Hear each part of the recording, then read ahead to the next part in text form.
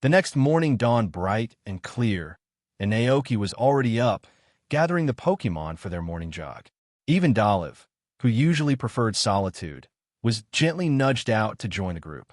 Starting from the front steps of the ranch, they jogged past the sparkling glass greenhouse and the blossoming orchard, looping around the pasture's edge. The Pokémon exchanged bewildered glances. Naoki's sudden burst of enthusiasm for exercise had caught them completely off guard. The energetic ones, Koraidon, Cyclizer, Palmot, Gagote, and Dragonite, kept pace effortlessly. But for Pokémon like NDD, Glacian, Alcremie, Miltank, and Knucklestack, the pace proved difficult. One Miltank, huffing with exertion, suddenly curled into a ball and began rolling instead of running, zooming from the back of the pack to the front in no time. From the stable, Spectrier and Glastrier watched the scene with mild amusement, munching on carrots as if enjoying a live performance. By the time they completed a lap, Alcremie collapsed dramatically onto the grass with a pitiful mree, utterly spent. Naoki stepped forward, facing the puzzled crowd. "I'm sure you're all wondering why we're doing this." Dragonite gave a curious nod, tilting its head. It didn't mind a workout, but this was new. Naoki smiled. "I've been reading, and I've learned something important. The stronger and healthier a Pokémon is, the longer it can live happily in this world." The Pokémon blinked, confused. They didn't fully grasp the idea of a lifespan. Naoki gently elaborated, "Lifespan means how long we get to be together. And if we take care of ourselves, we can stretch that time, maybe even forever." That part clicked. Their eyes lit up with realization. Even if they didn't understand every word, they understood one thing. Stay strong, stay together. Palmot raised its paw. "Palmot." Naoki tilted his head. "What is it?" Palmot dashed toward the greenhouse, calling for Calyrex. With a light glow, the majestic Pokémon arrived and tapped into his telepathic gift. Palmot's question became clear. "What about your lifespan, Naoki?" Naoki hesitated, then gave a soft chuckle. "Me? I'll live to about 100 years. He saw confusion, so he clarified. "After that, I'll pass on." The atmosphere grew somber. The Pokémon knew what death was. They had seen it before. Quiet settled over the group. "But hey," Naoki said, smiling gently, "even if I go, I'd still be with you. I'll return as a ghost and stay by your side. Always." In this world, ghosts weren't fantasy, they were family. If Dusknoir ever tried to lead him away, he believed his Pokémon would protect him. Someday, they'd all gather beneath the shade of the World Tree and be together again. Palmot's eyes shimmered. "Palmot, really?" "Of course," Naoki said warmly. Suddenly, Dragonite lifted him into a giant hug. The others chirped, barked, mooed, and squeaked, forming a tight circle around him. Koraidon took Naoki's hand and tugged. Calyrex laughed. "They say, if you want us to live long, you got to train with us too." Naoki sighed with a smile. "Guess I dug my own grave." Training wasn't just about jogging. It meant eating right too. With care, Naoki used Gagote's nourishing milk to prepare meals. The effects were astounding, almost sacred, like the ash of Ho-Oh. 1 week later, results were clear. Butterfree's wings sparkled under the sunlight, their structure sturdier than ever. Naoki jotted notes in his log. After prolonged consumption of Milk of Life, Butterfree's wings show signs of secondary evolution. Wind output increased 35%. Cyclizer stretched playfully. Its limbs looked more toned, and its frame taller. "If this were a game," Naoki said with a grin, "you'd have unlocked the big badge." Koraidon showed little change, perhaps because it had already reached its peak. Its scarlet body radiated power and grace. Dragonite's scales had grown denser. Naoki tapped them, nodding in satisfaction. "Perfect. Soon, we'll begin the storm and lightning trials." He recalled the message from Rika. Students from the Paldea Academy would soon visit. And with the Paldea League preparing to report on the recent forest fire, Calyrex would likely be thrust into the spotlight. Just then, the Miltank trio mooed excitedly, urging Naoki for attention. He laughed. "All right, your turn." They rolled away with cheerful cries. Naoki took notes. Post-diet, Miltanks exhibit boundless energy. Their preferred method of exercise is rolling. A lot. Whitney's infamous rollout echoed in his mind. Could his Miltank reach that level? The ranch now housed 30 Pokémon. Among them, 3 Go-Goats, 3 Miltanks, 5 Knacklestack, 3 Combi, Cyclizer, Keratin, Palmot, Glacian, Indy twins, Butterfree, Dragonite, Diglett, Calyrex, and his loyal steed Spectrier and Glastrier. Sinistia and Polteageist stayed in the tea room, and Gimmigal lived in the tavern walls. Dragonite and Dragonairs from Dragonite Island visited often, though they weren't residents. Still, Naoki tracked each Pokemon's needs and growth in his detailed logbook. By evening, he finally sat on the sofa with his Pokemon, tuning in to the Paldea News Channel. Tonight's feature? Kosagi Town, the site of the fire. The camera zoomed in on a female reporter standing near a mountain trail. Today is May 22nd. It's been 5 months since the disaster. And yet, what we see here is miraculous. The view shifted to lush greenery, restored trees, and vibrant meadows. Impossible, someone murmured on screen. Wasn't this place destroyed? The reporter smiled. A legendary Pokémon arrived. With compassion in his heart, he restored this mountain. She walked through a torii gate and approached a newly built shrine. At the center stood a statue of Calyrex, calm, wise, and regal. This, she whispered, is the king of bountiful harvests. The statue's face, gentle and kind, stared directly at the screen. And to everyone watching across Paldea, it looked as though the king was smiling. Inside the glass greenhouse, Calyrex sat in peaceful meditation, eyes closed, cradled by the soft scent of herbs and the gentle hum of life. The flowers around him seemed to sway with each of his slow breaths. But then he stilled. His eyes opened. What is this? A sudden rush, warm, immense, and unfamiliar, coursed into his being. A surge of faith, not a whisper from one soul, but a tidal wave of belief rising from every direction at once. His pupils dilated as he absorbed the sensation, stunned by its magnitude. This was no ordinary reverence. It was a symphony of countless hearts, each offering a fragment of their belief. And all of it for him. In an instant, Calyrex's form shimmered and reappeared at the ranch, high above the grounds, gazing across the horizon. Yet no single light called to him. It was everywhere, blanketing the land like sunlight at dawn. From farmlands and forests to towns and cities, people were remembering the king of bountiful harvests. This faith, it's greater than anything I knew in Galar, he whispered, his voice full of wonder. It's like standing in the middle of the ocean, limitless.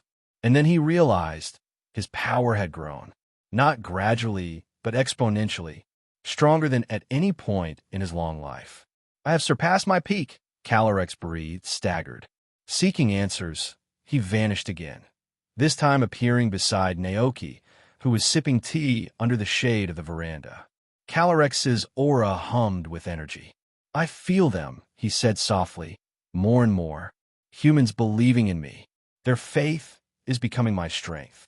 Naoki looked up and smiled warmly. He patted the cushion beside him. Sit, Your Majesty. I'll explain everything. As Calyrex settled, Naoki poured another cup of tea and began. It all started after you restored the mountainside. The Paldea League built a shrine in your honor, and from there, things spread. He gestured toward the television inside the ranch house. The reporters covered it. The broadcast went out across Paldea. That's how they found out what you did. Calyrex tilted his head, puzzled. Reporters? Broadcast. Naoki chuckled. Reporters are like modern messengers. They gather news and spread it through something called television. That's what that screen is. Curious, Calyrex turned toward the glowing device where a light-hearted cartoon played, featuring Pokémon in comical scenarios. Palmot and Glacian sat close by, wide-eyed, their tails flicking in time with the show. Naoki continued, television is how humans share stories now.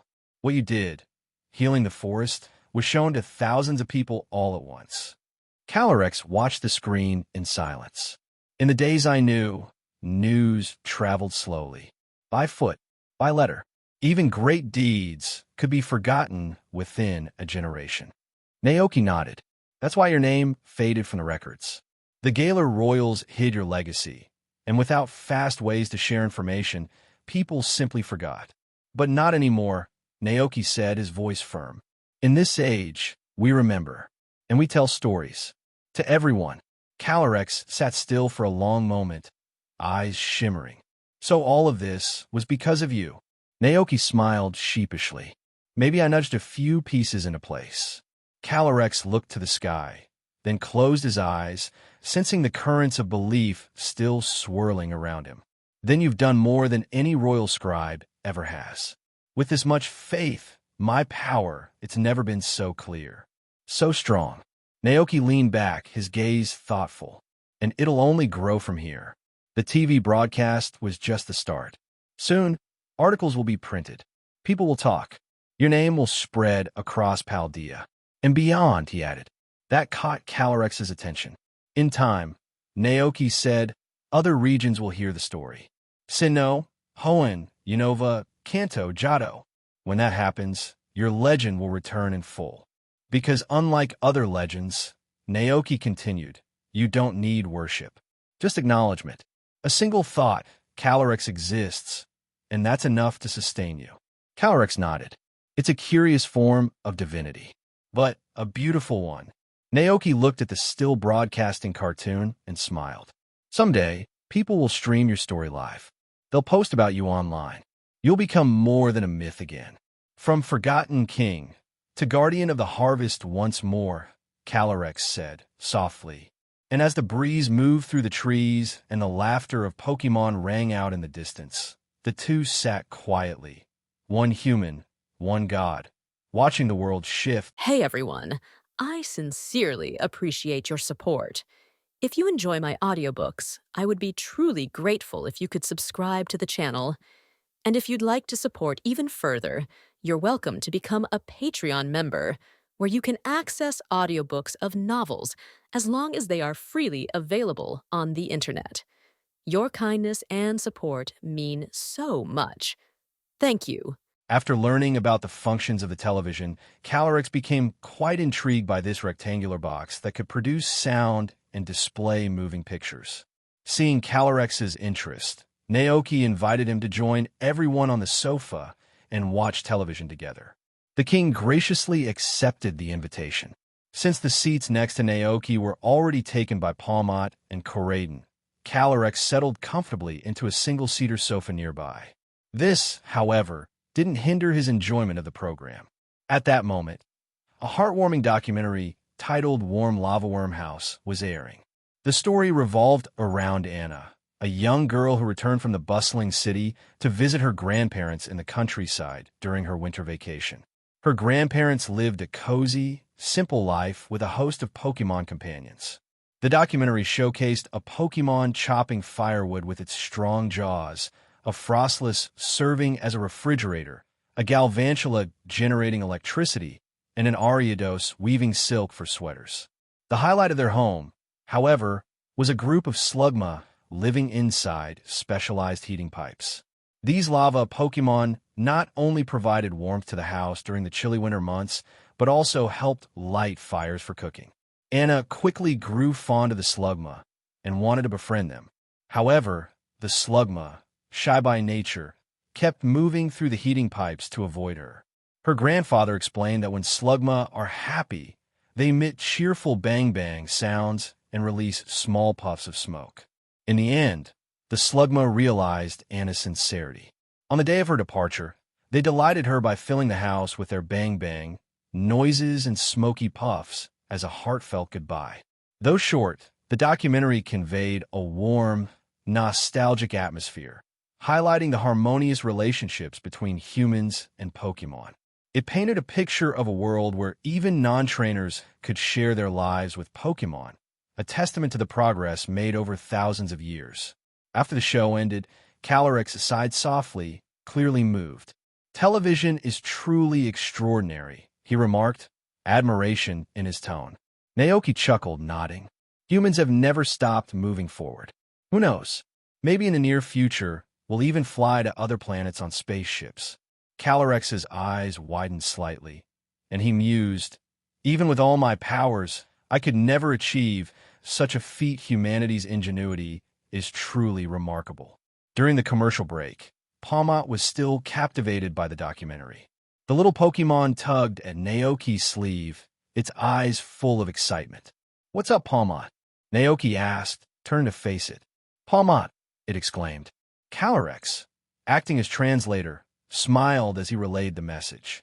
"It says, Slugma is such an amazing Pokemon." Naoki blinked in surprise. "You really like Slugma, huh?" Palmot nodded vigorously. It seemed to have developed a dream to one day have its own heating pipes filled with Slugma, living together as friends. Naoki scratched his chin thoughtfully. "I see. Well, that's an interesting idea. But Slugma usually lives in volcanic areas. They're not easy to find elsewhere." Naoki considered the situation and realized there was indeed a potential solution. For instance, he mused aloud, I could take some time to visit the Hoenn region and explore the area around Mt. Chimney. It's known for being home to Magcargo and Slugma. If I come across one, maybe I can invite it to live with us here on the ranch. The idea of adding a lava Pokemon to the ranch excited Naoki. A Pokemon like Slugma could serve as a natural heating source, replacing traditional heating systems and even assisting with cooking due to its naturally high body temperature. However, there would be challenges. The house's infrastructure, including fireplaces, ventilation systems, and heating pipes, would need to be redesigned to accommodate the lava Pokemon. Naoki began mentally drafting a plan for these renovations. Hearing this, Palmot's eyes sparkled with joy. "Palmot," it squeaked, bouncing happily in place. However, it quickly seemed to think of another question. Tugging at Naoki's sleeve with its tiny paws, it looked up at him with wide, expectant eyes and asked, Palmot, when will your granddaughter visit the ranch? I want to become her best friend, just like the Slugma in the show." Naoki froze, utterly caught off guard. "What?" He stared at Palmot in disbelief. "Granddaughter? I don't even have anyone I like yet. How would I possibly have a granddaughter?" Palmot was already daydreaming about the future. "Palmot, will your granddaughter live here with us?" Alchemy, sitting nearby, chimed in with its opinion, nodding earnestly. "Marie, of course she will." The Pokemon's imaginations began to run wild, filling the room with playful chatter about this hypothetical future family member. Even Calyrex was amused, watching the scene with a serene smile. Through his telepathy, he relayed their thoughts to Naoki. Exasperated but fond, Naoki gently scooped Palmot into his arms, cutting off its increasingly fanciful ideas. "Okay, enough of that. Let's clear something up. I don't have a granddaughter. No one is suddenly going to show up from the city to visit me, and even if they did, they probably wouldn't live here." Palmot looked crestfallen, its ears drooping. "Palmot, why not?" Naoki sighed, trying to find a way to explain the complexities of human life to the Pokemon in a way they would understand. "Because," he began patiently, "children eventually grow up and have lives of their own. They meet new people, find Pokemon partners, and move away. It's just like how all of you left your parents to join me here on the ranch. Life moves forward." The Pokemon seemed to grasp his explanation, nodding thoughtfully. Only Koraidon remained calm, lying beside Naoki's legs, seemingly unbothered. After all, there was a secret that only Koraidon knew, a secret it wasn't ready to share. Meanwhile, Palmot seemed lost in thought, its cheerful demeanor dimmed.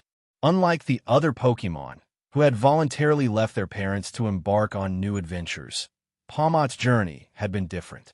It was brought to the ranch by a Pokemon known as a Bombardier, and now it couldn't help but wonder, were its parents worried about it after it left? Naoki noticed Palmot's sudden shift in mood and immediately guessed what was troubling. "I'll figure something out," he said reassuringly. Naoki knew that Bombardier primarily lived in the mountainous regions southwest of Paldea. These Pokemon were known for crafting bags from their chest fluff and fallen feathers, which they used to collect stones, branches, and other objects. They would then drop these items from the sky as part of their peculiar play behavior. With this in mind, Naoki returned to his room and pulled out a detailed map of the Paldea region from his desk. He spread it across the table, and the Pokémon eagerly gathered around. Watching him intently, he located the ranch on the map, then traced a line to a nearby mountainous area known to be home to Bombardier. If they brought you here, then they likely didn't stray far from there. Nesting area, he explained. Naoki circled a wilderness zone in the southern part of Kosagi town with his pen. This area might be a good starting point, he sighed. Still, he wasn't entirely sure. Turning to Palmot, Naoki asked, "Can you remember anything else about where you lived before?" Palmot furrowed its brow, recalling carefully before answering. Palmot, it was a forest with lots of trees, and there was one really big tree in the middle. Naoki frowned slightly. A forested area with a large tree? He tapped the map thoughtfully. That could describe a lot of places. For a moment, Naoki felt stuck. If only Mutuo were here, he murmured to himself. Mutuo's psychic powers could delve into the memories of Pokémon and humans alike, uncovering details buried deep in the mind. With its help, they might have been able to pinpoint the exact location.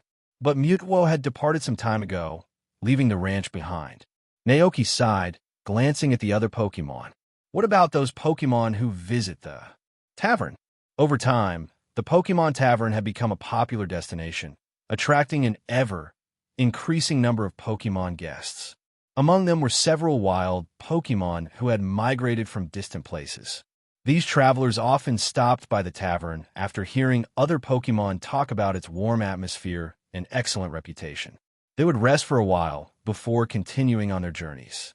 Naoki, inspired by this influx of visitors, decided to post a missing Pokémon notice at the tavern, hoping the wild Pokémon passing through might come across Palmot's parents during their travels. Without delay, he shared his idea with Sister Indy, who managed the tavern. He asked her to spread the word to the Pokémon guests. Indy, ever kind and helpful, nodded with a reassuring smile. AI. Palmot, moved by her kindness, chirped softly, "Paymo." "Thank you."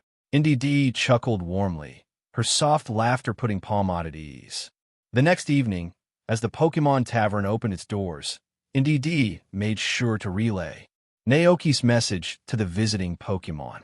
Standing in her usual spot, she addressed the guests, explaining the situation and asking anyone who spotted Palmot's parents to inform her. Naoki, busy tending to the ranch, didn't visit the tavern that evening, but learned the outcome from Indy later. The Pokémon guests had all agreed to keep an eye out for Palmot's parents during their travels. With the missing Pokémon notice now widely shared, the next step was simply to wait patiently for news. While they waited, something unexpected happened. One morning, as Naoki was weeding in the fields, Mrs. Dantes, who lived in town and regularly ordered fresh goat's milk from the ranch, came to see him. Her visits were always friendly, though her unannounced appearance this time surprised Naoki. "Mrs. Dantes?" He greeted her, setting down his tools. "Is everything all right?" The kind old lady smiled warmly. "Oh, Naoki, has the quality of your goat's milk improved? Recently, I noticed that the market in Kosagi is now selling something called Life Goat's Milk. Did they purchase it from you?" Naoki nodded. "Yes, that's correct. We've started supplying it recently." Mrs. Dantes hesitated briefly before continuing. "Well, I've been wondering, do you still sell regular goat's milk, or is it all this enhanced variety now?" Naoki was taken aback, sensing a peculiar tone in Mrs. Dantes' voice. Concerned, he asked, "Did something happen?" Mrs. Dantes looked genuinely surprised as she explained, "Ever since my husband drank the goat milk delivered by Dragonite the other day, he's been bounding around like a child with boundless energy. It's as if he can't sit still. But that's not all, he's been having nosebleeds several times a day." Shaking her head, she continued, "We went to the hospital for a checkup, and the doctor said it was due to overnutrition. At first, we couldn't figure out what caused it. Then it hit me it had to be the goat milk." Naoki stood there, stunned. "Really? The goat milk caused that?" He himself usually drank the milk from the milk tanks on the ranch, as he wasn't a fan of goat milk's distinct taste. While he'd sampled the live goat milk once, it hadn't become a regular part of his diet. Mrs. Dantes nodded emphatically. It's true. That goat milk is far too potent for an older man like him. So, I came to ask, do you still have regular goat milk? Something a bit milder? Naoki frowned thoughtfully and shook his head. Unfortunately, we don't have any regular goat milk left. The goats on the ranch produce only the enhanced live goat milk now. He paused, considering her situation. But how about switching to fresh milk from the milk tanks instead? He suggested. The milk tanks here produce milk of exceptional quality, though it's not quite as intense as the live goat milk.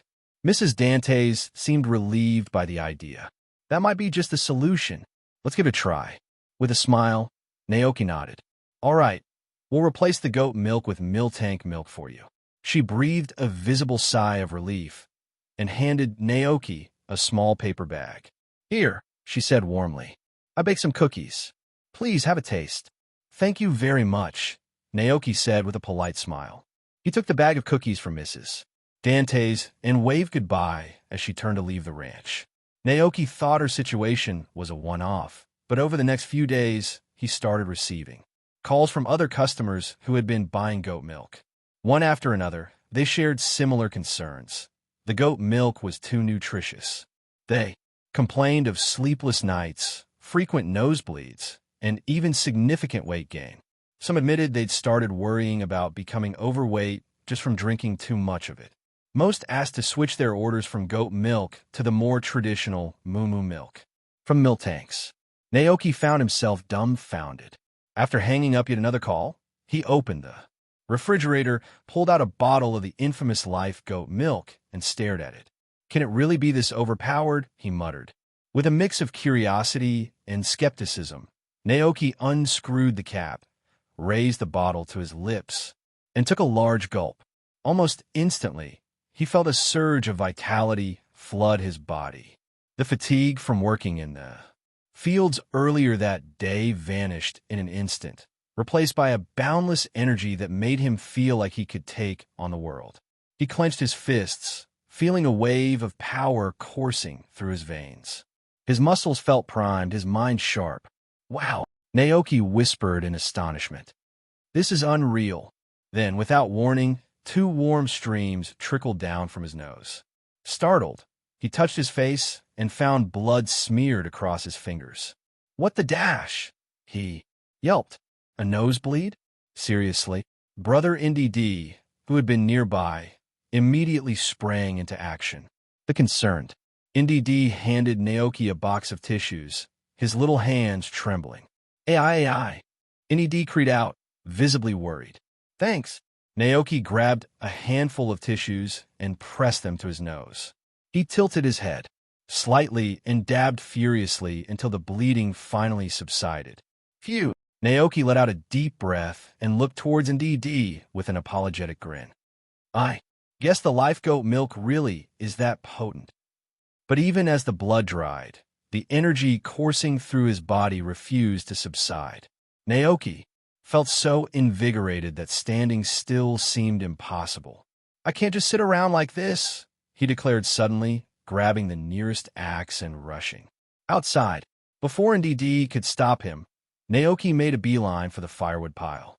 Under NDD's worried gaze, he began chopping logs at an almost... A few hours later, Naoki finally placed the axe down, wiping his brow with a satisfied sigh. Every log in the firewood pile had been neatly chopped, and the ranch now had enough wood to last for weeks. Feeling the tension in his muscles ease, Naoki headed back to his room for a shower. The warm water cascading over him washed away the dirt and fatigue, leaving him refreshed and energized. That live goat milk is no joke, he muttered, drying off with a towel. It's definitely not something the average person can handle in large quantities. The milk's effects were undeniably potent, a remarkable tonic for boosting energy and vitality. But Naoki knew he'd need to be more cautious moving forward. Drinking an entire bottle in one go had been reckless. Perhaps smaller, More controlled portions would provide the benefits without the overwhelming surge of energy. Coupled with regular exercise to burn off the excess nutrients, it could become an incredible regimen for long-term health and vitality. As Naoki mused over this idea, a voice rang out from outside the house. Curious, he quickly dressed and stepped out to see a short-haired girl in a Yuva Academy uniform standing by the ranch gate, a backpack slung over her shoulders. Her eyes lit up when she saw him. "Hello, I'm a student from Yuva Academy. Could you tell me how to get to the Shrine of Plenty?" Naoki blinked in surprise. A trainer already? It seemed the news coverage of Calyrex had been incredibly effective. He pointed down the main path, leading away from the ranch. "Just follow this road straight ahead. At the end, you'll find a mountain trail that leads to the shrine." The girl clasped her hands together in gratitude. "Thank you so much." Without another word, she turned and jogged off in the direction he'd indicated, her backpack bouncing as she disappeared down the path. Naoki watched her go, deep in thought. This girl wouldn't be the first, and she certainly wouldn't be the last. The legend of the King of Bountiful Harvests was already drawing trainers to the region, eager to learn more and test their mettle. This could only mean one thing: the lightning trial and storm trial he'd envisioned were finally ready to be put into motion. Determined, Naoki called over Palmot and Dragonite. The two Pokémon hurried to his side, their eyes bright with curiosity. "Do you remember the lightning trial and storm trial we talked about?" Naoki asked, crouching down to their level. "Paymo," Palmot chirped, nodding eagerly. "Oh," Dragonite responded with a rumbling cry, its wings fluttering in excitement. Naoki smiled. "Good. These trials are designed to make you stronger than you've ever been before." Both Pokemon's eyes sparkled with determination. "Great," Naoki said, standing up. "Let's go over the trial details together so we can prepare." He turned to Dragonite, who blinked at him expectantly, practically vibrating with enthusiasm. Dragonite blinked, looking expectant. "Oh, whoa." "The trial you're in charge of is called the Storm Trial," Naoki explained to Dragonite. "As the name suggests, your goal is to unleash the most powerful storm you can muster to challenge your opponent." He began outlining the strategy. Start with Rain Dance to set the field. Follow it up with Hurricane for devastating storm coverage. Depending on the situation, you can mix in other moves like Thunder, Thunderbolt, or Dragon Rage for added offense. Naoki's tone became serious as he continued. "But remember, the goal isn't to defeat your opponent outright. The purpose of this trial is to gain valuable experience. Treat your opponents as sparring partners, test your moves, learn how to adapt in real battles, and grow stronger through real combat. Do you understand?" "Oh," Dragonite responded enthusiastically, nodding with vigor. Naoki couldn't help but smile. Ever since Dragonite ate the buns last time, it had been itching to test its newfound strength. The announcement that challengers would soon arrive clearly excited the Pokémon. Flapping its wings in anticipation, Dragonite created a sudden, powerful gust of wind that rustled the grass and shook nearby trees. Naoki blinked in surprise, marveling at the display. "It seems your compatibility with the Storm Bun is even better than I expected," he mused. With Dragonite ready, Naoki turned his attention to Palmot, who stood clutching its miniature hammer, its expression filled with determination. Before Naoki could say anything, Palmot began swinging the hammer in its paw. As the hammer twirled, bright arcs of lightning crackled around it, sending sparks dancing through the air. "Paymo," Palmot exclaimed, its eyes shining with resolve. "It wants to become stronger and become a powerful Pokémon, and then use this power to punish evil and promote good, like the Pokémon named Thor, and become a real superhero." Naoki chuckled, impressed by its enthusiasm. "It seems like you're already raring to go.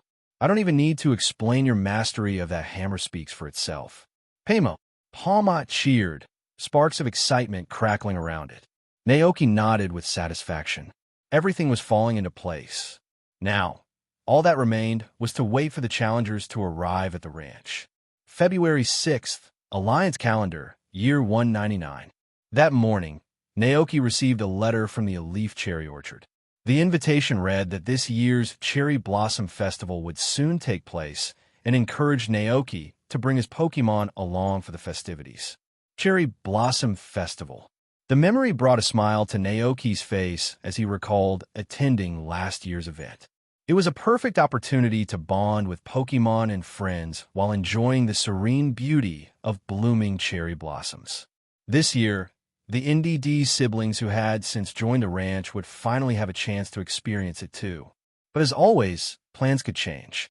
That afternoon, Naoki received a call from Area Zero Research Institute. Answering, he was greeted by the image of Professor Sada, who appeared unusually animated. Professor. Naoki blinked in surprise. What's going on? Professor Sada, visibly excited, nodded eagerly. Naoki, remember the discussion we had about identifying paradox Pokémon that could integrate well with human environments? Naoki nodded slowly. Yes. What about it? Professor Sada's expression brightened.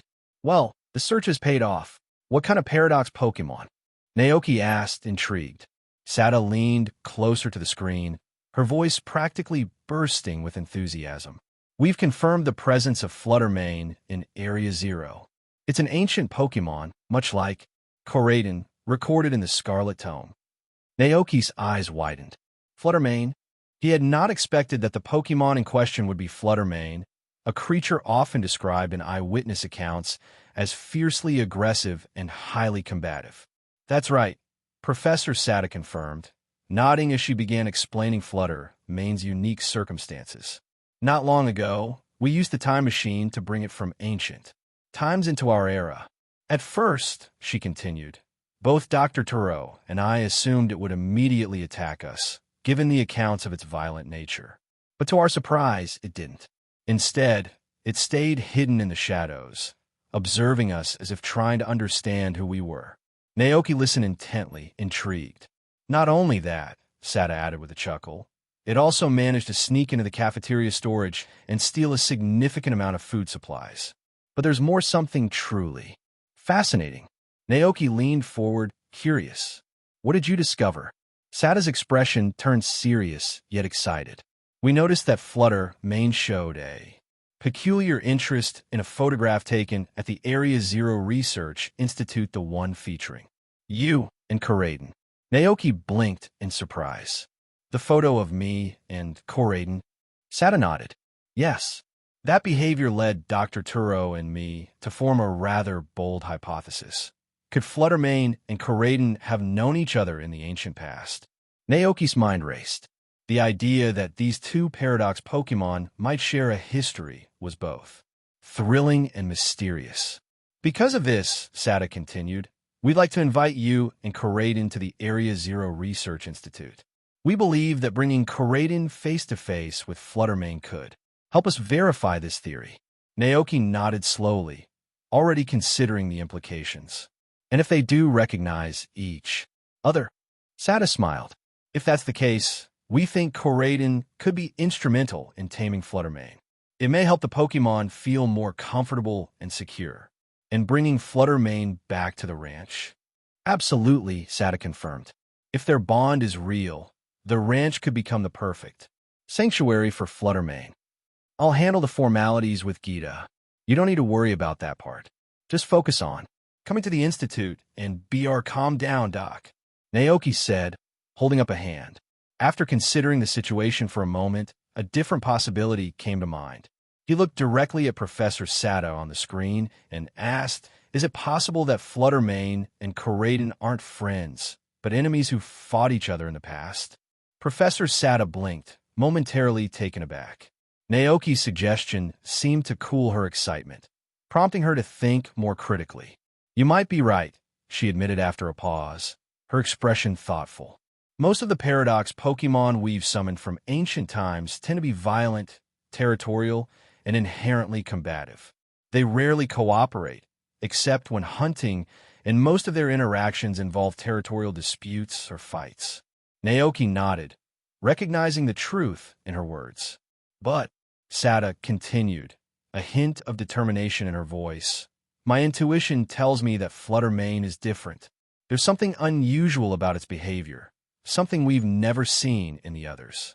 It didn't react with hostility, and its interest in that photo suggests more than simple aggression. She sighed softly as if letting go of some of her earlier enthusiasm. Regardless, I still believe it's worth exploring. Naoki, I hope you and Karaden can come to the Area Zero Research Institute. Seeing them meet might reveal the truth. I'll talk to Karaden first, Naoki replied, glancing toward the ranch. Good, Sada said, her voice hopeful. Without ending the call, Naoki made his way to the grassy fields where Karaden was basking in the sunlight. The legendary Pokémon lay sprawled out on the grass, soaking up the warmth of the golden rays. Its vibrant scales glimmered under the sun, and its body seemed completely at ease, angering Karaden with you. The air around the ranch carried a mix of earthy grass scents and the sweet aroma of freshly baked poke puffs drifting from Naoki's kitchen. The gentle breeze carried the fragrance right to where Karaden lay, its body visibly relaxing further with every breath. Hearing the familiar sound of Naoki's footsteps, Karaden lazily opened one eye and turned its head toward him. Reo, it rumbled curiously, its voice deep but calm. Naoki crouched beside it, his tone gentle. Karaden, do you remember having any Pokémon friends in ancient times? Karaden blinked, the question catching it off guard. But after a moment, its eyes brightened with recognition, and it nodded. Reo, the image of a Pokémon floating gracefully in midair emerged in its mind. Fluttermane. Karaden remembered their encounter in that primitive, ancient world at a time when it was roaming in search of Naoki. The journey had been fraught with danger, filled with ferocious Pokémon that attacked at every turn, including rival Karaden. Initially, it hadn't recognized Fluttermane. It wasn't until later that Karaden acknowledged it and allowed the Pokémon to accompany it on its arduous journey. Countless battles and trials passed as they ventured forward. Guided by something almost instinctual, they faced fierce challenges, including a battle with a rival Karaden, which left Karaden wounded but victorious. After many hardships, they finally reached their destination. At that time, Karaden still remembered sensing an incredibly dangerous aura deep below. It bid farewell to Fluttermane, telling it to stay behind. Fluttermane agreed without hesitation. So, Karaden ventured into the depths of Area Zero alone, nursing its injuries, until it arrived at a vast underground cave filled with glowing minerals. There, it encountered a group of shining turtle Pokémon. The turtles, curious about the newcomer, gathered around Karaden and asked who it was and why it had come. Karaden replied with a heavy heart, I'm Karaden, and I'm searching for Naoki. The little turtles tilted their heads, confused, and asked, Who is Naoki? Karaden answered sadly, He is someone very important to me. I miss him dearly, but I cannot find him. Hearing the sorrow in Karaden's voice, the turtles lowered their heads, sharing its sadness. Then, as if moved by its plight, some of the small turtles stepped forward, offering to help. What happened next astounded Karaden. The small turtle Pokémon began to glow with a radiant light. In an instant, their forms changed. They became larger, shining turtles, their shells gleaming like crystals. The giant turtles unleashed an extraordinary power. Before Karaden's eyes, the entire world seemed to be enveloped in a dazzling crystal light. A surge of immense Terra energy distorted time and space. At that moment, Karaden felt an undeniable call, something pulling it from the other side of time and space. Before it could react, the brilliant light engulfed it entirely.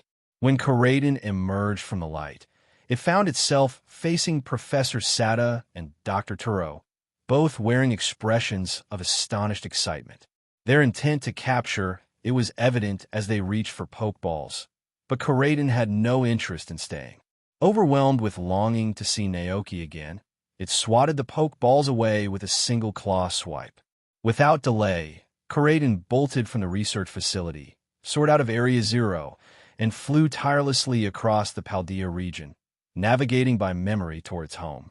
By the time Karaden finally reached the ranch, its body, battered and weakened, succumbed to unconsciousness. It remembered the moment Naoki and its younger self Cyclizer dragged its limp body inside. Together, they prepared grilled steak to help it recover. Initially, Corraden felt dazed and confused by the sequence of events. But seeing its past self standing alongside Naoki, it began to piece everything together. Those early days at the ranch were a challenge. Corraden struggled to accept the Cyclizer as its younger self. It couldn't help but feel pangs of jealousy and frustration whenever it saw Naoki being affectionate with Cyclizer. Cyclizer, sensitive to Corraden's emotions, approached it cautiously during that time, trying not to provoke it. Over time, however, Corraden adjusted to the new dynamics of its life at the ranch. Eventually, it reluctantly accepted Cyclizer as part of its family, though the journey to harmony had been long and fraught with tension. Now, reflecting on these memories, Corraden realized it had lived through these moments before. Having gathered the information he needed, Naoki knew he couldn't keep Professor Sada waiting. He turned and left to report back. Returning to the video phone, Naoki relayed everything he had learned from Corraden to Professor Sada. I asked Corraden if it had ever made friends before, and Corraden said it had. Hearing this answer, Professor Sada's expression turned to one of surprise. Flutter Mane, she murmured. Naoki thought for a moment before agreeing to her request. We'll leave for the Paldea crater tomorrow.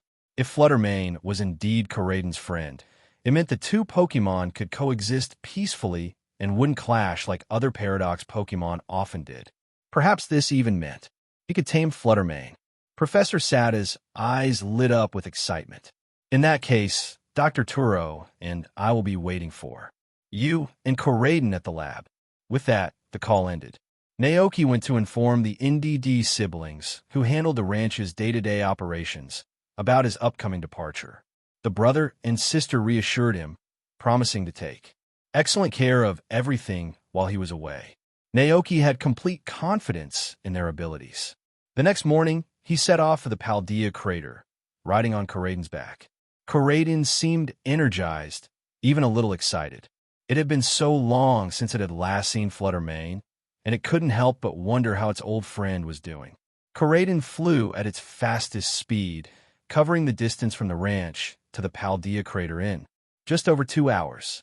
Looking down at the world below, shrouded in misty clouds, Naoki couldn't help but feel nostalgic.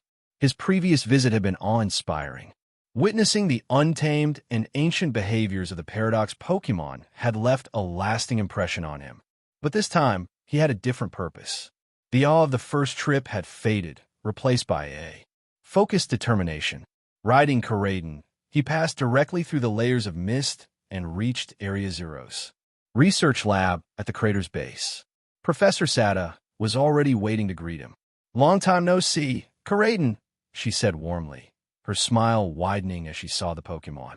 Agaho, Corraden replied with a happy rumble. Naoki, standing beside Corraden, gave the professor a polite nod, which she returned before, motioning for them to follow. Come with me, she said. Flutter Mane is hiding inside the lab. It seems incredibly shy.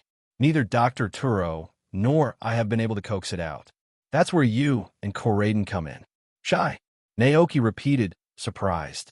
Shyness was not an attribute he associated with the aggressive reputation of Paradox Pokémon. Professor Sada nodded. Yes, this Flutter Mane is unique. Of all the Paradox Pokémon I've observed, it's the one most similar to modern Pokémon in temperament.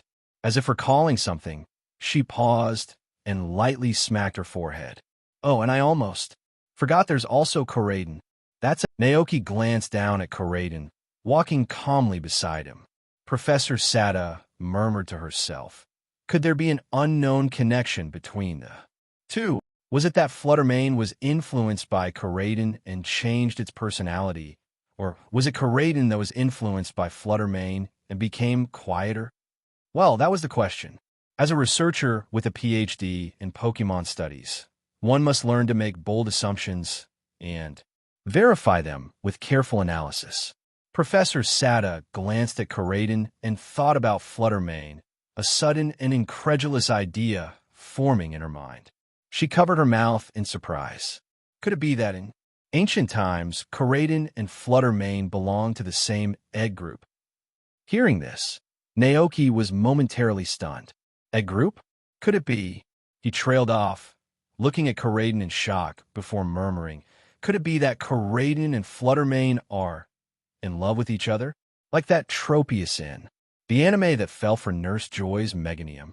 Professor Sada continued her analysis with a calm demeanor. Although there are no documented cases of paradox Pokémon laying eggs, we can't entirely dismiss the possibility. At this point, Coraden, who had been listening to the conversation, seemed to grasp their meaning. Shaking its head vigorously, it exclaimed, Aga! Not true. It and Fluttermane were just good friends.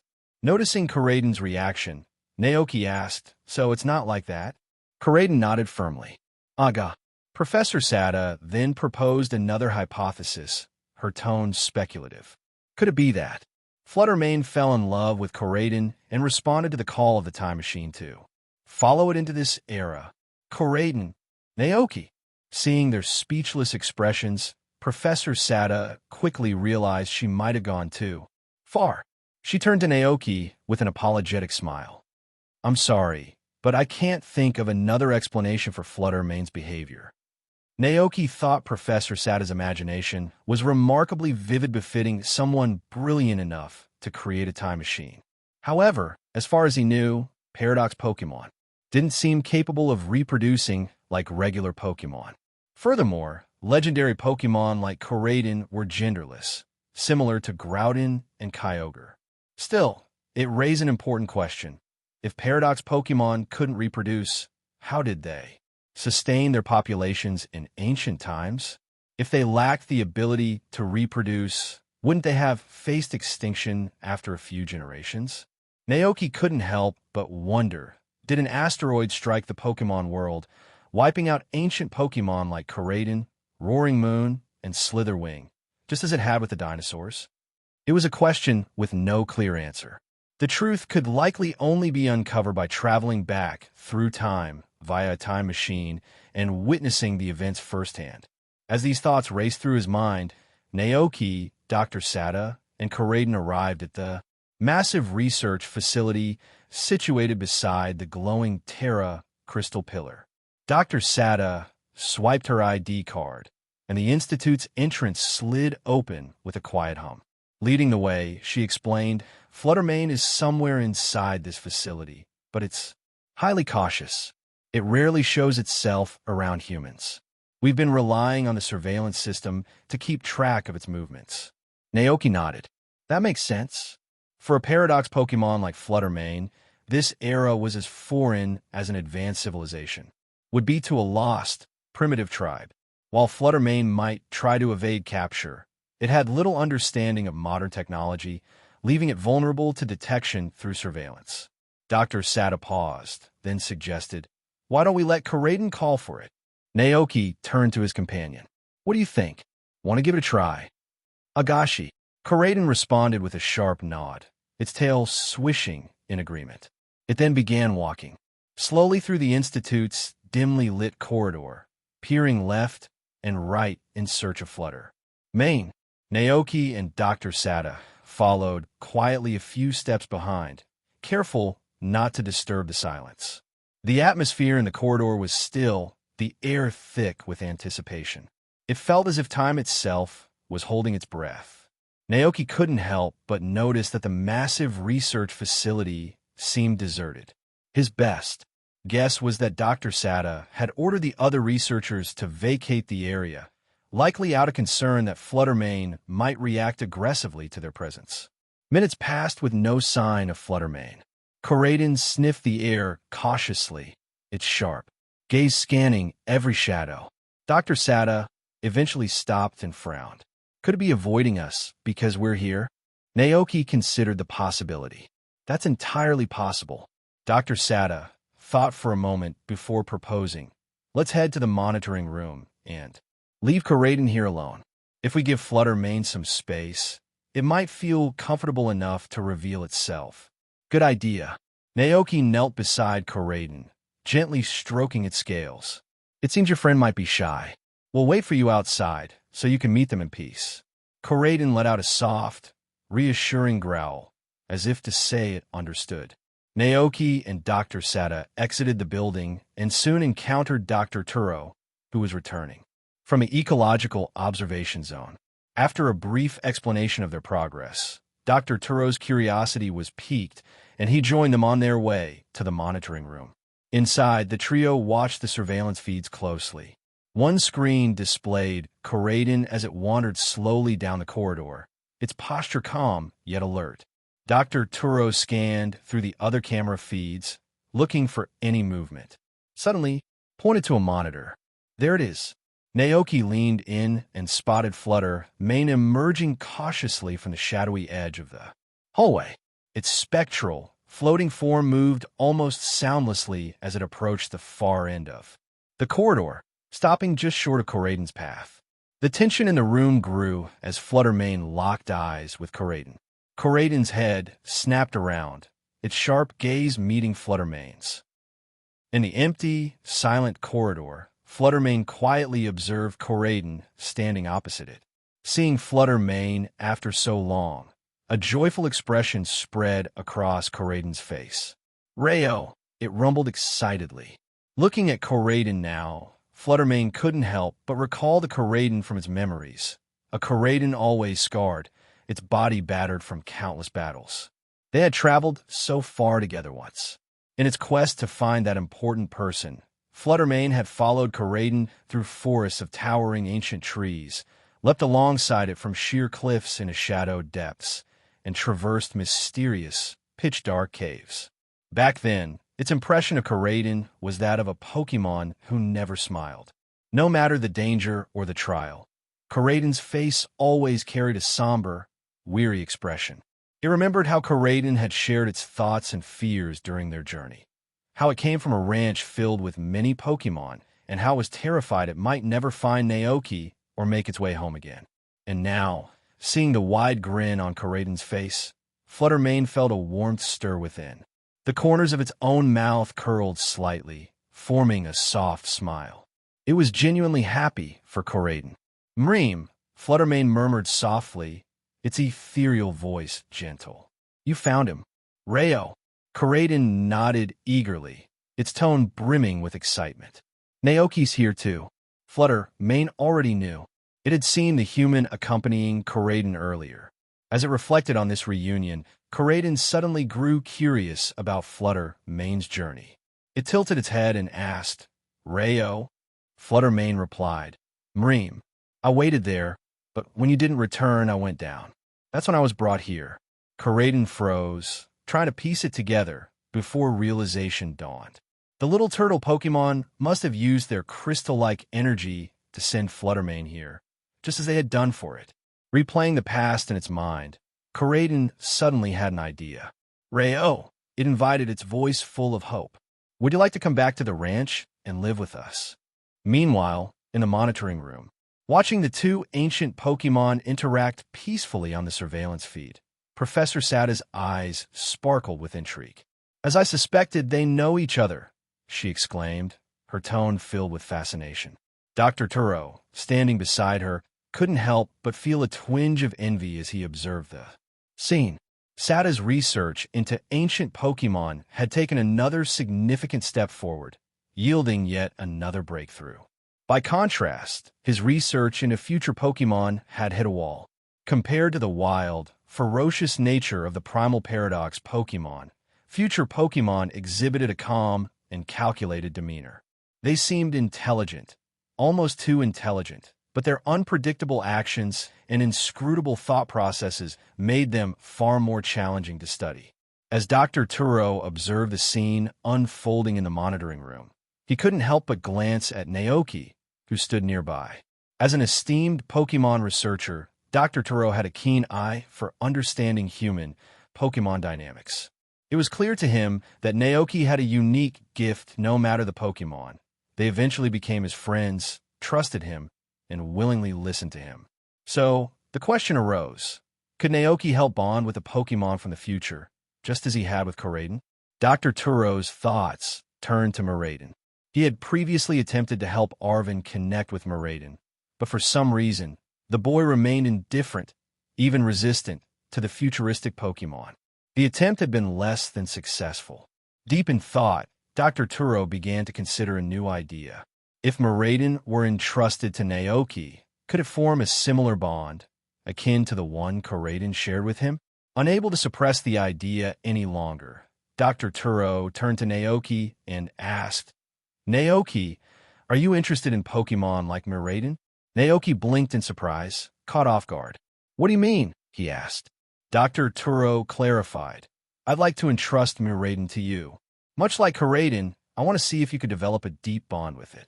Naoki's eyes widened as the meaning sank in. "Are you serious?" he asked, incredulous. "Of course," Dr. Turo replied with a smile. From her seat at the monitor, Professor Sada, who had been intently observing Koraidon and Fluttermane, overheard their conversation. A playful smirk crossed her face as she turned to her husband and teased. "You're cheating, aren't you?" Dr. Turo chuckled softly, though his expression remained serious. "What choice do I have? Ancient Pokémon, given time, can adapt to this era with proper care and guidance. They learn from their trainers and gradually integrate into the modern world." He sighed, shaking his head. "But future Pokémon, they're entirely different. They possess advanced intelligence from the start, and they resist traditional methods of bonding. Building a connection with them is infinitely more challenging. On one side were wild Pokémon, untamed and lacking in developed intelligence. They were driven purely by instinct, ferocious in temperament, and focused solely on fighting for territory and hunting for survival. On the other side were futuristic mechanical Pokémon of unknown origin. Though their metallic bodies were cold and unfeeling, they possessed extraordinary intelligence and the ability to think and analyze in ways that were far beyond any ordinary Pokémon. Dr. Turo turned to Naoki, his gaze steady. "So," he began, "I'd like to ask you to try interacting with Miraidon. See if you can establish a bond with it, just like you've done with Koraidon." Naoki took a deep breath, calming his excitement and nerves. He couldn't deny the uniqueness of Koraidon's circumstances. After all, he had nursed it back to health, which had been instrumental in gaining its trust and affection. But Miraidon was different. He had no prior connection to it, and the process of forming a bond seemed daunting. "I'll give it a try," Naoki said cautiously, "but I can't promise anything." Dr. Turo nodded, satisfied with his response. Glancing at the monitoring screen, where Koraidon and Fluttermane were still engaged in conversation, he said, "It seems they still have much to discuss. Let's take this time to visit the biome where Miraidon resides." Professor Sada stayed behind to continue observing Koraidon and Fluttermane, while Naoki followed Dr. Turo to the ecological zone housing Miraidon.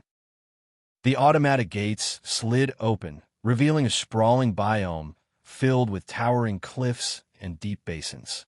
The environment was stark, almost desolate, yet it exuded a certain majesty. As soon as they entered, Naoki began scanning the area for Miraidon. It didn't take long for his eyes to settle on a figure hovering near the edge of a towering cliff. There it was, Miraidon, floating silently in midair. Its piercing, lifeless gaze was fixed on the distant sky, its expression unreadable. It gave off an aura of unyielding stillness, as if contemplating something far beyond human understanding. Dr. Turo gestured toward it and spoke in a hushed tone. "That's Miraidon, also known as the Iron Serpent. It's said to have wielded the power of lightning to reduce entire landscapes to ash." Naoki studied the Pokémon, noting its sleek, mechanical frame and eerie presence. "It looks a lot like Cyclizer's skeletal structure," he observed. Dr. Turo's expression turned serious. "That's true, but Miraidon is far more powerful and far more ruthless than any Pokémon like Cyclizer. It possesses an intelligence that's both impressive and unsettling. It can assess a person's character with remarkable precision, yet its mechanical nature makes it impossible to decipher its emotions." Naoki nodded thoughtfully, taking in the imposing figure of Miraidon. Compared to Koraidon, Miraidon felt alien. Its cold, metallic demeanor was a stark contrast to Karaden's warm and expressive personality. As expected, Naoki murmured, Karaden's emotions are much more vivid and easier to understand. Its appearance feels more natural, more biological. Miraiden, Dr. Turo called out firmly. Hearing its name, the Miraiden that had been floating near the cliff slowly turned its head, fixing its gaze on the direction of the voice.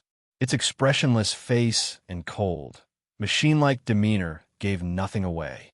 It simply hovered in place, its sleek, metallic body glinting in the sunlight. It looks like it has a don't-approach-me attitude, Naoki said, half-jokingly. Dr. Turo chuckled. That's just how Miraiden is. While it doesn't outwardly display emotions like Karaden, I can assure you that its feelings are just as complex. Kind of like a cool cat. Naoki murmured, thinking aloud. The kind of Pokémon that keeps its distance, aloof and unapproachable, but might occasionally show affection if it trusts you. By contrast, Karaden was like an excitable golden retriever, warm and enthusiastic from the start. Dr. Turo considered the comparison and smiled. That's an apt way to describe it. Miraiden's more like an enigmatic feline. Its mood shifts are subtle, and interpreting its emotions is no simple task. Naoki thought of his own Pokémon back at the ranch. His Glacian had been similarly reserved when it first arrived, but over time, living with Alchemy, Palmot, and the others had softened its demeanor and made it more sociable. Come on, Dr. Turo said, gesturing for Naoki to follow. Let's get closer. Naoki hesitated briefly. Miraiden's presence was imposing, and this wasn't the same approachable creature he'd seen depicted in Pokédex entries or stories. Its aura felt different, calculated, almost predatory. But Dr. Turo was already several steps ahead, so Naoki quickly caught up. The two made their way along the winding mountain path leading to the cliff's edge. Miraiden remained where it was, its unblinking gaze following their every move. As they drew nearer, Miraiden first glanced at Dr. Turo. Then, its glowing, lifeless eyes shifted to the unfamiliar human beside him. In that instant, its demeanor shifted.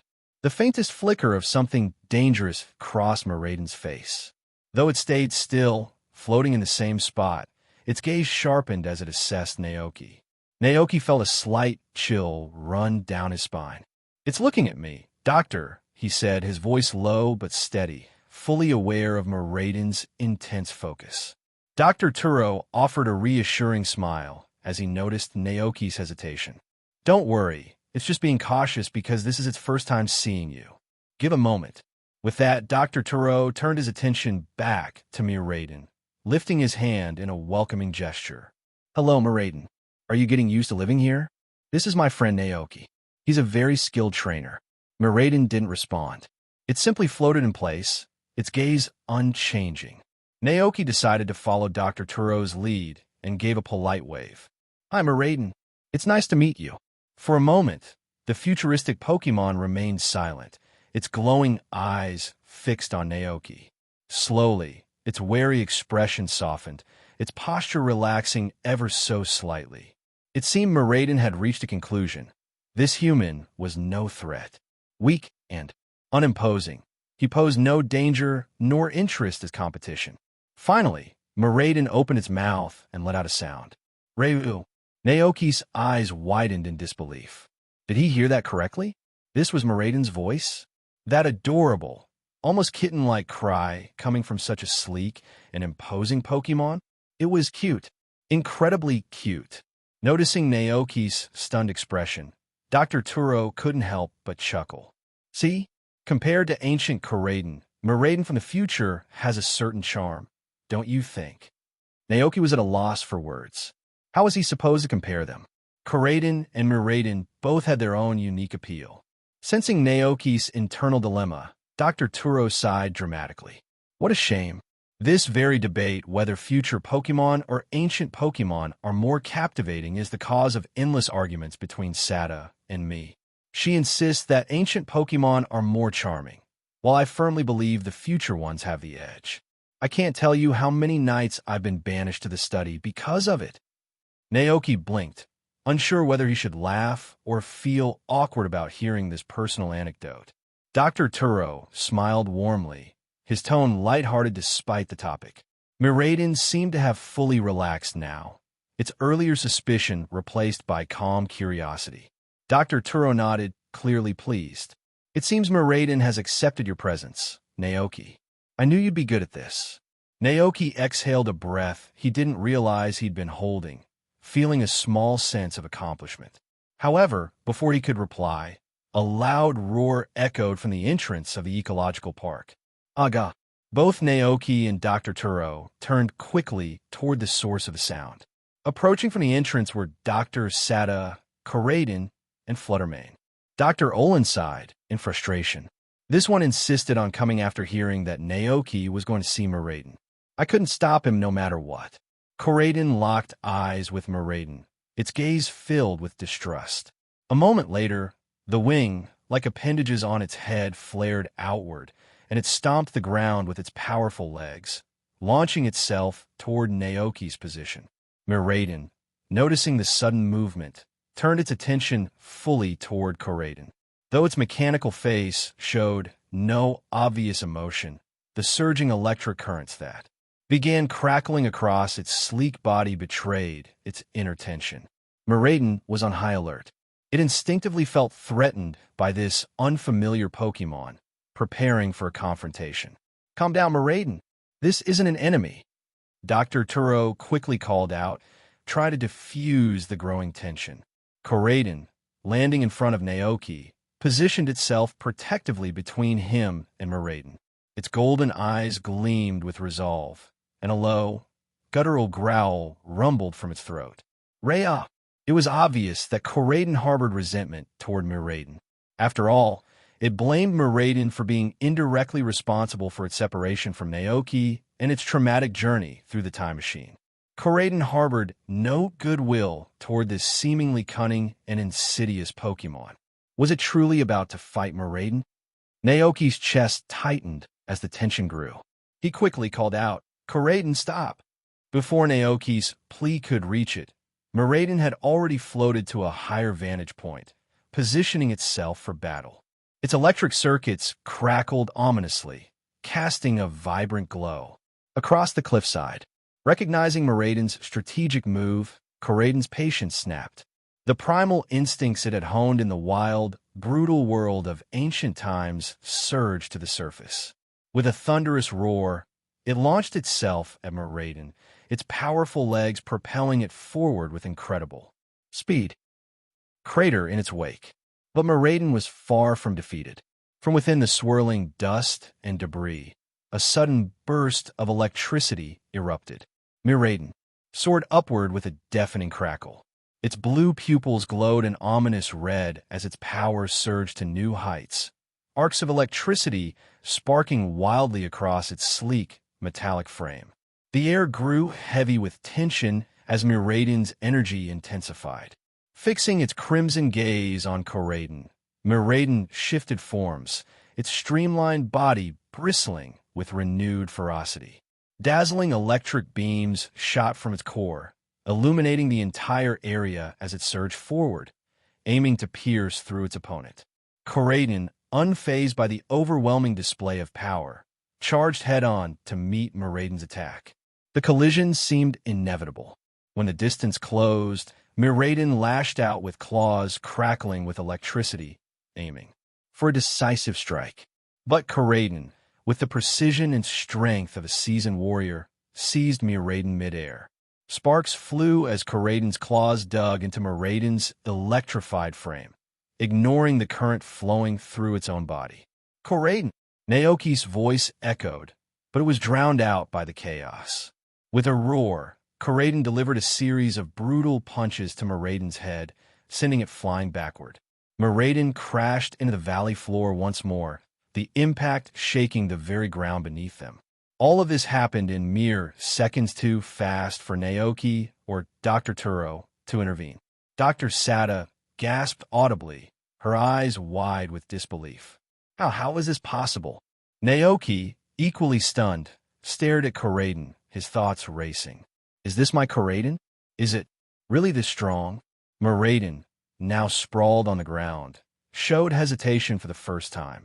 Its body trembled slightly, its previous bravado replaced by apprehension. As Miraiden took slow, deliberate steps toward it, Miraiden shrank back instinctively, retreating as much as it could. Miraiden, stop! Naoki shouted, sprinting toward his Pokémon. Dr. Turo acted quickly, rushing to Miraiden's side with a Pokeball in hand. He recalled Miraiden into the safety of the ball just as Miraiden came to a halt, its golden eyes still, burning with intensity. In the medical room, Miraiden lay on the ground, revealing the marks left by Miraiden's lightning attack. The doctor on duty handed over a healing spray designed for electrical injuries. Naoki accepted it, removed the cap, and began carefully applying the spray to Miraden's wounds. Miraiden lowered its head, looking dejected. Its spirits were down, not only from the injuries, but also because Naoki had scolded it earlier. Reo, Miraiden murmured softly, its voice filled with remorse. Seeing Miraiden in such a state, Naoki's heart softened. With a heavy sigh, he said gently, "All right, I get it. If you don't like Miraiden, I'll let Dr. Turo know I won't proceed with his plan." Reo, Miraden's eyes lit up, filled with hope. "Yes, really." Naoki nodded, his voice softening further. "You were worried about me, weren't you? That's why you stood in front of Miraiden earlier." Miraiden nodded earnestly, its expression sincere. "I see," Naoki muttered. He reached out and placed a hand on Maiden's face, stroking it gently. "I'm sorry for misunderstanding you. I shouldn't have scolded you." Maiden nuzzled its head into Naoki's palm, its spirits lifting visibly as its eyes brightened. A faint yet unmistakable hint of happiness radiated from the Pokémon. "Reo," Maiden chirped, as if to say, "It's okay. I don't mind." Naoki smiled, deeply touched by Maiden's unwavering loyalty. He lowered himself to the ground, wrapping his arms around Maiden's head, letting it rest against him. "This is my Maiden," Naoki murmured, his voice filled with warmth. "The best Maiden in the whole world." He resolved then and there to honor Maiden's feelings. He would abandon any thoughts of forcing it to coexist with Maiden or pushing it into uncomfortable situations. Naoki's gaze shifted to Fluttermane, who stood silently nearby, watching the interaction unfold. Curious, he addressed Maiden. "Is this the friend you made a long time ago?" Maiden turned its head toward Fluttermane and nodded eagerly. "Reo," it said enthusiastically. Naoki waved at Fluttermane, his smile friendly and inviting. "Hello, Fluttermane. I'm Naoki. It's nice to meet you." Fluttermane, who already knew of Naoki through Maiden's stories, stared at the human. Seeing Maiden's joy and the affection between the two, a faint smile appeared on Fluttermane's face. Naoki blinked in surprise, his eyes widening. Is Fluttermane smiling?" he thought. But as soon as Fluttermane noticed his reaction, the faint smile disappeared. Without a word, it turned away, its spectral form retreating into the shadows. Naoki felt a pang of disappointment. "It left?" he asked Maiden. Maiden shook its head confidently. "Reo," it explained with a cheerful tone, "no, it hasn't left. Fluttermane agreed to come to the ranch with us. It'll follow us there, just from the shadows." "That's good," Naoki said with a relieved smile. "Since we've successfully found Fluttermane, let's head back soon. That way, we can make it to the ranch before dark." Maiden let out an enthusiastic growl, clearly pleased with the plan. Reo. Meanwhile, in the adjacent research lab, Dr. Sada and Dr. Turo were deep in discussion about Maiden's earlier outburst. Even Pokémon from the future retain a deeply ingrained sense of territoriality, Dr. Sada began. They'll instinctively defend themselves against any perceived intruders. Could this territorial instinct explain Maiden's sudden loss of control? She tapped her chin thoughtfully. Maiden's unexpected intrusion likely put Maiden on high alert. And with Maiden's protective nature toward Naoki, any hostility from Maiden would have provoked an immediate response. Dr. Turo frowned, his expression tinged with regret. "We shouldn't have allowed Maiden to approach Maiden's territory." "Allow?" Dr. Sada shot him an incredulous look. Koraiden followed Naoki's scent here all on its own. If I hadn't opened the gate, it would have smashed through. Do you realize how much damage that would have caused to the ecological park? Dr. Turo was momentarily speechless, her sharp words cutting through his initial critique.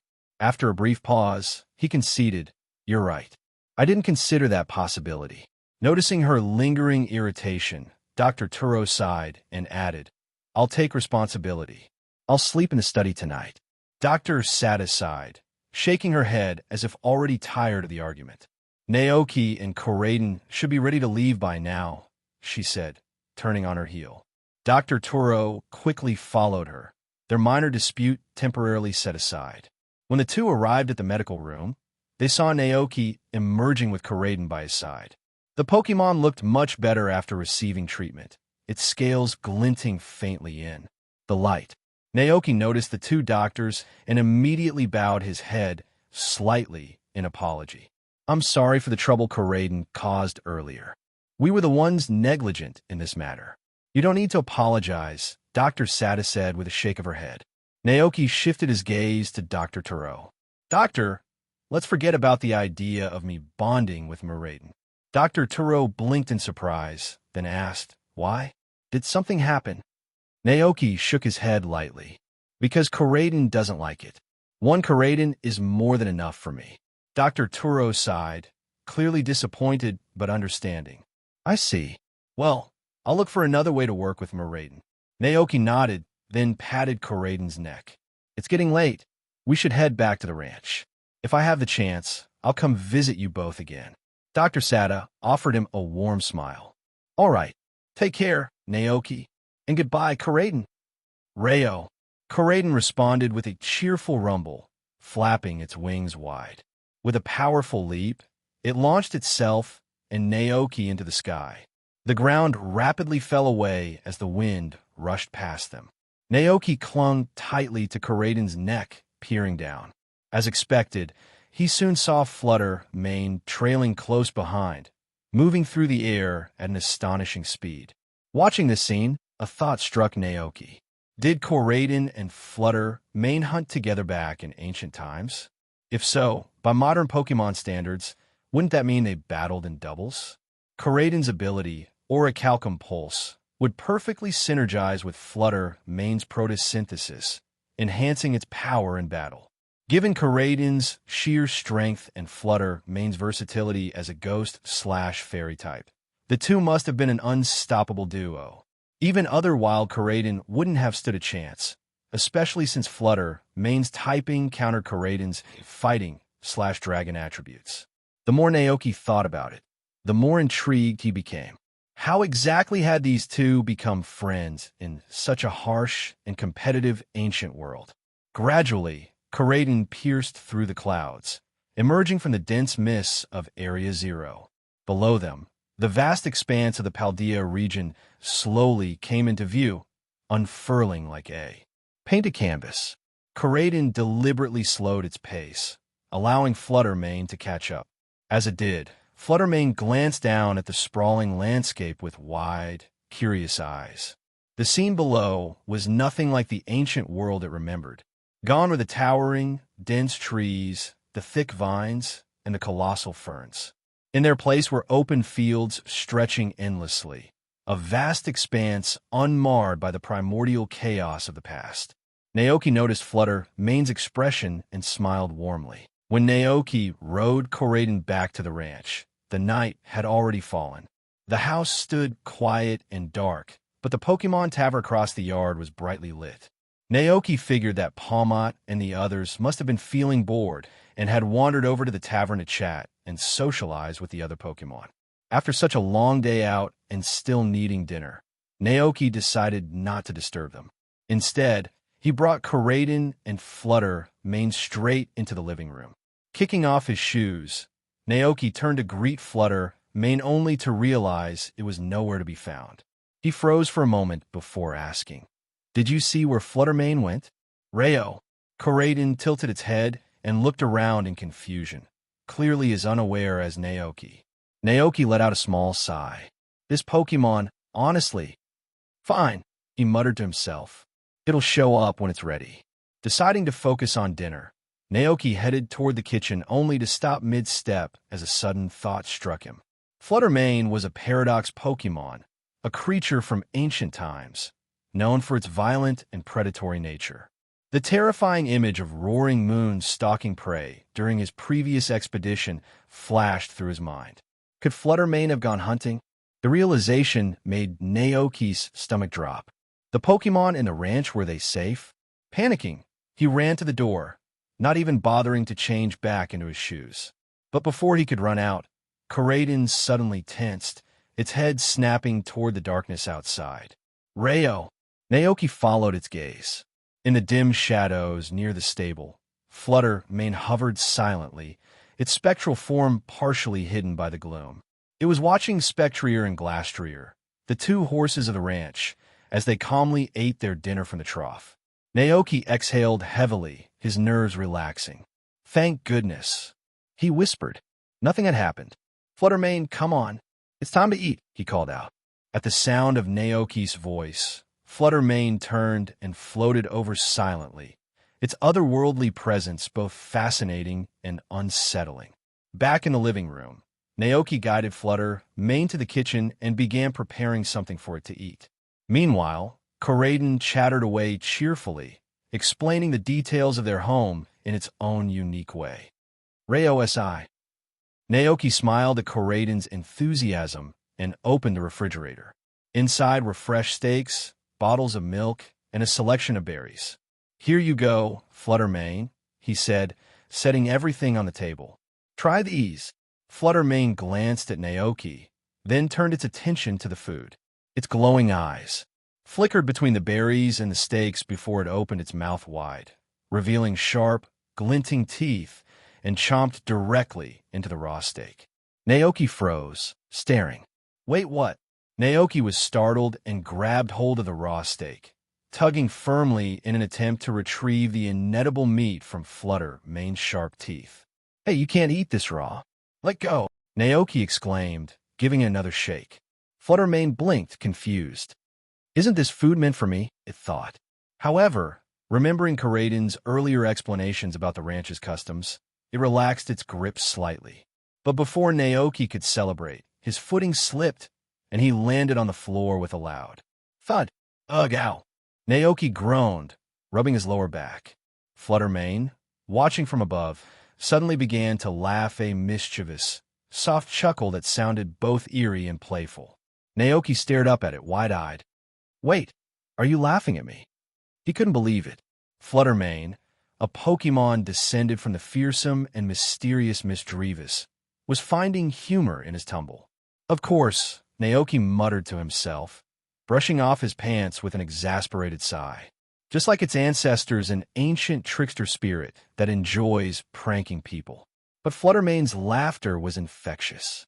Naoki found himself chuckling along, despite the ache in his back. Rising to his feet, Naoki placed his hands on his hips and addressed the mischievous Pokémon. All right, listen up. You can't eat the steak raw. I'll cook it for you, okay? For now, why don't you try this fruit? He handed Fluttermane a plump berry from the counter. Fluttermane stared at the berry for a moment before grasping it with its wing-like appendage. Then, with surprising ferocity, it tossed the fruit into its mouth and began chomping loudly. Wow, Naoki murmured. You really are wild, huh? Fluttermane's larger size, standing over a meter tall, made it far more intimidating than the modern-day Misdreavus. Its bold and untamed behavior only added to its mystique. Turning to Koraidon, Naoki knelt down and whispered, Hey, go explain how things work around here to Fluttermane. Let it know I'll take care of its meals, so it doesn't need to hunt anymore. And make sure it knows not to harm any of the Pokémon on the ranch, okay? Rayo. Koraidon nodded eagerly, stepping up to its companion. It gestured toward the surrounding room, its tone animated as it began explaining life on the ranch. Naoki smiled at the sight and turned his attention back to the kitchen. He pulled out a frying pan, set it over the stovetop, and added a drizzle of oil. Once the oil began to sizzle, he placed the steak in the pan. The rich, savory aroma of cooking meat quickly filled the room, catching the attention of both. Pokémon. Fluttermane's nose twitched, its glowing eyes narrowing in curiosity. Koraidon also perked up, its stomach rumbling audibly. Following the tantalizing smell, the two Pokémon approached the kitchen together. Garulu. Koraidon's stomach growled in sync with Fluttermane's, the noise prompting a laugh from Naoki. All right, be patient, Naoki said with a grin, flipping the steaks one last time. After a moment, he plated the sizzling meat and set it down on the table in front of the eager Pokémon. Dig in, he encouraged. Koraidon wasted no time, burying its face into the plate. Fluttermane, meanwhile, reached out with its wing-like claws, grasped the entire steak, and stuffed it directly into its mouth in one large bite. Naoki blinked in astonishment. Well, I guess that works too. The steak was fried to a golden-brown crisp, releasing a mouth-watering aroma. Each piece was plump and juicy, and as Fluttermane took a bite, a burst of savory juices filled its mouth. Its blood-red eyes lit up instantly with delight. Mreem, it exclaimed, its voice laced with surprise and joy. Naoki chuckled as he watched both ancient Pokémon enthusiastically devouring their meals. Eat up. If that's not enough, I'll whip up some more for you, he said warmly, pleased by their enjoyment. Meanwhile, far away in the Kanto region, deep in the northern outskirts of Lavender Town, stood an abandoned power plant. The area was eerily quiet, devoid of human activity. Within the plant, hidden amidst the rusting generators and flickering sparks of residual electricity, Mew and Teddy Ursa floated back to a familiar spot. At the heart of the power plant, perched atop a massive generator, rested a bird Pokémon with striking yellow plumage. Its body was adorned with jagged, lightning bolt-like feathers, and its sharp green beak gleamed faintly in the dim light. This was Zapdos, the legendary Pokémon. Zapdos appeared to be dozing, its wings folded and its eyes shut. But as Mew and Teddy Ursa approached, it suddenly stirred, its keen senses alerting it to their presence. The legendary Pokémon's eyes snapped open, and it fixed its piercing gaze on the two intruders. Then, recognizing them, its tense expression softened, and it let out a sharp, inquisitive cry. Chiyu, why are you here? Mew floated closer, its soft voice melodic as it answered. Mew, we're here to invite you to live with us in our hometown. Teddy Ursa, standing by Mew's side, nodded vigorously, its black eyes sparkling with excitement. Ursa, that's right. Our hometown.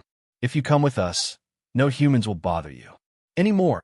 Zapdos tilted its head, its sharp feathers shifting as it considered their words.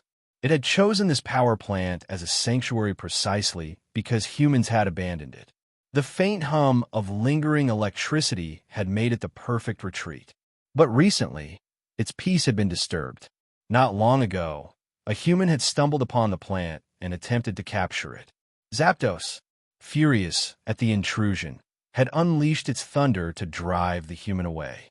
It had thought that would be the end of the matter, but more humans followed, each one more determined than the last. Even powerful trainers came, and in one particularly fierce battle, Zapdos had been injured. During this tumultuous time, it had encountered Mew and Teddy Ursa, who called themselves the Great Hero Expedition Team. Zapdos had been skeptical at first, but the pair had brought it berries that eased its pain and stayed by its side until it recovered. Their kindness had left a lasting impression. Now, hearing their offer, Zapdos blinked in surprise. Chiyu, your hometown? It asked, its voice tinged with uncertainty. Teddy Ursa nodded eagerly, raising its tiny paws to gesture as it explained. Ursa. Yes, there's a world tree there. Naoki said it's going to grow so big, bigger than a mountain. If you live there, no humans will bother you. That's why we came to invite you to stay with us at the world tree. Chiyu, world tree. Zapdos tilted its head, genuinely perplexed. It had never heard of such a thing. For a Pokémon like Zapdos, moving from one territory to another was nothing unusual. Over the years, it had changed homes 38 times, and the abandoned power plant was the first place where it truly felt content. Now, Mew and Teddiursa were inviting it to live in a completely unfamiliar place, and Zapdos found itself both confused and intrigued. Teddiursa eagerly nodded, its paws gesturing animatedly. Ursa, Ursa. Yes, the World Tree. It's amazing. Calyrex loves it there too. Zapdos blinked, its confusion only deepening. Chiyu. Calyrex? Is it another Pokémon? And what is this World Tree? How can a tree be as big as a mountain? Teddiursa paused, unsure of how to explain something so grand. It looked to Mew for help. Mew floated forward with a knowing smile, its voice cheerful and certain. Mew, Calyrex is a Pokémon who was once revered as a king. And of course, the World Tree is a tree. I haven't seen it myself, but I know it's there. You'll understand when you see it. Zapdos's sharp beak hung open slightly in surprise, its curiosity growing despite its reservations. The thought of such a place, combined with the idea of a Pokémon that was once a king, was almost too fantastical to believe. Still, the mention of the World Tree and the peaceful life it promised stirred something in the lightning bird. Recently, Zapdos had grown weary of the constant disturbances at the power plant. Humans seemed to come in droves, each one more determined than the last to capture it. Even with its fearsome strength, the battles were exhausting, and it had no desire to keep living like this. But there was one thing Zapdos needed to know. In its experience, powerful Pokémon rarely welcomed intruders into their territories. It asked cautiously, Chiyu, if I go, will Calyrex drive me away?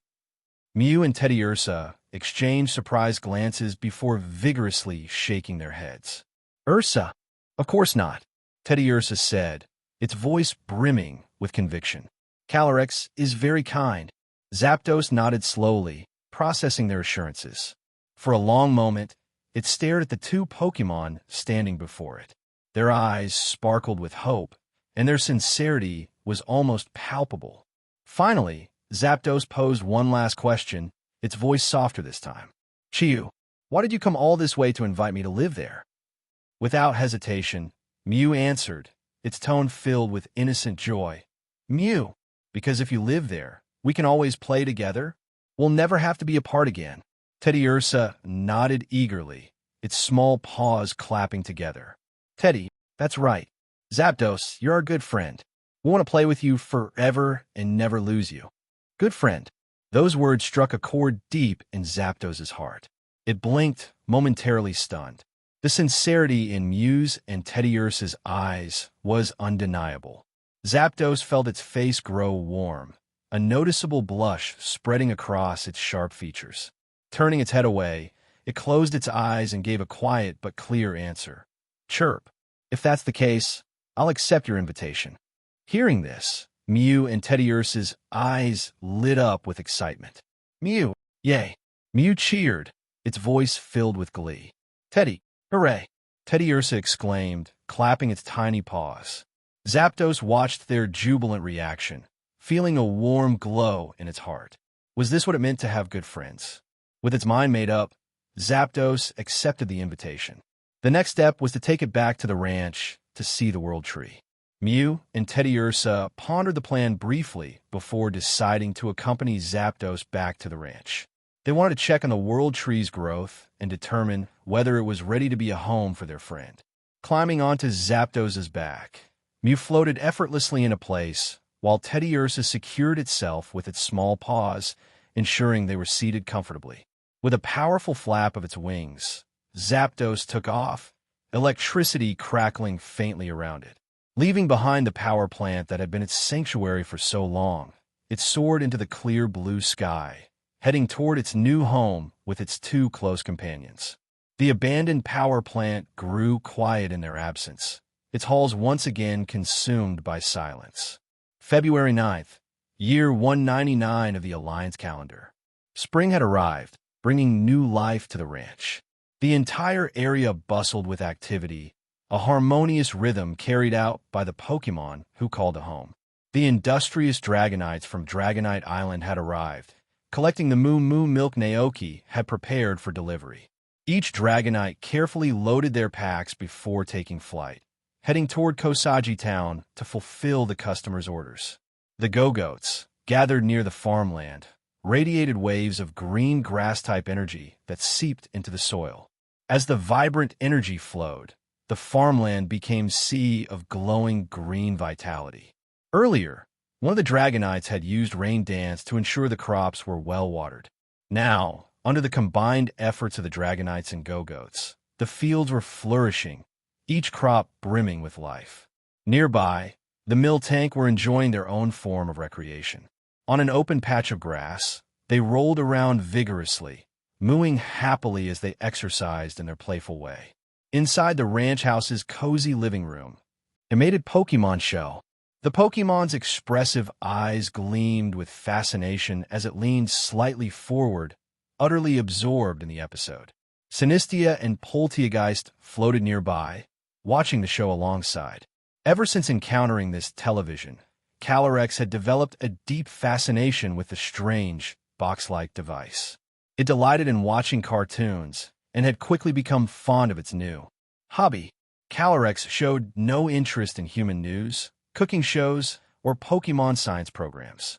Instead, his preference lay firmly with cartoons that depicted heartwarming friendships between humans and Pokémon. He watched so intently that he didn't even notice the tea on the coffee table growing cold.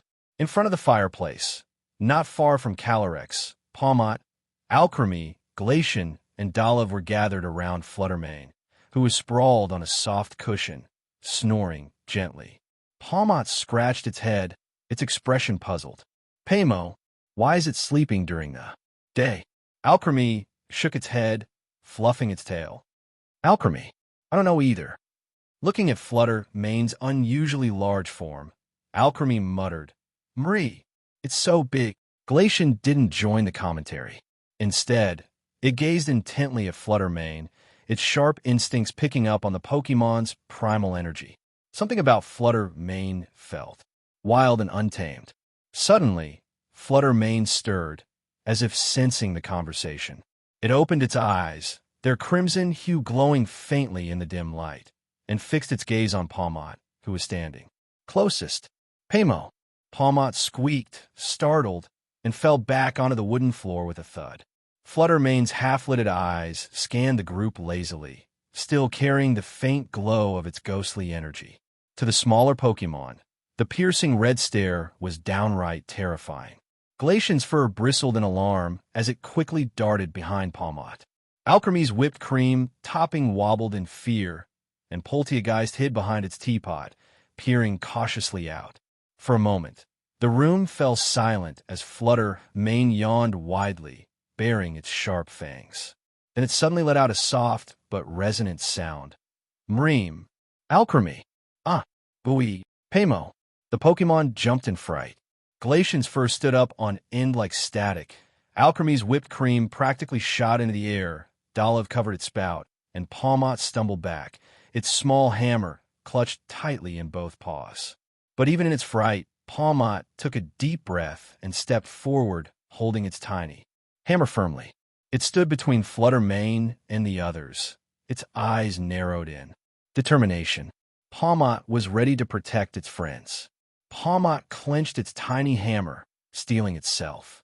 It couldn't run away not if it wanted to live up to its dream of being superhero Palmot, the protector of its friends. The Pokémon around it were counting on it to stand firm. Fluttermane seemed intrigued by the defiant stance of the little Pokémon. A spark of wild energy flashed in its crimson eyes, the primal instincts of ancient battles stirring within it. Its fighting spirit was roused, and it let out a sound that was both a growl and a playful invitation to duel. Just as the tension reached its peak, the door to the room swung open, and Naoki stepped inside with Koraidon and Cyclizer trailing behind him. What's going on in here? Naoki's voice broke the silence. Frightened, Alchemy, Dolive, and Glacian immediately bolted behind Naoki for safety, peeking out cautiously from their hiding spots. Meanwhile, Fluttermane didn't seem fazed at all. It kept its gaze locked on Palmot, its intent clear. It wanted to fight. Fluttermane let out another growling sound, its stance firm as it issued a direct challenge to the Pokémon. Palmot froze for a moment, startled by the proposition. This Pokemon wanted to fight it? Then it remembered everything it had been through, all the training and growth that had brought it to this point. It wasn't the same timid Pokemon it once was. With newfound determination, Pawmot gripped its hammer tightly and shouted back with resolve, "Paymo, bring it on."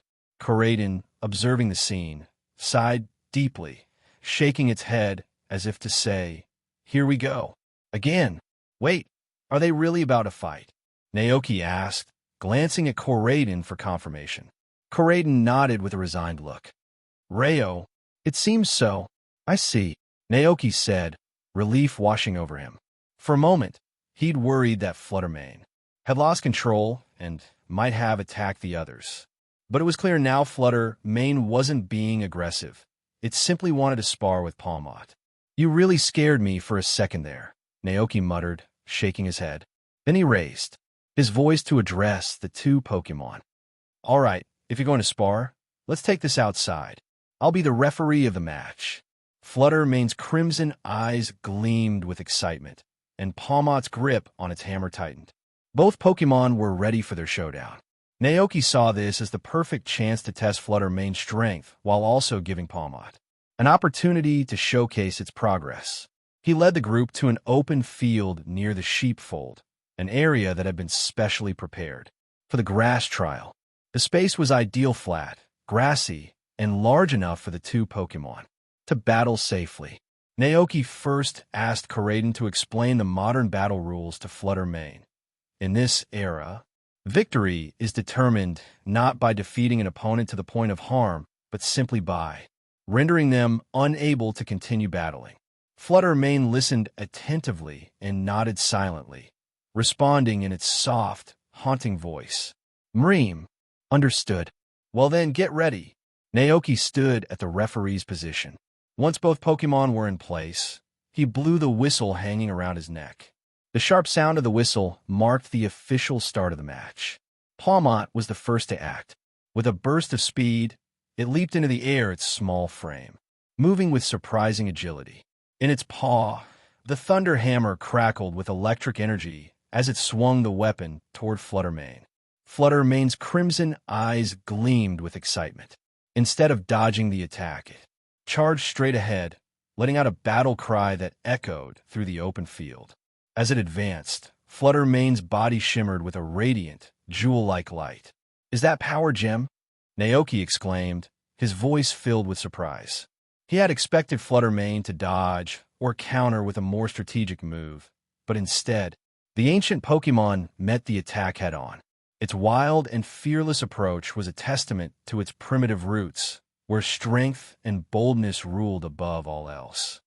"Such a direct and brutal battle style," Naoki murmured, observing the fierce determination on Fluttermane's face. He couldn't help but admire its resolve. In midair, the two Pokemon collided. Pawmot's thunder hammer struck Fluttermane's head with a loud crack, discharging a surge of electric energy that clashed violently with the shimmering light of Power Gem. The resulting explosion sent shockwaves through the field, scattering dust and debris. Both Pokemon were blown backward from the force of the impact. Despite the pain, Fluttermane's eyes glowed brighter with exhilaration. Its fighting spirit surged, overflowing with raw energy.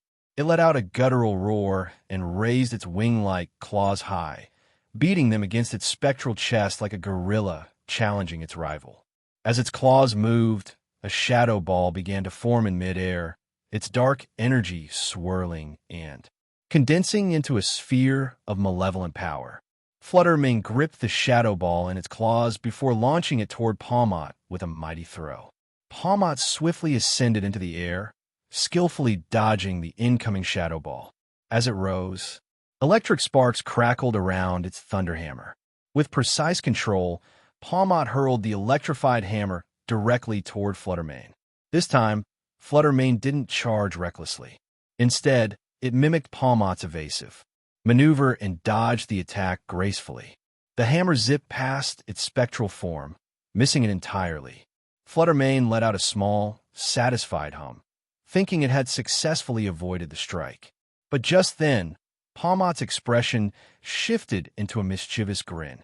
Palmot, not so fast. With a quick flick of its paw, Palmot activated its ability to recall the Thunderhammer. As if magnetized, the hammer spun back toward Fluttermane at incredible speed.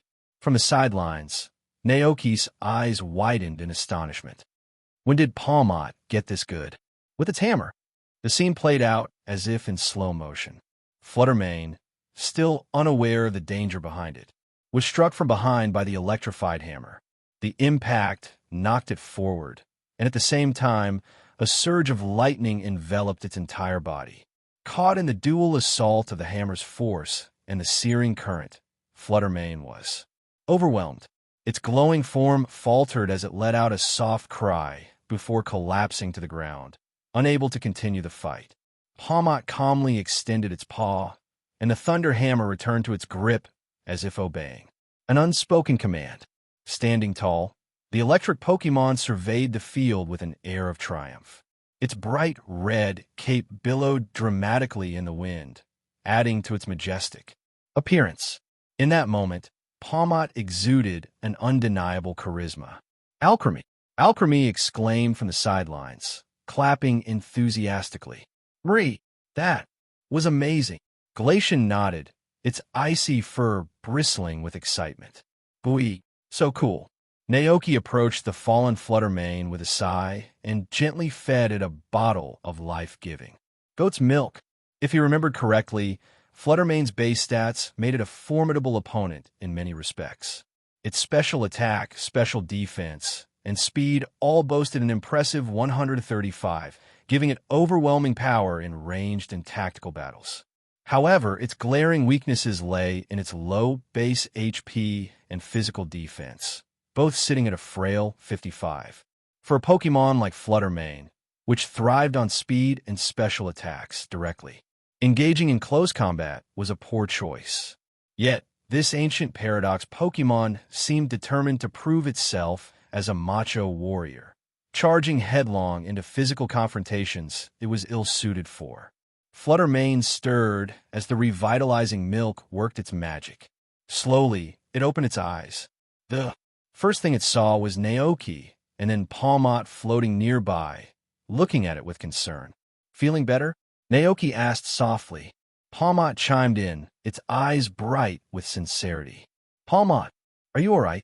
Fluttermane blinked in surprise, staring at Palmot in awe. It murmured, Reem, you're incredible. Just then, Karaden stepped forward with a knowing look and said, Rayo, I told you didn't. Naoki's Pokémon are all super strong. Fluttermane's pupils dilated as it glanced between Naoki and Karaden, its excitement growing. Reem, do you think I could become that strong too? Karaden nodded firmly, its scales gleaming under the sunlight. Rayo, if you listen to Naoki, absolutely. Memories of past struggles flashed through Fluttermane's mind-losing battles, being driven out of territories and wandering aimlessly. The promise of strength was too tempting to resist. Its resolve solidified. With wide eyes and newfound determination, Fluttermane turned to Naoki, its voice ringing with excitement. Reem, I'll listen. I want to become stronger.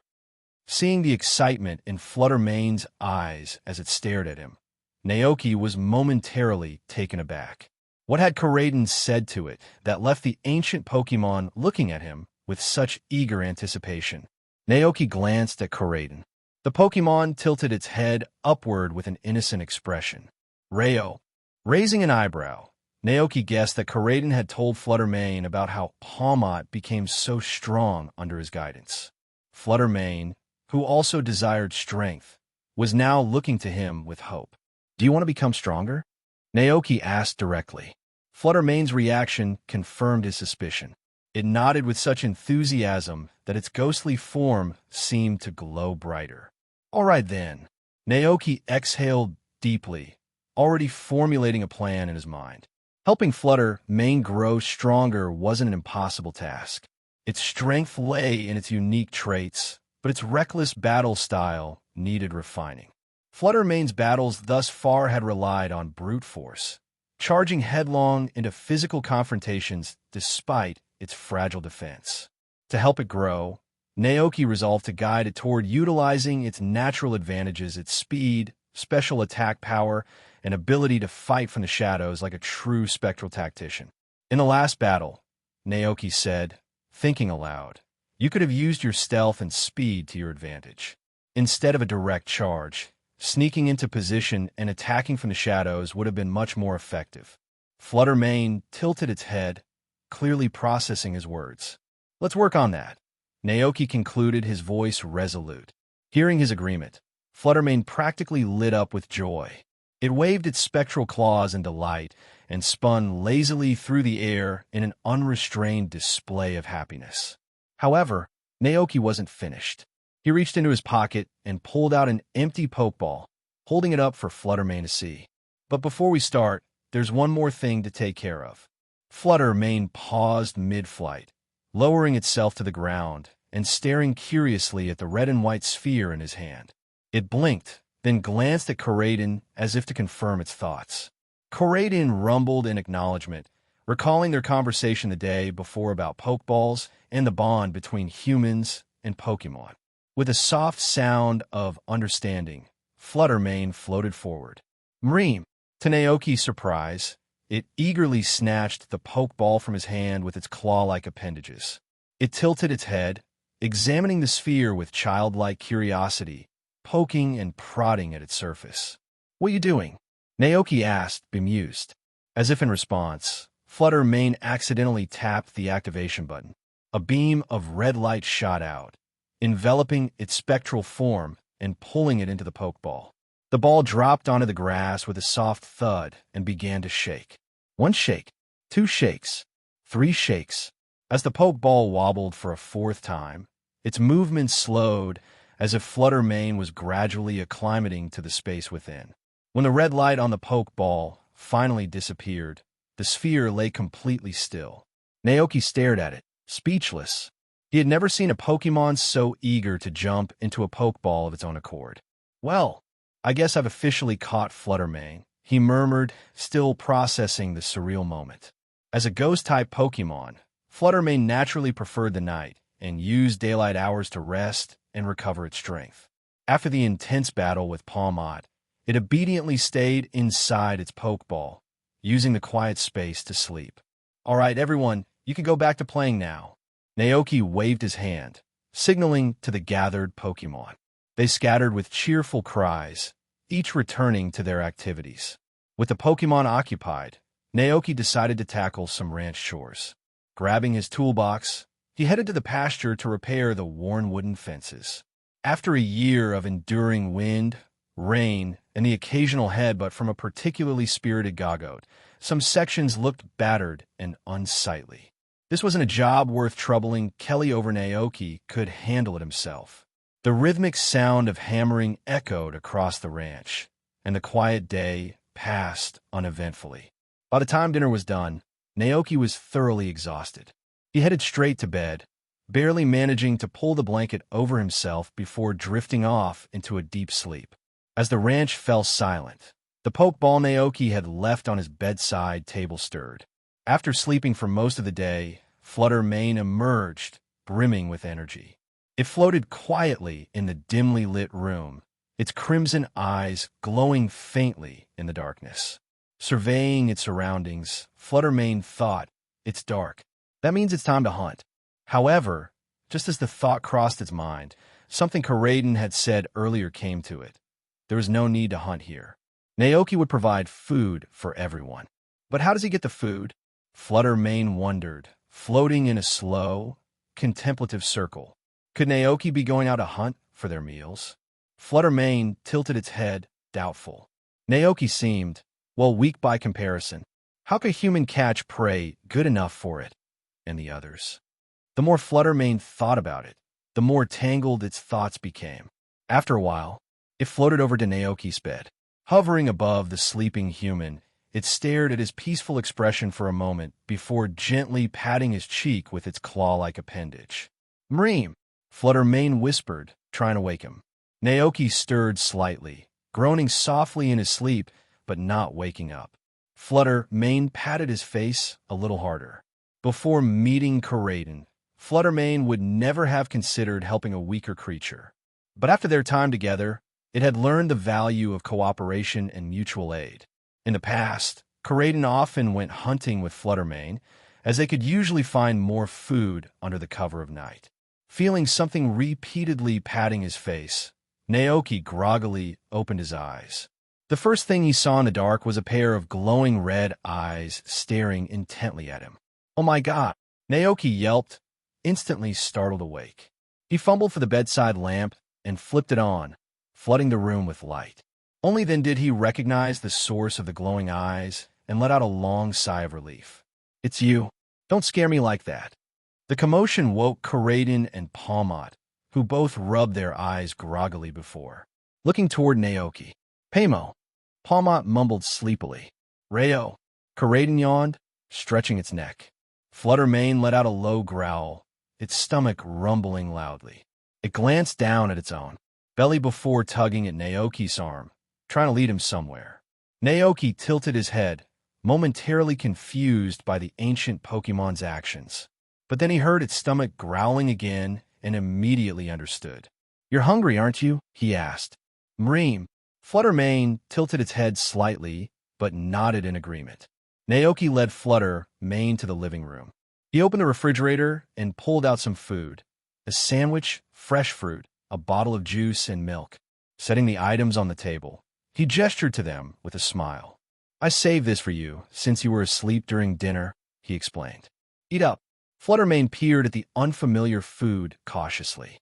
Sniffing the sandwich first, its eyes lit up, and it grabbed the food with its claw-like wings, devouring it eagerly. Naoki chuckled at the sight. "That's it. Enjoy." After Flutter Mane finished eating, Naoki stretched, feeling exhaustion tugging at him. "All right, time for me to get back to sleep." But Flutter Mane wasn't ready to settle down. Full of energy, it began to float around the room, curiously inspecting its surroundings. Its exploration was less than graceful, however. While fluttering about, it accidentally knocked over a few items, creating a series of clatters and bangs loud enough to wake the entire house. Coraden sighed loudly from its spot in the corner. "Rayo." Naoki pinched the bridge of his nose. "This is not going to work." "No." Tomorrow morning, Naoki decided he absolutely had to start training Flutter Mane to align its schedule with everyone else's on the ranch. This nocturnal routine wasn't going to work any longer. So the next morning, facing Flutter Mane, who looked sleepy and wanted to go back to the Pokeball to sleep, Naoki, with dark circles under his eyes, proposed a plan to help it become stronger. Thanks to the fact that Paradox Pokemon could understand human language seamlessly, Flutter Mane quickly grasped what Naoki was asking. All traces of sleepiness vanished as it perked up, looking at Naoki with eager anticipation. Naoki said, "If you want to become stronger, the first thing we need to work on is changing your battle strategy." Mreem. Flutter Mane tilted its head, puzzled. "Battle strategy? What's that?" Naoki continued patiently. "Before we start working on that, I need to know what moves you already know. Let's see what you can do. Show me your best moves." Coraden added helpfully, "Rayo, it's the attacks you use in battle." Understanding dawned on Flutter Mane. It gave a sharp nod before floating into the air and beginning its demonstration. Naoki stood off to the side, observing closely and jotting down notes in his Pokémon observation journal. He diligently recorded every move Flutter Mane showcased. Pokémon observation notes. Name: Flutter Mane, Paradox variant of Mismagius. Type: Ghost/Fairy. Temperament: not as ferocious as anticipated, though it retains the wild instincts of ancient. Pokémon: displays a lack of understanding about modern customs. Eats raw meat like a predator, mildly combative. Hobbies: not yet identified. Favorite foods: grilled steak, berries, sandwiches. Moves known: Ghost type: Shadow Ball, Confuse Ray, Phantom Force. Fairy: Dazzling Gleam, Draining Kiss, Misty Terrain. Psychic: Psyshock, Moon Blast, Imprison. Rock: Power Gem. Supportive moves: Wish, restores HP. Parting Shot lowers target stats. Helping Hand boosts allies' moves. By the time Fluttermane finished its demonstration, Naoki's notes were filled with details.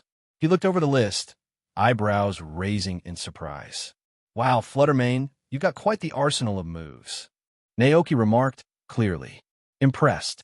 The breadth of Fluttermane's abilities covered multiple types, including Ghost, Fairy, Psychic, and Rock.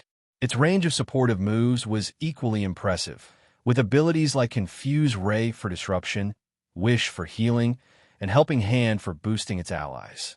Naoki's thoughts wandered to the supportive nature of Fluttermane's moves. The image of it, using Helping Hand on Koraidon during the demonstration, popped into his head. He became curious about the duo's history. "Did you and Fluttermane ever hunt together in the past?" he asked, glancing at Koraidon. "Rayo." Koraidon nodded enthusiastically. "And Fluttermane helped you while hunting?" Naoki continued, his tone incredulous. Koraidon nodded again, its expression firm.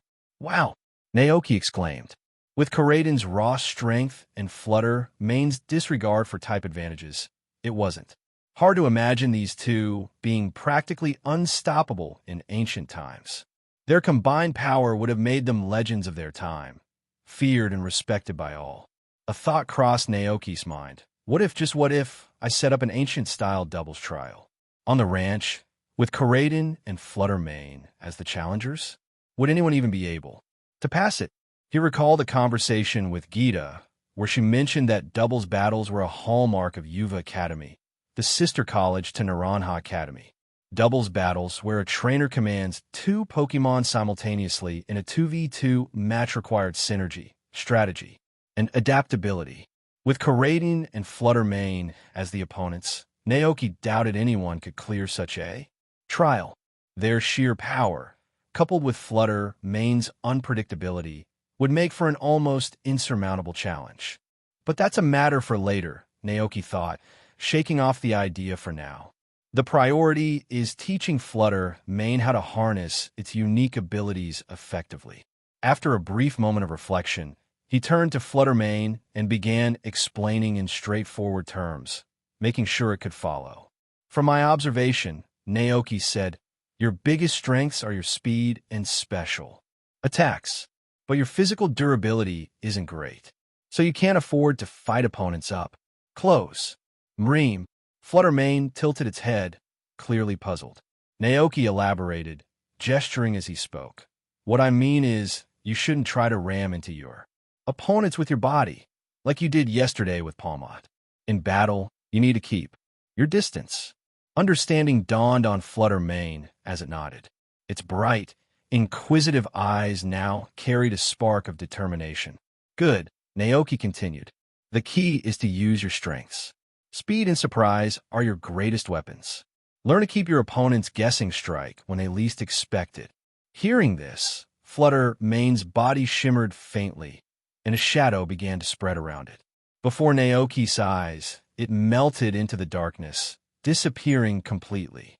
Naoki looked around but couldn't spot it. He smiled, knowing full well that Fluttermane was still nearby, lurking unseen. This was the essence of a true sneak attack, disappearing into the shadows to strike at just the right moment. "This is what I'm talking about," Naoki said aloud, though he wasn't sure if Fluttermane could hear him from the shadows. Sometimes, it's not about brute strength. Moves like this can be just as effective defensively as offensively. The room was eerily quiet, with no sign of Fluttermane. Naoki chuckled softly, his voice echoing. "When you fight, you need to think like a ghost, appear and disappear at will. Hit your opponent when they're vulnerable and vanish before they can retaliate. Depending on your opponent's type, you can select a move that takes advantage of type effectiveness, such as Power Gem, Psyshock, or Shadow Ball." Naoki explained, his voice steady with encouragement. "All right, Fluttermane, come on out." Naoki called, his excitement evident. Slowly, Fluttermane's ethereal figure emerged from the shadows, its body shimmering faintly in the light. Despite expecting this, Naoki couldn't help but marvel. Ghost Pokémon are incredible, he thought. To help Flutter Mane adjust its schedule to match the other Pokémon on the ranch, Naoki had called on 3 Go-Goats to act as sparring partners. Their tough hides and resilience made them ideal for the job.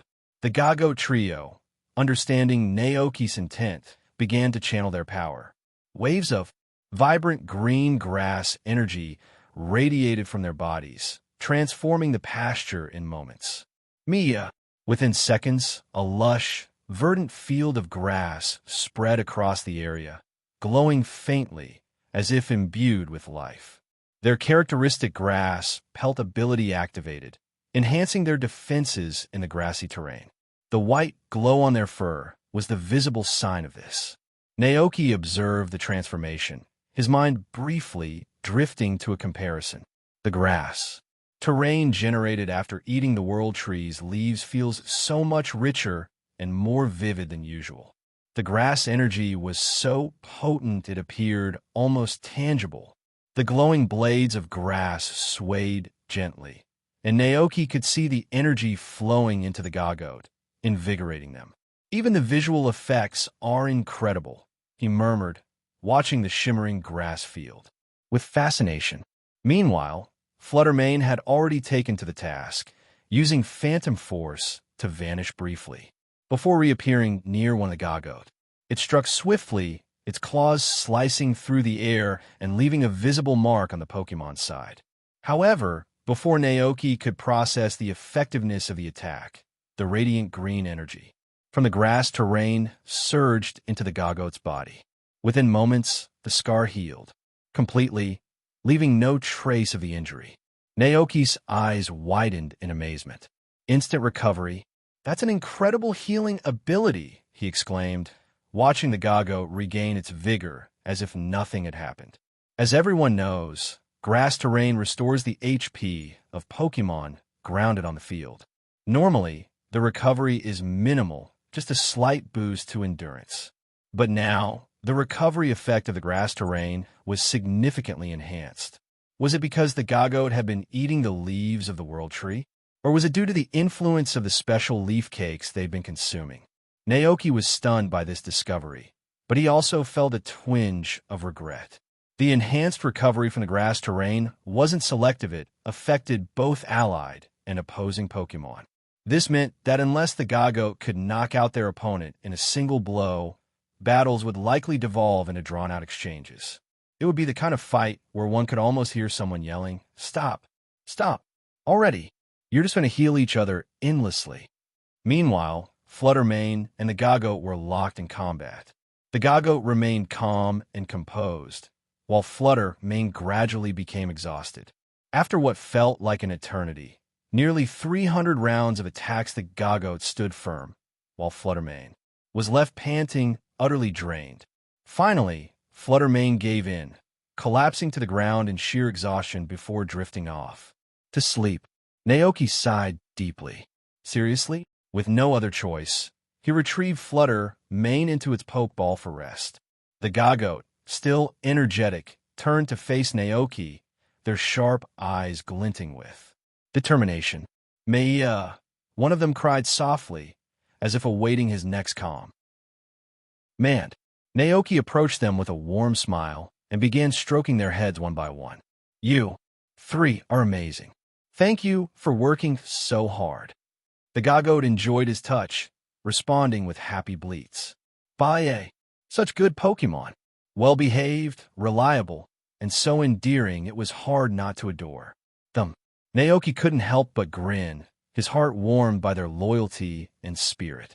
As his thoughts wandered, he recalled the incredible sight of the Go-Goat releasing massive waves of grass-type energy earlier, blanketing the entire back pasture in glowing green vitality. A bold idea suddenly sparked in his mind. The Go-Goats clearly have an impressive degree of control over grass-type energy. So the question was, could they refine this control further?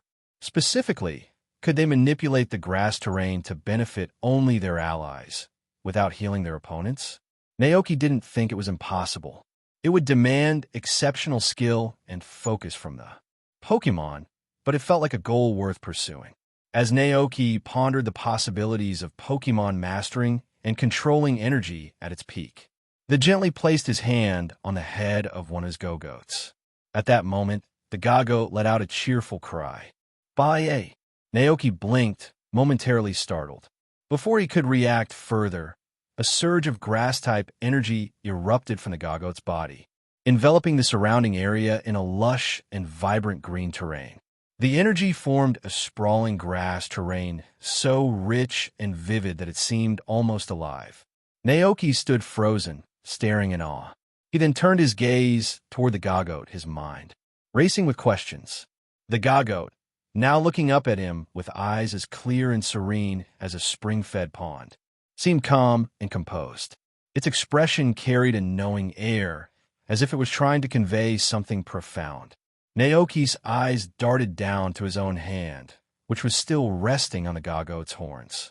A thought flashed through his mind. Could this go-goat have sensed what I was thinking just now? Everyone knew that go-goat could use their horns to sense human emotions. This ability allowed them to synchronize with their riders seamlessly, running as one and assisting humans in tasks and travel, a skill that had been documented for over 5,000 years. But could it go further than just sensing emotions? Could it grasp his thoughts as well? Naoki's voice trembled with cautious curiosity. "Were you responding to what I was just thinking?" The go-goat nodded, its movements deliberate and filled with joyful affirmation. "Bye." Naoki's heart skipped a beat. The possibility seemed incredible, yet the evidence was right before him. Feeling a mix of wonder and disbelief, he murmured softly, "Can you actually do what I just imagined?" Once again, the go-goat nodded eagerly. Its joyful demeanor, Naoki inhaled sharply. What did it mean to control the effects of the grassy terrain, ensuring it only benefited your side while ignoring the opponent? It meant that unless the opposing Pokémon had overwhelming strength, their attacks wouldn't even outpace the go-goat's regenerative abilities from the enhanced grassy terrain. More damage taken would simply be healed faster than it could accumulate an unshakable stalemate favoring the go-goats. Naoki's shock deepened as he realized that his 3 go-goats had silently achieved such mastery over grass-type energy. Could it be the world tree's influence, enhancing their affinity for grass-type energy? Or was it the cumulative effects of the leaf cakes and other specially prepared treats they consumed? Perhaps it was a combination of all these factors, magnified by their natural abilities and the nutrients they had absorbed.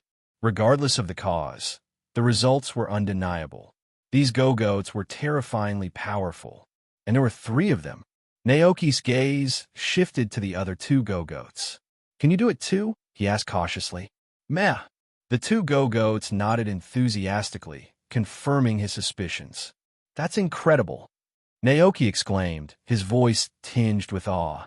If this level of power continued to develop, could anyone even hope to pass the green grass trial? With near unlimited HP recovery from the grassy terrain, colossal vine whips that could attack or create obstacles, and devastating ultimate moves like Leaf Blade and Solar Beam, the go-goats seemed invincible. Not to mention their ability to use moves like Synthesis for self-recovery and growth to boost their attack and special attack stats. Under the current battle rules set by the Pokémon League, it was difficult to imagine a scenario where these go-goats could lose. Unless the challenger had a Pokémon of comparable strength with a clear type advantage over grass types, victory seemed impossible. For novice trainers like those just entering Naranja or Yuva Academy, this trial would be utterly insurmountable. What about an elite or champion-level trainer? Naoki shook his head with a rueful smile. Gita had only tested the trial briefly before leaving.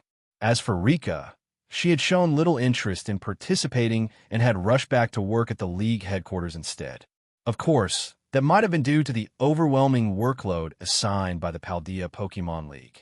Meanwhile, Flutter Mane had exhausted itself completely during training. Naoki gently placed its Pokeball back in its designated spot. As a ghost-type Pokémon, Flutter Mane naturally thrived at night and rested during the day. Changing such deeply ingrained habits would take time. But it was only Flutter Mane's second day at the ranch. Naoki smiled softly to himself. They had plenty of time to adapt to each other's rhythms. Back in the living room, Calyrex, the king of bountiful harvests, was lounging comfortably, watching television with great interest. A glass of tree sap juice and a small plate of desserts were placed on the table in front of him. His regal yet relaxed demeanor exuded a rare kind of peaceful satisfaction. Naoki didn't quite know what to say as he looked at the scene before him. It felt like he was unintentionally transforming Calyrex, the king of bountiful harvests, from a regal Pokémon into a laid-back couch potato. But when he thought about it, Calyrex's time wandering the frozen expanses of the crown tundra must have been terribly lonely. Now, seeing Calyrex finding joy in new hobbies on the ranch like watching television filled Naoki with warmth. It ensured the once solitary Pokémon wouldn't feel bored or isolated and could spend its days in peaceful contentment. Caring for the elderly is everyone's responsibility, Naoki thought with a smile, suppressing a chuckle.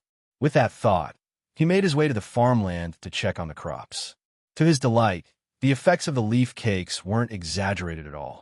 In just half a month, the crops were already mature.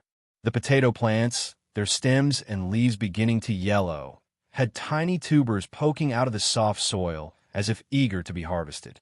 Grinning, Naoki grabbed a cart and began the harvest. Noticing the activity, Palmatit's red cape fluttering heroically flew over to lend a hand. It landed near a potato plant, grasped the root with its small, clawed paws, and gave it an enthusiastic tug. Unfortunately, its effort was a bit too enthusiastic. The exposed rhizomes snapped off in its grip.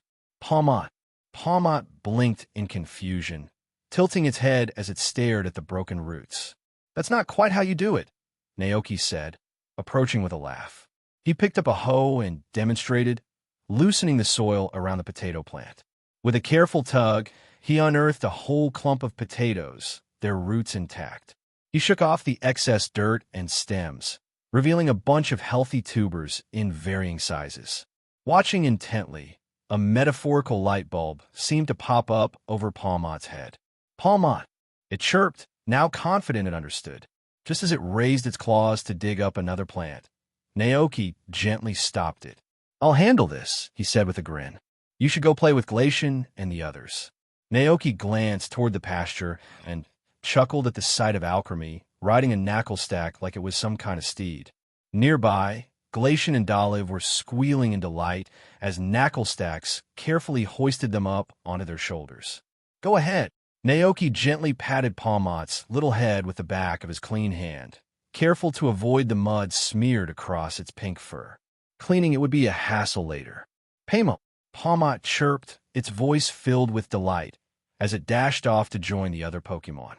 Playing in the field, Naoki stood back and watched the Pokémon frolicking on the grass, their joy infectious. A soft smile tugged at his lips. Seeing everyone living so happily here filled his heart with motivation. This is life, Naoki thought to himself. No thrilling adventures, no cinematic moments like when a Pokémon evolves in a dire situation to protect its trainer. But simplicity, this peaceful coexistence, was the ultimate truth. At this moment, Naoki wholeheartedly agreed with the philosophy of his mentor, Larry. However, as he squatted down to dig up the next potato, something caught his eye. The potato in his hand looked different.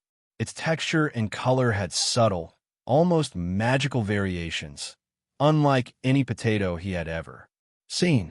In an instant, Naoki realized this wasn't an ordinary potato. It had mutated. Good boy potatoes, a special ingredient. This crop has mutated after being cultivated by the grass-type energy of Gagot. Dishes made with it grant the effect of golden right hand. Golden right hand? Naoki murmured, staring at the potato in wonder. What on earth does that mean? After a moment of thought, inspiration struck. That's it, he exclaimed. I'll use these to make a potato stew for lunch today. Determined, Naoki finished harvesting the remaining potatoes. By the time he was done, the sun was high in the sky. After washing his hands, he took the mutated potatoes to the kitchen and pulled out a fresh cut of meat from the refrigerator, which he had bought just yesterday in Kosagi Town. He diced the potatoes and meat, then added various spices to a large pot. The ingredients simmered together as he carefully monitored the heat, ensuring a perfect blend of flavors. Minutes turned into an hour, and soon the pot began bubbling with the unmistakable sound of something delicious in the making. Naoki lifted the lid, and a wave of rich, savory aroma filled the air. The stew was a perfect blend of soft, tender potato chunks and succulent meat, swimming in a thick, flavorful broth. Using a ladle, Naoki scooped a small portion into a bowl, adding a piece of potato and meat to taste test. As he took a bite, the flavors exploded in his mouth. The potatoes, infused with the juices of the stew, melted instantly, while the meat was tender and savory, requiring minimal chewing. This is amazing, Naoki said aloud, astonished at how far his cooking skills had come. Over the year, the aroma of the stew wafted out through the open kitchen window, drifting across the ranch. Like an invitation. Before long, several Pokémon known for their love of meat began to gather, drawn in by the irresistible scent. Aga, ga, oh, Karaden, Cyclizer, Dragonite. The working Dragonites and several Dragonaires all flew in, their eyes wide with anticipation as they frantically swallowed their saliva, staring at Naoki. With pleading expressions, Naoki couldn't help but laugh at the sight. "Wait a minute," he said with a chuckle. He had anticipated this, so he prepared a massive pot of stew from the start. With the ranch hosting so many Pokémon, Naoki always used specially customized, extra-large stewing pots, ensuring there was enough for everyone. Paired with sandwiches and cookies for variety, every Pokémon would get a hearty, satisfying meal. The NDD siblings, acting as the ranch's butlers, brought out the Pokémon-specific bowls, each uniquely sized for its owner. Naoki filled the bowls one by one, ladling generous portions of the steaming stew into each. He set the bowls out on long tables, allowing the Pokémon to dig in with enthusiasm. The air buzzed with excitement as the Pokémon lined up, their eager chatter filling the kitchen. Once every Pokémon had been served, Naoki finally had a moment to sit down and check the results of the potato stew. Potato stew, S-rank, a hearty dish created by stewing freshly harvested potatoes and tender meat over high heat. Eating it provides a comforting warmth that spreads through the body, popular in colder regions for its nourishing qualities. Cooking effect, golden right hand. Be good, Pokémon. The bad guys have been driven away. After eating this stew, the user gains the temporary ability known as the golden right hand. By placing their right hand on the forehead of an enraged or out-of-control Pokémon and saying this phrase, the user can instantly calm the Pokémon. Note, this effect can only be activated by humans. Comment: delicious potato stew, perfect choice for a chilly winter day. Naoki blinked, staring at the description in disbelief. Golden right hand? He murmured, raising an eyebrow. What even is this? The mental image of him placing his hand on an angry Pokémon's forehead and uttering the prescribed phrase made his cheeks flush in embarrassment. What kind of ability makes you say something so ridiculous? Naoki muttered, running a hand through his hair. The idea of having to calm a raging Pokémon by saying, "Be good, the bad guys have been driven away," felt unbearably awkward to him. Was he really supposed to say this out loud? Still, as Naoki thought about it further, he realized that this ability could be incredibly useful, combined with his ability to understand Pokémon through translator seeds. From another perspective, it was almost like receiving a divine blessing from Arceus itself. In some scenarios, the practicality of the golden right hand even surpassed the utility of superpowers. However, there was a catch. The ability required direct physical contact with the target. Pokémon. Naoki's thoughts drifted to the movie Arceus and the Jewel of Life, particularly the scene where an enraged Arceus descended, ready to punish humanity. Would the golden right hand work on Arceus? Naoki wasn't sure, but he had a strong feeling he wouldn't even get close enough to find out. The sheer power and divine presence of the Pokémon god made the idea seem impossible. But if not Arceus, what about Giratina? His thoughts turned to his unusual neighbor, the guardian of the reverse world. After finishing his bowl of potato stew, Naoki decided to investigate. He packed some specially prepared treats for the Dragonites extra large, honey-flavored poffins, and made his way to the ranch's central lake. As he approached, the shimmering water began to ripple unnaturally. A purple vortex slowly formed, pulsating with energy. Taking a deep breath, Naoki stepped into the vortex, crossing into the reverse world. The distorted, ethereal realm stretched before him, vast and alien. In the distance atop a floating flower island, Giratina lounged peacefully amidst the vibrant blooms, its massive form basking in the golden light that filtered through cracks in the dimensional sky. Naoki approached cautiously. Giratina's crimson eyes opened slightly, lazily regarding him as he drew closer. "Hello again," Naoki said with a nervous smile, setting down the picnic basket he'd brought. He spread out a cloth on a patch of flowers that Giratina had unceremoniously flattened earlier. From a basket, he laid out the assortment of poffins and other delicacies. Giratina huffed softly, its breath ruffling Naoki's hair, and began eating the offerings with casual indifference. Meanwhile, Naoki observed the renegade Pokémon carefully. He was pondering how to test the golden right hand without alarming or angering Giratina. How do I even get close enough to touch its forehead without looking ridiculous? Wondered.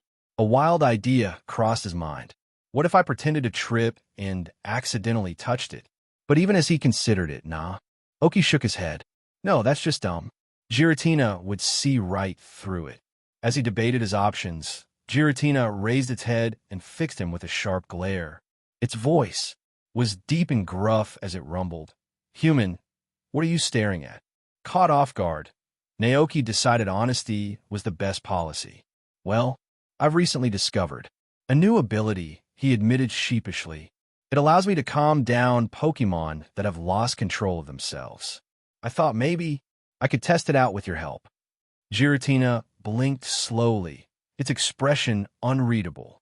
Despite its reputation for being temperamental and imposing, the ancient dragon was no fool. Its sharp mind had survived countless eons. Giratina immediately understood Naoki's intentions. It felt an urge to lash out at him for daring to use it as an experiment subject. A fierce lesson would certainly put this human in his place. But as it mulled over the situation, Giratina recalled the peace it now enjoyed in this serene, blooming dimension. It was all thanks to this human. Though known for its temper, Giratina was not an ungrateful dragon, nor would it ever stoop to repaying kindness with malice. Such behavior, whether from Pokémon or humans, disgusted it deeply. If it ever encountered such treachery, it would not hesitate to shred the offender to pieces. With this in mind, Giratina let out a low snort and said gruffly, "Fine. I will mercifully allow you to try it." "Thank you," Naoki exclaimed, his face lighting up with genuine excitement. With Giratina's cooperation, Naoki placed his right hand gently on the legendary Pokémon's forehead. The dragon's scales were cool and smooth beneath his touch, radiating a faint hum of power. "Good boy, Giratina," Naoki said with a sheepish expression, his cheeks slightly flushed. "The bad guys have been chased away." Giratina blinked, its blood-red eyes locked onto Naoki. It didn't respond for a long moment, its imposing face a perfect mask of stoicism. Naoki muttered, his confusion growing. Giratina didn't appear dazed, angry, or even slightly amused. Its usual composure remained intact. Maybe it's because Giratina isn't angry to begin with. Naoki wondered. If so, it seemed the golden right hand only worked on Pokémon that were actively enraged or had lost control of themselves. Pokémon in a calm or neutral state were unaffected. What a shame, Naoki murmured as realization meant that the golden right hand wouldn't be effective on the wild and unpredictable Paradox Pokémon. They're violent, and territorial nature stemmed from their instinctual behavior, not a loss of reason or emotional imbalance. Paradox Pokémon's lives revolve around primal instincts hunting, battling, and securing territory. Their aggression wasn't the result of an emotional outburst, but a way of life. Thus, the golden right hand couldn't teach the modern Pokémon social norms or pacify them. Long term, still, Naoki thought better than nothing. The ability might come in handy when dealing with wild Pokémon fights in the future, providing a way to de-escalate tense situations. Retracting his hand, Naoki gave Giratina a respectful nod. "Thank you for your help," he said sincerely. Giratina remained silent, its expression unreadable as always. However, within, its thoughts were a maelstrom of confusion and disbelief. This human actually said that. Giratina's crimson eyes widened as it mulled over the absurdity of the situation. "Good boy, Giratina, and say the bad guys have been driven away," it thought. The realization struck like a jolt of lightning. "Isn't the biggest bad guy here me?" The mighty dragon muttered inwardly, utterly bemused. What a strange human. At the Paldea League headquarters, a Charizard descended gracefully in front of the sprawling Paldea Alliance headquarters, its orange scales gleaming under the sun. Perched confidently on its back was Galar's champion, Leon. Leon glanced around, rubbing the back of his head nervously. "I really hope I didn't mess up the directions again." His eyes locked onto the large sign above the building, which read in bold letters, Paldea League Headquarters. Relief washed over him as he heaved a sigh. "Finally, after being lost for half a month, I made it." Inside the building, Paldea's chief champion, Gita, had already been informed of the visitor's arrival. She made her way to the entrance to greet him personally. Seeing the tall, purple-haired man dismount his Charizard, Gita approached with a polite smile.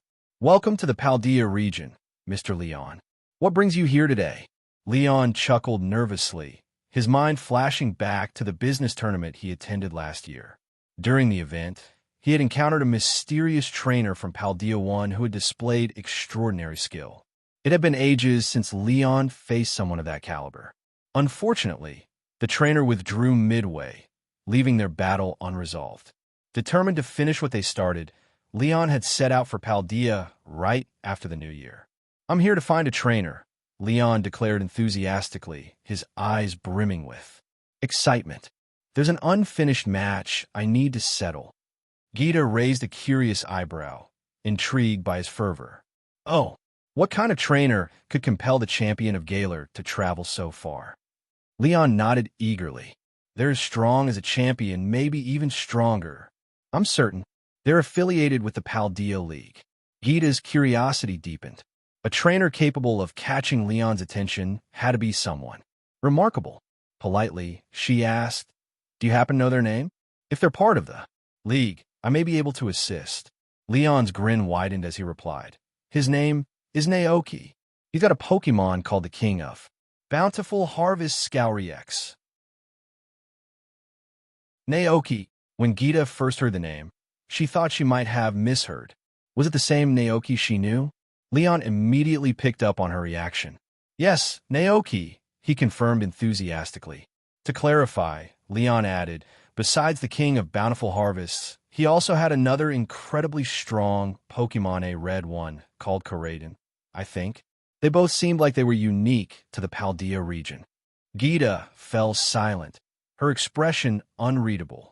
Koraidon was indeed a Pokémon native to the Paldea region, but the King of Bountiful Harvests, Calyrex, wasn't. She recalled what Naoki had told her before. Calyrex originally lived in the crown tundra of the Galar region, where it was once revered as a king. Over time, however, its existence faded into legend, and it was forgotten.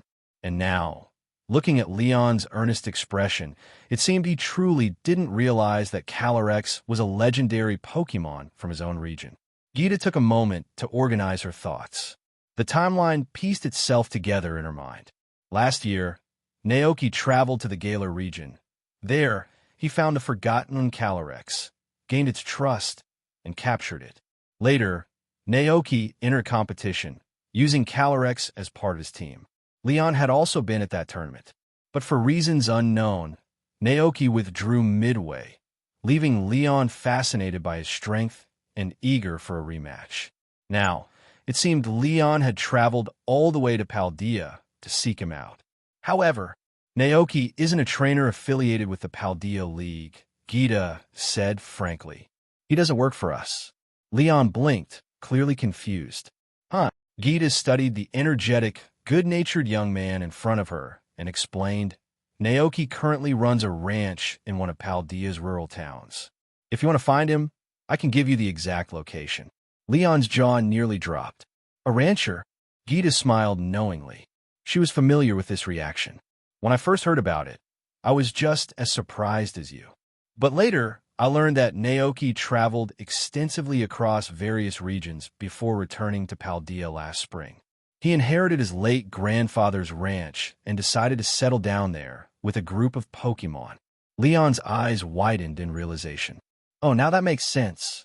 He recalled stories of retired champions finding new ways to live quieter lives. His own mentor, Mustard, had purchased an island and established a dojo. Running a ranch sounded like another unique but fulfilling choice for someone seeking a change of pace. Living on a ranch with a group of Pokémon and starting fresh sounds pretty great, Leon admitted. His mind was already made up he'd visit the ranch himself. Gita could tell exactly what he was thinking from his expression. She chuckled and added, Naoki's ranch is in Kosagi Town. Once you get there, just ask the locals, they'll know how to direct you. His ranch is quite well known in the area. Leon nodded eagerly, a broad grin spreading across his face. Got it. Thanks a ton. With that, he stood and headed for the exit, his excitement evident in his stride. Leon pulled out a Pokeball, and with a flash of white light, his Charizard emerged. Its sharp eyes gleamed under the lights of the Paldea Alliance headquarters, and its powerful form radiated strength. Leon retrieved a map from his bag, carefully studying it to pinpoint the location of Kosagi Town. However, as Gita watched from behind, she couldn't help but interject. Mr. Leon, I think you're holding the map upside down. Huh? Oh! Leon quickly flipped the map the right way, laughing sheepishly. Once he confirmed the town's direction, he climbed on a Charizard's back and pointed confidently toward his destination. Let's go, Charizard! Roar! Charizard let out a commanding cry, spreading its wings wide before leaping into the air. The pair ascended quickly, vanishing into the night sky. Gita remained in the entranceway, watching as Leon became a distant speck in the sky. A faint smile played on her lips as she muttered to herself. No wonder it took him so long to get here. Time passed, and night had once again fallen over Naoki's ranch. Inside the house, all was peaceful except for one restless Pokémon. Fluttermane, fully refreshed from a long rest, was brimming with energy. Unfortunately for Naoki, this meant another interrupted night of sleep. Fluttermane, Naoki groaned as he groggily opened his eyes, glancing at the clock on his bedside table. It read 11 p.m. The rest of the Pokémon were still sound asleep. Koraidon snored softly in a corner, its chest rising and falling in a steady rhythm. Palmot lay sprawled out on its back, occasionally smacking its lips as though dreaming about food.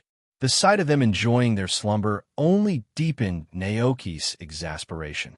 Fluttermane's bright red eyes glowed faintly in the darkness, watching him intently. Its mind was racing with thoughts. If we don't hunt tonight, we'll run out of food. And if there's no food, we'll grow weak. What happens if other Pokémon invade while we're defenseless? Mreem! Fluttermane let out a soft call, urging Naoki to get up. Resigning himself to his fate, Naoki swung his legs over the side of the bed and shuffled into the kitchen. He opened a refrigerator and retrieved some food, setting it on the table for her. Fluttermane, here, eat up, he said, rubbing his eyes. Fluttermane eagerly devoured the food, but to Naoki's surprise, it didn't settle down afterward. Instead, it floated around the room restlessly, casting glances at the door. Its behavior was unusually anxious, even for it. Naoki scratched his head in confusion. What's wrong? Do you want to go outside? Fluttermane paused, then nodded firmly. Its instincts were screaming at it to leave. Deep down, it believed it needed a hunt. The thought of relying solely on stored food felt wrong.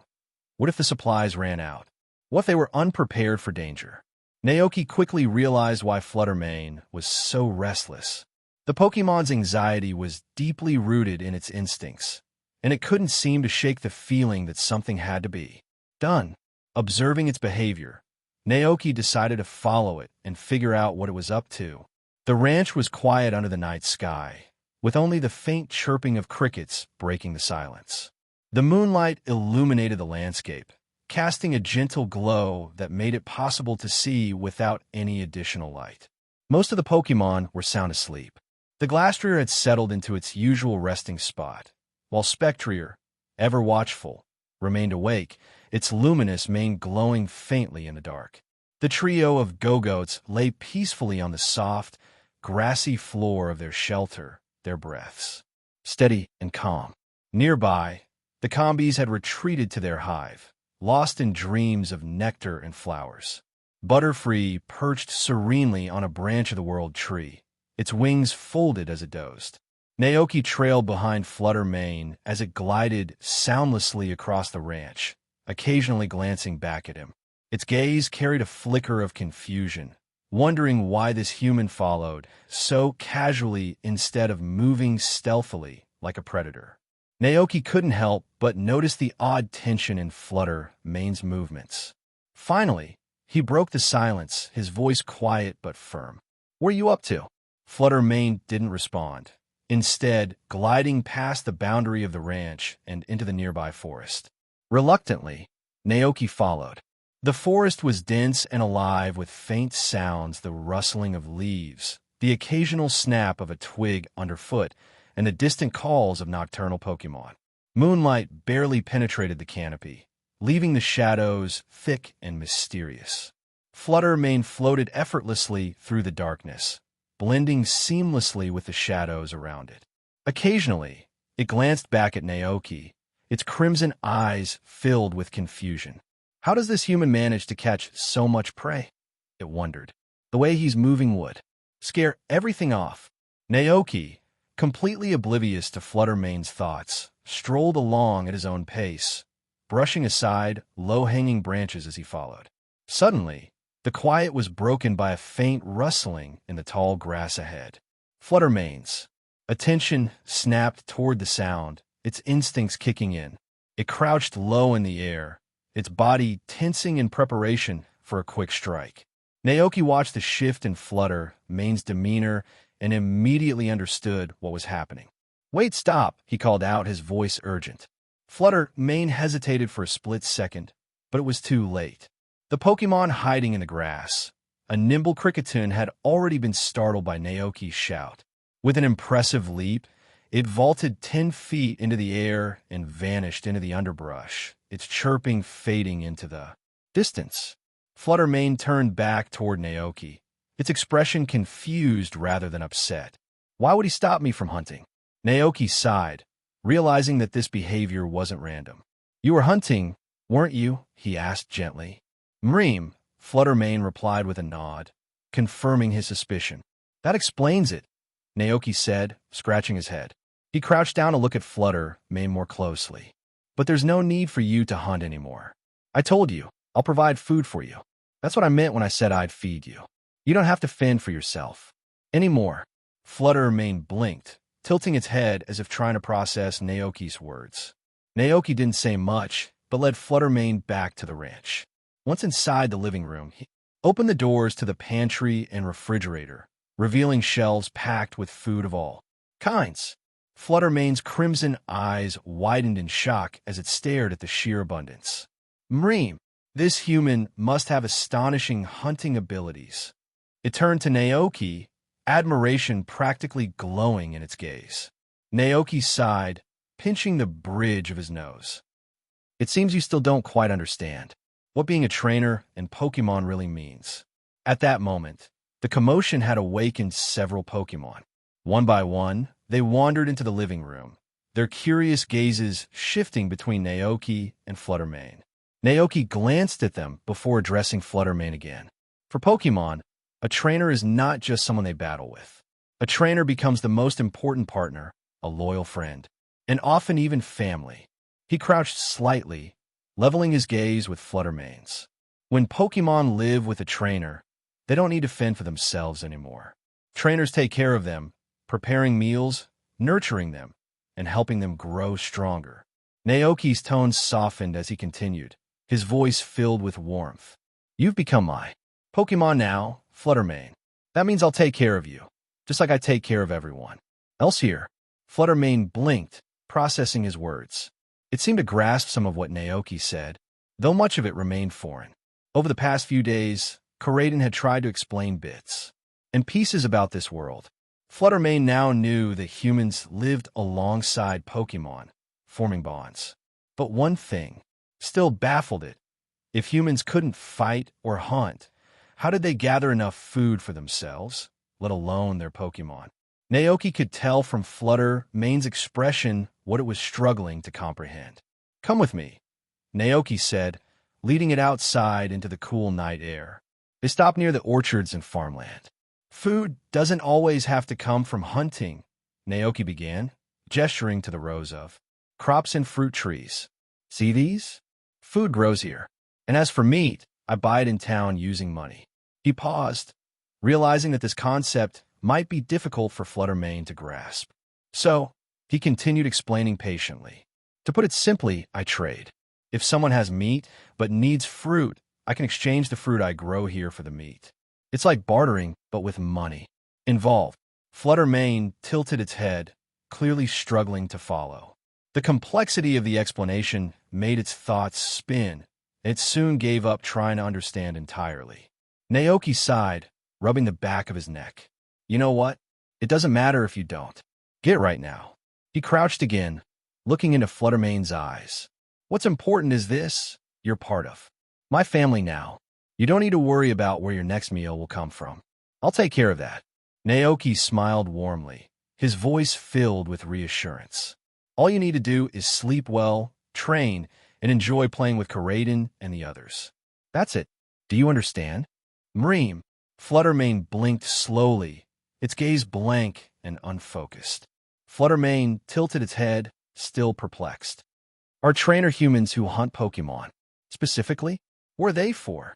The concept was alien to it.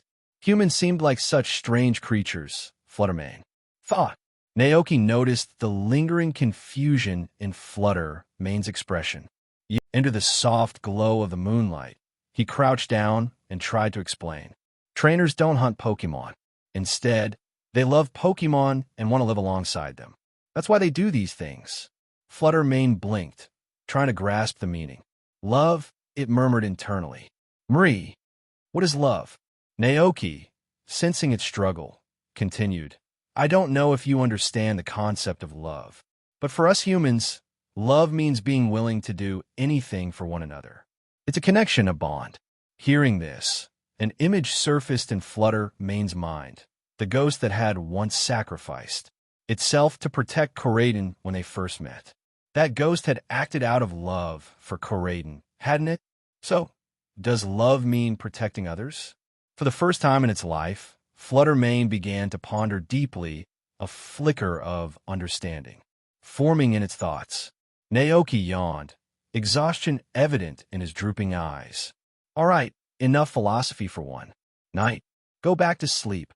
As he stretched, the other Pokémon returned to their resting spots. Naoki turned to check on Fluttermane, only to see that it showed no sign of wanting to sleep. Fine, we'll work on your sleep schedule later. Mentally making a note to buy coffee, to create some kind of energy drink to help himself stay awake in the future, Naoki addressed Fluttermane with a tired yet firm tone. All right, listen. No hurting other Pokémon. If you're hungry, just grab food from the pantry or fridge. If you're unsure about anything, use your eyes and figure it out, okay? As he spoke, Naoki reached out and gently patted Fluttermane on the head. The ethereal Pokémon froze, momentarily startled, but did not resist his touch. For a moment, Naoki thought about activating the golden right hand ability. He focused, but nothing happened. Fluttermane remained unaffected. Well, Naoki muttered under his breath. As expected, this ability doesn't work on Paradox Pokémon. He withdrew his hand, smiled faintly at Fluttermane, and headed back toward his room. Good night, Fluttermane. Bathed in moonlight, Fluttermane watched him go. The human silhouette grew smaller and smaller until it disappeared completely. The ghostly Pokémon whispered softly, "Mreem." The next morning, life on the ranch returned to its usual rhythm. The sun shone brightly in the clear sky. After enjoying breakfast, Naoki dove into his chores, tending to the fields and taking stock of supplies. The Pokémon busied themselves with their own activities, from play to rest, filling the ranch with lively energy. Meanwhile, in the town of Kosagi, Leon and his Charizard finally arrived. After days of navigating unfamiliar roads, Leon had been fortunate enough to encounter a fleet of squawkabilly taxis the previous afternoon. The cheerful drivers had offered their guidance, recognizing Leon's unfamiliarity with the region. When they learned his destination was Kosagi Town, one of the drivers enthusiastically offered to escort him there. Grateful and well aware of his poor sense of direction, Leon readily agreed. Thanks to the convoy, Leon avoided any detours and finally arrived at his destination. As they touched down in the quaint, idyllic town, Leon sighed in relief, as did Charizard, who gave an approving growl. After landing, Leon said goodbye to the taxi driver, returned Charizard to its Pokeball, and approached an older man walking along the road. Politely, he asked, "Excuse me, sir, could you tell me how to get to Naoki Ranch?" Naoki Ranch? The man's face lit up with excitement. "Are you here because of the legend?" Leon tilted his head, puzzled. Legend? What legend? "The legend of the king of bountiful harvest, of course," the man exclaimed, eager to share. "The tale. The king of bountiful harvests." Leon echoed, the image of the peculiar-looking Pokémon he had seen during the competition flashing through his mind. Was there really a legend about it? And why did people here seem to revere it so much? The man shook his head in mock disbelief. "You mean you don't know? The king of bountiful harvest has become quite famous around Kosagi Town and the entire Paldea region recently." "Well, I'm from Galar," Leon admitted sheepishly. "I only arrived in Paldea recently." "Ah, that explains it," the man said with understanding. "In that case, let me fill you in." He launched into the tale, his voice animated. Legend has it that long ago, there lived a Pokémon called the King of Bountiful Harvests. It was said to bless the land, bringing prosperity and abundance wherever it roamed. People revered it and called it a king. But as time passed, humans began to forget the king. Without their faith, it lost its connection to its beloved steed and wandered alone in the freezing wilderness of the Crown Tundra. Then, one day, Naoki stumbled across records of the king of bountiful harvests in an ancient book. He believed in the king's existence with unwavering faith. It said that this faith was so powerful, the king of bountiful harvests took notice. The king bestowed its favor upon Naoki's ranch, and when Naoki shared the story with the townsfolk, their belief was rekindled too. Not long after, the king of bountiful harvests performed a miracle. A mountain forest, scorched and reduced to ash by a wildfire, was restored to life overnight. Grass, flowers, trees, all of it returned as if nothing had happened. The Paldea League even built a shrine to honor the king on the mountain behind the ranch. It said that the king now resides there, revealing itself only to those with truly devoted hearts. By the end of the tale, Leon's jaw hung slightly open. That's incredible. The king of bountiful harvests is that powerful. The man nodded eagerly. Of course. I thought you came to Naoki's ranch to learn more about the legend. Well, not exactly, Leon said, scratching his head. I came here for something else. Ah, I see, the man said with a knowing smile. He gave Leon directions to the ranch before. Stepping aside, just as Leon turned to leave, the man called out, "Wait a moment." Leon stopped and turned around. The man was pointing toward a small craft store nearby.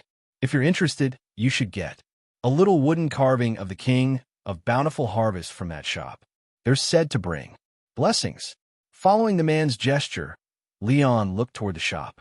On one of the shelves sat rows of intricately carved wooden statues. The Pokémon depicted was unmistakable. It was the same Pokémon he had seen with Naoki during the competition. The man smiled warmly. Buy one. You'll carry the king's blessing with you wherever you go. 30 minutes later, on the road leading to Naoki's ranch. As Leon walked along the dirt road, he absent-mindedly fiddled with the small object in his hand. It was an intricately crafted wooden sculpture of a Pokémon, its most striking feature being a large, dark green bud atop its head, shaped like a regal crown. Delicate patterns adorned the bud, with slender, vine-like tendrils supporting it and stretching downward toward the Pokémon's petite body. The craftsmanship was remarkable. The eyes, nose, and mouth were carved with such precision that the sculpture exuded an air of majesty, capturing the essence of a true king. Underneath the crown, the Pokémon's slim, graceful limbs were delicately chiseled, giving the figure a sense of elegance. The king of bountiful harvests, Leon murmured to himself, studying the sculpture one last time before tucking it carefully into his bag. He made a mental note to give it to Hop as a gift when he returned to the Galar region. At that moment, a large wooden sign came into view at the end of the road. The words Naoki Ranch were boldly painted on the doorplate. Seeing the sign, Leon let out a deep sigh of relief. Finally, I'm here. The journey had been far from easy.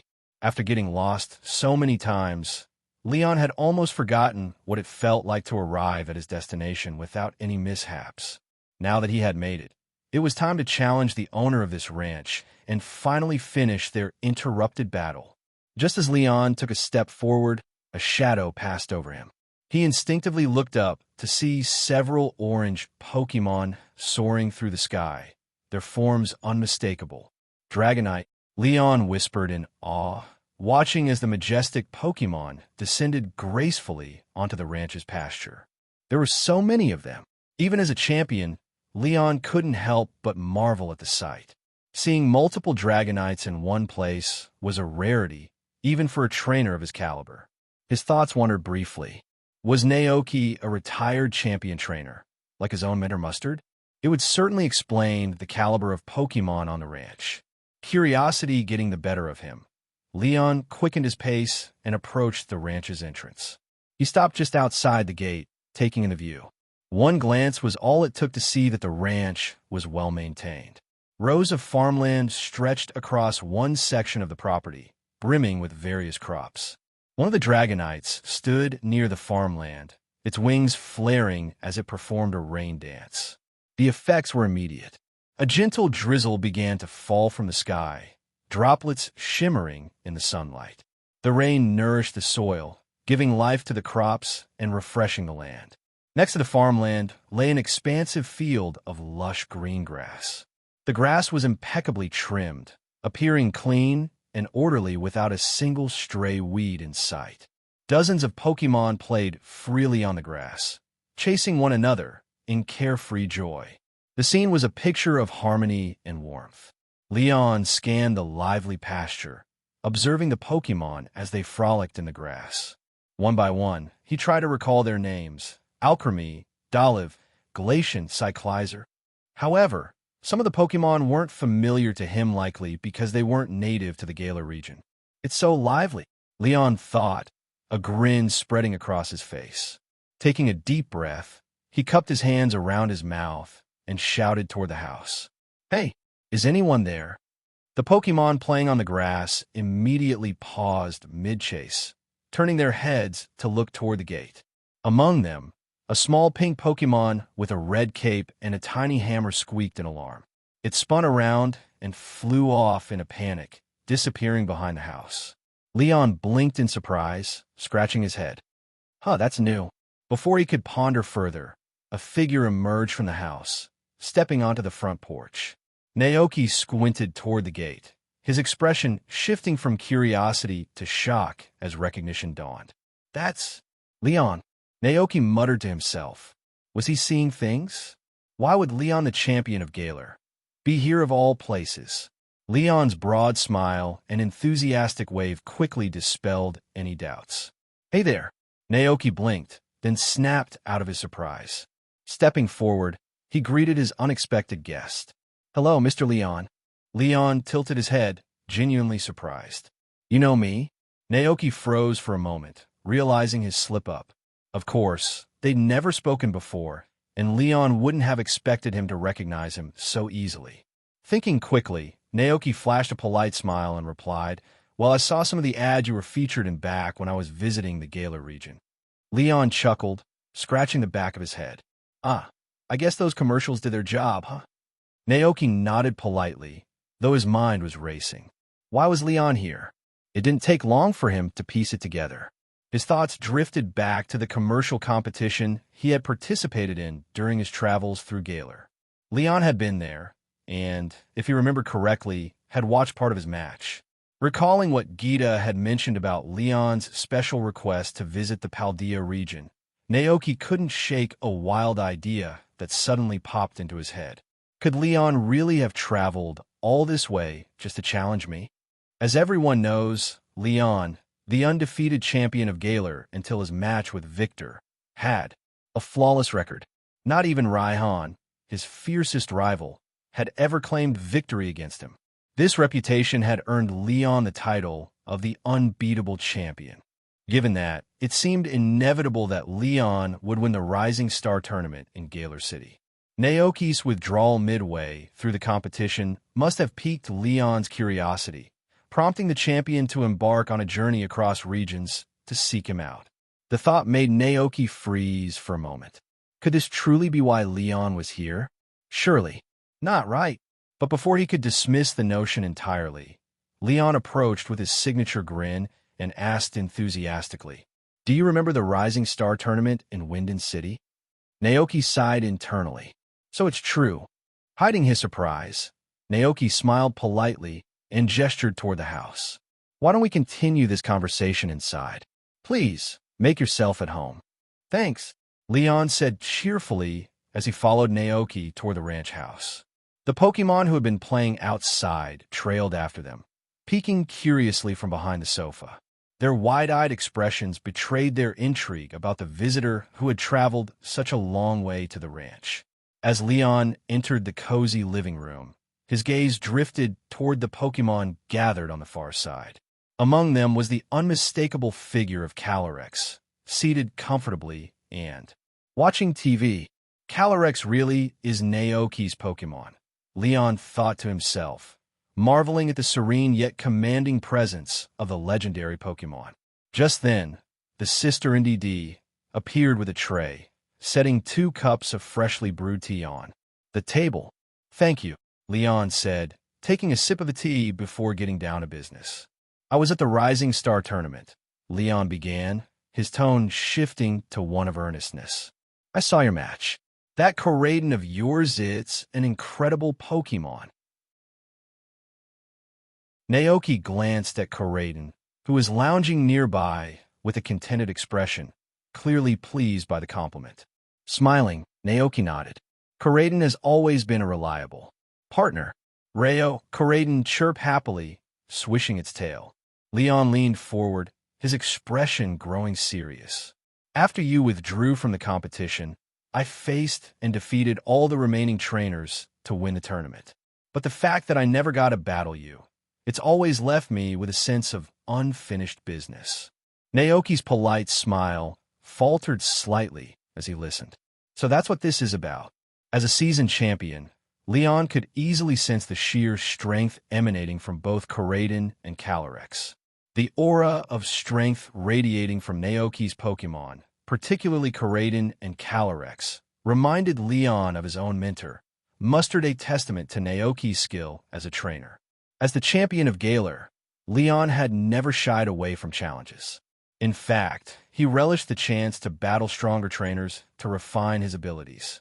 "That's why I'm here," Leon declared with a determined grin. "I want to finish the match we didn't get to complete."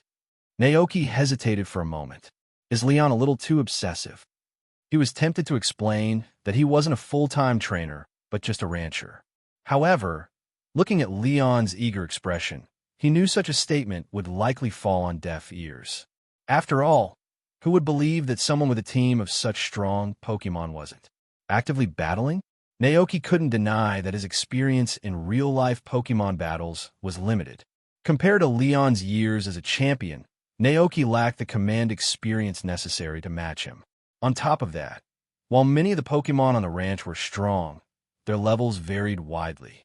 He wasn't even certain he could field a full team of 6 champion-level Pokémon. Yet, a small spark of curiosity flickered within him.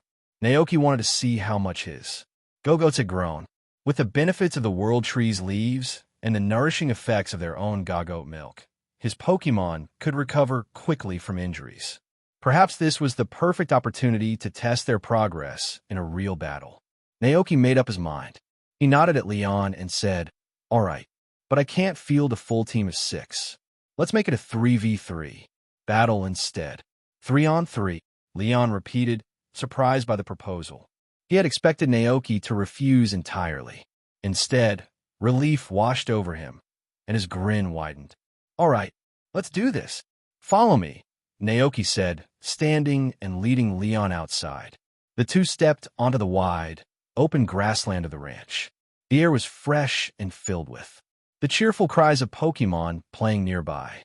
Naoki gestured to a specific area, a well-maintained battlefield he had built for the green grass trial. As Naoki prepared for the battle, the Pokémon on the ranch gathered, forming a lively audience around the battlefield. Their eyes sparkled with curiosity, eager to witness the rare occasion of their caretaker taking part in a Pokémon battle.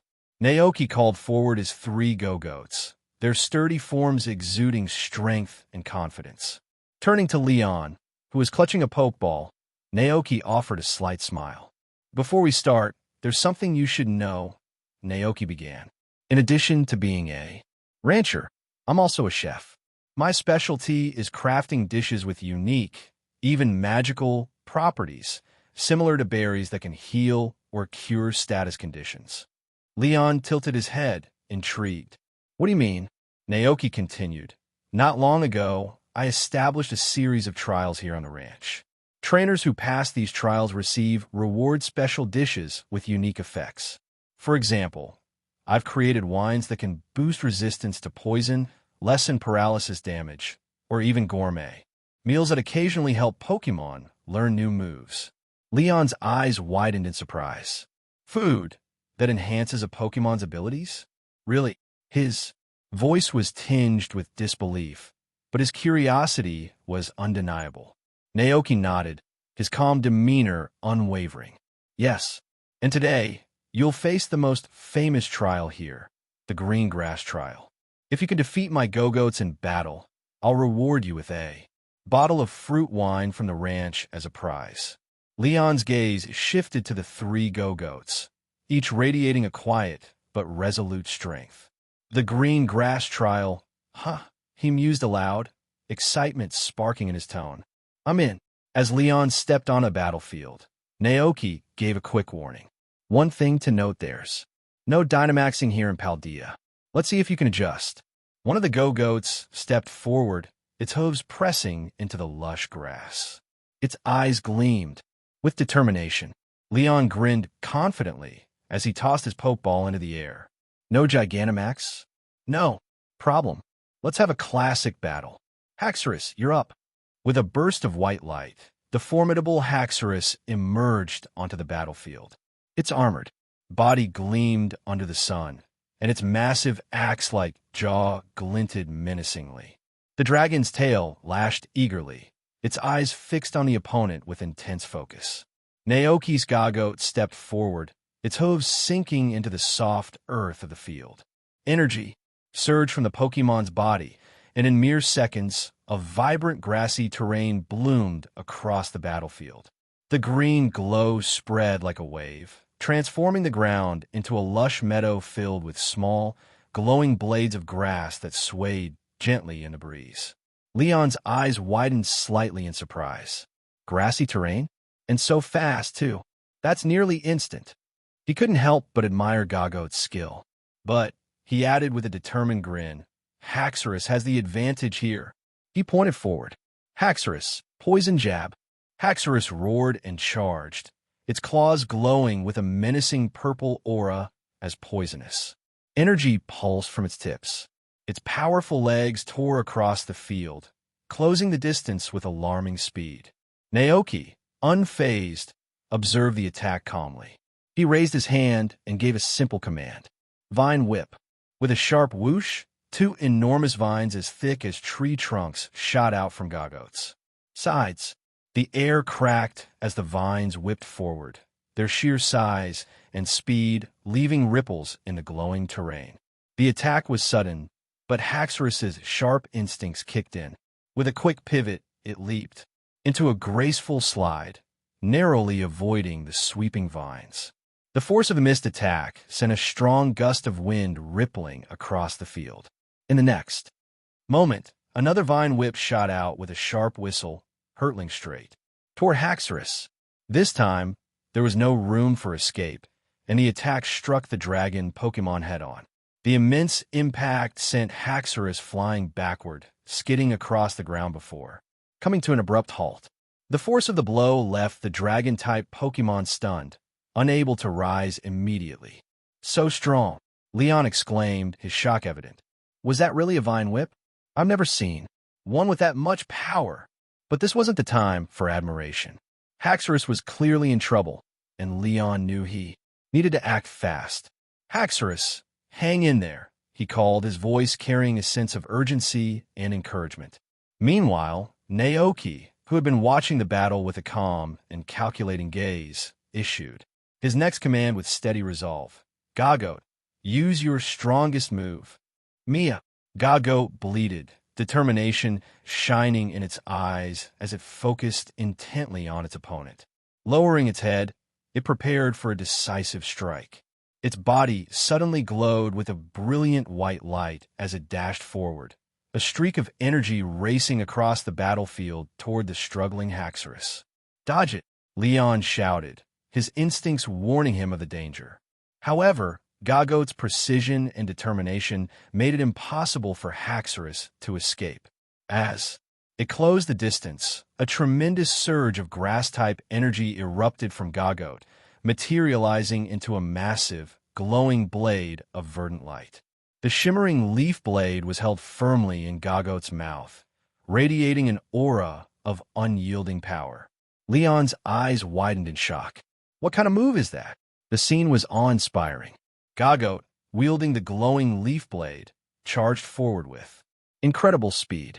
The blade sliced cleanly through the air, striking Haxorus with precision and force. After delivering the attack, Gagote skidded to a halt, gracefully turning its back to its opponent as it came to a stop. Its stance was calm and confident, its gaze fixed straight ahead. Behind it, Haxorus remained motionless, standing eerily still in the aftermath of the attack. For a brief moment, the battlefield was completely silent, the tension palpable. Then, with a soft thud, Haxorus fell to its knees on the grass, its energy depleted. Haxorus had fallen. The crowd of Pokémon watching from the sidelines let out collective gasps. Leon stared at the defeated Pokémon, then back at Gagote, his expression a mix of astonishment and excitement. Did it lose just from a few moves? Leon muttered under his breath. The strength of Gagote's vine whip and the precision of its leaf blade were on a completely different level. That's no ordinary Gagote, Leon said aloud, his grin widening. His blood was pumping now, the thrill of facing such a strong opponent igniting his competitive spirit. Without hesitation, Leon retrieved Haxorus' Pokeball and called it back. You did great, Haxorus. Rest now. Then, with practiced ease, he plucked another Pokeball from his belt and tossed it forward. The battle's far from over. Dragapult, let's show them our fire. A flash of white light erupted, revealing a sleek, dragon-shaped Pokémon hovering midair. Dragapult's triangular head gleamed under the sunlight, its missile-like horns extending outwards. Dragapult, huh? Naoki mused as he examined Leon's choice. I was expecting Charizard. Leon laughed. Charizard's my ace, and it deserves to come out last. Let's see if he can get that far. Naoki gave a small nod. It was typical for trainers to hold their trump card for the finale. Well then, he said, let's get this round started. The whistle blew again, signaling the start of the second match. Leon wasted no time. Dragapult, Dragon Darts, followed by Phantom Force. Draw, Dragapult cried, narrowing its eyes as it locked onto Gagote. With a sudden burst of energy, it fired its signature Dragon Darts. The two Dreepy living in its head were launched like missiles, streaking through the air with a sharp whistling sound. The Dreepy zigzagged unpredictably, slamming into Gagote from two different angles. A faint burn mark appeared on its fur where the darts had struck. Before Naoki could respond, Dragapult vanished into the shadows, blending seamlessly into its surroundings with Phantom Force. Naoki observed silently, his calm demeanor masking the gears turning in his head. Gagote stood firm, unshaken by the hit, its sharp gaze scanning the battlefield. The scars left by Dragon Darts glowed faintly, already healing as the energy from the grassy terrain poured over it like a soothing wave. Leon blinked in disbelief. It's healing again? That fast? Naoki allowed himself a slight smile. Grassy terrain restores their vitality every moment it's active. You'll have to do better than that to keep them down. Dragapult remained hidden in the shadows, waiting for the perfect opportunity to strike.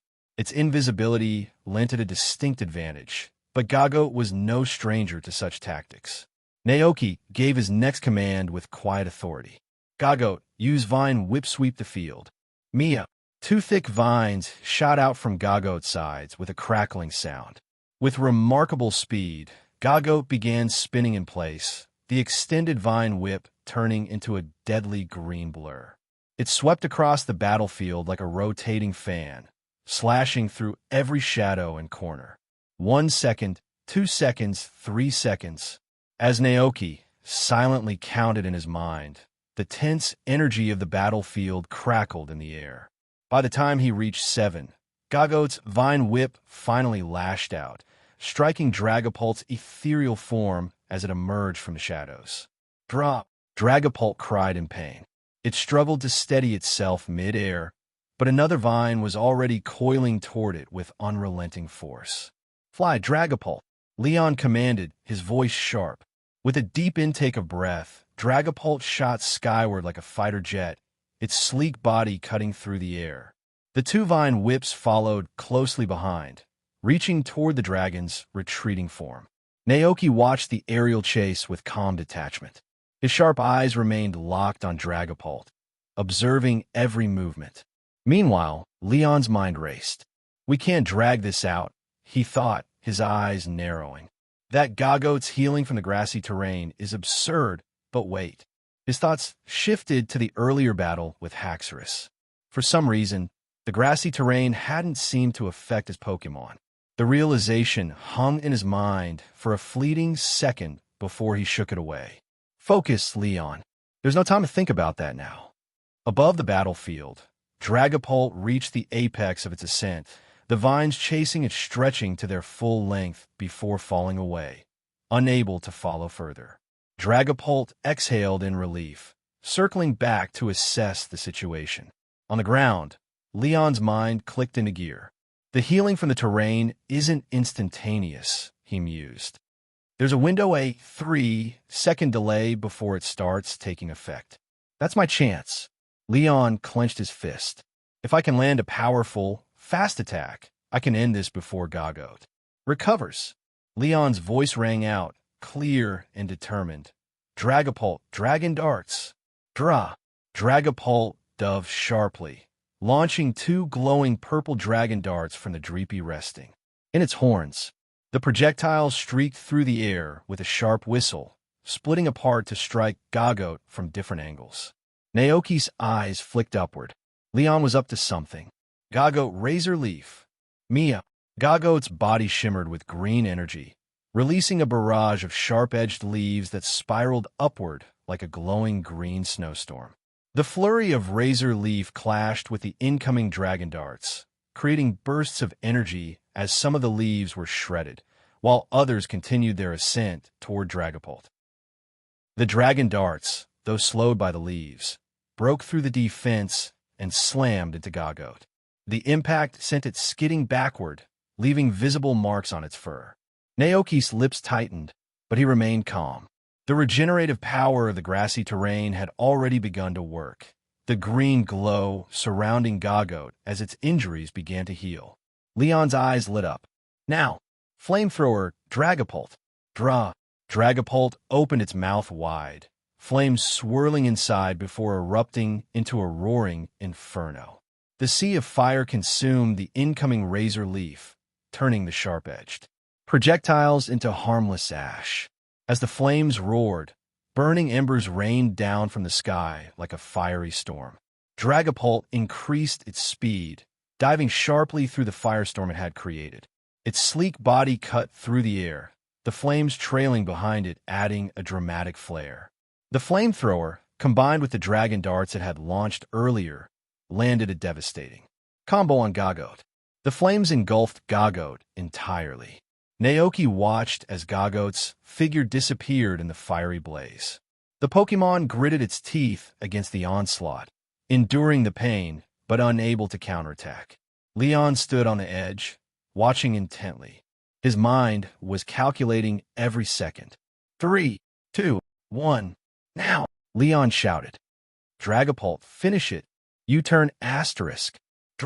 Dragapult stopped its flamethrower and instantly cloaked itself in shimmering light. With blinding speed, it turned into a glowing missile, charging straight at Gagote. The green glow of the grassy terrain flickered, but couldn't keep up with the rapid succession of hits. The force of Dragapult's attack caused Gagote to crumple to the ground. Dragapult hovered above the battlefield, its chest heaving as it caught its breath. After landing the decisive hit, its body glimmered and returned to Leon in a safe retreat, allowing the dragon Pokémon a brief moment of respite. Leon breathed a sigh of relief. 1 down, 2 to go. But before he could fully relax, the battlefield shimmered with a brilliant green light. What the dash? Leon's voice cut off as his eyes widened. From the fallen Gagote, an even stronger wave of grass energy surged forth. The light enveloped the fainted Pokémon, and its wounds began to heal at a miraculous speed. Gagote, which had been rendered unconscious just moments before, slowly opened its eyes and stood back up, looking as if it hadn't taken any damage at all. Leon, Dragapult, draw? What? How? Leon exclaimed, his jaw practically hitting the ground. Even Dragapult hovered in stunned silence, its usual cool demeanor momentarily replaced by pure shock. Naoki blinked, momentarily caught off guard himself. His eyes turned toward the world tree in the distance, whose luminous leaves glowed brighter than ever. Realization dawned on him. So that's what happened, he murmured under his breath. Naoki smiled, recalling Gagote back. That's enough for now. You've done well. He turned to Leon, gesturing toward the battlefield. This round is yours. You're the winner. Leon blinked, still processing what had just transpired. Wait, really? But what just happened? Naoki chuckled, sensing Leon's curiosity. It's the grassy terrain, he explained. It's not an ordinary version of the move. The field created by Gagote is unique. Its effect lasts longer, and Gagote can draw directly from its energy reserves to heal even faster than usual. Leon's confusion gave way to amazement. So that's how it stood back up so quickly. Its control over grass-type energy is incredible. Naoki shrugged modestly, his smile warm.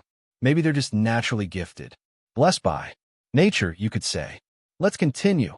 As the whistle blew, signaling the start of the match, Leon gave his first command without hesitation. Fly high, Dragapult, he called, setting his Pokémon into motion. Dragapult launched itself skyward, using its speed and agility to gain the advantage of height. Naoki, watching closely, wasn't about to let the same tactic succeed twice. Gagote, energy ball, he instructed, pointing to the sky. Meh. Gagote responded with determination. It locked its gaze on a Dragapult and began to gather a brilliant sphere of green energy in front of it. With a swift motion, it fired the energy ball, sending it hurtling toward the airborne Dragapult. Leon smirked, his voice calm yet confident. Dodge it, Dragapult. Dragapult gracefully veered to the side, the energy ball flying harmlessly past. Naoki, however, wasn't deterred. Again, he called. Another energy ball formed and launched toward Dragapult, only for it to dodge once more. "Keep going," Naoki shouted.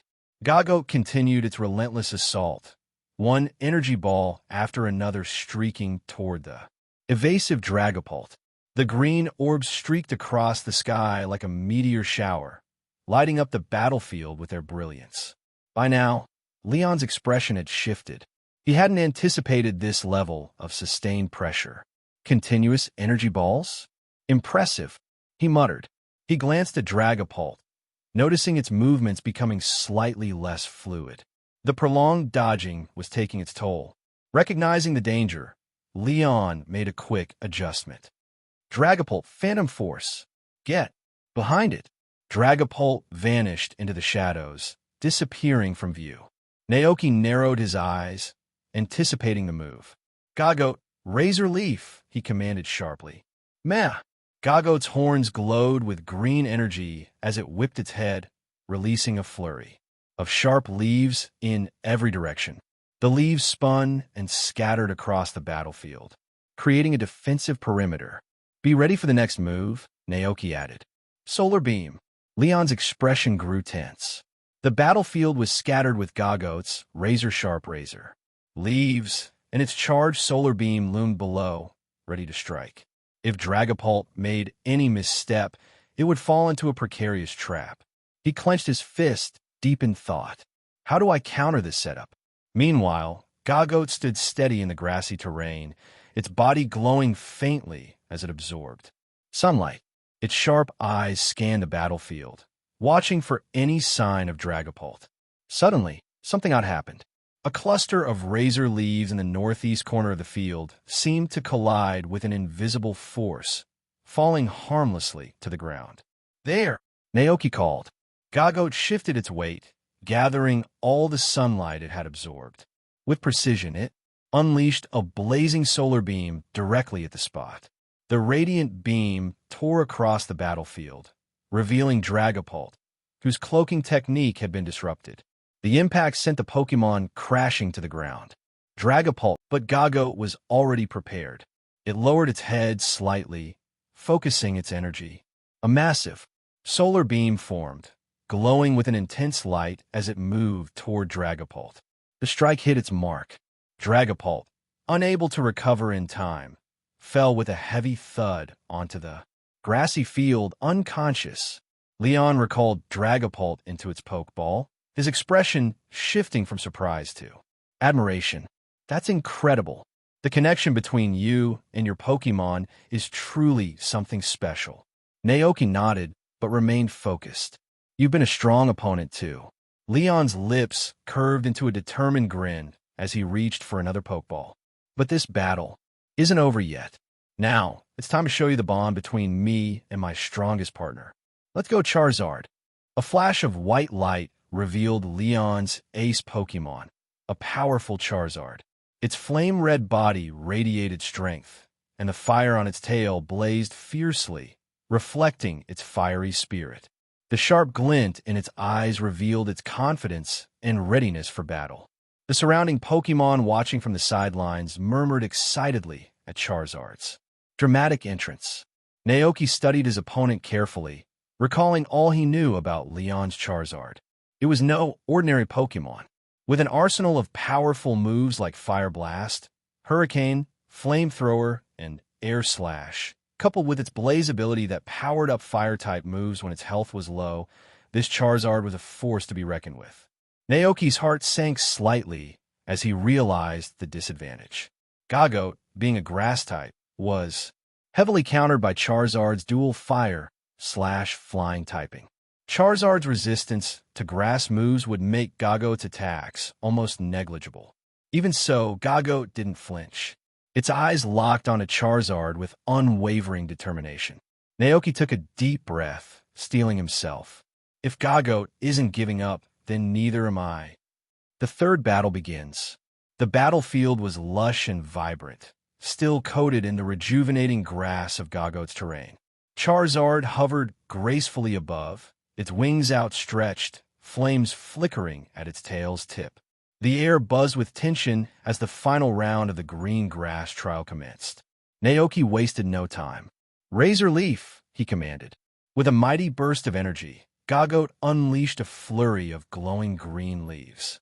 They cut through the air like sharpened blades, whistling toward Charizard. Leon responded instantly. "Charizard, use Heat Wave."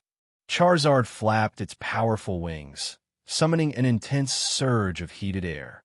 Sparks of fire swirled within the wind, igniting the incoming leaves. One by one, the razor leaves were consumed in flames, falling harmlessly to the ground like scorched petals. Watching the display, Naoki murmured, "Charizard's type advantage is overwhelming," he muttered under his breath. Unless Gagote knows Rock Slide, there's no way to land a critical blow against its quad weakness to Rock. But Gagote didn't have Rock Slide, and Naoki knew it. He adjusted his strategy. "I'll have to take a different approach," he said, regaining his composure. Leon gave his next command. "Charizard, Flamethrower." Simultaneously, Naoki ordered, "Gagote, use Takedown." Charizard's maw opened wide, unleashing a blazing inferno of flames. The flamethrowers surged across the battlefield, painting the grass below in fiery orange. Gagote, undeterred, charged forward at full speed, its determination unwavering. But Charizard's aerial mobility was unparalleled. It ascended just as Gagote reached its target, causing the charge to miss entirely. Charizard emerged unscathed while its fiery attack scorched Gagote. Though the grass terrain below quickly began healing the damage, Naoki knew this rhythm wouldn't hold for long. Leon seized the opportunity. "Charizard Air Slash." Naoki reacted swiftly. "Counter it with Vine Whip." Two thick vines lashed out from Gagote, forming a makeshift shield against Charizard's attack. The sharp wind blades of Air Slash met the vines with devastating force, slicing through them and striking Gagote head-on. The Grass-type Pokémon was sent tumbling to the ground, unable to rise. It had been knocked out. Naoki sighed. Looks like this trial may see its first champion today. The third and final Gagote stepped onto the battlefield, its posture exuding calm yet fierce determination. Charizard hovered above, flames burning even brighter as Leon's signature Pokémon prepared to face its next challenge. Leon, emboldened by the previous rounds, gave a confident command. "Charizard, use Heat Wave." Charizard beat its wings powerfully, conjuring an intense surge of hot air. The searing winds swept across the battlefield, withering the lush grass terrain and removing the healing advantage that had bolstered Gagote throughout the trial. Naoki furrowed his brow. "Clever," he admitted, "but we're not done yet." Gagote Leaf Blade followed by Horn Leech. Gagote dashed forward, its horns glowing with emerald light as it prepared to execute its moves. The first slash of Leaf Blade managed to graze Charizard's side, but the fiery dragon retaliated swiftly. "Charizard Flare Blitz." Leon roared. With a deafening cry, Charizard cloaked itself in blazing flames, charging directly at Gagote. The impact sent the Gagote hurtling backward, the sheer intensity of the attack leaving it unable to recover. Gagote lay motionless on the grass as the flames around Charizard receded. Despite the recoil damage inflicted by Flare Blitz, Charizard remained standing, its flames blazing brighter than ever due to its blaze ability. The Gagote was knocked to the ground and lost its ability to fight. Looking at the fallen Gagote, Naoki reflected on their overall performance and strength. They've reached championship-level skill, but when faced with opponents of equal strength who have a type advantage, even grass terrain can only provide so much support, Naoki thought to himself. Leon's Charizard was the perfect example. Even so, it was an admirable effort. The Go-Goats had managed to take down Leon's Dragapult and Haxorus. Their loss wasn't due to a lack of power, but rather the inherent disadvantage of their grass typing against Charizard's Fire and Flying combination. If only they could master Rock Slide, Naoki mused, envisioning how such a move might have changed the outcome of the match. That could level the playing field next time. Lost in thought, Naoki then turned his attention back to Leon, who stood across the field. Congratulations, Leon. You've officially passed the green grass trial. Leon grinned widely, his expression one of genuine joy.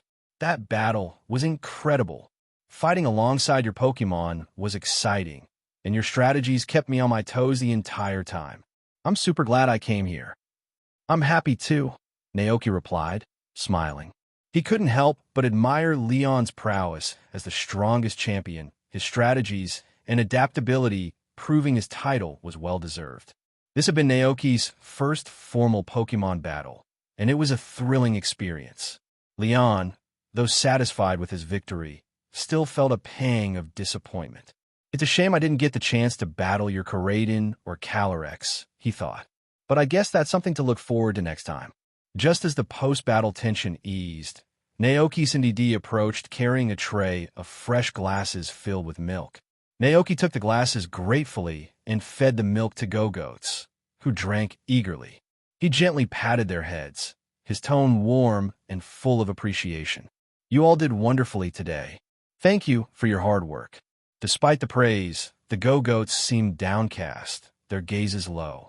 Naoki noticed the lingering disappointment on his Go-Goats' faces and crouched down to console them. It's okay, he said gently, patting their heads.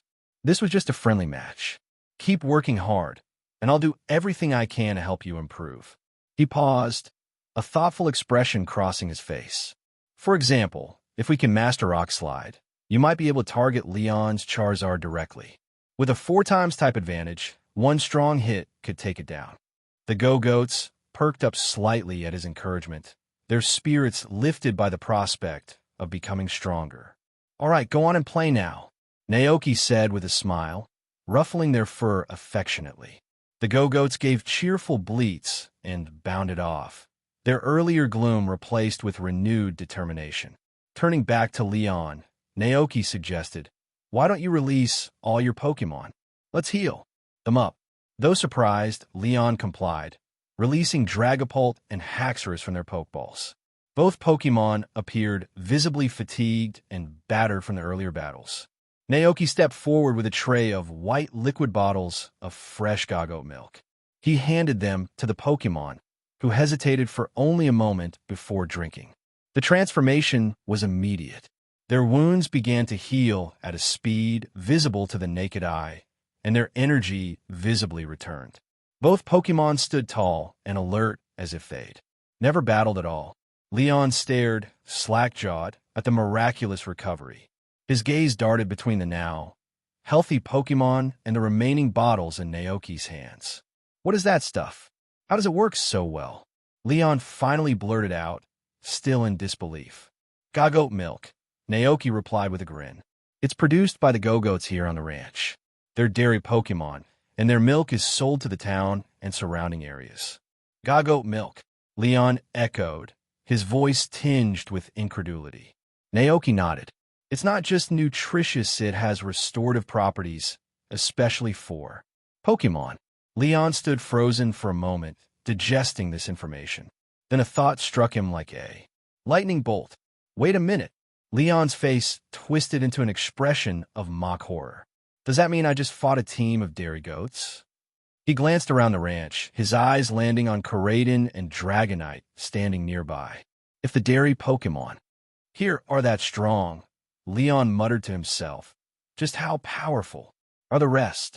Naoki chuckled at Leon's reaction, but quickly refocused.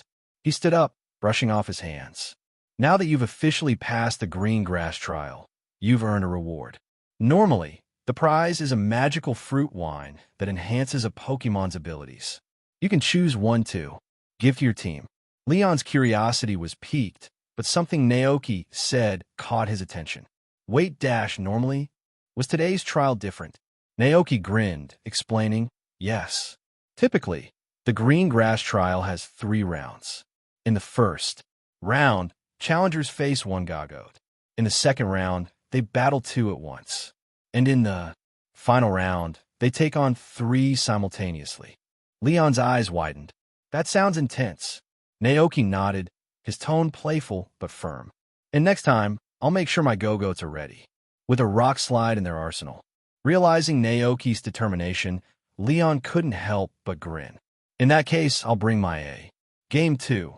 Leon glanced over at Koraidon and Dragonite again, then met Naoki's eyes with a mischievous glint.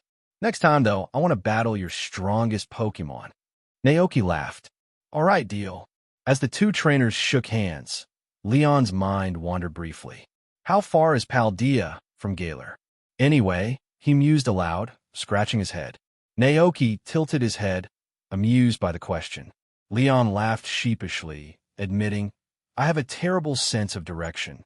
If I get lost trying to get here again, you might need to send someone to guide me. Naoki asked Leon to wait in the living room while he went to the wine cellar. After a short while, he returned with a tray carrying 3 bottles of fruit wine and carefully placed them on the table before Leon. Leon's eyes were immediately drawn to the vibrant bottles, their fruity aroma filling the air. Is this the magical wine you make? He asked. Naoki nodded and began explaining. The bottle on the left contains Pecha fruit wine.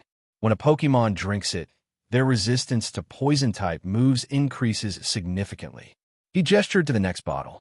The middle one is Sherry fruit wine, which boosts resistance to paralysis. After drinking it, a Pokémon is less likely to be affected by moves like Thunder Wave or Stun Spore. Finally, he pointed to the last bottle. This one is citrus fruit wine. It keeps a Pokémon's body warm, making them much less likely to become frozen during battles. Leon's eyes widened in surprise. These wines really do that? He asked, astonished. Naoki nodded, smiling. Yes, they do. As the first trainer to successfully pass the green grass trial, you've earned these rewards. Leon's disbelief lingered. He'd seen fruit wine sold in Galar before, but none that offered benefits as unique as these. In Galar, trainers often relied on rigorous training regimens to build their Pokémon's resistance to status effects. The idea of achieving similar results through something as simple as drinking a wine seemed almost too good to be true. He recalled stories of trainers putting fire types through water training or deliberately exposing Pokémon to toxins to build their resistance. Yet, here was a far gentler alternative promising the same results. Leon hesitated for a moment before speaking. Does today's trial really count, though? You mentioned before that the green grass trial usually involves battling 1, then 2, and finally 3 Go-Goats. Naoki sighed thoughtfully. I've been reconsidering the original rules. They were perhaps a bit too ambitious. I'm planning to revise the trial so that challengers can earn rewards for completing each level separately. If they defeat 1 Go-Goat, they'll qualify for the second level, where they face 2, and so on. Rewards will scale with each level, becoming rarer as the challenges increase. Leon nodded in understanding. That sounds more approachable for most trainers, and it makes the rewards feel earned at every step. Naoki smiled. Exactly, but you've already proven yourself here today, so you've earned these. He handed Leon the 3 bottles. They're yours now. You can decide which of your Pokémon to use them on. Leon accepted the wines eagerly and offered them to his Pokémon, including Charizard, Dragapult, and Haxorus. The Pokémon sniffed the bottles curiously before drinking. Seeing the Pokémon had fully rejuvenated, Leon was once again astonished by the effects of the Go-Goat's milk. Is this milk really produced by your Go-Goats? Leon asked, still in disbelief. Yes, Naoki replied with a slight nod. Here in the Paldea region, it's known as Milk of Life. He continued, this milk has the extraordinary ability to instantly restore a Pokémon's stamina. Even injuries that the Pokémon Center might struggle to heal, like deep-seated fatigue or hidden wounds, can be remedied with life milk. Leon's eyes widened. I never imagined something like this existed in the world. At this point, Naoki suddenly recalled something. Mr. Leon, he asked casually, are you familiar with Alder, the champion of the Unova region? Alder, Leon echoed, slightly caught off guard. Naoki explained, I heard from someone that Alder's Volcarona became extremely weak after pushing itself too hard in battle. I believe this life milk could help it recover. Leon immediately understood what Naoki was implying. After a brief pause, he grinned. Although I don't know Alder very well, I'll reach out to the Unova League when I return to Galar. I'm sure they'd be glad to send Alder your way." Naoki smiled, appreciating Leon's willingness to help. "Thank you for doing that." "Not at all," Leon replied, his trademark grin lighting up his face. Then, his expression turned more serious. "If, one day, one of my Pokémon suffers an injury that's hard to heal, would you help me too?" Naoki paused briefly, then offered a kind smile. "You're always welcome here at the ranch." Leon's grin widened. "I'll hold you to that." The conversation shifted as Naoki and Leon began discussing other topics, including the shrine on the mountain behind the ranch and the legendary Pokémon, Calyrex. At one point, Leon reached into his pocket and pulled out a small wooden carving. "This is a souvenir an old man in the town recommended to me when I first arrived. Honestly, I was surprised to see how well-known Calyrex is in Paldea." Naoki glanced at the intricately carved figure, momentarily unsure of how to respond. Finally, he explained, "That's because Calyrex performed a miracle on the mountain recently. In gratitude, the Paldea League constructed a shrine for it up there." "Amazing," Leon said, his admiration for Calyrex clear in his tone. He carefully tucked the carving back into his pocket, making a mental note to buy more as gifts for Hop, Sonia, Chairman Rose, and his former mentor's family. These will make perfect souvenirs to bring back to Galar, he thought. Their conversation soon turned to the various trials offered at the ranch. Leon's curiosity was immediately piqued. "There are currently 4 trials at the ranch," Naoki explained. "The green grass trial focuses on the Go-Goats.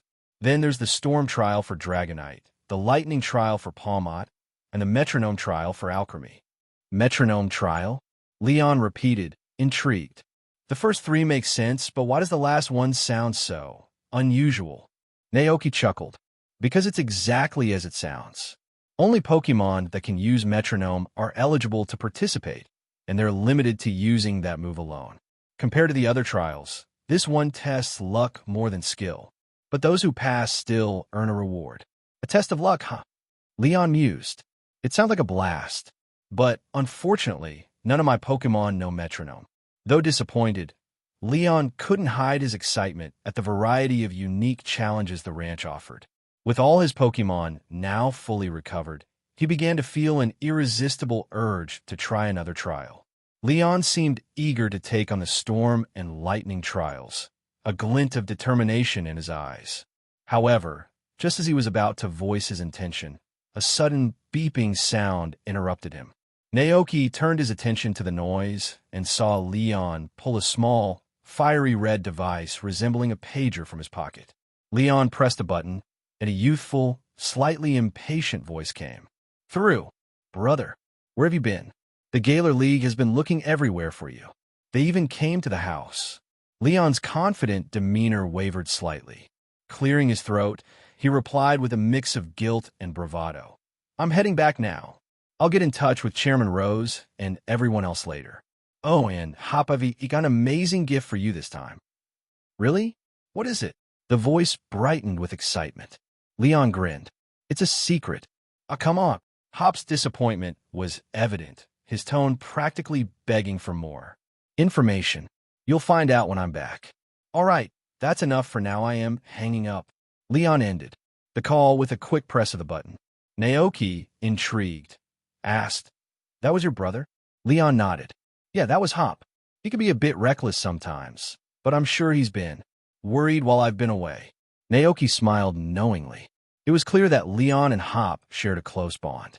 Leon straightened up, glancing at the time. "I need to get back.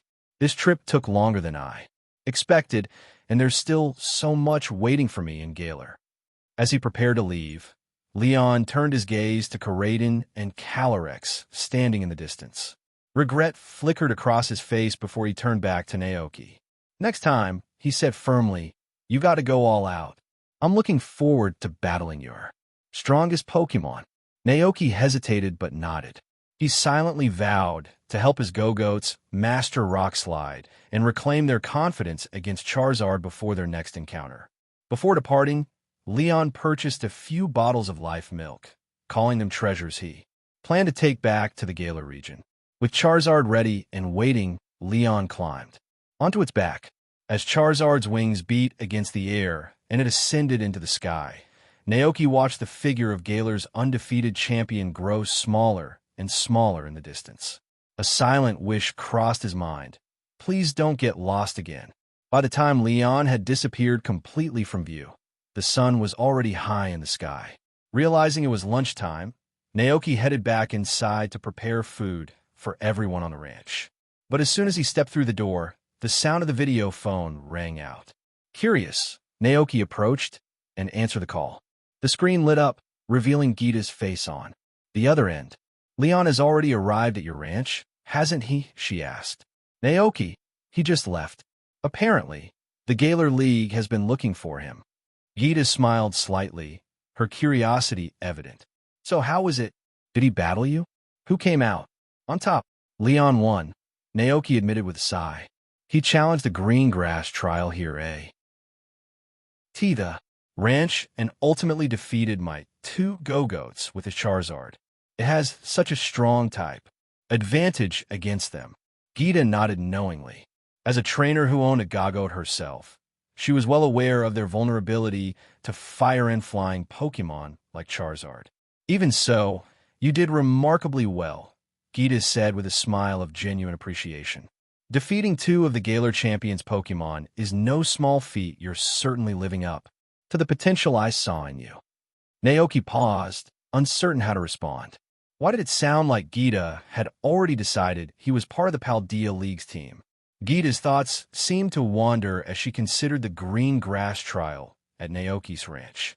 She had experienced it herself and knew its potential to help challengers grow stronger. An idea began to take shape in her mind.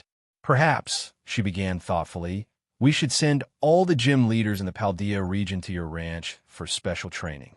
What do you think? Naoki blinked, caught off guard. Aren't the gym leaders incredibly busy? He asked, recalling how overworked some of them seemed. I saw Larry juggling multiple responsibilities, and it looked like the stress was getting to him. His hairline was practically giving up. Gita coughed lightly, trying to maintain her composure. Yes, they're busy most of the time, she admitted. But every year, gym leaders are allowed to take a short vacation. During that time, they don't have to stay at their gyms to accept challengers. Naoki gave her a pointed look. So, you're suggesting that they spend their vacation time here training? The Paldea League's level of resourcefulness or exploitation was remarkable. Even during their time off, the gym leaders wouldn't get much of a break. I can't make decisions about this, Naoki said carefully. In truth, the idea intrigued him. The strength of trainers visiting Paldea Academy varied widely, and many of the newer ones couldn't provide much of a challenge for his Pokémon, like Palmada Dragonite. But if the gym leaders came, it would be perfect for giving his Pokémon experience against seasoned, high-level opponents. The potential benefits for their training were undeniable. With that thought in mind, Naoki added, but I'm happy to welcome challengers here. Anytime. Gita's smile widened. Then it's settled, she said. We'll treat it as a special mission for the gym leaders. The two reached an agreement, and Gita ended the call with a satisfied expression. Perhaps this initiative could significantly boost the overall strength of Paldea's gym leaders. And with stronger gym leaders, visiting trainers from other regions might leave with the impression that Paldea was home to the most talented and formidable trainers. As for Naoki and his ranch, Gita mused, it could serve as Paldea's hidden boss, a secret challenge for trainers daring enough to seek it out. She felt pleased at the thought of trainers from other regions flocking to test their skills at the ranch. Although Naoki wasn't entirely sure what Gita was planning, he could guess at her intentions. But he was just a small-town rancher, hardly in a position to change the champion's mind. After the call ended, Naoki decided to check on his Go-Goats, offer them some encouragement, and discuss how they could grow stronger. As he stepped outside onto the grassy field, he suddenly noticed a shadow passing overhead. A rush of wind swept across him, accompanied by a series of sharp cries. Chiyu! Startled, Naoki tilted his head upward just in time to see a massive bird Pokémon descend. Its piercing gaze, regal posture, and lightning-charged feathers radiated an air of power and pride. "Zapdos!" Naoki exclaimed, his eyes widening in disbelief. Riding on the back of the legendary bird of thunder were none other than Mew and Teddiursa. The duo leaped off Zapdos as soon as it landed. Teddiursa ran toward Naoki with a gleeful cry of Ursa, jumping into his arms with boundless energy. This must be the same Zapdos the heroic expedition team had encountered at the power plant, Naoki realized, still trying to process what he was seeing. After giving Naoki a warm hug, Teddiursa hopped down, joining Mew near Zapdos. The two Pokémon beamed with pride, their excitement bubbling over as they introduced their new companion. Mew floated upward with a playful mew, while Teddiursa enthusiastically added, Ursa, we've invited our new friend to come live with us on the ranch." Although Naoki hadn't eaten the translation seed crisps he imagined, his understanding of Teddiursa told him that the little bear was eagerly introducing him to a newfound friend. A good friend. That friend stood nearly 2 meters tall, looming behind Teddiursa Zapdos, the legendary thunder Pokémon. Known for nesting within stormy thunderclouds, this Pokémon was a symbol of might, capable of summoning and controlling lightning with ease. While it might not truly be the thunder god Zapdos of legend, its rarity far exceeded that of any common Pokémon. And yet, such a Pokémon had been invited here by Mew and Teddiursa. Naoki couldn't hide his shock. He had assumed it would take much longer for the two to bring a Pokémon of this caliber to the ranch, but their success was astonishingly swift. However, there was still a significant problem. The World Tree wasn't ready. Teddiursa noticed Naoki frozen in thought and tilted its head quizzically. "Ursa!" Naoki snapped out his daze, shifted his gaze to Zapdos, and offered a warm greeting. "Hello, Zapdos. Welcome to the ranch. I'm Naoki, Teddiursa's trainer." Zapdos fixed its sharp gaze on Naoki, scrutinizing the human carefully. This human looked like the ones it had encountered at the power plant: 2 legs, 2 arms, and a head. Typical, but this one was different. Unlike those humans who had tried to battle and capture it, this human didn't seem remotely interested in throwing a Pokeball or initiating combat. On the journey here, Mew and Teddiursa had explained the ranch in detail, painting a vivid picture of its peaceful, joyous atmosphere. They described the many Pokémon living harmoniously, the delicious meals shared, and the fun games played. Most notably, they spoke at length about Naoki. According to the duo, Naoki was no ordinary human. He cooked treats, brought back toys during festivals, and ensured every Pokémon had a cozy place to rest. Most importantly, he never confined his Pokémon to Pokeballs unnecessarily. To Teddiursa and Mew, Naoki was the best human they had ever known. Zapdos, naturally skeptical, had thought the claims too good to be true. In its experience, humans captured Pokémon for battle, nothing more. But now, standing in the heart of the ranch, Zapdos saw something different. Dozens of Pokémon roamed freely, playing and laughing on the grassy fields or flitting among vibrant flowers. None were confined to Pokeballs, and their happiness seemed genuine. When the Pokémon noticed Zapdos' arrival, they didn't scatter or act defensively. Instead, they looked on with welcoming curiosity, smiling at the newcomer. Zapdos' skepticism began to waver. Naoki, on the other hand, felt increasingly self-conscious under Zapdos' piercing gaze. He cleared his throat awkwardly, turning toward Mew and Teddiursa. "The World Tree still isn't ready to house Pokémon," he reminded them helplessly. It was true. As of today, February 11th, year 199 of the Alliance calendar, the World Tree was still far from mature. The current tree was only about 3 meters tall, barely reaching 4. It was nowhere near ready to provide shelter for Pokémon. Mew tilted its head, visibly confused. Sighing, Naoki gestured for everyone to follow him. "Come on, let me show you." Together, they headed toward the World Tree. The canopy of the tree spread wide, shading the ground below and casting dappled shadows across the grass. As the gentle breeze rustled through its leaves, each one shimmered under the golden sunlight, glowing with a vibrant green hue, brimming with life. Upon seeing the world tree, Mew and Teddiursa excitedly began introducing it to Zapdos. "Marie, this is the world tree."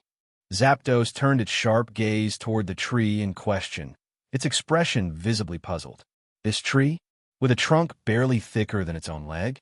Could something so small really support it? Zapdos had its doubts. Sensing Zapdos's hesitation, Mew gave a small, embarrassed chirp. "Mew, it might not be habitable now, but one day the world tree will grow much bigger." Teddiursa chimed in enthusiastically. "Ursa, exactly.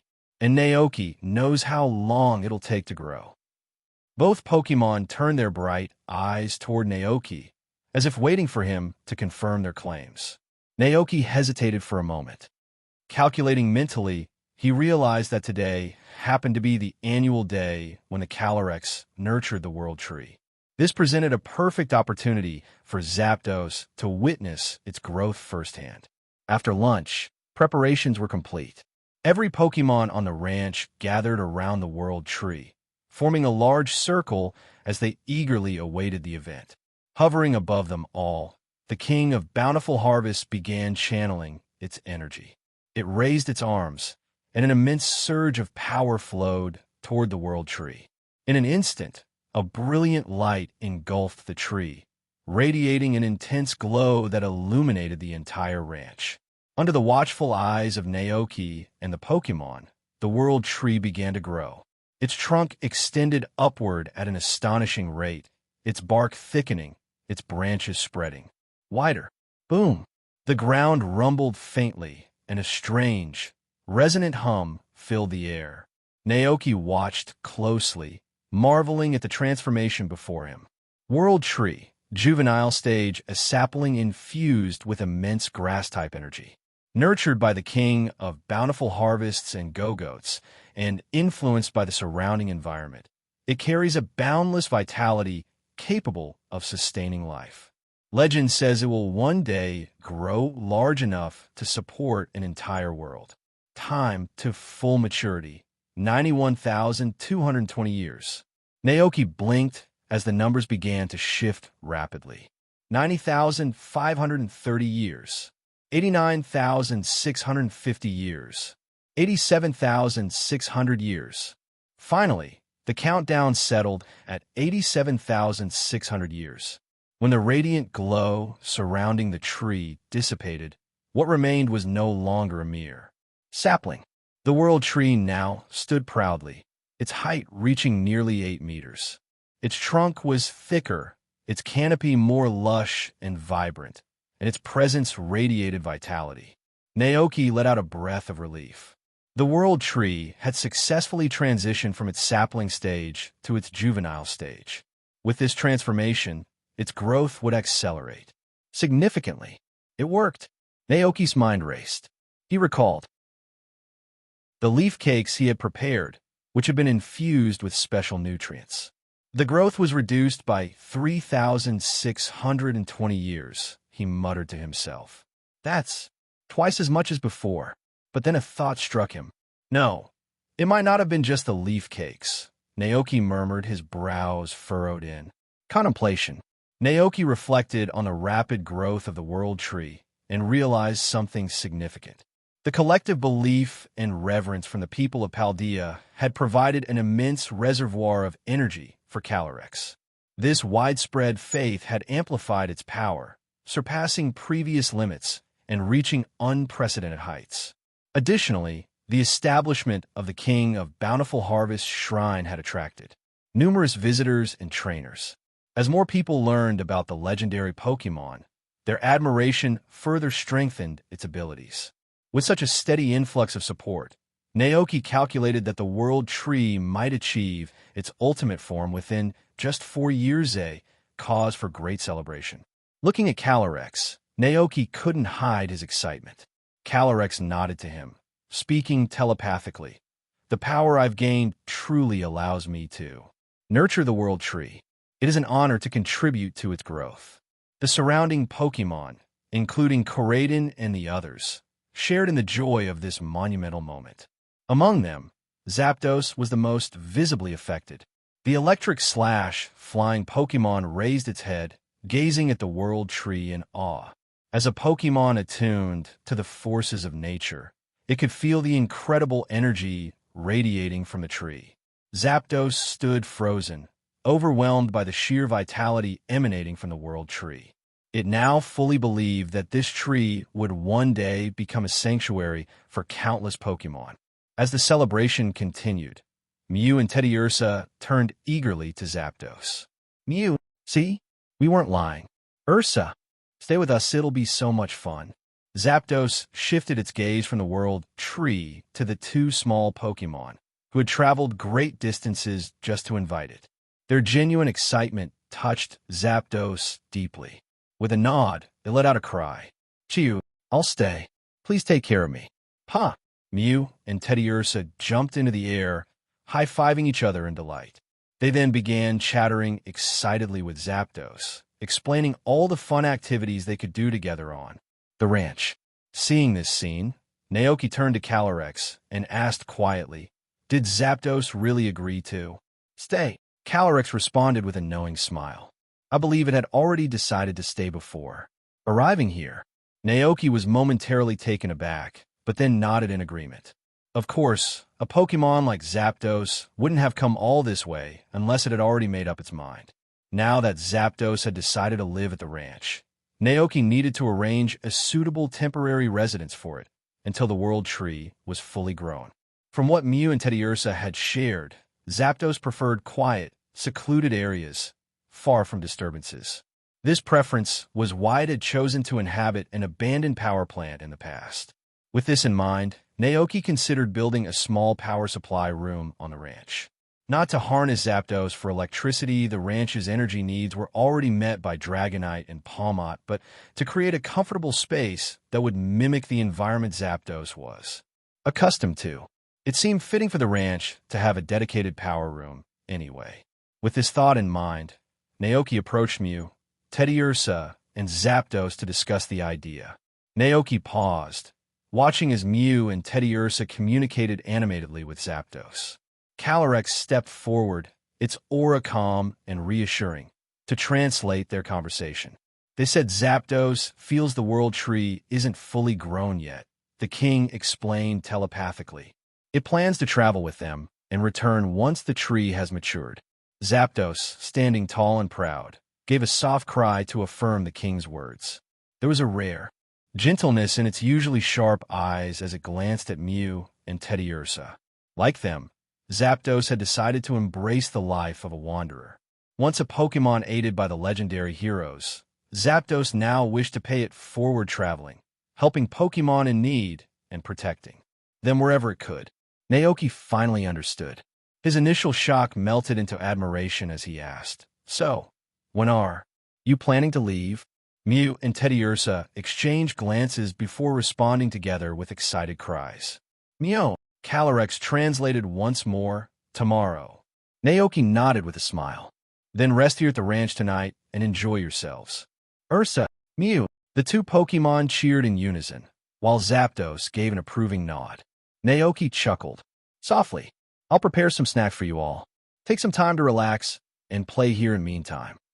As the Pokémon dispersed to explore and enjoy the ranch, Naoki returned to the kitchen. Opening the fridge, he retrieved honey and other ingredients Teddiursa's favorite. As he worked on preparing the snacks, his thoughts drifted to the duo's adventures. They truly worked fast, Naoki mused. Within a short span, they'd already befriended a Pokémon as rare and powerful as Zapdos. And if history were any indication, this was just the beginning. He recalled the tales Mew and Teddiursa had shared about the Pokémon they encountered during their travels. The two had eagerly mentioned potential friends they might bring to the ranch someday. A cheerful, far-fetched, scrafty crabrawler. Judging by their charm and infectious energy, it was unlikely any wild Pokémon would refuse their invitation. Naoki chuckled to himself, realizing that this great hero expedition team might just become a Pokémon lottery of sorts, bringing back companions ranging from legendary birds to mischievous crabs. But this thought also raised a logistical challenge. If Mew and Teddiursa encountered larger Pokémon like Agron, Nidoking, or Snorlax, it would be impossible for Zapdos to transport them. Even Zapdos' impressive strength had its limits. As Naoki needed dough, an idea struck him. What if he equipped the expedition team with Pokeballs? Modern Pokeballs had a shrinking feature, making them small and easy to carry even for Pokémon like Mew and Teddiursa. If they encountered a Pokémon that wanted to join the ranch, the Pokémon could simply enter a Pokeball for easier transport. Zapdos or another flying Pokémon could then deliver these friends back to the ranch. This idea seemed practical, especially with Zapdos now part of the team. The legendary bird could carry a sturdy shoulder bag like Dragonite's satchel filled with emergency supplies such as life-saving Gagote milk and detoxifying Pecha fruit. When delivering Pokémon to the ranch, Zapdos could replenish its supply of provisions, ensuring the expedition team always had what they needed for their journeys. But Naoki hesitated. While the plan sounded efficient, he wondered if it was fair to Zapdos. Turning the legendary Pokémon into a delivery bird might not sit well with it. He decided to discuss the idea with all 3 members of the Heroes Expedition team later. Their approval and willingness were essential for this plan to succeed. With a crisp ding, the oven signaled its completion. Naoki donned heat-insulating gloves, carefully removed the honey bread and freshly baked puffins, and placed them in a picnic basket. Carrying the basket, he headed outside to find the 3 members of the Great Hero Expedition team. He found them huddled near Glacian's ice cellar, whispering among themselves. As Naoki approached, he noticed the remnants of their once prized secret base, now reduced to rubble, a casualty of Koraidon's powerful punch. Clearly, Mew had discovered the destruction but hadn't yet pieced together what had happened. Naoki scratched the back of his head awkwardly and explained, "About that, there was a noisy toy inside the base, and Glacian thought it was haunted. So, I asked Koraidon to investigate. Unfortunately, we didn't realize it was your secret base." He added quickly, "I'm really sorry, Mew. Don't be too upset. There are plenty of other spots on the ranch where you can build a new base." Mew tilted its head, its expression shifting from sadness to understanding. After hearing the explanation, it nodded thoughtfully. The base, after all, had always been temporary. Once the world tree grew tall enough, Mew had planned to move the base up there anyway. With its concerns alleviated, Mew turned its attention back to Naoki. "Marie," Mew chirped softly, signaling it wasn't upset anymore. The aroma wafting from the picnic basket quickly caught the attention of the group. Naoki smiled, sensing their curiosity. "How about we talk more on the grass while we eat?" "Ursa, Mew." The expedition team eagerly followed as Naoki spread a picnic blanket on the soft grass. He unpacked the basket, laying out the fragrant honey bread, puffins, and refreshing drinks. Soon, Glacian, Alchemy, Koraidon, and other Pokémon gathered around, drawn by the irresistible smells. As Teddiursa and Mew dug into the treats with enthusiasm, Zapdos hesitated momentarily before lowering its beak to peck at a puffins. The legendary Pokémon's sharp demeanor softened slightly as it sampled the sweet snack. Naoki watched the scene unfold with quiet satisfaction. Seeing the Pokémon enjoy the food he'd prepared brought him immense joy. Nothing beats the sight of happy Pokémon, he thought. Breaking the silence, Naoki asked, "So, when are you planning to leave tomorrow?" Teddiursa paused mid-bite, then nodded affirmatively. "Ursa." Naoki smiled knowingly. "Morning, like last time?" Teddiursa nodded again. Naoki continued, "Are you planning to invite more Pokémon friends to live on the ranch?" Before Teddiursa could answer, Mew eagerly nodded. Mew, its enthusiasm was clear. It wanted all its friends to live together, ensuring they'd never have to be apart. "I see," Naoki said, a touch of concern creeping into his voice. "But here's the thing. Flying Pokémon like Zapdos can easily get here on their own. But what about bigger Pokémon, like Snorlax or Agron? How will you bring them to the ranch?" At this, both Mew and Teddiursa paused. They set down their puffins, thoughtful expressions crossing their faces. Naoki's question had clearly struck a chord. "Ursa," Teddiursa murmured, scratching its cheek in contemplation. It hadn't considered the challenges of transporting larger Pokémon. Mew floated in place, its tail twitching as it pondered the question. Memories of past encounters surfaced, massive Pokémon like Rhydon, with its ironclad hide, or the towering Onix, whose body of boulders stretched endlessly. How could such colossal friends possibly traverse the vast ocean separating the ranch from distant lands? Mew and Teddiursa were clearly troubled as they thought about transporting large Pokémon back to the ranch. The idea of a massive Onix or Rhydon being carried by a flying Pokémon seemed impossible. The sheer weight alone would crush the flyer. The two Pokémon stared at the uneaten snacks in front of them, their usual excitement replaced by concern. Even Zapdos, usually composed, paused to consider the dilemma. Chirp! Zapdos finally offered, signaling its willingness to help. But Mew carefully compared the size of Onix to Zapdos in its mind. With a solemn shake of its head, it muttered, "Mew." There was no way Zapdos could handle such a load. Seeing their expressions, Zapdos grew puzzled, unsure of what else could be done. The group pondered the problem in silence for some time, each coming up short. Finally, Teddiursa turned to Naoki, its eyes shining with hope. "Ursa." Surely Naoki, who always had solutions, could figure something out. Sitting cross-legged on the grass, Naoki reached out to ruffle Teddiursa's fur reassuringly. "I do have an idea," he said, smiling. Mew's ears perked up. Mew, Zapdos, too, turned its sharp gaze toward Naoki, curious. Naoki leaned forward slightly. "Do you know how humans carry large Pokémon around?" Teddiursa froze, deep in thought. The memory of being carried in a Pokeball resurfaced, and its eyes lit up. "Ursa." "Exactly," Naoki confirmed. "The solution is Pokeballs. With a Pokeball, no matter how big the Pokémon is, it can easily be transported back to the ranch. We wouldn't even need Zapdos to carry them, just a simple delivery using a flying Pokémon like a toucannon." The idea immediately brightened the mood. Mew and Teddiursa exchanged excited looks. Their worries melted away, replaced by newfound optimism. Even Zapdos seemed relieved. Naoki grinned at their enthusiasm. "Are you sure you want to go with this plan?" he asked. He knew this approach might be unconventional for the wild Pokémon his team would meet.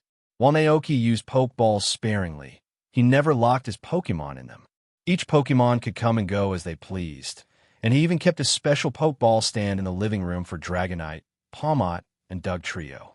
During the winter, Dragonite would often retreat into its Pokeball for warmth, emerging again each morning. The setup worked well for his Pokémon, but Naoki wondered if wild Pokémon would be comfortable with this arrangement. Still, Mew and Teddiursa nodded firmly. Their trust in Naoki was unwavering. They believed he would treat their new friends with the same kindness he showed them. "All right," Naoki said, "I'll handle the preparations." With that, Naoki excused himself and hopped on a Koraidon's back, heading toward Kosagi Town. Once there, he visited the department store and purchased a red shoulder bag identical to the one Dragonite used. Naoki carefully packed the newly purchased supplies into the spacious shoulder bag. Utilizing advanced space compression technology similar to that used in trainers' backpacks, the bag was perfect for traveling Pokémon. It could hold an impressive amount of items while remaining light and portable. After leaving the department store, Naoki stopped by a supply shop to purchase 50 Pokeballs and several essential emergency medicines. Once satisfied with his shopping, he returned to the ranch to prepare the expedition team for their next adventure. Gathering Mew, Teddiursa, and Zapdos, Naoki began explaining each item. "This," he said, holding up the bag, "is a large capacity space, fruits or tools you pick up during your travels." He then held up a small vial. "These are emergency medicines. For example, this one is an antidote. Like the Pecha berries, it can cure Pokémon of poisoning. However, unlike berries, medicines don't spoil over time, making them more reliable on long journeys." Once Naoki confirmed that Mew and Teddiursa understood how to use the medicines, he carefully placed them into the bag. Next, he retrieved 50 bottles of Gagote milk from his stockpile. "This is life Gagote milk," he said, It's incredibly potent, capable of healing even severe injuries in Pokémon. If you encounter injured Pokémon in the wild, make sure to use this. Teddy Ursa nodded enthusiastically, clearly eager to help. Naoki smiled and packed the milk bottles securely into the bag. Then, he brought out several snacks and rations. These are for you. Not only are they delicious, but they'll also help restore your energy when you're tired. Finally, he took out the Pokeballs. Shrunk to the size of marbles, they glimmered in the sunlight as he placed them before the group. Do you know how to use these? Naoki asked. Mew and Teddy Ursa shook their heads in unison. Naoki picked one up and demonstrated. See this button here? Press it, and the Pokeball will expand. He pressed the button, and the small Pokeball grew to the size of a fruit. To open the Pokeball, press the button again. If you want to capture a Pokemon, aim the button toward its head, and the Pokeball will activate automatically. He continued, once a Pokemon is inside, you can shrink the ball again, making it easy to carry. This way, even large Pokemon can be transported without issue. Mew and Teddy Ursa stared at the Pokeballs with wide, curious eyes. Mew floated forward, its tiny paw reaching out toward one of the balls. To Naoki smiled surprise. Mew pressed the button. A red beam of light shot out, enveloping Mew in its glow. Before anyone could react, Mew disappeared into the Pokeball. Naoki blinked. What? The ball shook briefly, then fell still. Moments later, it clicked open, and Mew reappeared, hopping out with a gleeful mew. It had clearly enjoyed the experience and was now brimming with excitement. Naoki didn't know whether to laugh or sigh. Well, at least you figured it out, he muttered, watching Mew bounce around happily, proud of its newfound knowledge. Naoki carefully secured the new shoulder bag around Zapdos' neck. The legendary bird lowered its head slightly, making it easier for Naoki to adjust the strap. Zapdos seemed perfectly content with its new role, a subtle gleam of pride in its sharp eyes. Helping its friends brought it a quiet sense of joy. All done. Naoki clapped his hands with satisfaction. You can also store your camera in there and take it out when you need it. Teddy Ursa immediately perked up at the suggestion. It removed the camera hanging around its neck, hopped on a Zapdos, and carefully placed it in the bag. Ursa! It chirped clearly, proud of itself. Naoki chuckled. Looks like you figured out how to use the shoulder bag. Now you can set off on your journey with peace of mind. Hearing this, Mew and Teddy Ursa high-fived each other enthusiastically before turning to Zapdos and inviting it to join in. With a loud pop, their high-fives echoed in unison, symbolizing the official formation of the Great Hero Expedition team. Naoki and Dragonite stood to the side, watching the scene unfold. This is getting more and more formal. Naoki mused to himself, amused by the growing camaraderie of the trio. The entire setup reminded Naoki of the Pokémon Mystery Dungeon series, where Pokémon formed exploration teams to help others and take on exciting missions. Those teams had their own guilds and even catchy slogans like work hard, never give up, and smile along the way. A thought struck Naoki. Perhaps he could replicate something similar on the ranch in the future. When the World Tree reached its full maturity, it could host facilities like a Pokémon tavern, a restaurant, and even the headquarters for the expedition team. Zapdos might be the first member of this team, but Naoki had a feeling many others would follow. His mind wandered briefly, imagining Pokémon that might join the expedition. Slowking for its wisdom, Oranguru for its strategic thinking, Happiny as a field medic, Tropius as a provider of fruits, and even Hoopa, whose ring-based teleportation would make it the perfect transport specialist. The idea of Hoopa summoning legendary Pokémon for a mission brought a smile to his face. But that was a plan for the future right now. His focus was on ensuring the expedition team had everything they needed. The peaceful night passed, and as the first light of dawn broke over the ranch, the Great Hero Expedition team prepared to set off on their journey. This time, instead of transforming into a flying Pokémon, Mew and Teddy Ursa sat comfortably on Zapdos' back. The legendary bird seemed more than happy to carry its friends, a red bag filled with supplies hanging securely around its neck. Zapdos didn't seem burdened by its new role. On the contrary, it looked eager to embark on the adventure, its sharp eyes glinting with anticipation. As the sun rose higher, the silhouettes of the expedition team grew smaller, gradually disappearing into the horizon. Standing with the ranch Pokémon, Naoki waved them off with a heartfelt wish. Go forth and use the milk of life to help Pokémon in need. As the light of day spread across the ranch, Naoki's thoughts turned to the future. What kind of Pokémon would Mew and Teddiursa invite to the ranch next? February 19th, 199th year of the Alliance calendar. 7 days had passed since the expedition team's departure, and life on the ranch had settled back into its peaceful routine. Under the diligent guidance of Koraidon and Naoki, Fluttermane was slowly adjusting to this unfamiliar era. However, one thing remained a persistent challenge: Fluttermane's erratic schedule. During the day, Fluttermane would sleep soundly, only to emerge at night, gliding silently above the ranch with an air of mystery. While it appeared to simply be enjoying the tranquility, Naoki couldn't help but worry. The unsettling possibility of it hunting other Pokémon on the ranch weighed heavily on his mind. These concerns eventually crept into his dreams. Late one night, Naoki awoke with a start, heart pounding from a vivid nightmare.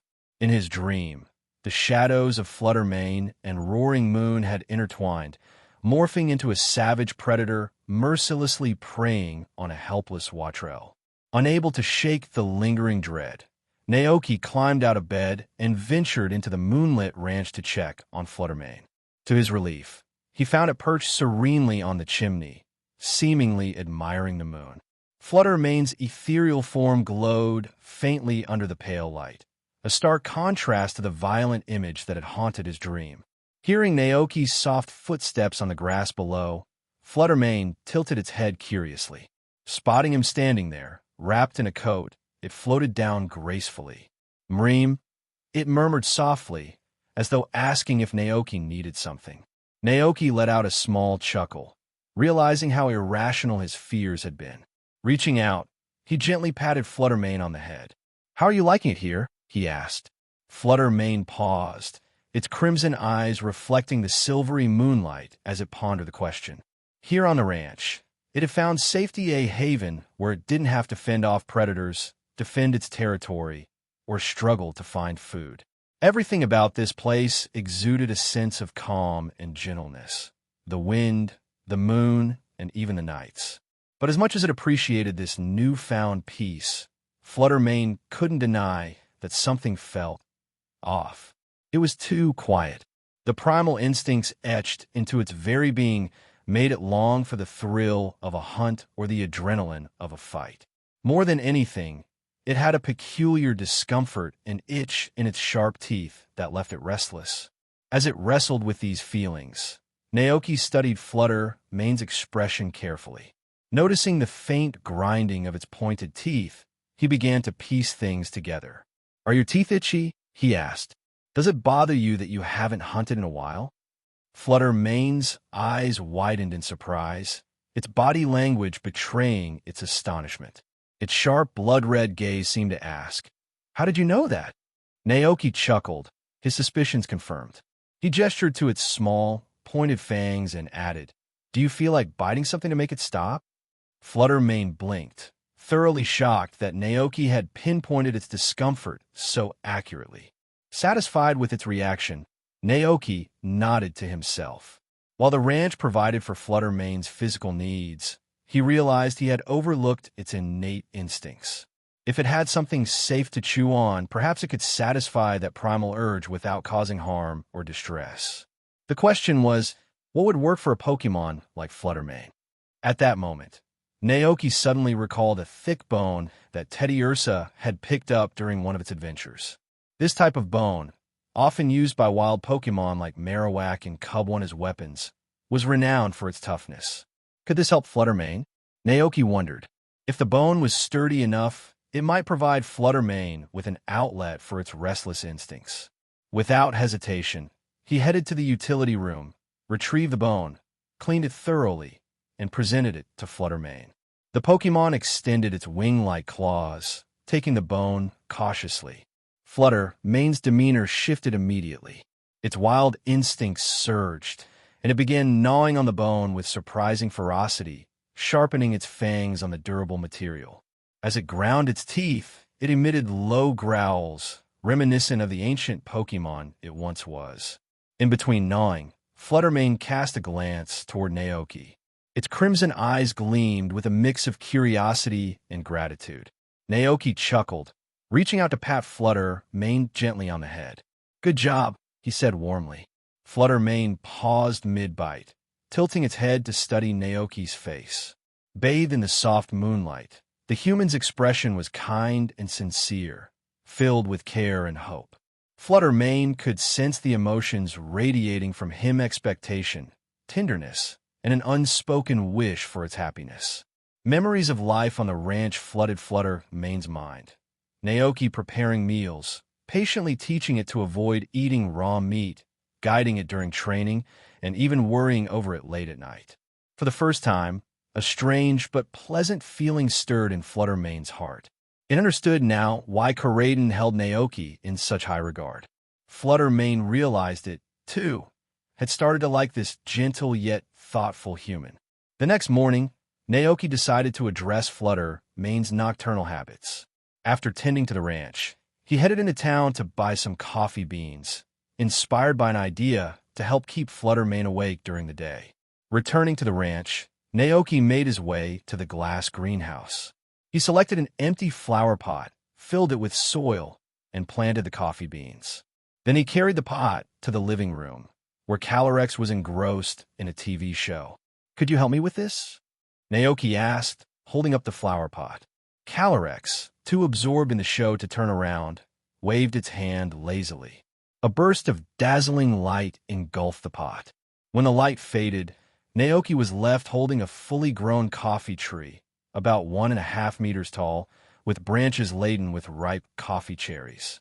Startled by the sudden transformation, Naoki let out a cry of surprise.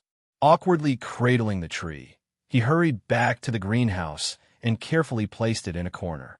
The bright red cherries gleamed invitingly on the tree. Naoki inspected them closely. Coffee cherries. The berries inside can be used to make coffee. Over the next week, Naoki dedicated himself to the laborious process of turning the cherries into coffee beans. He removed the fruit's flesh, fermented the beans, shelled them, washed, dried, and finally roasted them.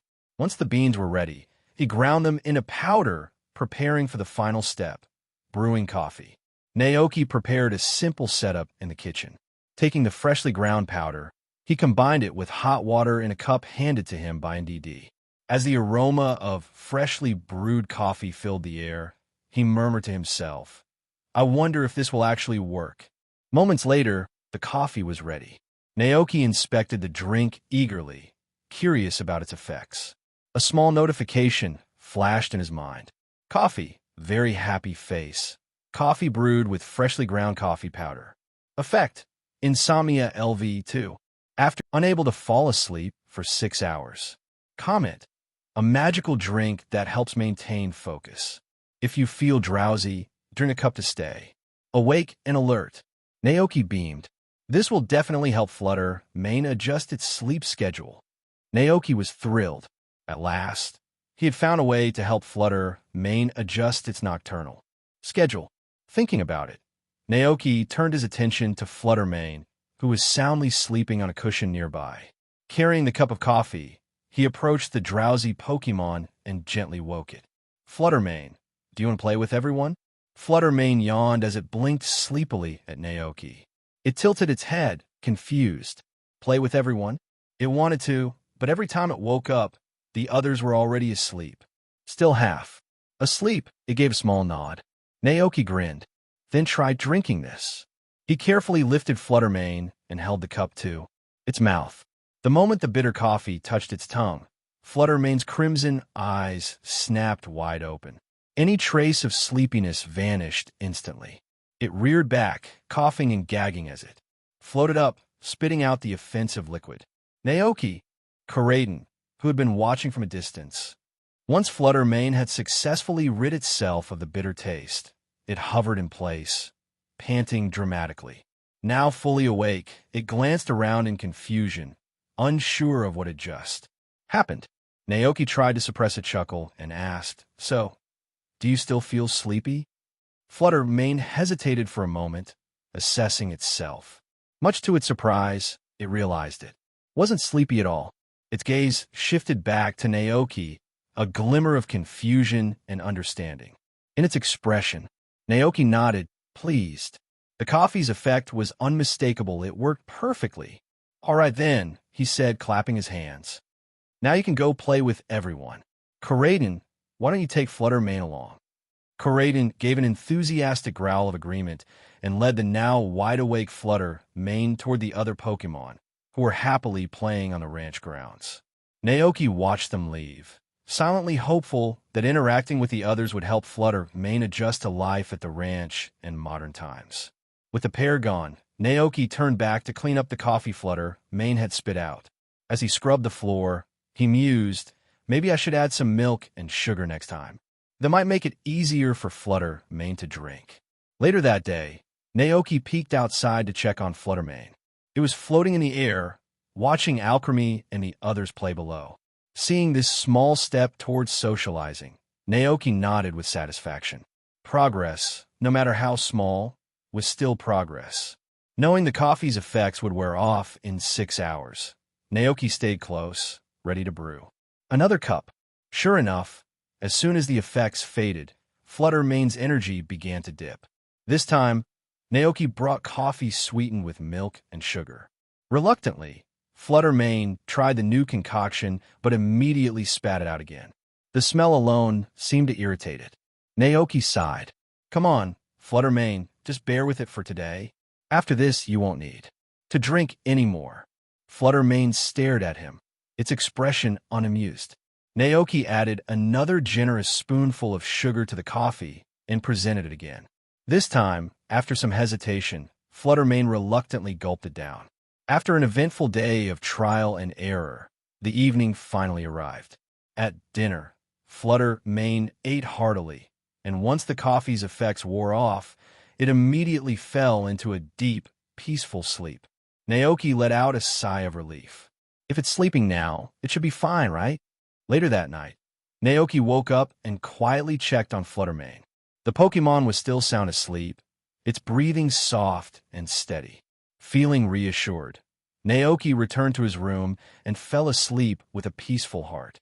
The next morning, Flutter Mane woke up naturally, blinking groggily as sunlight streamed into the room. It stretched and looked around, its gaze settling on Naoki, who was sitting nearby. Naoki smiled as he saw Flutter Mane waking up. "Good morning, Flutter Mane," he greeted cheerfully. Flutter Mane blinked groggily and looked around, its expression mildly confused but not unfriendly. Just then, Glacian dashed past in hot pursuit of Alchemy. It turned out that Alchemy had mischievously decorated Glacian's face with cream while it slept, transforming it into a giant, cream-smeared tabby cat. After spending time with the ranch Pokémon yesterday, Flutter Mane had begun to accept the gentle, playful nature of its new companions. Watching Glacian angrily chasing after Alchemy, it found itself smiling for the first time, as though the scene was genuinely amusing. Glacian, however, noticed Flutter Mane's smile and misinterpreted it as mockery. Embarrassed and fuming, Glacian turned away from Alchemy with a huff, its face flushed a deep red. Realizing it had upset Glacian, Alchemy quickly rushed over to apologize. To make amends, it smeared its own face with cream, mimicking the tabby cat look. The gesture earned Glacian's forgiveness, and the two Pokémon soon burst into laughter together. Flutter Mane watched the entire scene unfold, its smile growing wider. For the first time, it felt genuinely entertained by its new environment. Naoki, who had been observing from a distance, nodded in satisfaction. From this perspective, Flutter Mane was beginning to resemble Palmot lighthearted in content. The plan to help Flutter Mane adapt to its new life was working, and Naoki finally felt reassured. The ranch Pokémon, particularly the friendly and spirited Alchemy and Palmot, were proving to be the perfect influences to help Flutter Mane feel at home. Given time, Naoki believed Flutter Mane would integrate seamlessly into the ranch's peaceful way of life. As Naoki reflected on Flutter Mane's progress, his thoughts drifted to the Area Zero Research Institute and its enigmatic professors. He wondered what methods they might have used to help the Paradox Pokémon adapt to this era.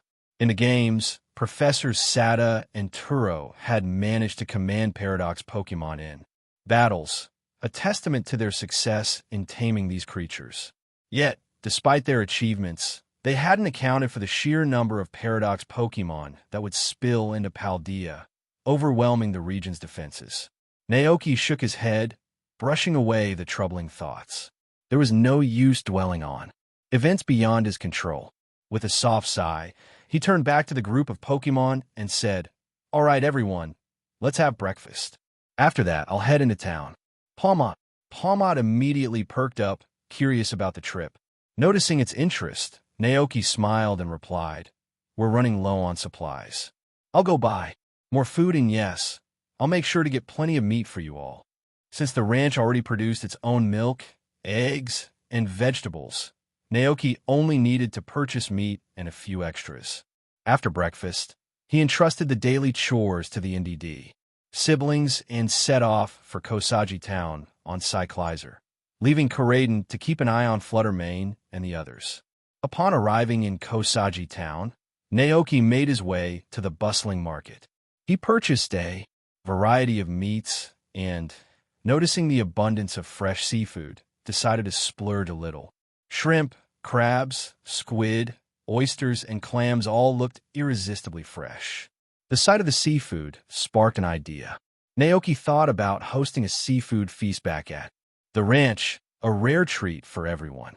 Inspired, he bought several $1,000 worth of seafood, already imagining the delicious dishes he could prepare. As he loaded his purchases, Naoki recalled videos he'd once seen of people foraging along beaches for clams, mussels, and crabs. The idea intrigued him. Perhaps, in a few days, he could visit the nearby coast to try his luck at gathering seafood himself. After purchasing the groceries, Naoki prepared to head straight back to the ranch. Riding on Cyclizer along the streets of Kosagi Town, he noticed a new antique shop that had recently opened. At first, Naoki paid it little attention and continued on his way, but a thought soon struck him. He slowed Cyclizer to a halt and looked back toward the shop, recalling the Gimmighoul hiding in the corner of his tavern. Despite having discovered the coin chess Pokémon some time ago, Naoki had yet to interact meaningfully with it. Gimmighoul was a fascinating Pokémon, both elusive and enigmatic. Its evolved form, Goldingo, was particularly rare and highly sought after not only for its unique appearance, but also for the lore surrounding its ability to bring good fortune. However, evolving Gimmighoul into Goldingo required a staggering 999 coins. The sheer number made the task daunting, but Naoki had always considered it a worthwhile challenge. Besides, a Goldingo would be a perfect addition to the tavern, both as a quirky companion and as a living fortune charm to attract more customers. With that in mind, Naoki had an idea. The antique shop might have coins that Gimmighoul would treasure. If he could find such coins, it might help him bond with the Pokémon and take a step closer to its evolution. Naoki had never noticed this antique shop before. It must have opened recently. The heavy, intricately carved wooden door gave way to a wave of rustic charm as Naoki stepped inside. The air was thick with an aged aroma, evoking the passage of time. The interior was spacious, with a counter directly across from the entrance and rows of shelves lining the walls. Each shelf displayed an array of antiques, worn pottery, faded scrolls, and relics from bygone eras. Behind the counter stood a middle-aged man with slicked-back hair, round-framed glasses, and an air of refinement. He was dusting the counter with a feather duster while a Luxray cub snoozed lazily on the bar. The faint creak of the door caught their attention. The man looked up, his eyes gleaming with enthusiasm. "A customer? Welcome," he said warmly. The Luxray cub yawned and raised its head, its piercing eyes briefly meeting Naoki's. "Hello," Naoki greeted with a polite smile. "What brings you in today?" The shopkeeper sat down, his feather duster, and approached with a spring in his step. "Are you looking for collectible antique paintings, or perhaps evolution tea sets for Pokémon like Sinistea and Polteageist? We carry a wide variety of treasures here." Naoki blinked in surprise. He was familiar with Polteageist, but the mention of another Pokémon, Sinistea, piqued his curiosity. "Sinistea?" Naoki repeated, tilting his head. The shopkeeper raised an eyebrow, genuinely surprised. "You've never heard of it?" Naoki shook his head. "I only know about Polteageist." "Ah, that makes sense." The shopkeeper adjusted his glasses and smiled. Sinistea and Polteageist are closely related. Both are tea Pokémon, but Sinistea is native to the distant Kitakami region. Like Polteageist, it requires a special tea set to evolve. He gestured toward one of the shelves, where an ornate tea bowl rested. This, for example, is a tea set needed for Sinistea's evolution. It said that these Pokémon form from the lingering regrets of tea masters who never perfected their craft. Their essence is bound to matcha, creating these peculiar beings. The shopkeeper leaned inconspiratorially. "In Kitakami, there's a chilling legend about Sinistea.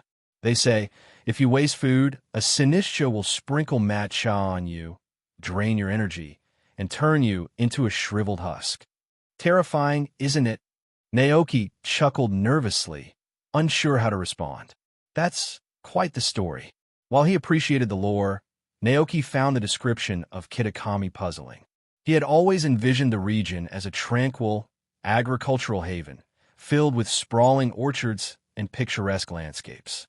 The contrast between its idyllic image and this macabre tale was striking. "I bet it's just a story to scare people," Naoki mused inwardly. Like the rumors about Polteageist or Gimmighoul. Still, he hadn't come here to discuss tea Pokémon. His attention turned back to the array of antiques lining the walls. Each piece seemed to hold a story, and the shopkeeper was eager to share them. "That suit of armor over there," the shopkeeper began, pointing to a polished set displayed in a corner, belonged to a knight of the Paldean kingdom. "It's over 500 years old and still remarkably preserved, with no signs of rust." He gestured to a stack of ancient books nearby. "And these?" They're Pokémon observation journals penned by scholars of the Paldean kingdom. The contents might seem like common knowledge today, but back then, this information was groundbreaking. Finally, the shopkeeper moved to a ceramic pot. "This, they say, once belonged to the king of Paldea. He drank water from it during his reign." Naoki. Naoki silently regarded the pot, which, to his amusement, resembled an old chamber pot. His eyes then caught something far more intriguing, a weathered treasure chest about 30 centimeters tall, sitting at the other end of the shelf. It radiated a charm that immediately piqued his interest. The shopkeeper noticed Naoki's gaze and walked over. "Ah, this treasure chest," he began. "It's another relic from the Paldean Kingdom era, just like the pottery jar. Over 2,000 years ago, during the kingdom's golden age, explorers embarked on grand treasure hunts. This chest was recovered during one such expedition. Unfortunately, its treasures were removed long ago, leaving only the chest behind." Naoki leaned in, examining the fine details of the chest. "How much are you asking for it?" he asked. The shopkeeper adjusted his glasses thoughtfully. "I won't lie, there's nothing inside. It's an empty shell now, but as a historical artifact, it's still valuable. I can part with it for 20,000 poke dollars." Naoki mulled it over. While 20,000 poke dollars wasn't a prohibitive sum, he could easily recoup it by selling a bottle of gagote milk. He still wasn't sure if the chest was worth the price. Moreover, such artifacts didn't have a standardized market value. Pricing was largely subjective. Deciding to negotiate, Naoki tapped into his limited bargaining skills. "How about 10,000? He countered. The shopkeeper's expression tightened. "You're joking, right? Even mass-produced decorations cost more than that," he scoffed. "And this chest is an authentic antique over 2 millennia old." Naoki tried again, smiling diplomatically. "How about 15,000? I'd also be open to a long, Term partnership if that sweetens the deal. The shopkeeper's interest was piqued. A long-term partnership, you say? What sort of arrangement? Naoki pointed to a pair of ancient coins displayed on a nearby shelf. I see you have some Gimigal coins. I'm looking to collect as many of those as I can get my hands on. If you can supply me with coins like those, we could work together regularly. The shopkeeper followed Naoki's gesture, his gaze landing on the coins. The coins, also relics from the Paldean Kingdom, were once used as currency and held historical significance. Modern collectors valued such coins for their rarity, though their market price was relatively modest, typically around $50,000, far less than high-end antiques like rare tea sets. You're interested in those coins? The shopkeeper asked, intrigued. Naoki nodded. Yes, I recently encountered a Gimigal at home, and it seems to have an affinity for these coins.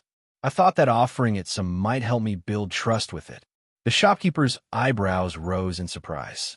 A Gimigal? Naoki's interest in the shop's treasures had left the owner perplexed. To the shopkeeper's discerning eye, Naoki didn't seem like a collector of antiques.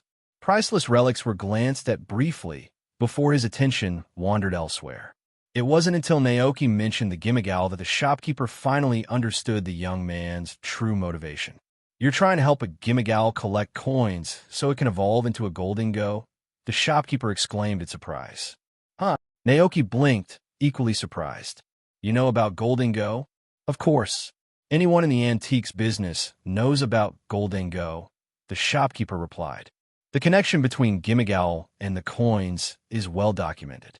These Pokémon originated during the reign of the Paldean Kingdom over 2,000 years ago, their existence intrinsically tied to the greed of treasure-seeking explorers. Naoki nodded slowly. That makes sense. The shopkeeper continued, his tone almost reverent. It wasn't until 2 centuries ago that people even realized Gimigal could evolve. As the story goes, an antique collector befriended a Gimigal, which had an insatiable desire for coins. To please his companion, the collector spent a fortune amassing the gold coins from all over the world. And then, Naoki asked, leaning forward with curiosity. With enough coins, the Gimigal merged with them and evolved into Goldingo, a rare and extraordinary Pokémon, the shopkeeper said with excitement. Since then, collectors have dreamed of replicating that success. But Gimigal are incredibly timid and flee at the sight of humans. Capturing one is a monumental challenge. Naoki listened intently as the shopkeeper's tone turned more serious. And even if someone managed to capture a Gimigal, collecting the necessary coins is a daunting task. The coins aren't easy to come by. They're scattered across ruins, tombs, and other dangerous locations. Most people give up long before gathering enough. Is that why no one's seen a second Goldingo in over 200 years?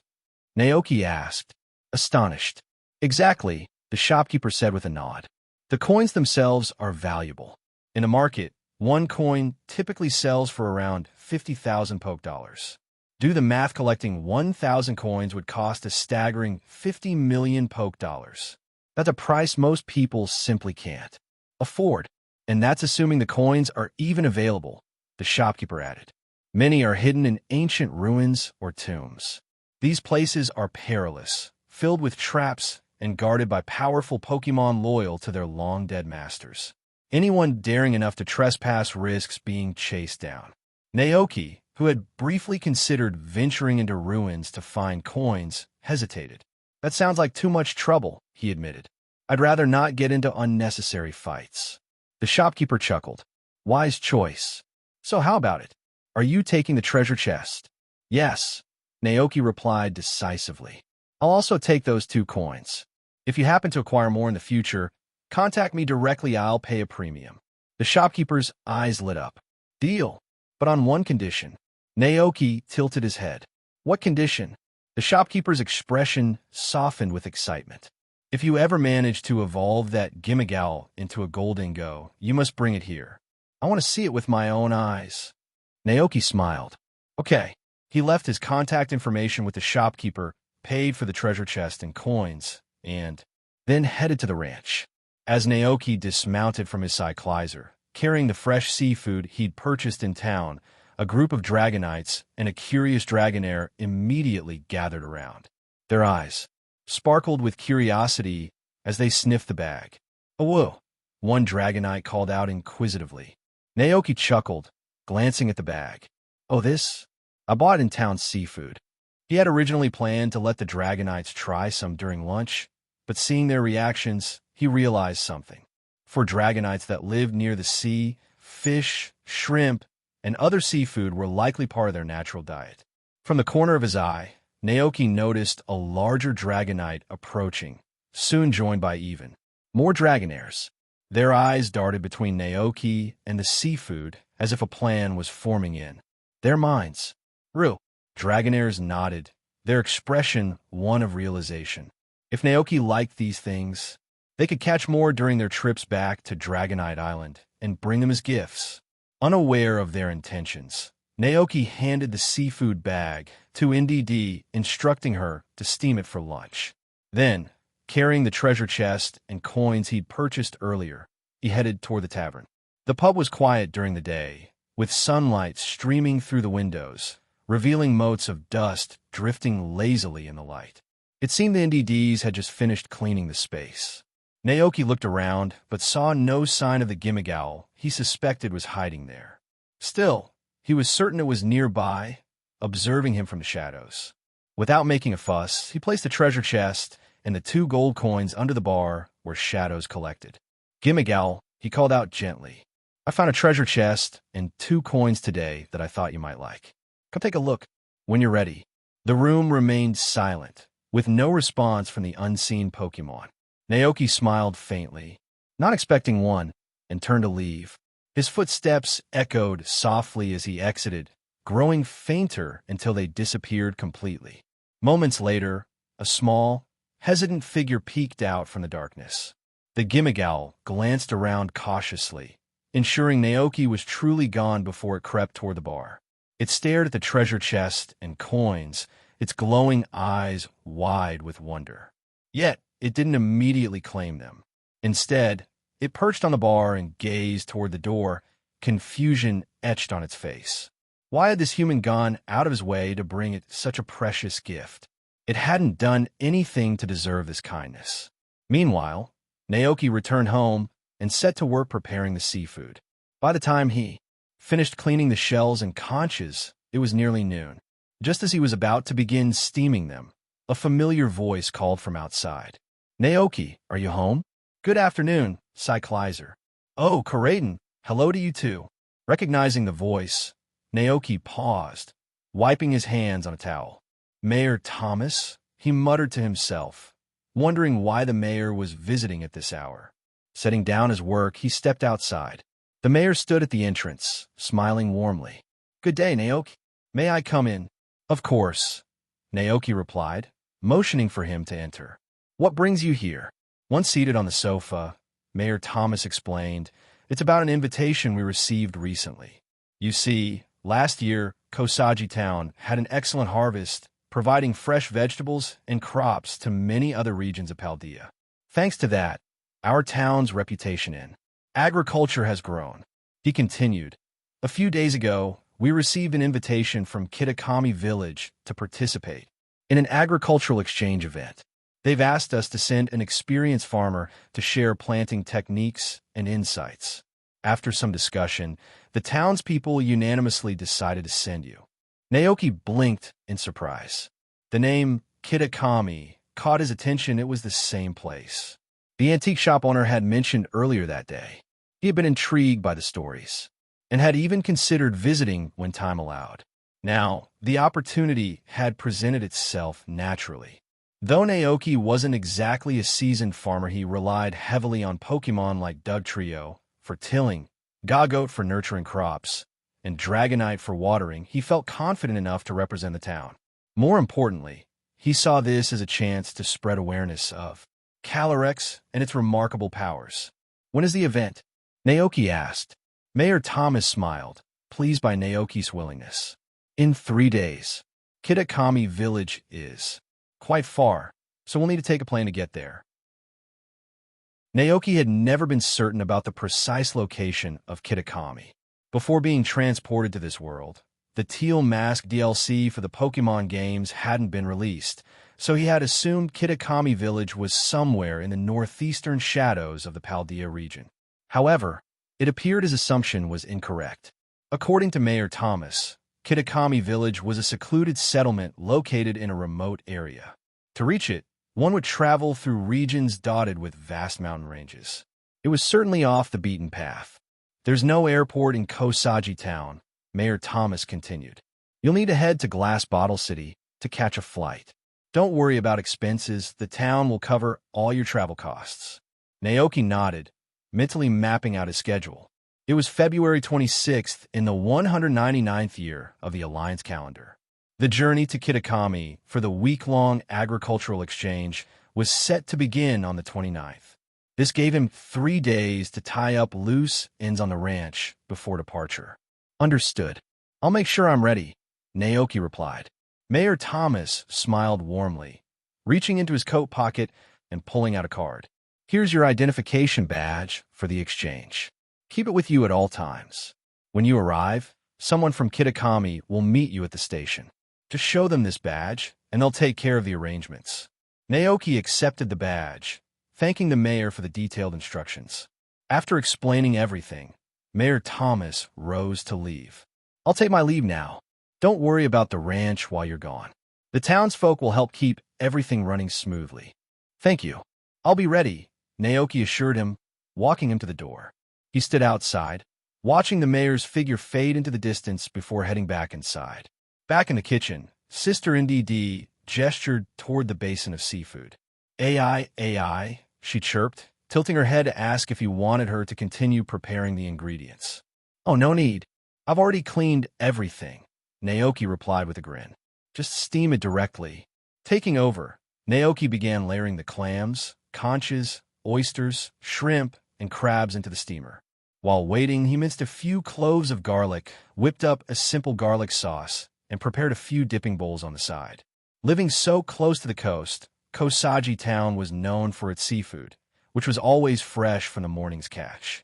As the pot began to steam, the rich aroma of the ocean filled the kitchen, mingling with the savory scent of garlic.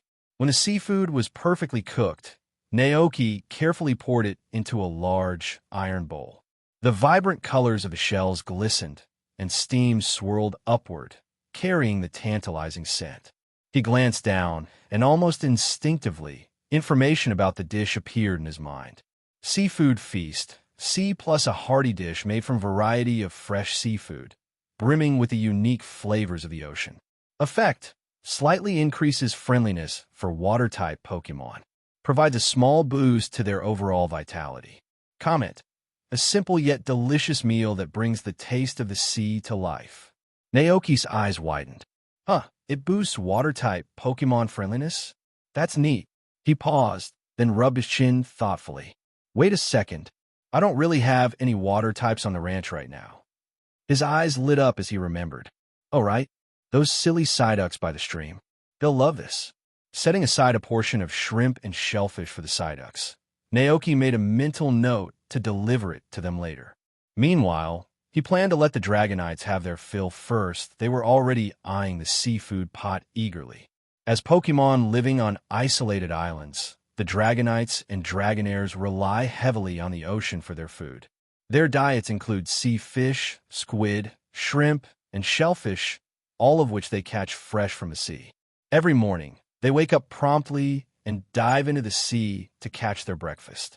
After their meal, the Dragonites fly to Naoki's ranch to help with work, where they are rewarded with delicious poffins as a treat. The Dragonites don't return to Dragonite Island at noon, so Naoki prepares nutritious sandwiches to keep them energized. They stay on the ranch until sunset, returning to their island as the day ends. For these Pokémon, seafood is a regular part of their diet. However, the dishes Naoki prepares elevate the flavors, making the familiar taste extraordinary. When Dragonite bit into a squid dipped in sauce, its eyes lit up with delight. Soon, all the Dragonites were savoring their portions with clear expressions of satisfaction. In contrast, Karaden and Cyclizer showed little interest in seafood. They much preferred large, juicy cuts of grilled meat that exploded with flavor at every bite. Unsurprisingly, the entire pot of seafood was devoured by the Dragonites, who still looked like they hadn't had enough. Naoki watched them with a mixture of amusement and exasperation. That evening, the Dragonites and Dragonaires returned to Dragonite Island carrying boxes of poffins.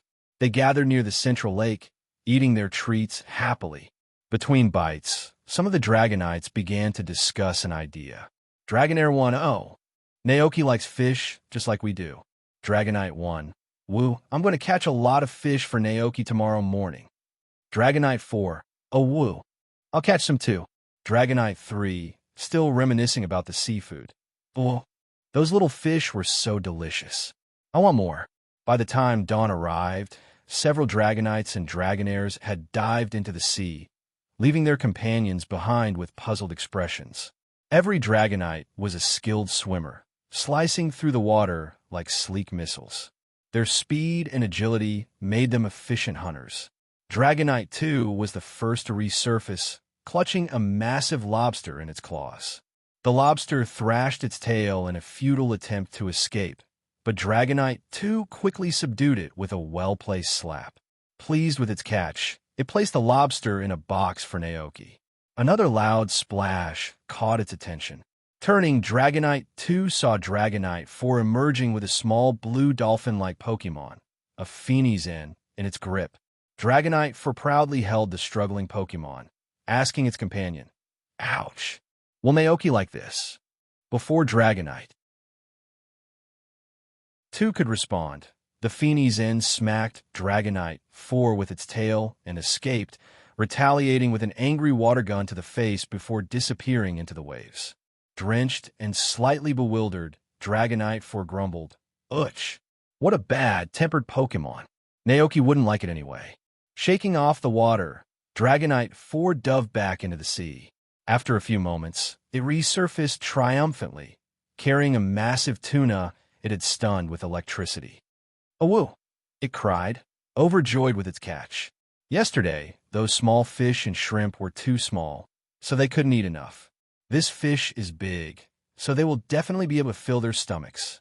After seeing Dragonite 4 proudly display its enormous tuna, Dragonite 2 suddenly felt its large lobster wasn't quite as impressive anymore. With a flick of its claws, it released the lobster back into the ocean and dived down once more. Moments later, it resurfaced, clutching a hefty salmon in its arms, wearing a look of triumph. Meanwhile, the other Dragonites and Dragonaires were also busy catching their own prizes. Giant lobsters, enormous squid, and clusters of oversized crabs soon filled their claws and tails. Some even carried tufts of green seaweed, as if adding a decorative touch to their haul. Satisfied with their bounty, the Dragonites and Dragonaires took to the skies, their mouths watering in anticipation. They flew back toward the ranch, each carrying their spoils with pride. At 7:25 a.m., Naoki was busy milking his trio of Gagote. The fresh milk was poured into barrels, ready to be moved to the milk cellar by Karaden and Cyclizer. On the farmland, the Dragonite was performing its usual duties, using rain dance to water the fields. The morning air was filled with the hum of productive activity. Suddenly, a loud chorus of whooping cries echoed from the sky. Naoki didn't need to look to know it was the part-time Dragonites arriving. He glanced up, prepared to greet them casually, but what he saw left him utterly stunned. What on earth was that? Each Dragonite and Dragonair was carrying something massive somethings. 2 Dragonites held enormous fish in their claws. Another carried 2 colossal lobsters there, claws still twitching. Dragonairs followed close behind, their tails and mouths filled with squid, crabs, shrimp, and even seaweed. Uhu dash, the Dragonites descended gracefully, their faces lighting up with pride as they spotted Naoki. They landed in front of him and promptly deposited their catches on the grass, looking at him with expectant expressions. "For me?" Naoki asked, still in shock. "Woo!" Dragonairs nodded eagerly, their eyes shining with anticipation. Naoki stared blankly at the seafood strewn across the ground, momentarily speechless. As he processed what was happening, information about the freshly caught ingredients popped into his mind. The first Dragonite had brought a salmon, about 1 meter long, with a sleek spindle-shaped body and a silver-blue back adorned with black spots. The second Dragonite's prize was a massive bluefin tuna, over 2 meters long, with a streamlined body and a shimmering blue dorsal fin. The third Dragonite carried 2 enormous lobsters, their claws slowly waving as if still pondering escape. Dragonaires, not to be outdone, presented their contributions: squid, sardines, blue crabs, shrimp, and bundles of seaweed. The commotion soon caught the attention of the other Pokémon on the ranch. Alchemy, Palmot, and Glacian hurried over to investigate. Upon seeing the sheer size of the bluefin tuna, their jaws collectively dropped. Palmot exclaimed in awe. Naoki looked at the Dragonites and Dragonaires gathered before him, their wide eyes filled with anticipation, and felt a wave of emotion. Walking up to them, he gently patted each of their heads in turn and said with a warm smile, "Thank you. I really love these gifts." The working Dragonites crooned happily, their eyes lighting up with delight at his praise. The Dragonaires joined in with their own contented whines, crowding closer to Naoki in a display of affection. Their efforts to bring him joy had clearly paid off. Not far away, another Dragonite, the one Naoki had raised and trusted for a year, watched this scene unfold. Its eyes widened in shock and, soon after, narrowed in indignation. It felt a sudden pang of jealousy and frustration. Those scheming Dragonites had given Naoki gifts without telling it, intentionally leaving it out of their plan. Were they trying to steal Naoki's affection? The Dragonite's thoughts spiraled. It imagined Naoki sitting at a table, laughing and eating with the other Dragonites, while it was left alone in a dark corner, forgotten and abandoned. The very idea made its tail twitch with anger. "Oh!" Dragonite roared, its voice sharp with determination. It spread its wings, ready to storm over and stake its claim as Naoki's most loyal companion. However, just as it was about to act, a thought stopped it in its tracks. The other Dragonites had brought gifts to Naoki, but it had brought nothing. No, that couldn't stand. If it wanted to outshine those other Dragonites, it needed to give Naoki an even more impressive gift, something so spectacular that Naoki wouldn't even glance at the others. With a furious huff, Dragonite turned and soared into the sky, its powerful wings beating rapidly as it vanished toward the horizon. Naoki had been smiling at the Dragonites and Dragonaires when he heard Dragonite's angry cry. Turning, he saw his Dragonite flying off, a clear look of frustration in its movements. "Dragonite," he called after it, his voice filled with worry. But Dragonite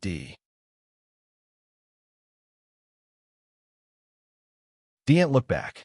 Within moments, it had disappeared into the distance. Naoki's heart sank. He realized at once that Dragonite was jealous. Its usual playful demeanor had been replaced with something uncharacteristically serious, and now it was gone. Panic gripped him. Turning quickly, he looked at Koraidon, who was watching the scene with a curious tilt of its head. "Koraidon, we have to go after it," Naoki exclaimed. Koraidon was speechless, squatting on the ground with a calm demeanor. It let out a yawn, showing no signs of concern for Dragonite's dramatic departure. "Naoki, Koraidon, aren't you worried about Dragonite?" "Aga." Koraidon closed its eyes and began to nap, dismissing the question entirely. Naoki stared, baffled.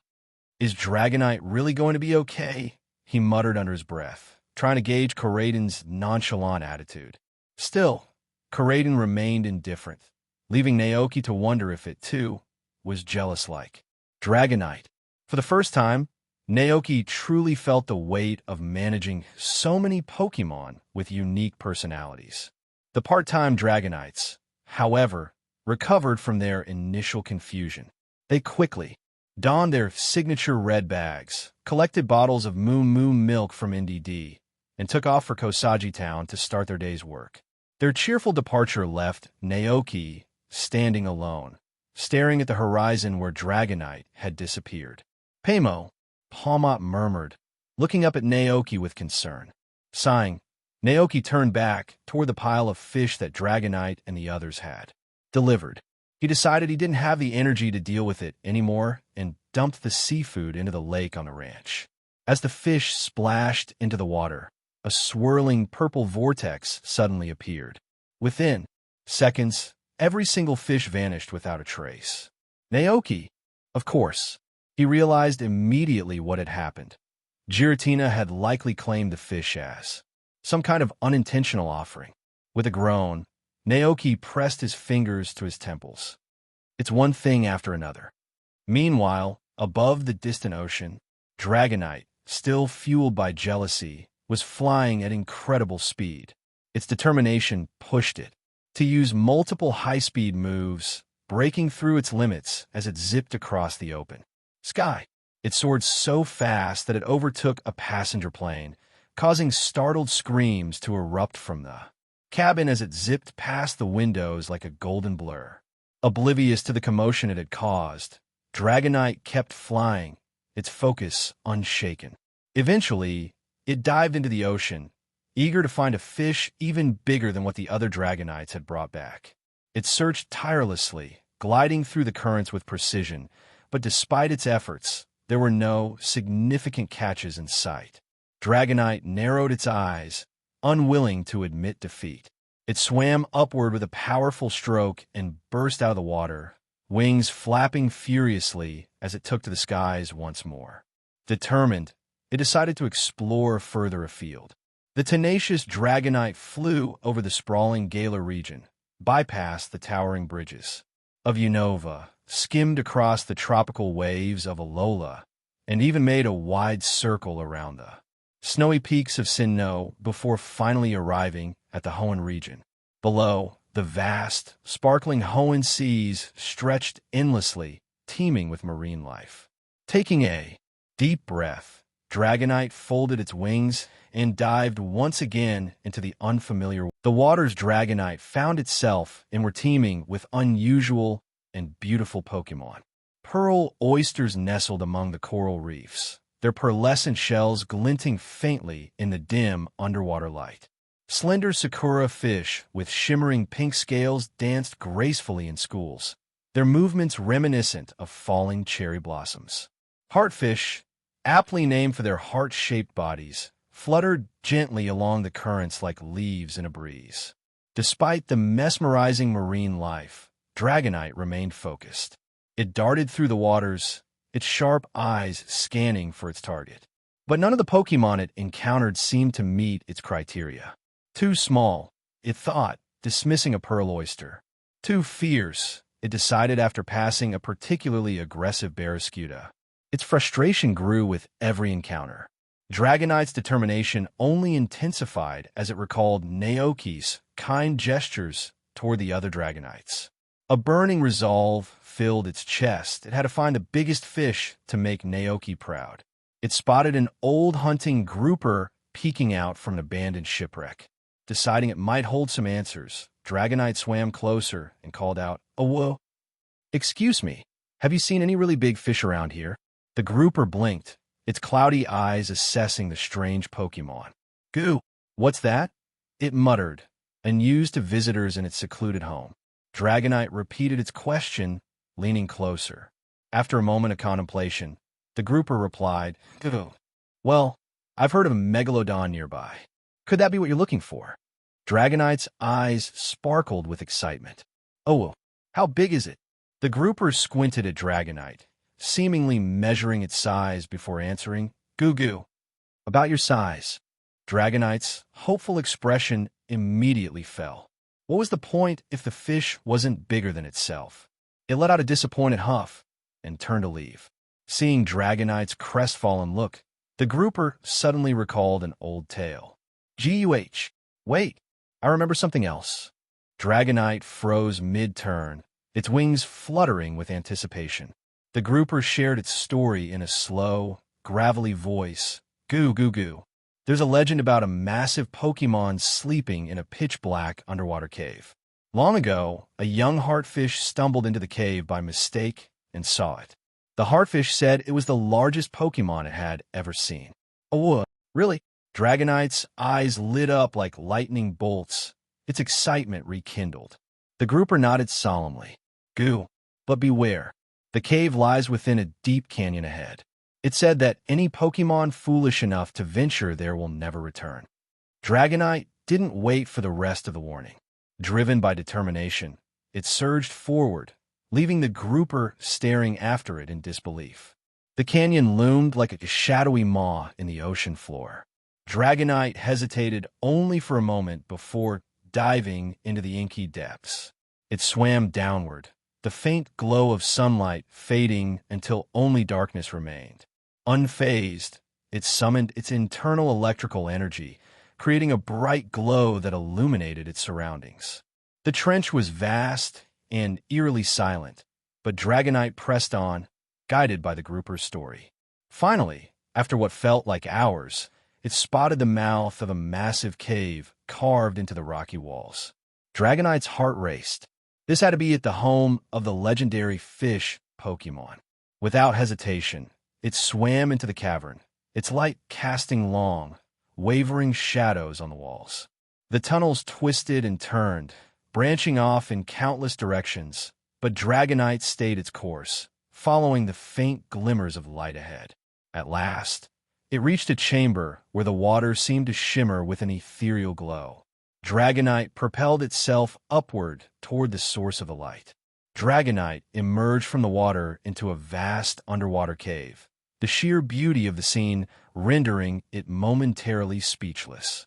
A serene blue lake stretched before it, shimmering under beams of light that appeared to originate from unseen openings above. The light danced across the lake's surface, casting mesmerizing reflections that made the entire cave feel like a scene from a dream. Floating above the tranquil waters was a Pokémon of immense size. Its dark blue body mirrored the vastness of the ocean, exuding a sense of power. Its enormous pectoral fins, tipped with 4 white square structures, rested motionless, while mysterious red lines traced ancient patterns across its frame. "Oh, what a massive fish!" Dragonite whispered, its voice tinged with awe. This Pokémon was far larger than any tuna, and in Dragonite's mind, Naoki would undoubtedly be thrilled to meet it. Its determination surged, heart racing with the thought of impressing Naoki with this incredible find. But just as Dragonite began to move, the enormous Pokémon stirred. Its golden eyes opened slowly, locking onto the intruder. In that moment, an aura of ancient power swept through the cave, crashing over Dragonite like a tidal wave. The air seemed to hum with the weight of its presence. The Pokémon's commanding gaze pinned Dragonite in place, and an ancient, resonant voice echoed in Dragonite's mind. "Intruder, what is your purpose here?" Meanwhile, in the Paldea region, at Naoki's ranch, Naoki stood near the fence, his eyes fixed on the horizon, worry etched across his face. 2 days. It had been 2 whole days since Dragonite had flown off, and there was still no sign of its return. The Pokémon Encyclopedia stated that Dragonite was capable of circling the entire globe in just 16 hours. 48 hours had passed plenty of time for Dragonite to have completed the journey 3 times over. It was nowhere to be found. Naoki couldn't shake his unease. He knew his Dragonite well. It wasn't the type to hold a grudge or run away indefinitely, even when upset. It had to be delayed or worse, in trouble. A flurry of dark possibilities churned in his mind. Could Dragonite have been captured by a nefarious organization like Team Rocket, the Pokémon Hunters, or even Team Galactic? The anxiety gnawed at Naoki, leaving him restless. He had even begun to lose enthusiasm for the upcoming agricultural exchange in Kitakami Township. How could he leave when one of his closest companions was missing? Unable to bear the uncertainty, Naoki decided to seek advice. He made his way to Kosagi Town to consult Nurse Joy at the local Pokemon Center. "Nurse Joy," he began, his voice heavy with concern, "what should I do if my Pokemon is angry and runs away from home?" Nurse Joy paused her work and looked at him curiously. A Pokémon ran away from your ranch. Naoki nodded, his worry evident. It's Dragonite. Naoki explained the situation to Nurse Joy in detail. He recounted how the part-time working Dragonites had gifted him some freshly caught fish one day. Why? Touched by the gesture and charmed by their cuteness, Naoki couldn't resist patting the heads of the Dragonites that had brought him gifts. But when Dragonite saw me doing that, Naoki continued, his face clouded with worry. It suddenly used extreme speed and took off like a flash. It hasn't come back since. Understanding dawned on Nurse Joy's face. Ah, I see now, she said, nodding. If I had to guess, I'd say Dragonite felt jealous. It probably didn't like seeing you giving attention to the other Dragonites. Naoki blinked, startled by the idea. Seeing his troubled expression, Nurse Joy spoke gently. Pokémon have emotions just like humans. It's not uncommon for them to get upset when their trainer shows more affection to others in the group. They can feel left out or even jealous, which might lead to them running off in frustration. Naoki sighed. Deep down, he'd already suspected as much, but hearing it confirmed left him feeling helpless. It's just, there are so many cute Pokémon in the world, he said, his voice tinged with guilt. I can't help wanting to hug and pet all of them. Nurse Joy chuckled softly. I understand the feeling, Mr. Naoki, but in situations like this, it's important for trainers to pay close attention to the emotions of their Pokémon. Try to share your affection equally among them. She paused, then added, that's also why most trainers are advised to travel with only 6 Pokémon.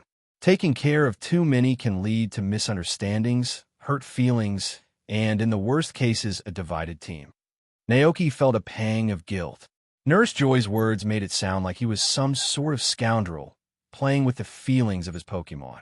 But it's not like that, he thought, his face clouded with frustration. I genuinely love all my Pokémon. I'd never abandon or mistreat them. The scene of the other Dragonites eagerly giving him gifts replayed in his mind. Their hopeful faces, their wagging tails, their joy at his approval had all been so touching. How could anyone resist such heartfelt gestures? And now his own Dragonite was upset. The situation felt impossible. Seeing Naoki's distressed look, Nurse Joy offered him a reassuring smile. Don't worry too much. Dragonite is a wonderful Pokémon. It will come back to you. It might just need a little time to cool off. She hesitated, then added, I've actually seen something like this happen before. There was a trainer, a young girl, who had a Primarina she befriended while swimming in the sea. They were inseparable at first, but as she caught more Pokémon and gave them her attention, Primarina started to feel left out. One day, it swam away in anger. Naoki looked at Nurse Joy, intrigued. What happened next? Well, Nurse Joy said with a small laugh, Primarina swam across the ocean, all the way from Sinnoh to Galar. Along the way, it met some kind trainers who helped it. Not only did it find its way back to the girl, but it also set a record in an inter-regional swimming competition. The Pokémon Center was quiet that afternoon, with only a few trainers passing through. Nurse Joy was chatting leisurely with Naoki as the TV in the lobby played yesterday's news on. A continuous loop. Naoki sighed deeply, thanked Nurse Joy for her advice, and prepared to return to the ranch too. Wait for Dragonite's return. But as he turned to leave, a news segment caught his attention. This is Kosagi TV reporting on an extraordinary event that occurred at 4 p.m. yesterday near Lily Cove City. An unprecedented tsunami struck the area, reportedly caused by an unidentified Pokémon. Let's hear from witnesses who were there. Naoki stopped mid-step and turned to watch the screen. His attention sharpened. Yesterday, he hadn't been paying attention to the news because he was too preoccupied with Dragonite's disappearance. The TV showed a female reporter holding a microphone out to a blonde woman in a swimsuit, who looked visibly shaken. It was terrifying, the woman exclaimed. I was out surfing with my Goldeen when this massive wave suddenly appeared. I was so scared, and then I saw a giant blue Pokémon fighting with a Dragonite. The screen shifted to another witness, a young man with a surfboard under his arm. It's true, he said, nodding emphatically. I saw it too. That massive Pokémon, it was ancient and powerful looking, and the Dragonite wasn't even with a trainer. It was wild. Isn't that strange? There aren't supposed to be any Dragonites in the Hoenn region. Finally, the broadcast showed a tourist in a floral shirt, complete with a hat and camera, eagerly sharing photos he'd taken during the event. "This is what I managed to capture," he said, holding up the images. Unfortunately, the distance was too great for a clearer shot, but you can see the blue Pokémon riding a massive wave and attacking the Dragonite. Naoki's breath hitched. He recognized the figure in the blurry photograph immediately. Miss Joy, standing nearby, pointed at the screen, her voice a murmur of disbelief. "Is that Dragonite?" Naoki didn't respond right away. His mind was racing. It wasn't just any Dragonite in that image, it was his Dragonite. But what had happened? How had his Dragonite come to clash with Kyogre of all Pokémon? Then the tourist's words replayed in his mind. The battle ended quickly. The Dragonite was defeated and fell into the sea. Naoki's heart clenched.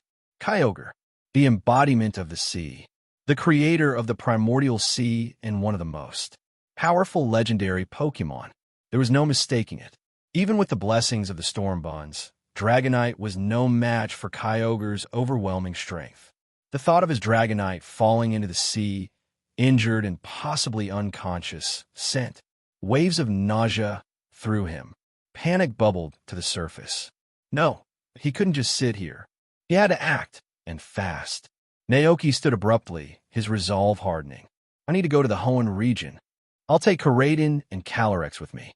If that's not enough, I'll have to ask for help from my good neighbor." Naoki ultimately didn't make it to the Hoenn region, because just as he rushed back to the ranch, Dragonite returned with wounds all over its body. Seeing this, Naoki froze for a moment before quickly running forward to check Dragonite's injuries. The scales on Dragonite's body were damaged, and red marks caused by heavy impacts streaked across its abdomen. It looked disheveled and weak. "Why did you have to go so far?" Naoki's heart ached as he urgently asked NDD to bring a bottle of Life Gagote milk for Dragonite to drink. After finishing the bottle, Dragonite's physical state improved somewhat, but its spirits remained low. It hung its head, casting a brief, sorrowful glance at Naoki before looking away, its heart heavy. It hadn't been able to catch a fish larger than the tuna to give Naoki, and worse, it lost the battle with a massive fish Pokémon. In shame, it returned to the ranch. Oh, Dragonite let out a small whimper, clearly feeling too humiliated to face Naoki. "Forget it, I'm just glad you're back," Naoki sighed. He reached out and gently stroked Dragonite's head, speaking softly. "I'm sorry. I didn't think about how you felt. I won't make that mistake again." Hearing Naoki's apology, Dragonite's dejected eyes lit up slightly, though it still lowered its head with guilt. Naoki guided Dragonite into the living room and approached Calyrex, asking the Pokémon to help as a translator. "Tell me," Naoki said seriously, "why did you suddenly leave like that?" "Leave?" Dragonite blinked, confused. It hadn't run away at all. Oh, with Calyrex's help, Naoki quickly pieced together the story. It turned out that Dragonite hadn't run away from home and had left to find a bigger fish in the sea to give as a gift to Naoki. It had scoured the seas around Paldea, but couldn't find anything larger than the tuna. So, it ventured into other regions. After much searching and asking around, it finally found the rumored location of a massive fish Pokémon. Naoki was silent for a moment. This strange, competitive determination. Dragonite continued. "Oh, that Pokémon lives in a very deep underwater cave." It described the scene in detail. It had stumbled into the Pokémon's home and unwittingly woken it from its slumber. The cavern had been mysterious and silent, the waters dark. When the Pokémon's golden eyes opened, they pierced through the stillness, and its voice was deep and ancient. "Intruder, what brings you here?" Dragonite had been awestruck by the Pokémon's imposing aura, but had bravely explained its purpose. "Oh, I came here to find the world's largest fish to give to Naoki." The statement had left Kyogre incredulous. The biggest fish? How absurd. It was the embodiment of the sea itself, the primal ruler of the ocean. And Naoki Kyogre mused, must surely be a human. Its aura grew heavier, and its golden gaze sharpened. A human name was mentioned. Naoki, a weak Dragonite, wanted to give me to a human? The sea god was enraged. The surrounding seawater seemed to boil, and enormous waves rose instantly, crashing against the cave walls. Dragonite sensed the imminent danger. Its scales bristled as it prepared itself, energy coursing through its body. Wisps of white air began swirling around it, and a strong gust of wind swept through the dense underwater cave. But just as Dragonite braced for an attack, the mysterious Pokémon abruptly stopped. Kyogre stared at the Dragonite, confusion flickering in its golden eyes. It had sensed a presence from the Dragonite one that resonated deeply with the sea, as if sharing a connection. This familiar aura tempered Kyogre's rage, not out of fear, but due to a memory it couldn't ignore its eternal rival. The tenuous balance between land and sea persisted, hard-won and fragile. If its strength were to falter, its nemesis might seize the opportunity to upset this equilibrium, absorbing nature's energies to expand its dominion. It doesn't want to see Groudon standing triumphantly on a mountaintop, setting off fireworks, as if celebrating a victory. So it quelled its anger. Looking at the ambitious yet naive Dragonite, Kyogre's voice rumbled like an ancient tide. Defeat me, and you will earn my acknowledgement. Thus began Dragonite's challenge. Kyogre refrained from using its full strength or signature moves. Instead, it summoned the natural force of the ocean surrounding them. With this immense inherent power, it effortlessly subdued Dragonite. The defeated Dragonite sank into the sea, while Kyogre returned to the underwater cavern, slipping back into a deep slumber.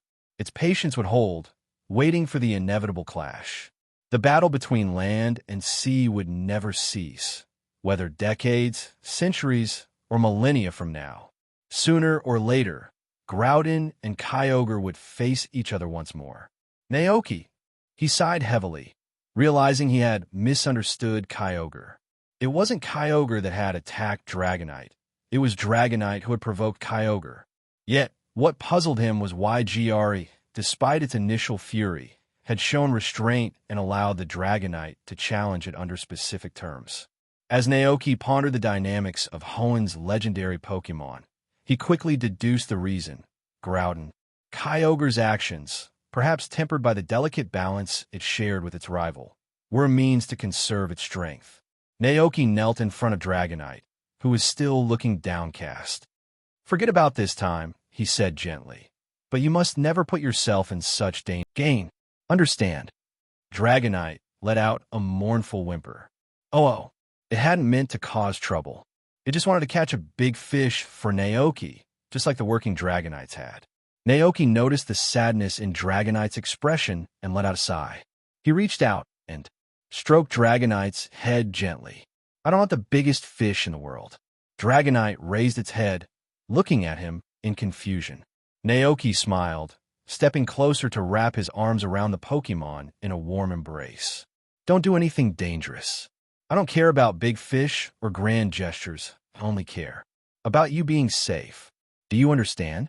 Dragonite's eyes lit up as it processed Naoki's words. Overcome with emotion, it extended its large claws and pulled Naoki into a heartfelt hug. Oh, Naoki chuckled softly, patting Dragonite on the back reassuringly. We don't need to take any risks. As long as we have enough food to eat, we can live peacefully, just like we do now, Naoki said gently. Dragonite nodded happily, its earlier sadness melting away. Naoki smiled warmly and let go of Dragonite. That's settled then. I'm so glad you're back. Madame Dantes and everyone else were so worried while you were gone. I'll pack you some cookies later. Take them to the others in Kosagi Town and let them know you're safe. Oh, Dragonite agreed enthusiastically. It spent some time at the ranch with Naoki before taking the bag of goodies and soaring happily toward Kosagi Town. The other Dragonites and Dragonaires at the ranch watched Dragonite leave, its cheery demeanor leaving them puzzled. Oh, One Dragonite tilted its head, wondering aloud. Did it find some poffins lying around? For them, finding a poffin on the road was cause for celebration. The rest of the group exchanged confused looks and shook their heads. None of them had any answers. Nearby, Corydon lounged on the grass, basking in the sun. It glanced briefly at the commotion, yawned lazily, then closed its eyes and continued enjoying the peaceful afternoon. February 29th, year 199 of the Alliance calendar. Early in the morning, Naoki bid farewell to the Pokémon at the ranch. Riding atop Corydon, he made his way toward Glass Bottle City. As this trip was for an agricultural exchange, Naoki didn't anticipate having much time to explore. Plus, Kitakami Township was a remote village. He decided to travel light, bringing along just 5 Pokémon: Corydon, Palmot, Cyclizer, Fluttermane, and Dragonite. The rest of the Pokémon stayed behind at the ranch to maintain its daily operations. By 9 o'clock, Naoki arrived at the airport. Since Corydon couldn't be contained in a Pokeball, he purchased a separate ticket for it. However, due to Corydon's size, it couldn't fit in the passenger seats. At the flight attendant's suggestion, Corydon was placed in the luggage hold. Corydon looked pitiful as it huddled in the corner of the hold. Naoki bent down, stroking its head gently. "Be good, okay? We'll be there soon." "Aga." Corydon sighed, reluctantly agreeing. Naoki felt a pang of guilt, but had no other choice. He didn't know Kitakami Township's exact location, and flying there on Pokémon alone wasn't feasible. Traveling by plane was the most practical option. Settling into his seat, Naoki closed his eyes for a quick nap. He woke once to stretch, drink some water, and visit the restroom before returning to his seat to read. After what felt like hours, the pilot announced that they were approaching their destination. Naoki stowed his book and prepared for landing. As soon as the plane touched down, he rushed to the luggage hold to check on Corydon. There, he found Corydon curled up in the corner, looking dejected. Smiling, Naoki walked over and kissed its forehead. "Poor thing, I'm sorry you had to endure that. But guess what? We're here now." "Aga." Corydon's eyes widened in disbelief before it responded with a joyful tongue-lick attack, covering Naoki in slobbery affection. Nearby passengers overheard the exchange and assumed it must be a small, adorable Pokémon like an Eevee or Pikachu. Curious, they glanced over only to be startled by the sight of Corydon, a massive, intimidating creature. Their stunned expressions said it all. This is supposed to be a small, cute Pokémon? Naoki was oblivious to the puzzled expressions of other passengers as he disembarked from the plane with Corydon.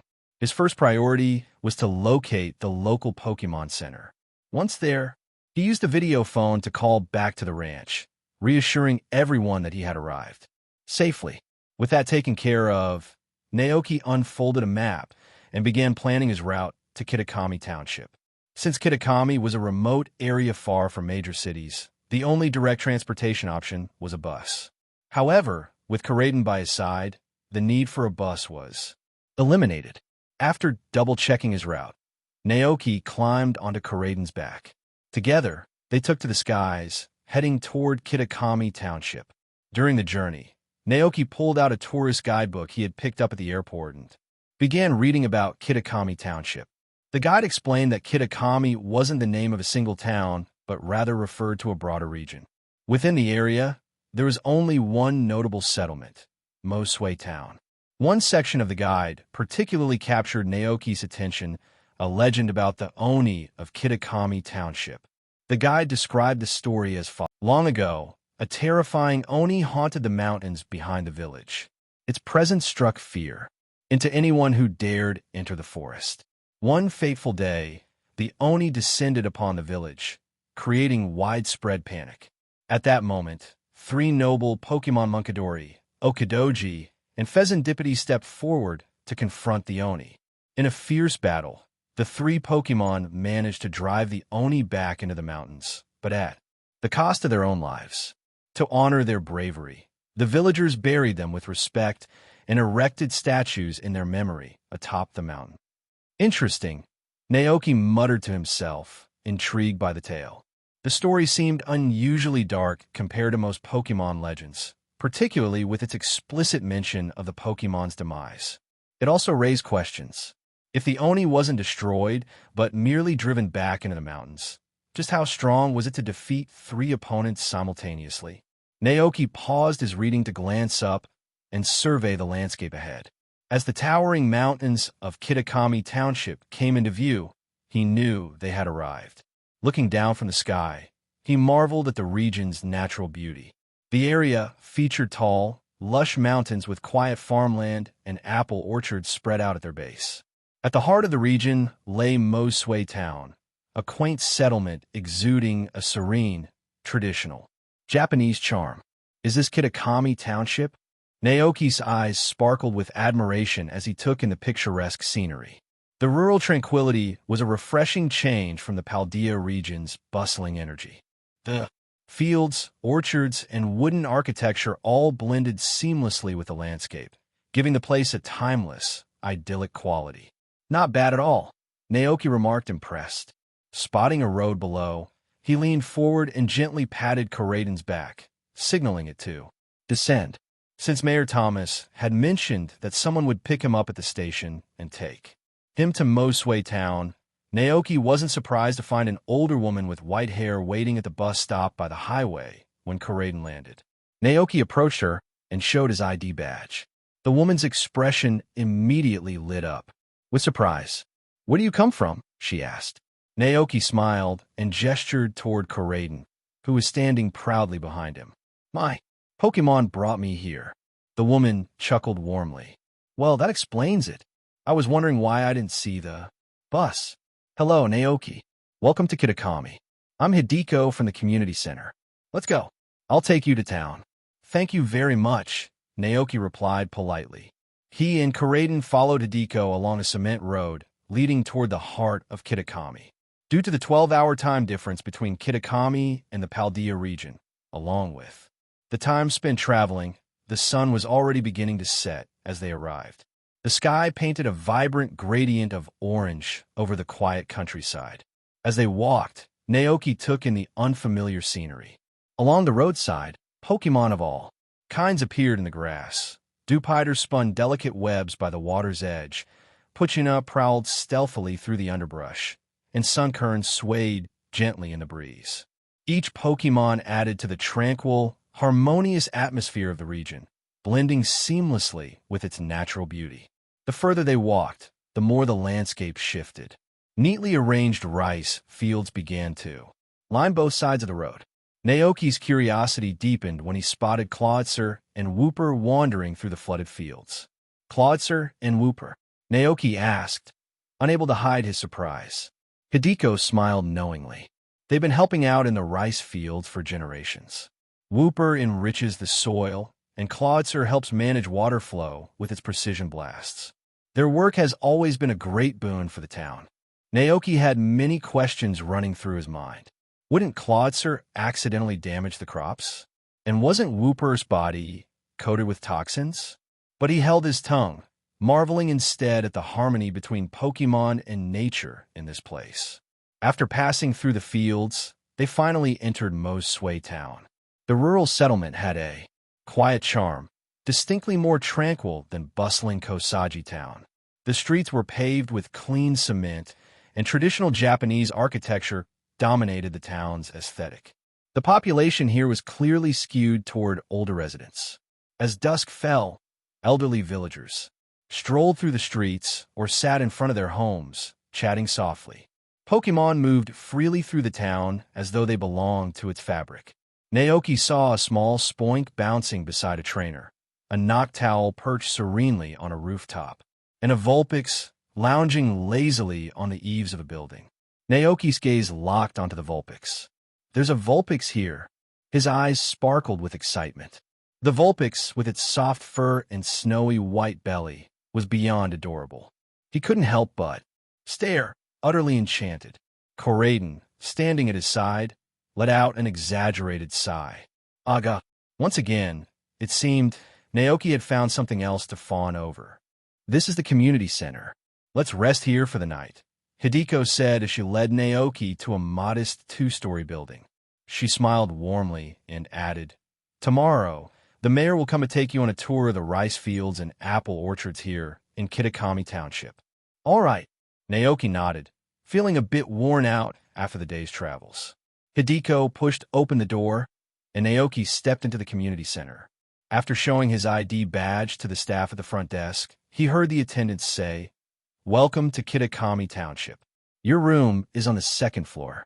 If you're hungry, head to the restaurant on the right. The township has arranged a welcoming dinner for you." Naoki thanked the staff, went upstairs, and left his luggage in the room before returning to the lobby. Hideko guided him to the restaurant, where an older man with a bald head, a white beard, glasses, and a traditional kimono was waiting. As Naoki entered, the man stood up with a broad smile and extended his hand. "You must be Mr. Naoki, here from the Paldea region for the agricultural exchange. I'm the mayor of Kitakami Township. Welcome." Naoki returned the handshake with a polite smile. "Thank you, Mr. Mayor. It's a pleasure to be here." After a brief introduction, they all sat down at the dining table. The dinner featured local specialties: apple pie, candied apples, sticky rice cakes, mushroom soup, and sushi. While the meal wasn't overly extravagant, its variety showcased the region's distinctive culinary traditions.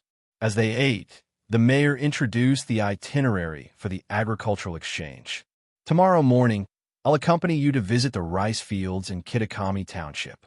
By the way, does the Paldea region grow rice?" Naoki thought for a moment before replying, "The main crops in the Paldea region are wheat and corn. Rice isn't common there, at least not near Kosaji town. I can't speak for other parts of the region, though." "Ah, I see." The mayor nodded thoughtfully before smiling again. Last year, Kosaji town's agricultural output was incredible. It even made it into the World Agricultural News. Naoki chuckled modestly. The weather in Kosaji town was excellent last year, ideal for crop growth. Plus, the people there hold deep reverence for Calyrex. Calyrex. The mayor's curiosity was piqued.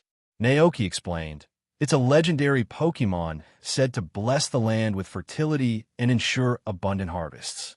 The farmers believe that by showing their devotion, they can enjoy favorable weather and prosperous yields throughout the year." "Fascinating." The mayor's face lit up with wonder.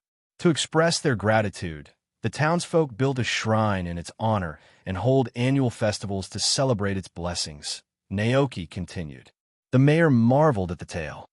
"Such devotion. It's no wonder Kosaji town has been so prosperous. What do they call this Pokémon?" Naoki smiled. "It's known as Calyrex, though many simply call it the king of bountiful harvests." Calyrex, the mayor repeated, mulling over the name. "It's incredible how these legends shape our communities. Here in Kitakami Township, we have our own stories about legendary Pokémon." Naoki remembered the guidebook he'd read earlier and raised an eyebrow. "Are you referring to the legend of the Oni?" The mayor was surprised. "You've heard about it already?" "I read about it in a tourist guide on the way here," Naoki replied. "Of course." The mayor chuckled. "Yes, Kitakami Township is home to a well-known legend about the Oni and the 3 heroic Pokémon that protected our town. We've even built statues in their honor. The story has drawn many trainers and tourists over the years." He paused, his tone becoming more reflective. "Thanks to the legend, our once quiet farming village has gradually become more prosperous. Tourism has breathed new life into this place." Naoki nodded, understanding how such legends could boost a region's economy and cultural identity. The mayor continued, "The statues of the 3 Pokemon Okadoji, Munkidori, and Pheasantipity stand in Loyalty Plaza in the northwest part of the town. After we finish tomorrow's work, I recommend visiting them." "I'll make sure to stop by," Naoki said with a smile. "That's settled, then." The mayor offered a kind smile. "Have a good rest at the community center tonight. If you can't sleep, feel free to take a stroll around town." After dinner, the mayor bid Naoki good night and left the community center to return home. With his stomach full and the day's journey catching up to him, Naoki retired to his room and went to sleep. The next morning, Naoki rose early, refreshed and ready for the day. After a hearty breakfast, He joined the mayor and several others to visit the rice fields just outside Mosway town. There, he observed farmers tending to the fields, their hands deftly planting young rice stalks into the waterlogged soil. Nearby, Whooper and Clawitzer could be seen assisting the farmers, standing on the raised ridges between the paddies and carefully monitoring the process. The sight of Pokémon seamlessly integrated into farming life fascinated Naoki. After watching for a while, Naoki decided to participate. Guiding Karaden to a safe spot nearby, he stepped into the muddy fields to experience rice planting firsthand. "How's it going?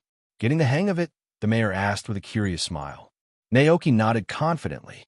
"It's not too difficult, though it's a shame the conditions in Kosagi Town aren't suitable for growing rice." Kosagi Town's agriculture mainly revolved around animal husbandry and staple crops like wheat and corn.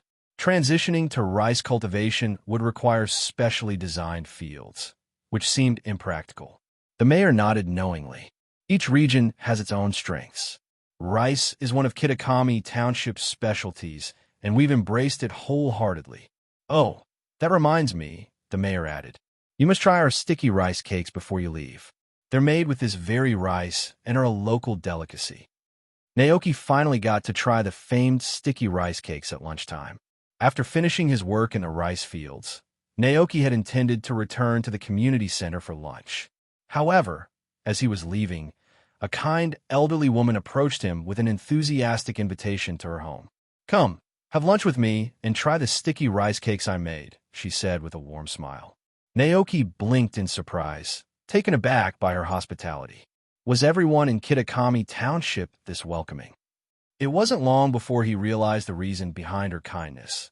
The plot of land he and Karaden had worked on that morning belonged to her. "Please, make yourself at home," she said cheerfully, ushering Naoki inside before bustling off to the kitchen to prepare lunch. Naoki hesitated for only a moment before deciding to accept her invitation. He found the simplicity and warmth of the people in Kitakami Township deeply endearing. In the yard, while waiting, Naoki released his Pokémon into the small but meticulously maintained yard to stretch and relax. The elderly woman lived alone. Her husband had passed away years ago, and her son had moved away, only visiting during major holidays. The solitude of her life tugged at Naoki's heartstrings, making him reflect on the challenges faced by both people and Pokémon in their later years. The yard itself was charming, with neatly trimmed grass and a small fountain shaped like a Magikarp in one corner, Dragonite and Psyche. Lizer curiously examined the fountain, their eyes sparkling with fascination. Meanwhile, Fluttermane lurked in the shadows under the eaves, silently observing the surroundings. Karaden and Naoki stood by the stone path, quietly watching their companions explore. Palmot, ever the curious one, suddenly perked up and let out an excited cry. "Palmot!" Naoki looked over, puzzled, and saw the Pokémon darting toward a nearby window. Inside the house, the elderly woman was busy in the kitchen. She noticed Palmot peeking through the glass and smiled warmly. Pushing the window open, she said, "Are you hungry? Lunch isn't ready yet, but here, have a cookie I just baked." "Palmot, Palmot chirped happily, eagerly reaching out with its small paw to accept the treat. It turned around and zipped back to Naoki, its excitement evident as it gestured for him to follow. "What's going on?" Naoki asked, his curiosity piqued. He got up and followed Palmot toward the window to see what had caught its attention. Soon, Naoki understood why Palmot was so excited. In the kitchen, there was a slugma. The slugma was nestled beneath the stove, using its natural body heat to help the ant cook. Palmot chirped happily. It had been wanting to make friends with a slugma for a long time. The ant noticed Palmot's enthusiasm and chuckled warmly. She glanced at the slugma, then back at Palmot, and said with a smile, "Ah, so you spotted the slugma?" Naoki was equally surprised. "Auntie, can you find wild slugma here in Kitakami Township?" "Of course," she replied, just as the pot on the stove began to bubble, signaling that the food was ready. As she dished out the food and placed the sticky rice cakes on plates, she continued, You can find Slugma up on Oni Mountain behind the town. They live in a place called Hell Valley. Hell Valley. Naoki stepped forward to help the ant carry the dishes to the table. The ant nodded. Yes, it's a geothermal area where volcanic gases rise from the ground, making the air extremely hot, almost like a scene from hell itself. That's why the locals call it Hell Valley. Despite the ominous name, she explained, Hell Valley had been a popular training ground for trainers and travelers since ancient times. Many trainers go there specifically to hone their skills, she added. I see. Naoki nodded thoughtfully. With such an environment, there were bound to be many fire-type Pokémon living in the area. It was decided he would go explore Hell Valley later in the afternoon. Lunch is ready. Come and eat, the ant called to everyone outside. Within minutes, all of Naoki's Pokémon, including Koraidon, gathered around the table too. Enjoy the meal. The Slugma also emerged from under the stove. The ant handed it a berry, and it happily began munching away. I found this little Slugma on Oni Mountain, the ant shared. It had fallen from Hell Valley and injured itself on the mountain trail. I gave it a berry to help it recover, and ever since, it's been living here with me. That's wonderful, Naoki said softly, genuinely moved. Oh, by the way, the ant suddenly remembered something, her expression turning serious. If you plan to visit Oni Mountain, be careful not to wander too far. Naoki was slightly taken aback. What do you mean? The ant explained. There's an old legend about the Oni that the 3 companion Pokémon drove away. They say it still roams the mountain. If you encounter it, it's said that the Oni will steal your life. A Oni! Naoki furrowed his brow. If his guess was correct, this Oni was likely a specific Pokémon. But what kind? Could it be some kind of legendary Pokémon with ghostly attributes? Hearing the warning, Naoki hesitated briefly. He turned to look at the Pokémon accompanying him. With them by his side, even if the Oni was a legendary Pokémon, it wouldn't be too dangerous, right? The ant murmured softly, her tone carrying a sense of foreboding. There is a shadow that draws near at dusk, just outside the village. Be vigilant. Put on your mask quickly to hide your face. Whether the shadow is human or Oni, just bow your head, and you'll be safe. If the shadow lacks a mask, pray to human. Your shadow, as precious as your soul, must always be protected by a mask. If the Oni sees your true face, tragedy will surely follow. Should the Oni claim your soul, you'll never return to the village again. This is a ballad that's been passed down through the generations, the ant said with a grave expression. It said that someone encountered the Oni on Oni Mountain long ago and never returned. Naoki nodded thoughtfully. It was clear that the people of Kitakami held a deep fear of this Oni. Was it because this Oni was responsible for the deaths of the 3 loyal Pokémon? After lunch, Naoki bid the kind ant farewell. With the afternoon free, he decided to explore Oni Mountain and search for Hell Valley to see if he could encounter any Slugma. Palmot, enamored with Slugmoss ever since watching an animated short called The Slugmas. Hearth refused to stay in its Pokeball. Instead, it eagerly flew alongside Naoki, determined to befriend the Slugmoss and invite them to visit the ranch. Oni Mountain was vast, and without a detailed map, Naoki wasn't sure of Hell Valley's exact location. To make the search easier, he had Koraidon take to the skies, scanning the sprawling mountain range below. Palmot also hovered above, its bright eyes scanning the landscape with curiosity. Before setting off, the ant had mentioned that Hell Valley was located halfway up the western side of Oni Mountain. Despite her directions, Naoki had no luck finding it after a long search. Frustrated, he directed Koraidon to land randomly on the mountainside, hoping to identify Hell Valley based on the Pokémon in the area and changes in temperature. Looking around, he saw that most of the Pokémon nearby were Bronzer and Sinistea. The Sinistea were extremely timid, scattering in panic as soon as they noticed him. The Bronzer, however, were far less skittish.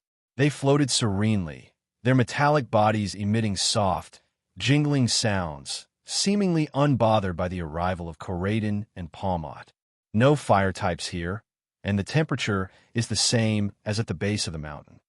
Naoki muttered, scanning the area thoughtfully. His eyes landed on a waterfall cascading down a rocky cliff above. He turned to Karaden and said, "Let's check the top of that waterfall." "Aga." Karaden responded enthusiastically. It crouched low, then leapt upward with its powerful legs, landing steadily on the rocky cliff edge. The area was eerily quiet, devoid of any wild Pokémon. Naoki surveyed his surroundings, his brow furrowed in confusion. At that moment, Palmot, floating nearby, suddenly let out a surprised cry. "Palmot, what is it?" Naoki asked, following Palmot's gaze. In the distance, a green figure was peeking out from behind the cliff edge, watching them. As soon as it realized it had been spotted, the figure turned and ran, quickly vanishing into the craggy terrain. Naoki stood frozen, slightly stunned. Was that a local village? Naoki had heard from the townspeople that the Oni responsible for the deaths of the 3 loyal Pokémon was still rumored to dwell in Oni Mountain. Because of this, the locals rarely ventured deep into the mountain, staying mostly at its base. But it seemed not everyone was so cautious. When Naoki spotted the mysterious figure, he felt no particular fear or suspicion. He shifted his gaze to another part of the mountain, intent on continuing his search for Hell Valley, the supposed home of the Slugmoss. He wasn't expecting Karaden to suddenly charge forward without warning. Startled, Naoki called out, "Karaden, where are you going?" Palmot, equally puzzled, floated nearby. "Palmot, aga." Karaden glanced back, but couldn't explain its actions. Instead, it transformed from its mount form into its battle-ready form, scooping Naoki onto its shoulders. With a powerful leap, it bounded from one rocky outcrop to another. Naoki barely had time to react. What the dash? Palmot followed closely behind, still baffled, while Naoki clung on for dear life. The scenery blurred as Karaden dashed through the rugged terrain with incredible speed. For Naoki, it felt like an extreme bungee jumping experience. By the time Karaden finally placed him back on solid ground, he was dizzy and disoriented, barely managing to keep himself from throwing up. Karaden and Palmot watched him with concern. Taking several deep breaths to steady himself, Naoki waved off their worry. I'm fine. But what did you find, Karaden?" Karaden nodded vigorously, its head bobbing up and down before it turned its gaze forward. Naoki followed Karaden's line of sight and found himself standing on a secluded cliff. Ahead lay the imposing Oni mountain range, with a majestic waterfall cascading down from above. Green foliage clung to the rocky surfaces, and a narrow path snaked its way from the cliff to the rest of the mountain. What is this place? Karaden's attention was fixed on a dark cave nestled into the cliffside. Without hesitation, it started walking toward the entrance. Realizing something might be inside, Naoki followed cautiously, with Palmot close behind. The cave entrance was narrow, forcing Karaden to lower its head to fit through. The passage stretched for about 3 meters before opening into a surprisingly spacious chamber. When Naoki saw the scene inside, he froze in shock. The cave wasn't large, but its interior was unexpectedly neat. Stones of varying sizes had been polished smooth, arranged like furniture. One large, flat stone resembled a bed, while a square stone stood beside it like a table, and a smaller one nearby looked like a stool. In the far corner of the chamber, the figure Naoki had seen earlier was huddled, trembling. It was afraid. Naoki could sense the other party's fear immediately. He studied the creature carefully. It had a green, cloak-like body, and its face resembled a small orange with eyes that sparkled like starlight. Beside it lay a green mask. This wasn't a human. A Pokémon? Naoki whispered, confused. He had never seen a Pokémon like this before. Aga. Karaden muttered, tilting its head. Palmot, too, seemed unsure of how to approach the situation, though its expression softened with concern. Palmot was the first to act. Remembering Alchemy's love for making friends, it seemed to have an idea. Palmot floated forward, pulling a berry from somewhere and offering it to the trembling figure, placing it gently on the stone table. Naoki, seeing how timid the Pokémon was, tried to calm it. Hey, it's okay. We're not going to hurt you. The Pokémon looked up, its starlit eyes filled with caution. But as it took in the sight of Naoki and his companions, its expression shifted. Fear transformed into panic. With a sudden burst, the Pokémon scrambled to its feet and bolted toward the cave entrance, leaving the mask and the berry behind. The berry Palmot had offered rolled to the ground, untouched. Naoki stood there, bewildered. What just happened?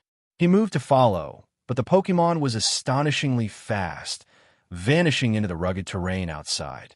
Naoki stopped short, realizing that chasing after it would be pointless. The creature was far too skittish, and the mountain's uneven terrain made pursuit dangerous. Chasing after the Pokémon would only frighten it further, and the risk of it falling off the cliff was too great. Once the Pokémon had vanished from sight, Palmot returned to the cave, picking up the berry it had offered earlier with a dejected expression. Meanwhile, Naoki surveyed the cave's interior. A smooth stone bed, a table, and a chair. It looks like someone once lived here in seclusion, he mused. Or perhaps the Pokémon itself had created this makeshift home. Naoki's eyes shifted to the mask left behind on the stone bed. It's green, probably a grass-type Pokémon, he speculated aloud. Inspecting the mask more closely, he noticed leaf-like details etched into its design. He didn't recognize the Pokémon, but had a hunch. It's likely one of the new Pokémon introduced with the Kitakami region DLC, he thought.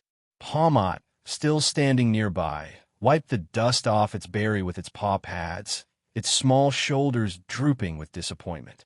Naoki crouched down and gently reassured it. Don't be sad. It's just scared of us right now. Palmot. The little Pokémon perked up, its tail wagging. Smiling, Naoki reached into his pockets, then rummaged through his backpack. He pulled out a collection of berries, carefully stacking them onto the stone table until they formed a small, colorful mound. There, he said, standing back to admire their work. This looks like its home. If we leave the berries here, it'll come back to eat when it gets hungry. Palmot glanced between the table and the berry in its paws. After a moment's hesitation, it joyfully added its own fruit to the pile. Palmot dash. All right, Naoki said with a deep breath, straightening up. He hadn't forgotten his original goal. Let's go find those slugmoss and make some new friends. At the mention of slugmoss, Palmot's excitement returned. It zipped around Naoki, chirping enthusiastically, Palmot, Palmot. Naoki chuckled, shouldering his backpack. Let's get moving then. Koraidon, having shifted back into its mount form, glanced back at the cave one last time. Its eyes darted between the cave and Naoki, its expression puzzled. Realizing Naoki and Palmot were already several steps ahead, Koraidon huffed softly before, bounding forward to catch up. Some time passed after they left. From the narrow mountain path, the green figure cautiously crept back toward the cave. Its starry eyes darted around nervously, scanning the area for signs of danger. The Pokémon stepped inside, its small frame tense as it inspected the cave's interior. Upon spotting its mask still resting on the stone bed, it breathed a visible sigh of relief. It hurried over, cradling the mask gently in its arms as though it were the most precious thing in the world. But then, something else caught its attention. It turned its gaze toward the stone table and froze, its wide eyes fixated on the pile of berries. Stacked like a miniature mountain, confusion flickered across its face. As they ventured further along the narrow mountain path, Naoki noticed signs of other Pokémon ahead. A group of Pokémon resembling small boulders with muscular arms were scattered along the trail. There are so many Geodudes. Naoki's gaze swept across the mountain road, which was dotted with numerous Geodude floating leisurely in the air. Some of them had partially buried themselves underground, blending seamlessly with the rocky terrain. Only their eyes and the tops of their heads were visible, peeking out to observe Naoki and his companions. It was an impressive sight. From what Naoki could see, there were at least 50 or 60 Geodude along the path. Koraidon and Palmot also noticed the Geodude. Palmot, fascinated by the floating Pokémon, pointed excitedly at one of them and turned to Naoki, seemingly asking how it managed to stay aloft. Naoki thought for a moment, realizing Palmot's question fell outside his expertise. Logically speaking, Geodude shouldn't have the ability to float, he said, scratching his head. But somehow they do. It's amazing. After a bit of consideration, he offered a guess. Maybe it has something to do with gravity? Palmot tilted its head, utterly confused by the concept of gravity. As Naoki prepared to explain further, he noticed Koraidon was about to step on a Geodude partially hidden underground. Wait! Naoki quickly reached out, stopping Koraidon just in time. Aga!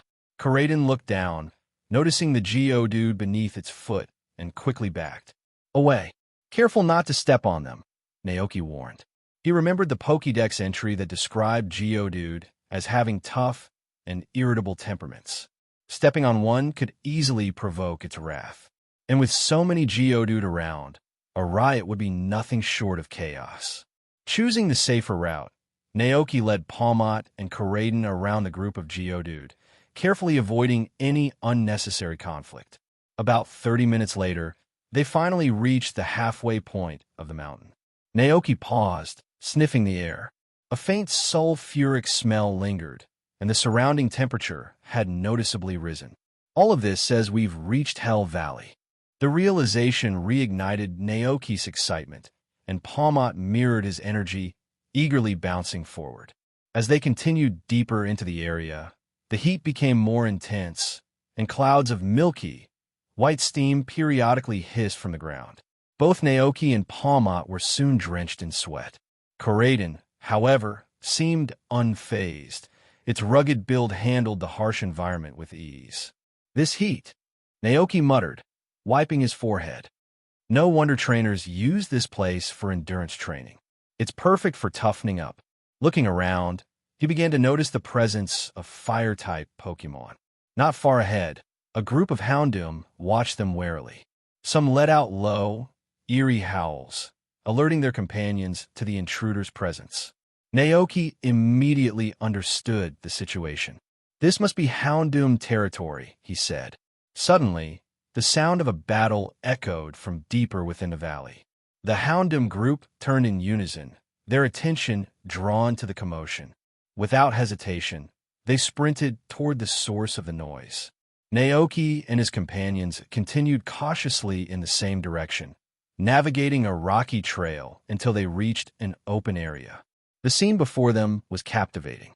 A young trainer stood confidently, commanding a powerful Infernape in battle against a wild Houndoom. Infernape moved with astonishing speed and precision, its flames blazing brightly as it delivered a series of well-executed attacks. Despite Houndoom's ferocity, the wild Pokémon couldn't keep up. Infernape overpowered it in just a few moves. As Houndoom collapsed, weakened, and unable to fight further, the trainer retrieved a Pokeball from his belt and threw it. The ball struck Houndoom, opened, and drew the wild Pokémon inside with a flash of red light.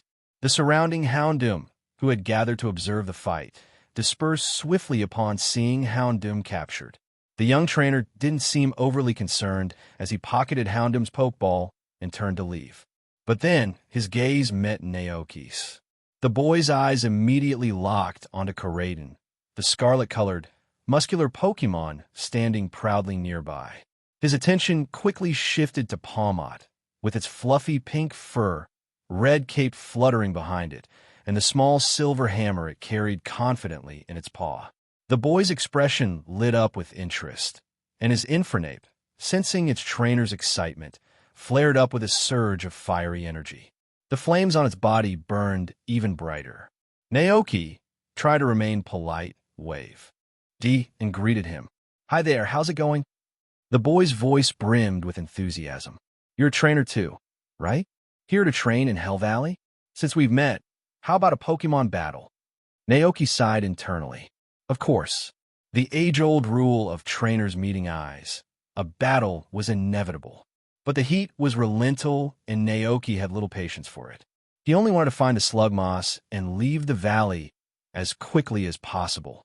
"No, I'm not here to train," Naoki replied, shaking his head. "I'm just looking for a specific Pokémon." He turned to walk away, but the boy dashed after him. Looking for a Pokémon? What kind? Maybe I can help. Naoki glanced over his shoulder, skeptical. The boy quickly added, I've been training here for a month. I know all the Pokémon that live in this area. I can help you find it, if you agree to a Pokémon battle first. Naoki sighed deeply. Aren't trainers a bit too obsessed with battles? He muttered to himself. Still, the sooner he found the Slugmoss, the sooner he could leave this sweltering place. Reluctantly, he turned back. All right, do you know where I can find Slugmoss? The boy brightened instantly. Slugmoss? Of course, I know where to find them. Great, Naoki said with a sigh of resignation. Let's battle then. The boy blinked, momentarily thrown by Naoki's sudden change in tone. But his surprise was short-lived. His fighting spirit reignited, and his eyes gleamed with determination. All right, let's go Infernape. The flame Pokémon nodded fiercely and stepped forward, its fiery mane roaring with intensity. Naoki gestured to Koraidon. In the wild, Pokémon battles were free-form, without the formal restrictions of league rules. As the trainers prepared, the battle began without further ado. The boy's gaze didn't waver as he called out his first move. Infernape used Flame Wheel. At his command, Infernape's flames surged to new heights, enveloping its body in a fiery vortex. The Pokémon charged toward Koraidon at full speed, spinning rapidly like a living wheel of fire. Naoki, unfazed, wiped the sweat from his brow and called out calmly, Koraidon collision. Course. Aga. Koraidon roared in acknowledgement. Scarlet energy coursed through its body as it leapt forward with staggering speed. The air around it seemed to warp as it radiated an ancient primal power. In a matter of seconds, the two Pokémon collided with a resounding impact. The resulting explosion was deafening. A shockwave rippled through the valley, and smoke billowed into the air. When the dust settled, Infernape lay sprawled on the ground, unconscious. Its flames had fizzled out entirely. Koraidon stood tall, its crimson form unscathed, exuding an air of triumph. The boy stood frozen in disbelief, his jaw slightly agape. So strong, he whispered, too stunned to move. What kind of Pokémon was that? How could it take down his Infernape with a single move? Hellion stared in disbelief. After all, he wasn't just any trainer. He had participated in the prestigious Lily of the Valley Conference and made it to the top 8. But now, his Infernape had been defeated in an instant. Hellion's mind raced, piecing together the only plausible explanation. Could this person be a champion-level trainer? Naoki, sensing the boy's bewilderment, coughed lightly to break the awkward silence. Well, the battle's over. Still stunned, Hellion finally snapped out of it. He stepped forward, pulled a potion from his bag, and carefully treated Infernape before returning it to its Pokeball for some well-deserved rest. If I've lost, I'll honor my word, Hellion said with a determined nod. I'll take you to where the Slugmoss lie. Thank you, Naoki said sincerely, relieved that this would save him time. You're not from Kitakami, are you? Hellion asked, his curiosity piqued. By the way, my name's Hellion. What's yours? I'm Naoki, he replied. I'm visiting from the Paldea region. Hellion's jaw dropped. Paldea? That's on the other side of the world. You traveled all that way. Naoki nodded. I'm here on a work trip. Hellion's eyes widened further. No wonder. It all made sense now. He didn't recognize the scarlet Pokémon or the pink one because they must be native to Paldea. Pulling out his Pokédex, Hellion scanned Koraidon and Palmot, hoping to learn more about them. However, the device returned the same frustrating message. No data available. This Pokémon has not been discovered yet. Hellion's curiosity grew. Your Pokémon are incredible. What are their names? Naoki smiled and gestured toward his companions. This is Koraidon, and this one here is Palmot. They're both from the Paldea region. Are you from Sinnoh? Hellion's eyes widened in surprise. How'd you guess that? Naoki chuckled softly, because Infernape evolves from Chimchar, one of the 3-starter Pokémon given to new trainers by the Sinnoh League. Hellion scratched his head sheepishly. Oh right, I nearly forgot. He then looked at Naoki with a mix of admiration and awe. Your Pokémon are incredibly strong. You must be a champion-level trainer. Naoki waved the comment off. I don't know about that, he admitted. Hellion tilted his head, puzzled. What do you mean? Naoki explained honestly. I've never participated in any champion assessments. My main job is being a rancher. I'm in Kitakami Township for an agricultural exchange with the local farmers. Hellion blinked, completely floored. A rancher? He exclaimed internally. How is this guy a rancher? He's nothing like any rancher I've ever seen. After a moment of silence, Hellion said earnestly, with your skills, I'm sure you'd dominate the Lily of the Valley Conference back in Sinnoh. I bet you'd walk away as the champion. Naoki raised an eyebrow, intrigued. The name Lily of the Valley Conference triggered faint memory. He recalled it being a major event in the Sinnoh region, prominently featured in the anime. That's the grandest tournament we have in Sinnoh, Hellion said enthusiastically. Only trainers who've collected all 8 gym badges are allowed to compete. If you win the tournament, not only will you gain fame and a large sum of money, but you'll also earn the chance to battle against the regional champion, Miss Cynthia. Hellion exclaimed excitedly. Cynthia, the image of a tall, composed blonde woman with piercing eyes and an air of mystery flashed through Naoki's mind. Smiling to himself, he shook his head and replied, Everyone has their own ambitions. Instead of becoming a champion, I'd rather enjoy a peaceful life with the Pokémon I love. Hellion nodded in understanding. Fair enough. The heat around them became increasingly oppressive. The intense temperature made Hellion, dressed in a lightweight short-sleeved shirt, visibly uncomfortable. He flushed red as he dramatically shed his shirt, fanning himself with his hands. It's scorching. I can't take this anymore. Naoki, drenched in sweat, exhaled deeply, trying to calm himself. The air around them shimmered with heat, and he silently prayed for some relief, though he doubted any was forthcoming. Hellion scanned the surroundings, his gaze sharp as if searching for something specific. Suddenly, he bolted toward a nearby hillside.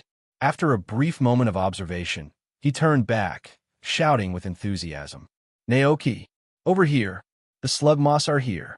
Naoki rushed to join him, eager to see what lay ahead. On a sun-bleached hillside scattered with jagged rocks, a vibrant gathering of Slugmoss basked. In the searing heat, volcanic gases hissed and curled into the air from fissures among the rubble, creating a scene both dynamic and fiery. The red Slugmoss crawled lazily, their movements reflecting the sluggish but lively ambience of the area. At last, Naoki's eyes lit up with excitement as he spotted the Pokémon they had been searching for. But his excitement quickly turned to curiosity as his eyes fell upon one particular Slugma.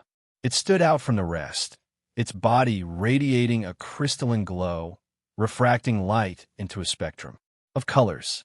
On its head rested a peculiar red, candlestick-like structure that pulsed faintly. Is that terrestrialization? Naoki muttered, stunned. Hellion looked equally confused. I have no idea what that is. But this isn't the first time I've seen Pokémon with strange appearances like that around here. Over the past month, I've come across several Pokémon that looked unusual. After battling them, they'd return to normal. Naoki turned to Hellion, his expression thoughtful. That's terrestrialization. Terrestrialization? Hellion repeated, puzzled.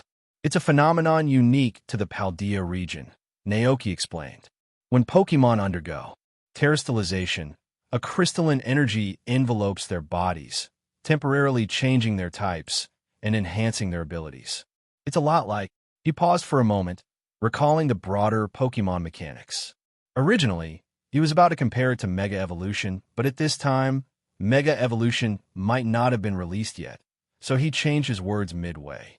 It's similar to Dynamaxing in the Galar region. What's Dynamax? Hellion asked, looking even more confused. Naoki, he couldn't help but ask. Don't you keep up with news from other regions? Hellion scratched his head awkwardly. Well, those places are so far away, and I'm usually Traveling, so I don't really get a chance to watch the news.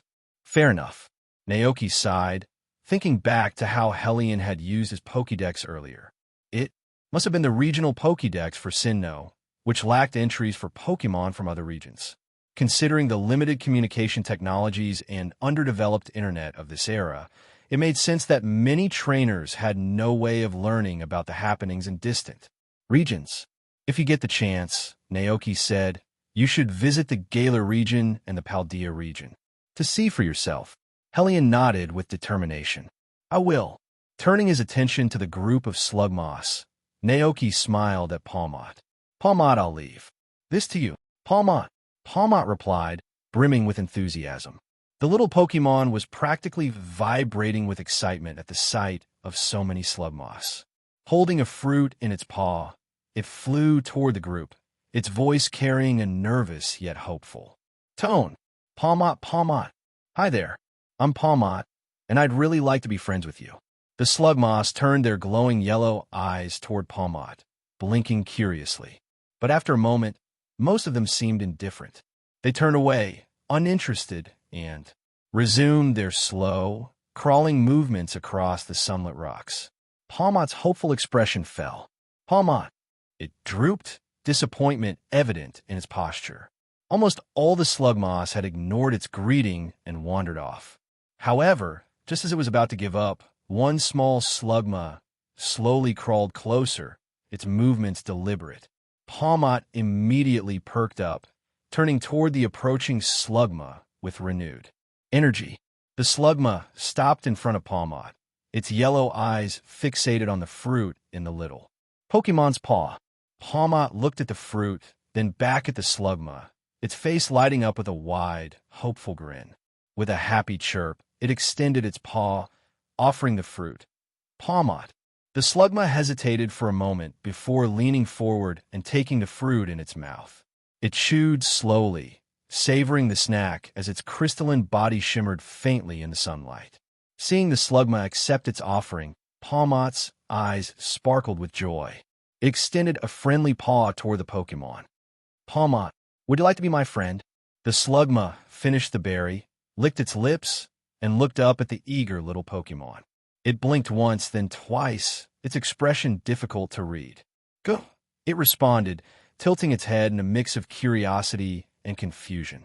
Palmot chirped enthusiastically. Palmot, good friends are the best. I'll share lots of berries with you. We'll play together every day, and if any Pokemon tries to bully you, I'll teach them a lesson. The Slugma blinked, tilting its head as it processed Palmot's words. The thought of having a friend who would protect it and bring berries every day seemed almost too good to be true. As it imagined this, white steam began to rise from its crystalline body, and a rhythmic popping sound dash bang bang bang echoed across the cliff. Palmot paused for a moment, surprised by the reaction. Then, remembering the animated film, it realized what this meant. The Slugma was overjoyed. Palmot's eyes sparkled with delight. It leaned closer and asked with even more enthusiasm, Palmot, will you come with me and be my friend? The Slugma glanced at Palmot, steam rising from its body once more as it thumped happily against the ground. Seeing this, Palmot spun around and eagerly flew back to Naoki, gesturing for something. Naoki smiled, reached into his bag, and handed over a Pokeball. With an encouraging nod, he watched as Palmot darted back toward the Slugma. Holding the Pokeball in its tiny paws, Palmot extended the invitation again, offering the Pokeball to the Slugma. The small Pokemon looked at Palmot, then at the Pokeball, and finally thumped the ground one last time with excitement before tapping the Pokeball. In a flash of red light, the Slugma entered the ball, which clicked shut without any resistance. Palmot. Palmot chirped, twirling happily in the air. It had made a new friend. Holding the Pokeball triumphantly, it flew back to Naoki and placed the ball in his hand. Naoki smiled, giving Palmot a gentle pat. Great job, Palmot. Meanwhile, Hellion stood frozen, his jaw practically on ground. What? This. Is it even possible to capture a Pokemon like that? No, wait. That wasn't the strangest part. This Palmot had actually managed to befriend and capture a slugma on its own. Julian's thoughts raced as he tried to process what he had just witnessed. Finally, a new concern popped into his mind. Would a slugma befriended by Palmot even listen to Naoki's commands? Naoki placed the slugma's pokeball into his bag, planning to interact with it again after descending the mountain. As he turned around, he noticed Hellion staring at him with an expression of shock and disbelief. Naoki tilted his head, puzzled. "What's wrong?" Hellion couldn't help but blurt out. "Is this how trainers from the Paldea region capture Pokémon? But if that's the case, will the captured Pokémon even listen to your commands?" Naoki paused, considering the question, then replied, "Not exactly. I don't really rely on Pokémon for battles. I captured the Slugma because I like it. I want to take it home, care for it, and build a bond over time." Hellion furrowed his brow, trying to process this concept. A collector-type trainer? He had met trainers like this before, those who focused more on befriending Pokémon than battling them. However, the method Naoki used was still unconventional. Letting a Pokémon capture another Pokémon? That was unheard of. Seeing Hulian's baffled look, Naoki chuckled and said, "You should try it sometime. Most Pokémon are kind-hearted and simple. If you show them care and offer food, there's a good chance they'll choose to be your partner." He paused before adding, "Of course, this works best with smaller, more docile Pokémon like Slugma or Eevee. For stronger or more aggressive Pokémon like Tyranitar, you'll need to prove your strength in battle to earn their respect." Hellion listened intently, his eyes lighting up as if something had clicked in his mind. "I see. That's actually really interesting." Naoki smiled and turned to leave, satisfied that he had shared something useful. Hellion, who had been training in Hell Valley for a month, decided to accompany Naoki down the mountain, planning to stock up on supplies in Mosway Town. As they exited the Hell Valley area, the temperature immediately dropped, and Naoki sighed in relief. He pulled a water bottle from his backpack and took a long sip while Hellion put his shirt back on. When they passed the area where Naoki had first seen the timid green Pokémon, curiosity got the better of him. "Hellion," Naoki began, "have you seen any Pokémon unique to Kitakami around here?" Hellion scratched his head. Nothing else comes to mind. But there are plenty of Pokémon here that we don't have in Sinnoh. I've seen Mimikyu, Hatenna, and Carbink around these parts. Did you spot something unusual?" Naoki nodded. "In the area just ahead, I saw a Pokémon I'd never encountered before." Hulian's eyes widened as he followed Naoki's gesture, but the realization seemed to spark concern instead of intrigue. "Wait, you went in there?" Naoki frowned. "What's wrong with that?" "That area is known as Onifong Cave," Hellion explained. "The jagged cliffs and narrow paths make it incredibly dangerous. Locals call it that because the sharp rock formations resemble Oni fangs. People are warned to stay away because it's easy to fall." Hulian's tone grew more serious. "There's another reason people avoid it. They believe the Oni that killed the 3 loyal Pokémon reside somewhere in Onifong Cave. If anyone encounters it, their life is said to be at risk." A shiver ran through Hellion as he muttered, "An Oni with a mask. How terrifying. I hate folklore like this. It's too creepy." Naoki stood silent for a moment. A ghost wearing a mask. The image of the green Pokémon holding the mask flashed in his mind. Could that timid Pokémon really be the so-called Oni from the legends? The idea seemed absurd. The creature had been so scared it ran away at the sight of him. Unless the Oni was someone or something else entirely. Just then, a chilling wind howled from the direction of Oni Tooth Cave. As it swept through the valley, it produced an eerie, wailing sound reminiscent of the cries of restless spirits. Hellion shuddered, feeling the hairs on his neck stand on end.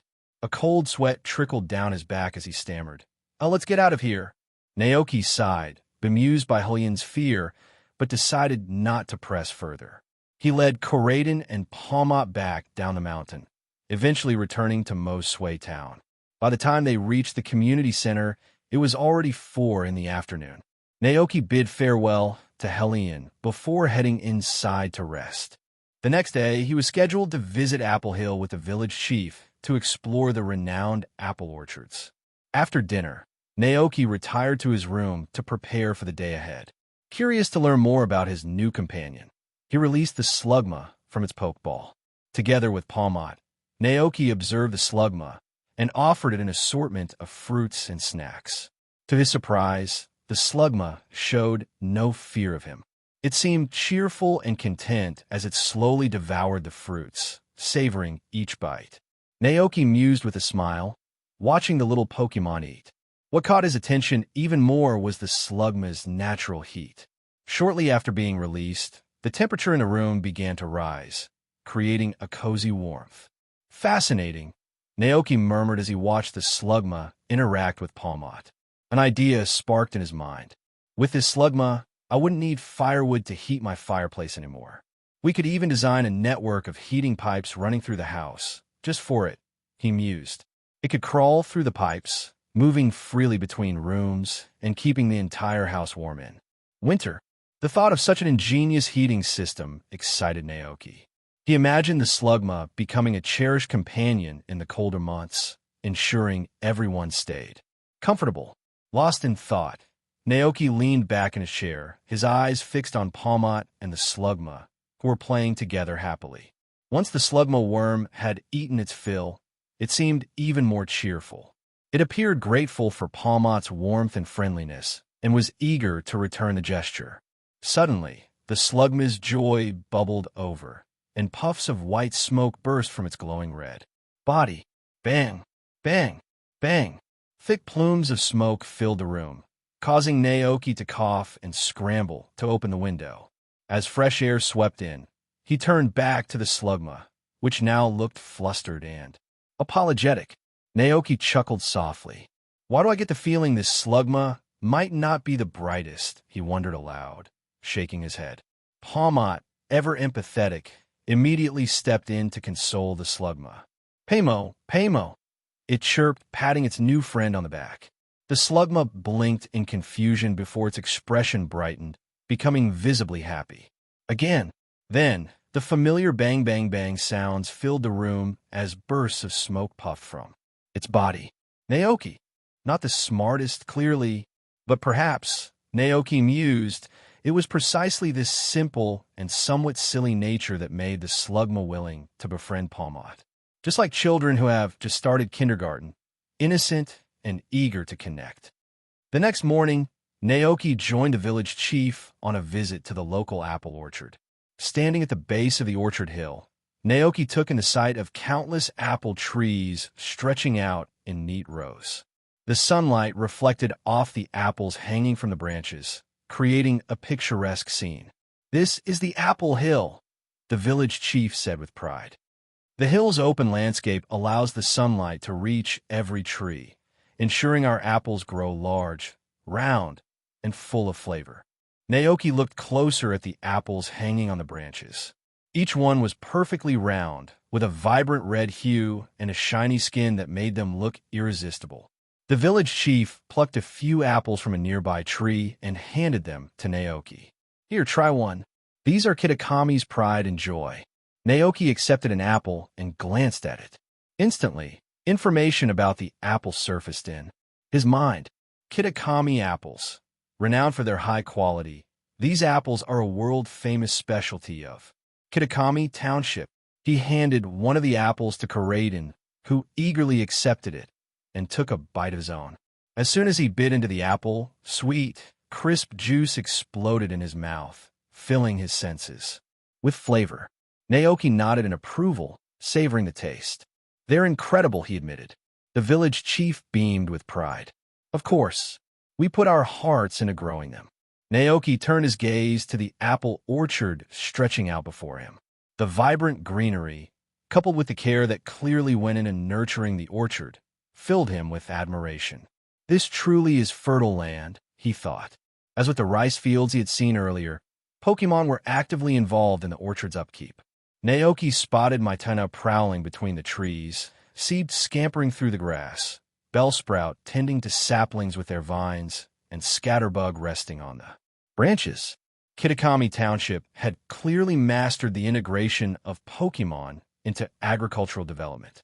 The village chief followed Naoki's gaze and chuckled. Those are some of the Pokémon who help us maintain the orchard. My Tayana protect the orchard, scaring off wild Pokémon who might damage the trees. Seed patrols the area, warning my Tayana if something's amiss. Scatterbug keeps pests away from the trees, ensuring they grow unharmed.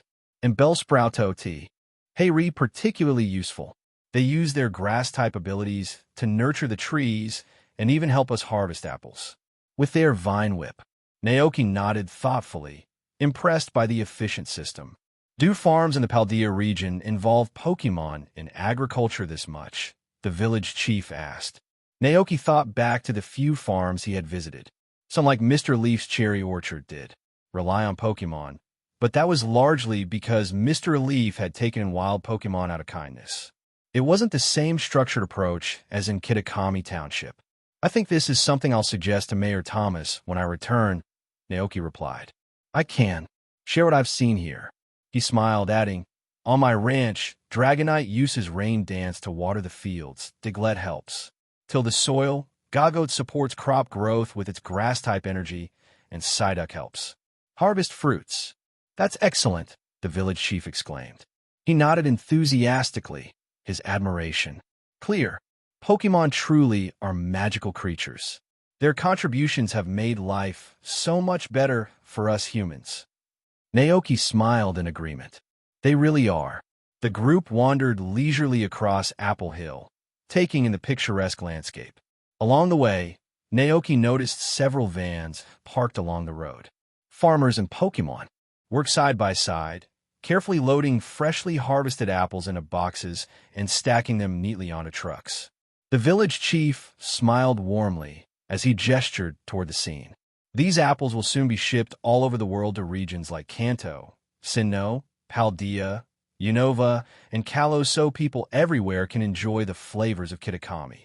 That's incredible, Naoki exclaimed, genuinely impressed. In an era when the internet wasn't yet widespread and commercial promotion relied heavily on newspapers and word of mouth, the fact that Kitakami apples had achieved global renown spoke volumes about their exceptional quality. The village chief continued with a nostalgic smile. There are many delightful things about our town, but it's a shame you didn't visit during the summer. If you had, you could have joined us for our mask festival. Naoki tilted his head slightly. Mask festival? The chief nodded enthusiastically. Yes, it's an annual celebration honoring the bravery of the 3 companion Pokémon. People from all over the town and even trainers from other regions come to participate. He chuckled as he continued. Everyone wears masks and gathers at the shrine in the heart of Kitakami to celebrate. It's a lively event. Naoki's thoughts lingered on the mention of masks. It seemed like so many aspects of Kitakami's culture, from festivals to its legends, were tied to masks. The image of the green Pokémon he had encountered the day before and the mask it held flashed through his mind. Feeling a tug of curiosity, he asked, by the way, Chief, are there any Pokémon unique to Kitakami? The question seemed to catch the village chief off guard, but he nodded. Of course. The most famous ones are the 3 companion Pokémon who gave their lives to protect the village. Naoki listened intently as the chief listed their names: Okidoji, Munkidori, and Pheasantipity. However, the green Pokémon Naoki had seen bore no resemblance to a dog, monkey, or bird. After some thought, he asked hesitantly, are there any others besides the 3 companions? I saw a Pokémon wearing a mask in the mountains. Is it also from Kitakami? The moment Naoki finished speaking, the chief's expression darkened, his demeanor shifting dramatically. A Pokémon wearing a mask, wandering in the mountains. Did you encounter the Oni? Naoki froze, taken aback.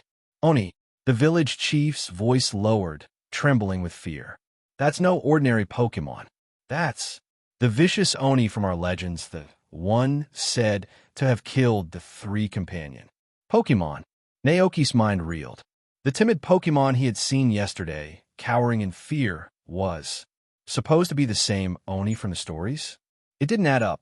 He vividly recalled how it trembled when he approached, bolted away in panic, and left its mask behind. How could such a scared creature be a violent Oni? Something about the legend didn't sit right with him. Still, the chief's fear was palpable. That ghost is brutal and dangerous, he warned. I strongly advise you to stay far away from Oni Mountain.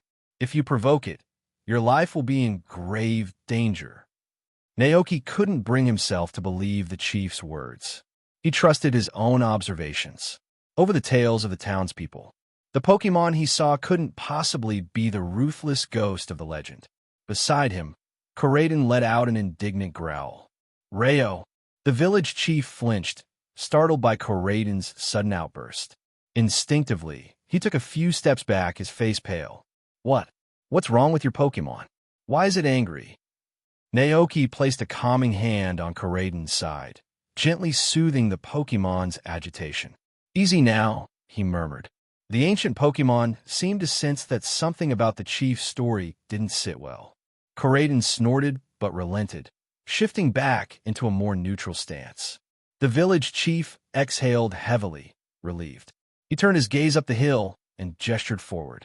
Just ahead is Loyal 3 Memorial Shrine, he said, his voice steadier now. That's where the remains of the 3 companions were laid to rest. Would you like to visit it? Naoki's curiosity deepened. Yes, I'd like to see it. We've arrived. This is where the 3 loyal Pokémon rest, the mayor announced. Naoki and the mayor followed the path along Apple Hill until they reached a flat, open area. The space was circular, bordered by a wooden fence, with quaint park benches arranged along its edges. A few townsfolk sat there with their children and Pokémon, enjoying a moment of rest. At the heart of the square stood a small shrine, with statues of 3 distinct Pokémon enshrined within. Naoki observed the figures intently. It was clear these were the companion Pokémon the mayor had spoken about. Thanks to them, our town was saved from the Oni. Everyone owes their lives to their sacrifice, the mayor said, his voice filled with gratitude. Naoki leaned closer, intrigued. Are their remains buried here? The mayor nodded solemnly. As he stepped closer to the shrine, he noticed a smudge on its surface and immediately began cleaning it with care. At that moment, a villager came running from behind, shouting, "Mayor, something terrible has happened. The truck transporting apples has fallen into a ditch." What? The mayor's face lit with concern. Turning to Naoki, he said, "I'm afraid we'll have to cut this visit short. Feel free to explore the area, but I need to attend to this. Do you need any help?" Naoki offered earnestly. The mayor smiled, but shook his head. "Thank you, but our town has staff specifically trained for these situations. I wouldn't want to trouble you." Naoki watched as the mayor hurried off. Left alone, his attention returned to the shrine before him. Within it were 3 small statues. Their weathered forms made it impossible to discern the exact appearances of the Pokémon they depicted. As he pondered, a familiar voice called out from behind. "Naoki, you're visiting the shrine of the 3 loyal Pokémon too." Startled, Naoki turned to see Hellion approaching, his face alight with enthusiasm. "Hellion? I thought you'd already left Kitakami," Naoki exclaimed. "Not yet. My training is over for now, so I decided to linger a bit and take in the peaceful scenery of this region," Hellion replied with a grin. Naoki nodded, and together they turned their gazes to the shrine. To the right of the shrine stood a stone tablet etched with an account of the Pokémon's heroism. Hellion began to read aloud. "The brave Pokémon statue. Long ago, these heroic Pokémon defended the town against a fierce onslaught of Oni. Though their bravery saved the village, they ultimately fell in battle. Their remains now rest beneath this monument, where they are eternally honored." Naoki listened in silence, his thoughts swirling. Could the green Pokémon he encountered the day before really be a Oni? The idea seemed implausible. The timid creature he'd seen hardly fit the image of a destructive specter responsible for such devastation. Doubts clouded his mind, and he resolved to seek answers. After a moment's contemplation, Naoki turned to Hellion. "I need to go check something out," he said, excusing himself. Hellion nodded in understanding as Naoki called for Koraiden.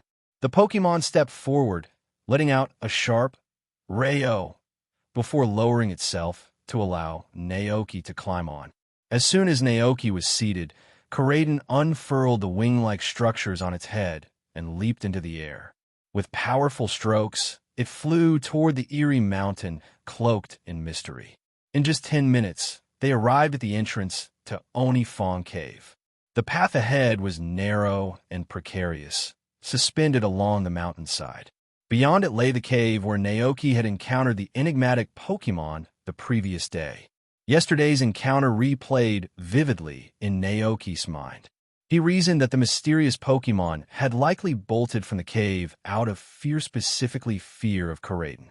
After all, Koraiden, summoned from ancient times, bore a fearsome and primal appearance. To a modern Pokémon, its presence was as jarring as a dinosaur from the Jurassic era appearing before a flock of modern-day animals. "Wait here for me," Naoki instructed gently, guiding Koraiden to a large thicket. "I'll go in and check on things by myself." Koraiden obeyed with a soft growl of agreement and crouched behind the bush. Its head peeked over the foliage, gazing at Naoki with a forlorn, almost pitiful expression. After ensuring Koraiden was well hidden, Naoki approached the cave.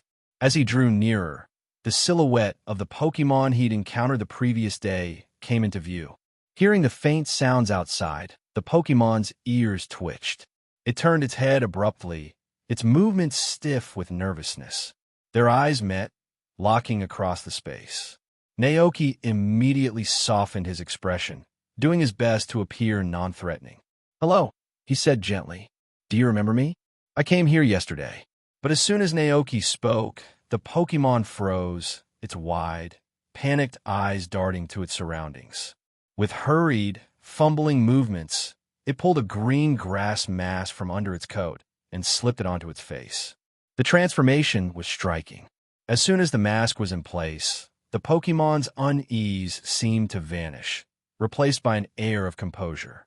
All its emotions were hidden behind the mask's carved features. Naoki was stunned, observing the creature intently. The mask seemed to fit it perfectly, almost as if it were a part of the Pokémon itself.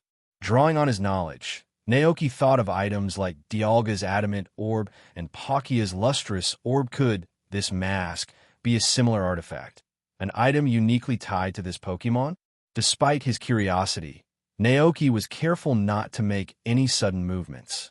He was relieved to see the Pokémon hadn't bolted this time. That only reinforced his earlier suspicion. The Pokémon had run away not because of him, but because of Koraiden.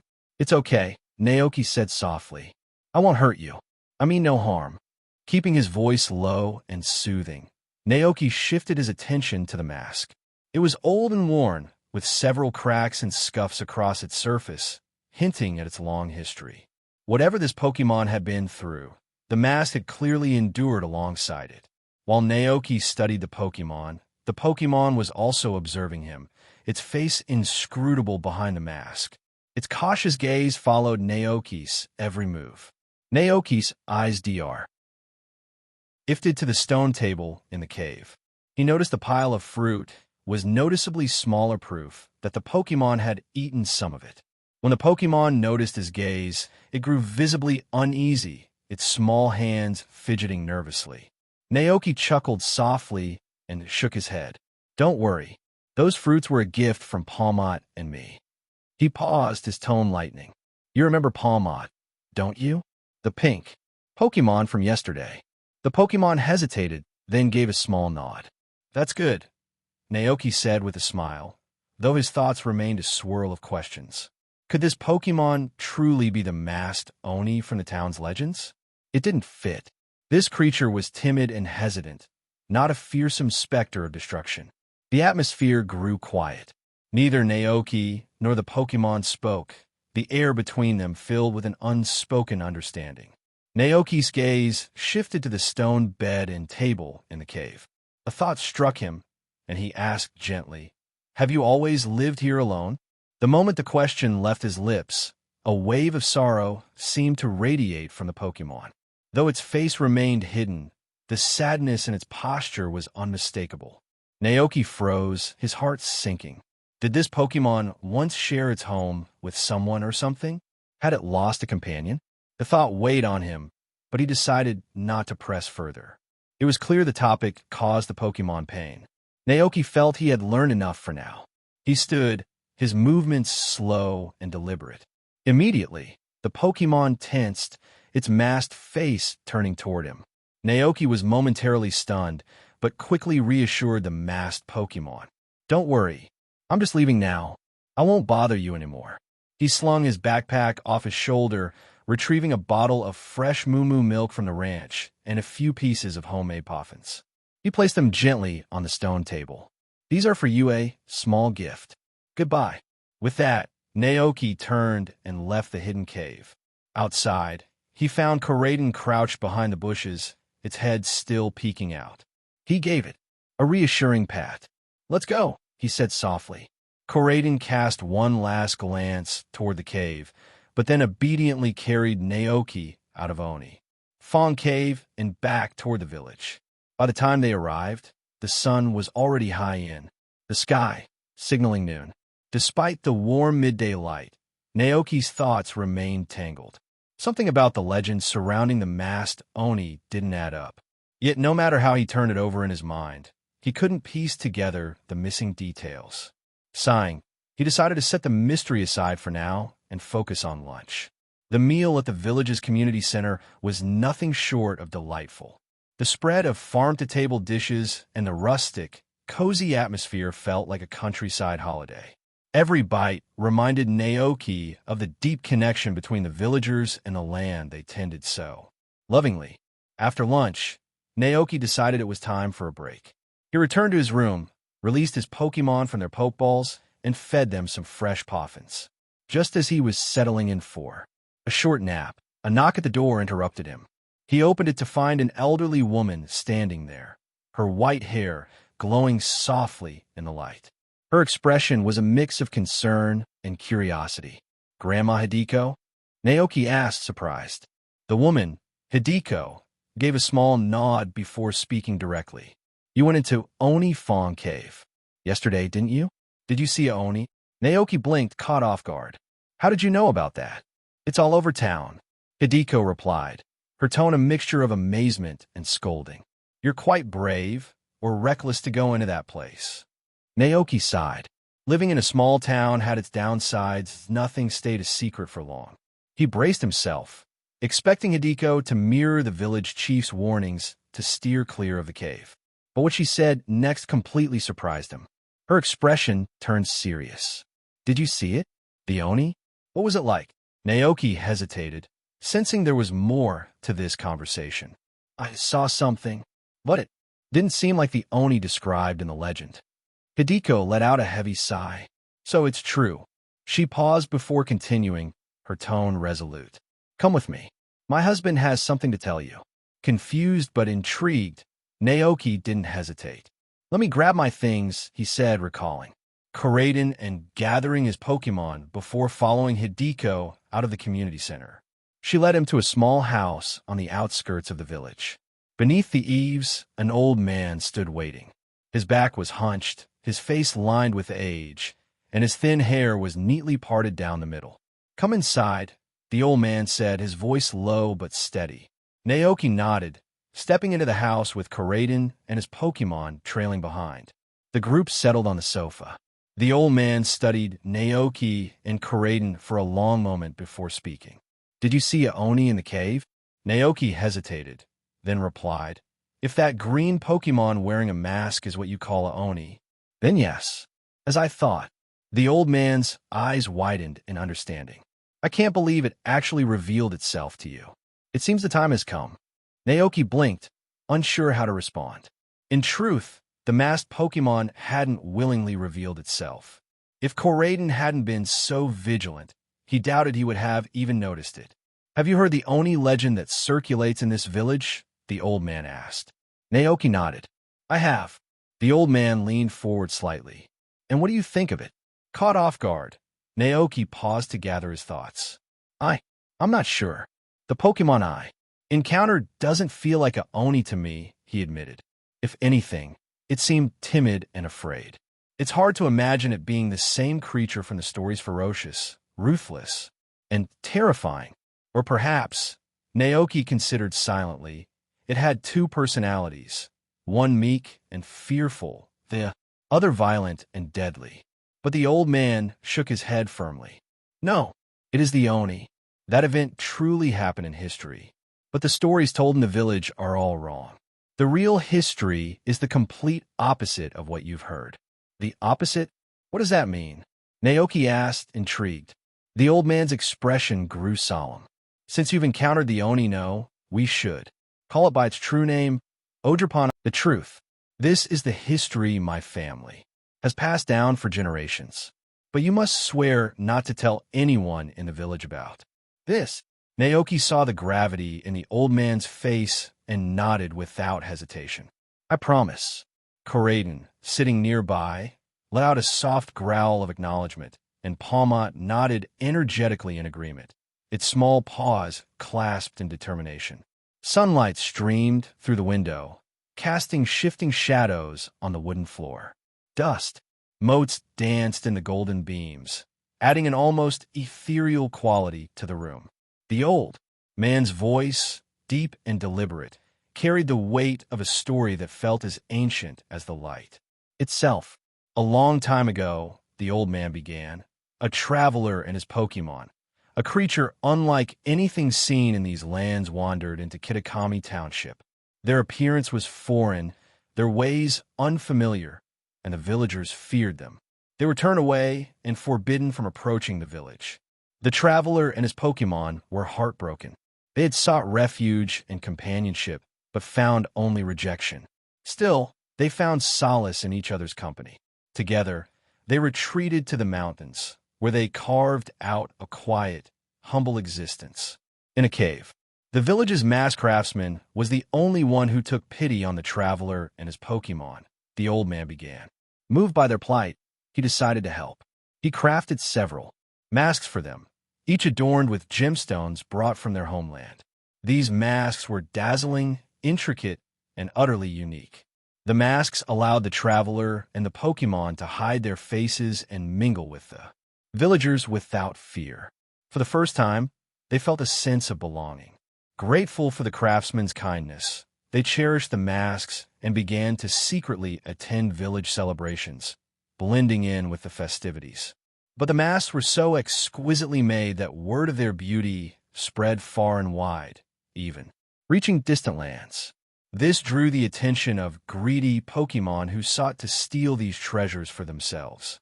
One day, a group of these Pokémon crept into the cave where the traveler and his Pokémon lived. They attacked, attempting to steal the masks. The traveler fought bravely, managing to protect one mask, but the others were taken. Tragically, he was gravely injured in the struggle and succumbed to his wounds.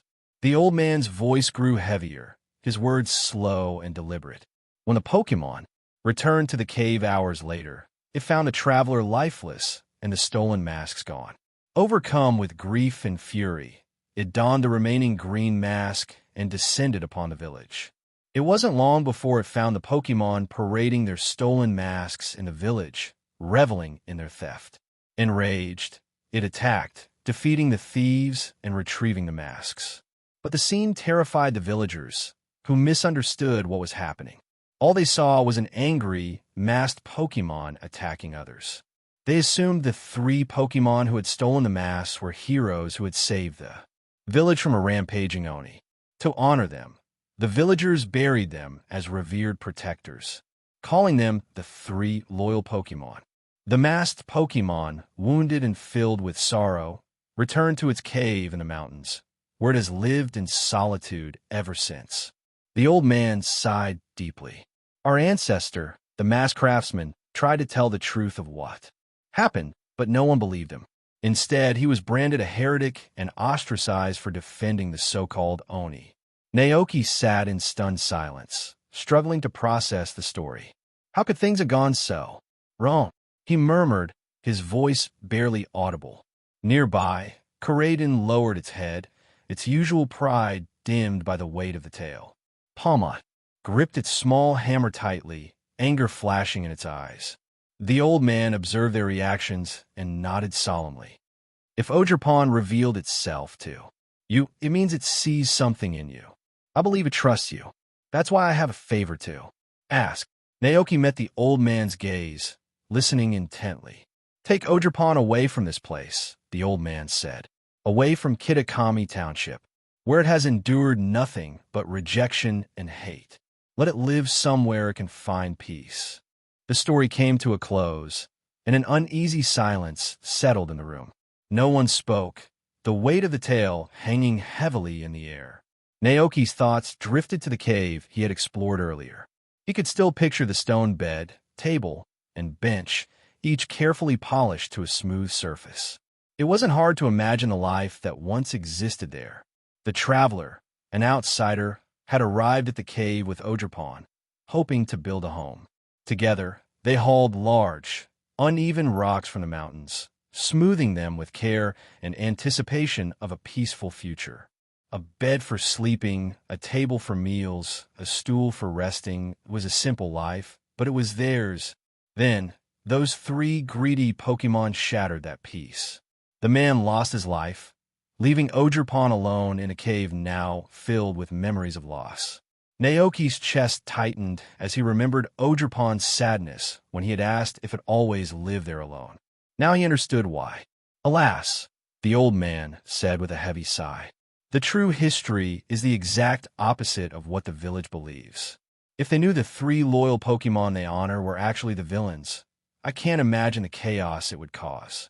Naoki nodded solemnly, understanding the gravity of the situation. If the truth came out, the family of the mass craftsman might be persecuted all over again.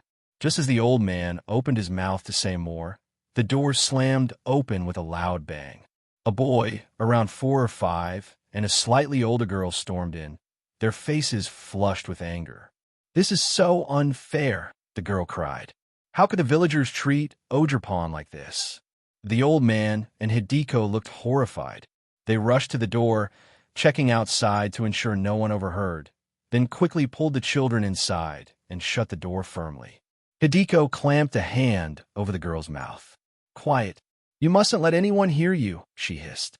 But, the girl protested, her muffled words furious. The boy, meanwhile, stood silently, his fists clenched, his face a storm of emotions. The old man frowned. It's not right to eavesdrop on grown-up conversations, he scolded. The 2 children lowered their heads in guilt. The old man sighed again. I was going to tell you both when you were older, but since you've overheard, listen carefully. This is a truth you must carry in your hearts and never speak of to anyone else. Hideko gestured toward Naoki. These 2 are my grandchildren Carmine and Kieran, she explained apologetically. Naoki nodded in greeting, acknowledging the siblings with a small smile. After calming the children, the old man turned back to Naoki. You seem like a capable trainer, he said, his tone serious. If that's the case, then I ask you to approach Ogerpon as a trainer would. Gain its trust, and take it away from here. Naoki hesitated. If Ogerpon were a wild Pokémon, I'd agree. But from everything I've seen, it's clearly not. This place holds so many memories for it. I can't guarantee it will want to leave. Do your best, the old man urged. If Ogerpon does choose to leave, then at least the villager's debt to it will be partially repaid. Naoki nodded, standing up. I'll try, he said, bowing slightly before turning to leave. Before he could reach the door, Carmine and Kieran chased after him. Uncle, Carmine called. Naoki froze. Uncle. His face darkened. Did he really look that old? Carmine huffed in frustration and nudged her brother forward. Kieran, stop being a coward. Say what you want to say. Kieran shuffled his feet before stepping forward hesitantly. Are you really a trainer? Naoki nodded. I suppose you could say that. Kieran's expression softened with relief. I've always liked Ogerpon. After hearing Grandpa's story, I really hope it can live a better life. If it decides to leave with you, please take good care of it. Naoki smiled gently. I will. With that, he bid the siblings farewell and mounted Karaden, heading back to Oni Mountain. Arriving at the cave, he was surprised to find it empty. Naoki searched the area, but there was no sign of Ogerpon. It seemed the masked Pokémon had gone out. With no other options, Naoki returned to Mosue Village. Late at night, Oni Mountain. Ogerpon sat alone on the stone bench, its familiar mask held tightly in its small hands. Tonight, unlike usual, a pile of freshly picked berries sat neatly on the stone table.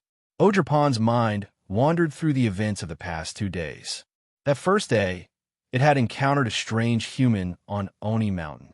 No one had dared come to this place in a long, long time. When Ogerpon spotted the intruder, it quickly hid, observing the human cautiously from the shadows. To its surprise, the human spotted it almost immediately and followed it back to its cave. Panic overtook Ogerpon at fear the human might try to attack or drive it away. Instead, the human greeted it warmly, offering food with no signs of hostility. Ogerpon hadn't known how to react. It was too scared, too confused by the human's kindness. It had bolted from the cave and stayed away until the human left. When it returned, it found a small mountain of berries left on the stone table. It had assumed the human would never return. But the next day, he came back, kind as ever, speaking softly and leaving behind more food. Ogerpon glanced at the overflowing pile of berries on the table. It couldn't possibly eat them all. Would the human come back again tomorrow? A flicker of anticipation rose in its chest. As it stared at the food, memories from a long, long time ago surfaced.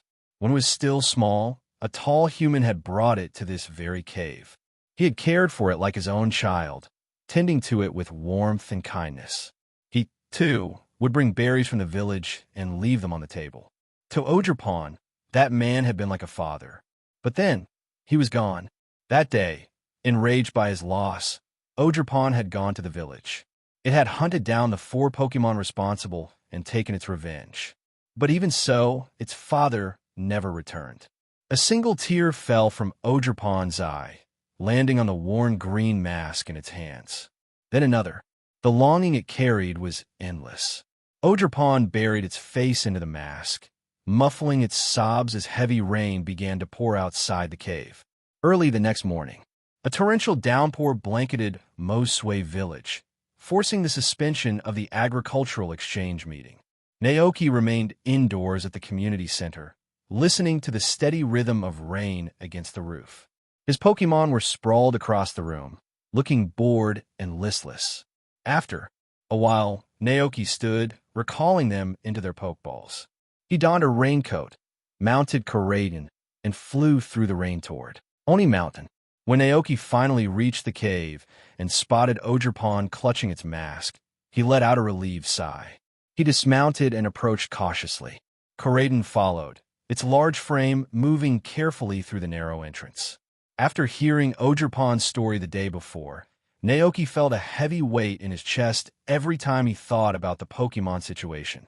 Misunderstood and hated by the villagers, it had no choice but to live in this cave filled with bittersweet memories, clutching its mask as though it were the last piece of its past.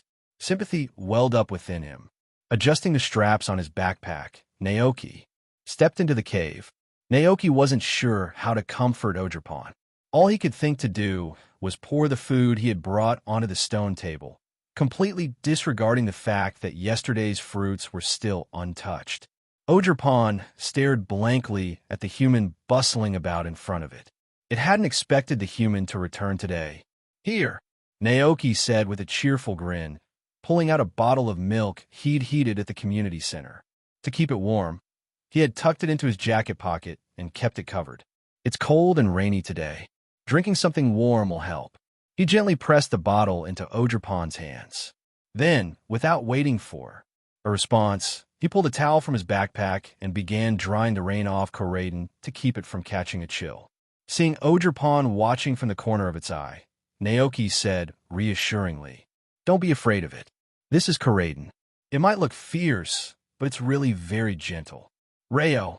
Koraidon shook itself off, sending droplets of water splashing all over Naoki. Naoki chuckled and continued drying Koraidon's scales. Once he finished, he reached back into his bag and took out a blanket that the village siblings had packed for him. He spread it neatly over the stone bed in the corner of the cave. To further warm the chilly space, he released his trusty Slugma from its poke ball. The small, lava-bodied Pokémon crawled out, its glowing magma shell radiating heat. Warmth quickly began to fill the cave. The biting cold gave way to a pleasant heat, and the dim gray walls of the cave turned to soft orange, illuminated by Slugma's fiery glow. In just minutes, the atmosphere transformed completely. The once dreary cave became cozy and inviting, so quickly that Ogerpon seemed stunned by the change. Naoki didn't stop there. He pulled a frying pan from his backpack, placed it carefully on Slugma's warm surface, and began preparing breakfast. "Thank you, Slugma," he said, feeding the Pokémon a few berries. Slugma's glow brightened as it happily consumed the treats, raising its temperature further. The oil in the pan heated quickly, crackling as Naoki broke eggs into it. He added sliced cherry berries and a sprinkle of herbs before flipping the sizzling mixture. Finally, he toasted slices of bread over Slugma's heat, filling the cave with the aroma of freshly baked bread. In a few minutes, Naoki had assembled a hot sandwich, layering the fried eggs and berries between the slices of bread. He turned to Ogerpon and held it out. "Here, try this," he said warmly. Ogerpon looked bewildered, its mask tilting slightly as it blinked at him in confusion. Realizing his actions might have come across as abrupt, Naoki softened his tone. "Don't worry," he said, gently placing the sandwich on the table. "I just want to help." Ogerpon tilted its head, its glowing eyes flickering with curiosity. Naoki crouched down to meet Ogerpon's gaze. "You don't have to be scared," he said softly. Ogerpon. At the sound of its name, Ogerpon froze. Its wide eyes betrayed its surprise. "Pon," it murmured quietly, its voice trembling with emotion. Naoki smiled and nodded. "A villager told me about you, about everything you've been through. Pon, that villager is the descendant of the craftsman who made your mask. He's deeply sorry for all the pain you've endured. Pon, I'm very sad about what you've been through," Naoki said gently. "But from the moment I saw you, I knew you weren't the cruel Oni everyone says you are." Hearing this, Ogerpon looked up, its eyes glimmering like bright stars. Naoki grinned. "So, believe me, we mean you no harm. We don't hate you, and we never will because you've done nothing wrong." Ogerpon stared at Naoki for a moment. Then its expression softened into a faint, happy smile. "Pon, okay, here, eat up," Naoki said, motioning toward the sandwich he'd prepared. Ogerpon finally took a small bite of the sandwich, but as it ate, tears began streaming down its face. Large droplets fell one after another, splashing onto the stone table. Years of loneliness, the pain of exclusion, the heartbreak of losing its mask, and the sorrow of its caretaker's death, all the emotions it had bottled up for so long came rushing out in waves. Ogerpon sobbed, unable to hold back. Naoki froze, unsure what to do. "Why is it crying all of a sudden?" he muttered to himself, panicking slightly. He stood abruptly, and in doing so, accidentally knocked a few Pokeballs from his pocket. The balls hit the ground and popped open, releasing two Pokémon in bursts of white light, Flutter Mane and Cyclizer. Cyclizer blinked in confusion at the sight of the crying Pokémon. Meanwhile, Flutter Mane turned its sharp, spectral gaze toward Ogerpon. As a ghost type, Flutter Mane could sense the deep sorrow and lingering attachment surrounding Ogerpon. Within that aura, it saw the faint silhouette of a tall, imposing figure standing beside the masked Pokémon. The figure seemed to realize it had been noticed. Slowly, it turned its head toward Flutter Mane, its gaze meeting the spectral Pokémon's. As Ogerpon's sobs subsided, Naoki crouched down and gently wiped away its tears. "Do you want to come with us?" he asked softly. Ogerpon froze, its eyes widening in surprise. "I'm a rancher," Naoki explained. "I came here from far away, and in a few days, I'll be leaving this place. I want to take you with me somewhere you'll be safe. Somewhere no one will fear or shun you." He paused before continuing. his tone warm and inviting. "Am I home there? Are lots of other Pokémon? You can make so many new friends and live in peace. Would you like that?" Naoki extended his hand toward Ogerpon, offering it a choice. Ogerpon hesitated. It looked down at the mask in its hands, then at the human's outstretched hand. The thought of being left behind, alone in the cold, empty cave again, filled it with dread. Gathering its courage, Ogerpon slowly reached out and placed its small hand into Naoki's. Naoki smiled, relief washing over him. He gently clasped Ogerpon's slightly cold hand. "Then come home with me," he said softly. "Pon," Ogerpon chirped, its voice bright with determination. At some point, the rain outside had stopped. As Naoki and his Pokémon stepped out of the cave, they were greeted by a clear, blue sky stretching endlessly. Above, Naoki paused, turning back to look at the cave's entrance. Silently, he made a promise to himself. "Don't worry, I'll take good care of Ogerpon. I'll never let it go through this kind of pain again." At the same time, Fluttermane glanced back toward the cave. It saw the ghostly figure standing at the entrance, gazing out at them with a calm expression. Slowly, the figure raised a hand in a gesture of farewell before fading away, its lingering attachment finally dissolving. Fluttermane, Naoki, and Ogerpon rode Koraidon down the mountain. As they neared Mosway town, Ogerpon's expression suddenly changed, a look of fear flickering across its face. "Ogepon," Ogerpon murmured anxiously. "Rayo." Koraidon tilted its head back to look at Ogerpon, then landed just outside the town. Naoki turned to face the frightened Pokémon. "What's wrong?" Naoki asked, confused. Then it struck him Ogerpon might be scared of entering the town because of the rejection it had faced in the past. "You don't want to go in, do you?" Naoki asked gently. "Pon." Ogerpon nodded, its gaze dropping to the mask in its hands. At that moment, a villager carrying a hoe walked by. Startled, Ogerpon hurriedly put on its mask and hid behind Naoki.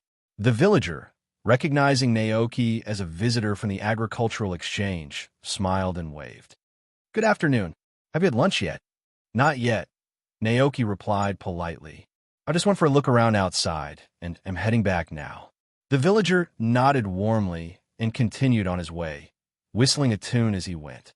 Koraidon let out a low rumble of concern. "Rayo." Naoki turned back to Ogerpon. "Don't be afraid," he said softly. After a moment of thought, he added, "It was the descendant of the masked craftsman who told me about you. His ancestor tried to tell the truth to the villagers but was persecuted for it. He even lost his life." Ogerpon hesitated, its small hands clutching its mask. Memories of the kind human who had made those masks surfaced in its mind. "The craftsman's descendant has always been worried about you," Naoki continued. "He feels terrible about everything that's happened. Would you like to meet him?" Afraid of frightening Ogerpon further, Naoki quickly added, "Don't worry, no one will hurt you this time. I'll be with you, and so will Koraidon." "Rayo." Koraidon rumbled in agreement. Ogerpon looked up at them, its glowing eyes filled with emotion. It hesitated for a moment before nodding slightly. Naoki smiled and patted Ogerpon's head, but as he looked toward the town, he realized there was still some distance to the Yakido household. They would likely encounter more villagers along the way, which might frighten Ogerpon even more. After thinking for a moment, Naoki pulled out an empty Pokeball. "If you're nervous, you can stay in here for now," he suggested. Without hesitation, Ogerpon touched the ball and disappeared inside. The ball wobbled gently twice before clicking, signifying a successful capture. Unlike the times Naoki had captured other Pokémon, there was no sense of triumph or excitement. Instead, he felt a deep sadness for the lonely Pokémon now resting in the Pokeball. "Ogerpon is so pitiful," Naoki thought. "Once we're back at the ranch, I'll make sure Alchemy and the others take good care of it." Sighing quietly, Naoki tucked the Pokeball away and rode Koraidon into town. Along the way, several villagers greeted him warmly, and Naoki responded politely to each of them. Before long, they arrived at the Yakido household. Outside, Yakito, the elderly craftsman's descendant, was feeding a Timpole by the Magikarp fountain. Spotting Naoki, he stood up quickly. "Did you find Ogerpon?" Yakido asked anxiously. Naoki nodded and pulled out the Pokeball. Releasing Ogerpon, he watched as the masked Pokemon materialized in front of them. Yakido's eyes widened in shock. Without a word, he quickly shut the gate and ushered Naoki and the Pokemon inside the house. Hideko, who was preparing lunch in the kitchen, turned toward the commotion. When she saw Ogerpon, the iron basin in her hands clattered to the floor. Carmine and Kieran, who were sitting on the sofa watching TV, leapt to their feet. Carmine covered her mouth in astonishment, while Kieran stared at Ogerpon, his expression a mix of awe and disbelief. "That's—" Carmine stammered. "That's Ogerpon." Naoki glanced at the masked Pokemon, which had instinctively moved to hide behind him. "Yes," he said calmly. "This is Ogerpon." Kieran's excitement was palpable. He had admired the Pokemon since he was a child, not only because of its legendary strength, but also because it had single-handedly defeated the 3 Pokemon revered as heroes. After learning the truth about Ogerpon's past from Yakido, his admiration had only grown. Meanwhile, Yakido, after ensuring the doors and windows were securely closed, turned back to Ogerpon with tears welling in his eyes. His voice trembled as he murmured, "You're here. You're really here." "Okay." Ogerpon murmured timidly, its glowing eyes darting nervously between the unfamiliar humans in front of it. Naoki offered a reassuring smile and said, "This is Yakido, the descendant of the craftsman who made your mask. And these two are his grandchildren, Carmine and Kieran." Turning back to Yakido, Naoki continued, "Ogerpon has agreed to leave with me. After the exchange meeting ends in 2 days, I'll take it back to my hometown." Yakido's face lit up with relief. "That's wonderful. I'll leave everything to you," he said, his voice trembling slightly as though a heavy burden had been lifted. He sank into the sofa, letting out a deep breath, only to spring back up again moments later as if propelled by an unseen force. "Oh, that reminds me, there's one more thing," Yakido exclaimed. Naoki blinked in surprise. "What is it?" "Yakido, the masks." He leaned in for a closer look. "My ancestor made 4 masks for Ogerpon, but it seems only this one remains." "Wait a second." His brow furrowed. "This mask is damaged, isn't it?" Hearing this, Ogerpon hesitated before slowly removing the mask, its expression forlorn as it gazed at the worn and broken edges of the teal mask. Naoki, noticing the Pokemon's distress, quickly changed the topic. "Can it be repaired?" The mask clearly held deep sentimental value for Ogerpon. It was more than just a tool, it was a link to its cherished memories. Yakido examined the mask carefully, his fingers running along its edges. "Although my skills aren't as refined as my ancestors, don't worry. I can repair it." Naoki breathed a sigh of relief. "That's good to hear." Yakido nodded. "I have most of the materials needed for the repair, but there's one crucial ingredient I don't have. I'll need your help to obtain it." "What do you need?" Naoki asked. "Crystal shards from the bottom of the luminous pool," Yakido explained. "The pool is located at the peak of Oni Mountain, but the path is treacherous, filled with strong wild Pokémon." Ogerpon, standing nearby, grew visibly anxious at the mention of the danger. Naoki, however, was undeterred. He knew Koraidon and his other Pokémon could handle any challenges along the way. "The top of Oni Mountain? I know the way. I'll head there right now." Without hesitation, Naoki retrieved Ogerpon's Pokeball, returning it for safekeeping. He then turned on his heel, mounted Koraidon, and set off toward the mountain. Halfway to the summit, Ogerpon unexpectedly emerged from its Pokeball, its expression filled with worry. "Pon of it," it murmured, tugging gently at Naoki's sleeve. Naoki immediately understood. He reached out, gently patting Ogerpon's head. "It's okay. Don't worry," he reassured it. Despite Naoki's calming words, Ogerpon still seemed uneasy. After a brief moment of hesitation, it made up its mind to stay outside the Pokeball. While it wasn't confident in battle, it wanted to be nearby to help if needed. With Ogerpon at his side, Naoki urged Koraidon onward, the 3 of them heading Tawa. RD the luminous pool at the peak of Oni Mountain. Meanwhile, back at Yakido's home, the craftsman examined the teal mask closely under the warm light of the room. Turning to his curious grandchildren, Carmine and Kieran, he began to speak. There are 4 masks in total, Yakido explained. In addition to this teal mask, there are 3 others: the Hearthflame mask, the Wellspring mask, and the Cornerstone mask. Yakido sighed deeply. The other 3 masks are currently kept in the shrine at the center of Kitakami. The villagers consider them relics of the 3 loyal Pokémon. That's outrageous, Carmine exclaimed, her fists trembling with anger. Kieran stayed silent, but his clenched fists betrayed his frustration. Yakido shook his head.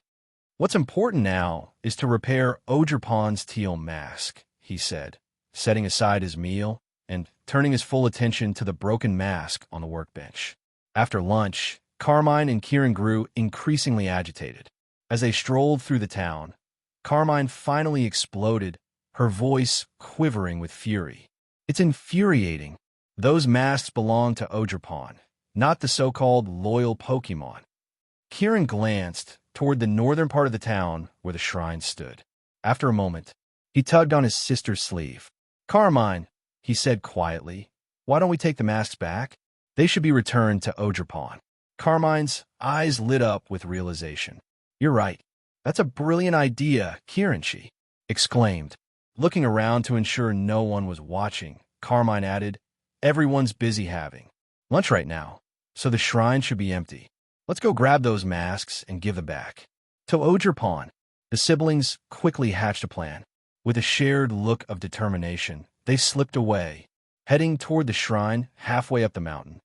At the summit of Oni Mountain, Naoki and Koraiden descended gracefully, sparing him the arduous climb.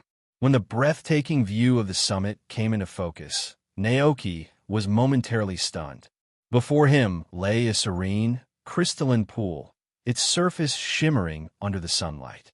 Beneath the still water, luminous crystals glowed brilliantly, their radiance casting prismatic patterns. In every direction, these are no ordinary crystals. Naoki recognized them immediately. They resembled the crystals found in Area 0, the heart of the Paldea region. Dr. Sato once mentioned these crystals were imbued with immense terrestrial energy, Naoki thought. As the connection formed in his mind, Naoki suddenly understood why Slugma had appeared overly crystallized during his earlier encounters. But why would such crystals unique to Paldea be present here in Kitakami, far across the world? Ogerpon, oblivious to Naoki's musings, stared at the glowing crystals with childlike delight. Pon! Pon! It chirped, hopping excitedly. Naoki smiled, assuming Ogerpon was simply enchanted by the beauty of the pool. Koraiden landed nearby, and Naoki dismounted. Have you been here before? He asked. Ogerpon. Pon. Ogerpon shook its head and trotted eagerly to the edge of the lake. Its bright eyes sparkled as it gazed at the crystals beneath the water. The tranquility of the summit seemed to put Ogerpon at ease. For once, its timid demeanor faded, replaced by curiosity and wonder. Naoki and Koraiden followed, their footsteps crunching softly on the volcanic debris scattered around the pool. Naoki crouched by the lake, assessing the situation. The crystals were embedded deep beneath the water surface. His gaze shifted to the surrounding terrain. The ground was a pale white, scattered with volcanic rubble. This must have been a volcano, Naoki murmured, his mind piecing together the areas. History. He imagined a powerful eruption in the distant past, creating the crater that now held the shimmering pool. Over time, volcanic ash enriched the soil, attracting settlers who founded the village below. But the mystery of the crystals lingered. Could the terrestrial energy have seeped up from underground? Naoki wondered. Pon. Ogerpon gazed at the glowing crystals resting beneath the surface of the lake, its expression troubled. The shards were submerged, and it had no idea how to retrieve them. Noticing this, Naoki grinned and began rolling up his sleeves. Leave it to me, he declared. Under the sunlight, Naoki leapt nimbly into the lake with a splash, diving beneath the surface. The cold water prickled his skin, but he swam confidently to the bottom, collecting several crystal shards. Moments later, he resurfaced, holding the glowing fragments triumphantly. "I've got them," he called out, his voice ringing with excitement. "Pawn! Pawn!" Pawn cheered, its mask tilting slightly as it bounced on its toes. Naoki climbed back onto the shore, drying himself off quickly and slipping back into his clothes. "Let's head back to town and get your mask repaired," he said, smiling warmly at Pawn. He mounted Karaden, extending a hand to help Pawn up. Together, they soared down the mountain, the cool wind whipping past them. As they neared Mosway town, however, Pawn grew visibly uneasy. Without a word, it retreated into its pokeball. Naoki sighed, his expression softening with understanding. "It really doesn't feel comfortable here," he muttered to himself. "Maybe we should wrap things up quickly and head back to Paldea." Karaden landed gracefully in Yukido's yard, and Naoki handed over the shimmering crystal fragments. Yukido's eyes widened in astonishment. "Already? That was fast," he exclaimed. Naoki chuckled, patting Karaden's head.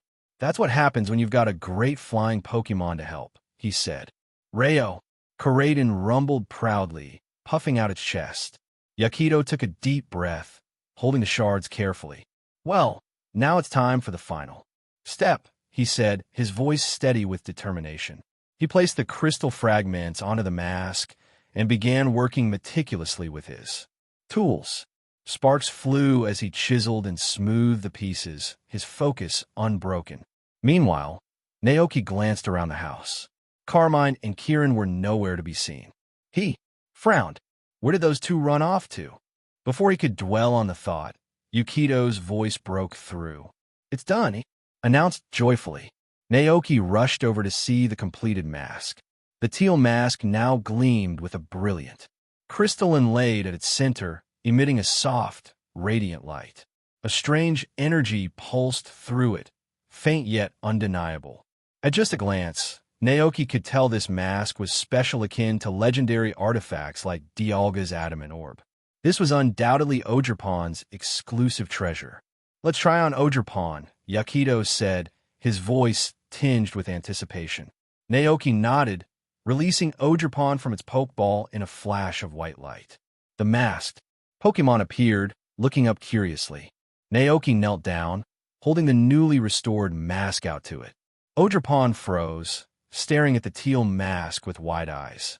For a moment, it seemed as though time had rewound. Memories of the past surged forward, of the original mask craftsman handing over a mask with the same gentle care. Tears welled up in Pawn's eyes, glistening like stars. It looked at Naoki with gratitude before wiping its tears and carefully placing the mask on its face. As soon as the mask settled into place, a powerful aura rippled outward. At the shrine atop Apple Hill, a pillar of ominous purple light erupted into the sky. From within the shrine, 3 shadowy figures began to materialize. The 3 Pokémon stepped forward, their bodies emanating a dark, foreboding energy. Their expressions twisted into cruel smirks as they surveyed the world before them. They moved with confidence, crossing their arms and stepping forward with an air of domination. Back at Yukido's house, Naoki was asking Pawn how it felt with the repaired mask when the peaceful moment was shattered by frantic footsteps. At the North Square, Naoki and Yukido arrived to find Kieran and Carmine standing defiantly in front of the town administrator and several village guards. The siblings' faces burned with anger, but they held their ground. The administrator's expression was grim, his frown deepening. In a quiet, close-knit town like this, theft was no trivial matter. "Kieran, Carmine, why did you steal these masks? They're sacred relics, left behind by the 3 Pokémon who once protected the village." Carmine held the masks tightly against her chest, her eyes blazing with fury. Kieran stood just behind her, clutching her sleeve for support, but too afraid to speak. Finally, Carmine snapped, her voice trembling with emotion. These masks don't belong to those three. They were stolen from Ogerpon. It was the three Pokémon who took them in the first place. They were the bad ones. The administrator's eyes widened in shock before his expression darkened further. That's nonsense. Who told you such lies? Everyone knows the three Pokémon were heroes who saved the village from Ogerpon. Carmine stomped her foot, her frustration bubbling over.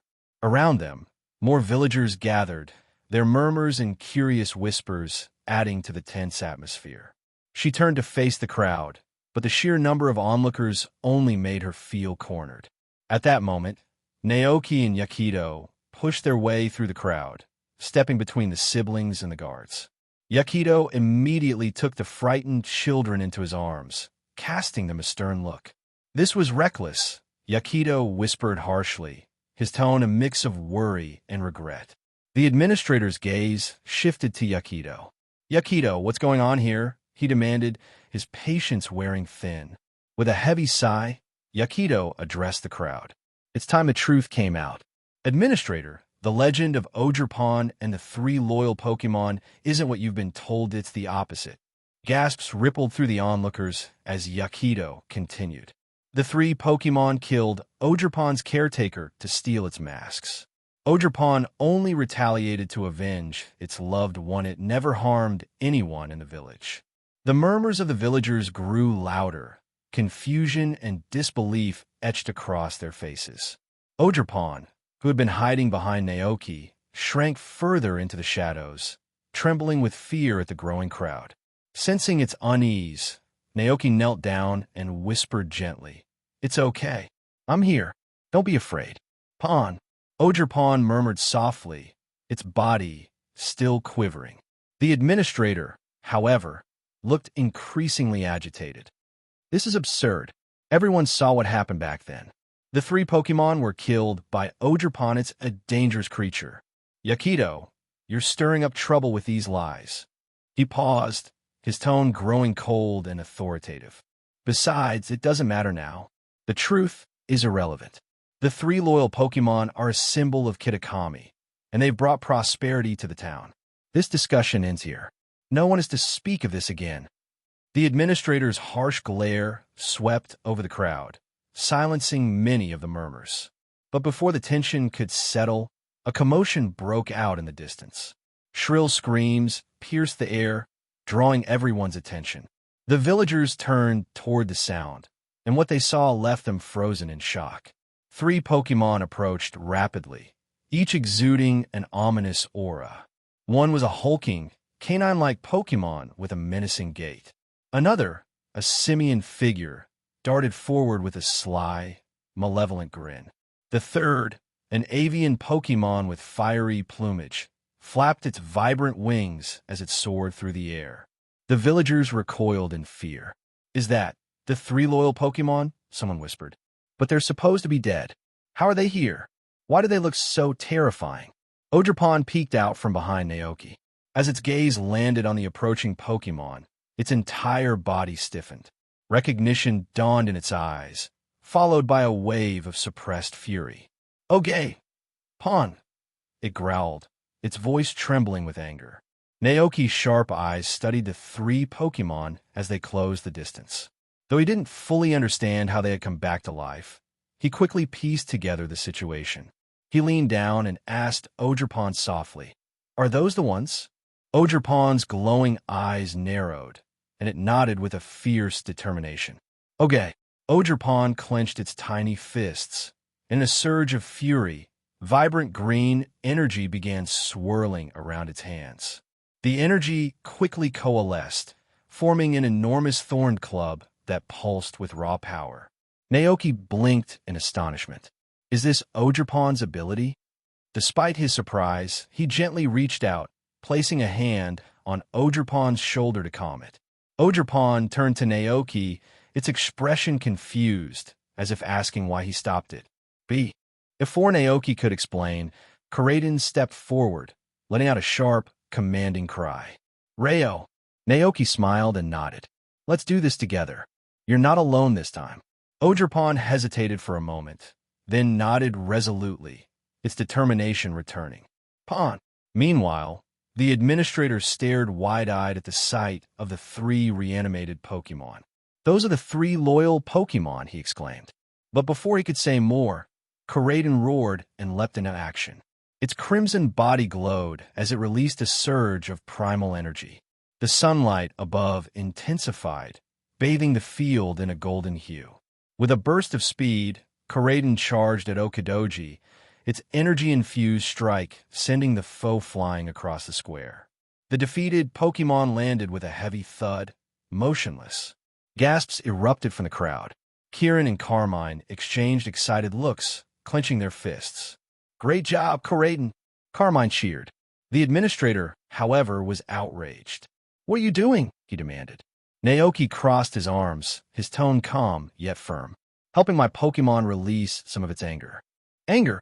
The administrator blinked in confusion, his gaze shifting to Ogerpon. For the first time, he took a closer look at the masked creature standing beside Naoki. His expression shifted as realization dawned. "It's the Oni," he muttered, his voice trembling. The villagers murmured uneasily, many stepping back instinctively. The figure they had mistaken for a human in a mask was revealed to be something entirely different. Their earlier confidence in the legend began to waver as Yukito's words echoed in their minds. Naoki, however, remained focused. He glanced at the battlefield where Koraidon had already dispatched the second Pokémon, Munkidori, leaving only the Pheasantipiti still standing. Pheasantipiti, however, was smarter than its companions. Realizing the battle was lost, it screeched and turned tail, flapping its wings furiously as it took to the air. "It's running away!" Carmine shouted, pointing at the fleeing Pokémon. Naoki immediately mounted Koraidon, motioning for Ogerpon to follow.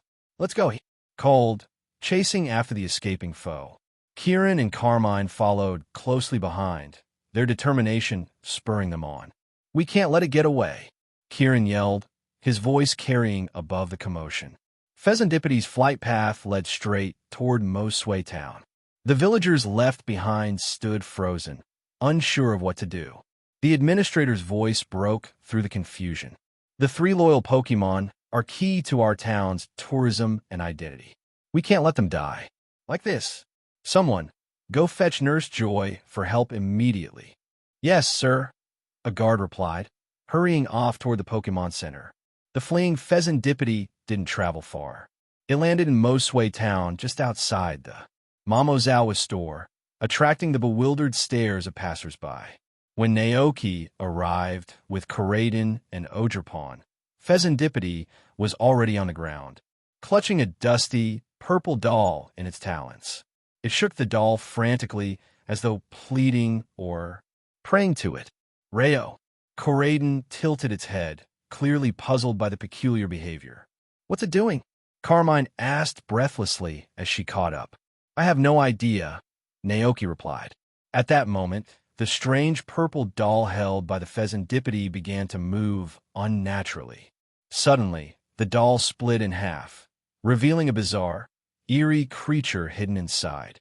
Pheasantipiti's expression shifted to one of apparent surprise, as though even it hadn't expected this outcome. Naoki's eyes widened slightly. "Is that another Pokémon?" he wondered. "Pon." Ogerpon growled, its voice low and filled with anger as it pointed at the newly revealed Pokémon. Naoki quickly understood. This creature must have wronged Ogerpon in the past. "Koraidon, strike it," Naoki ordered without hesitation. "Rayo!" Koraidon roared, leaping forward, its powerful legs propelling it toward the target. But before Koraidon could reach it, a shimmering purple light enveloped the mysterious Pokémon.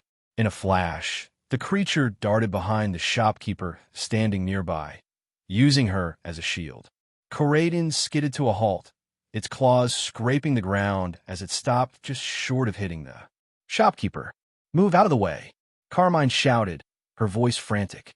But the elderly shopkeeper stood motionless, her posture stiff and unnatural. Naoki's eyes narrowed. Something was off. Then, to his shock, she opened her mouth, her voice slow and monotone as she uttered a single, chilling word, "Pesh." Meanwhile, at the North Shrine, the administrator and several villagers tending to the fallen. Pokémon froze in place. The villagers watched in confusion as the administrator and his group slowly straightened. Their eyes dull and vacant, their movements stiff. "Village chief, are you okay?" one villager asked hesitantly. The administrator did not respond.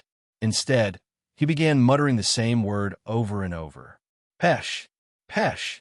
As if in a trance, he and the others began descending the mountain in unison, their steps mechanical and eerie. All across Kitakami, similar scenes unfolded. Villagers in Mosue Town abandoned whatever they were doing, some leaving their meals half-eaten, others walking out of bathrooms or beds.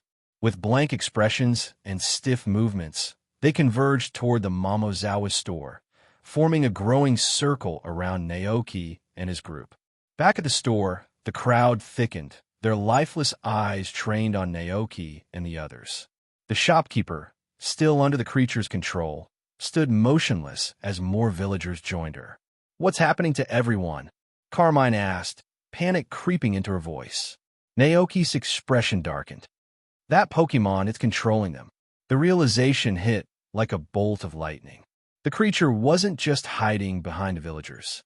It was using them as human shields to protect itself. More villagers closed in. Some reached for Kieran's legs, grabbing him with surprising strength and attempting to pull him down. "Sister," Kieran cried out in fear, struggling against the grasping hands. "Hold on," Carmine shouted, diving in to free him. She grabbed his arms, pulling with all her might to break him loose. Naoki's frown deepened.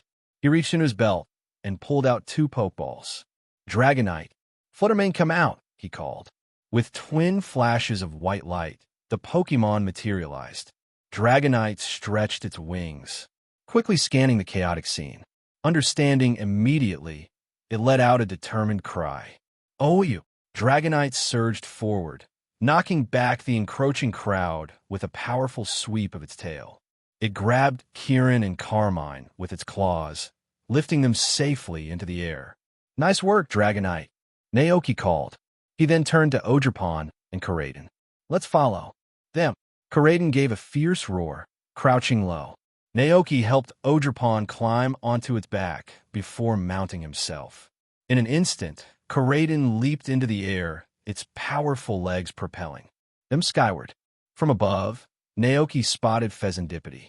It had not fled far and was now flying erratically toward Mosue Town, as though trying to escape the chaos. Suddenly, it screeched and veered sharply, turning to charge at Karaden midair. Its sharp beak glinted as it dived with surprising speed and precision. "Watch out!" Carmine shouted from above.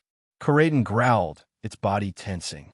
In its current form, dealing with the airborne attacker was tricky. Just as the Pheasantipity was about to collide with them, Fluttermane sprang into action. Its spectral wings shimmered with ghostly energy as it launched a surprise attack, intercepting the oncoming foe with precise and swift movements. A powerful force materialized instantly, crashing into the Pheasantipity like a tidal wave. Its attack was halted mid-charge as it was sent spiraling backward. "Power Gem," Naoki commanded, his voice firm. Fluttermane responded without a sound. It vanished in an instant, reappearing behind the Pheasantipity in a spectral blur. A dazzling beam of prismatic light shot forth, striking the Pheasantipity directly and enveloping it in a radiant explosion. From a distance, Dragonite unleashed a dragon rage, its fierce energy roaring through the air and hitting the Pheasantipity squarely. Pheasantipity let out a shrill cry before plummeting to the ground, its body limp like a kite with a broken string. It hit the earth with a thud, unmoving. Naoki scanned the area below, his eyes narrowing as he noticed that the strange purple Pokémon had vanished entirely. His expression darkened. "Another Pokémon I've never seen before," he thought. "It's unsettling, not knowing anything about it." Dragonite and Fluttermane returned to Naoki's side, their expressions alert. Below, Kieran and Carmine looked nervously at the crowd of villagers, who continued to stretch out their arms and stumble forward like mindless puppets. "What's happening to everyone?" Kieran asked, his voice trembling. "Why are they acting like this?" "Grandpa and Grandma are still at the North Shrine," Carmine added, panic creeping into her tone. "I don't know if they're okay." The siblings turned to Naoki, their eyes pleading for guidance. Naoki considered the situation for a moment before asking, "Did either of you see that purple Pokémon earlier?" Kieran and Carmine shook their heads. "No," Kieran admitted. Naoki turned to Ogerpon. "What about you? Did you recognize it?" "Pon." Ogerpon's voice was filled with rage, its small fists clenched tightly at its sides. Naoki frowned, but quickly pieced together the situation. "Is it connected to those 3 Pokémon companions?" he asked. "Pon." Ogerpon nodded vigorously. Though its face was obscured by its mask, its anger radiated clearly. Naoki cast a glance at the villagers below, their arms clawing at the air as they tried to reach him and his companions. The sight was eerily reminiscent of a scene from The Walking Dead, and the realization sent a chill down his spine. Suddenly, a new wave of controlled villagers appeared, shuffling into view. Among them, Naoki spotted Yakido, Hideko, and the village chief, their movements just as stiff and lifeless as the others. "Grandpa!" Kieran shouted, his voice breaking. "What do we do?" Kieran turned to Carmine, his face pale. Even Carmine, usually bold and brash, seemed at a loss for words. She looked to Naoki, silently begging for a plan. Naoki's gaze hardened. "We need to find that purple Pokémon," he said decisively. "I think it's using some kind of ability to control the people in town. But for now, retreat was their only option. The sheer number of controlled villagers made it impossible to confront the problem head-on.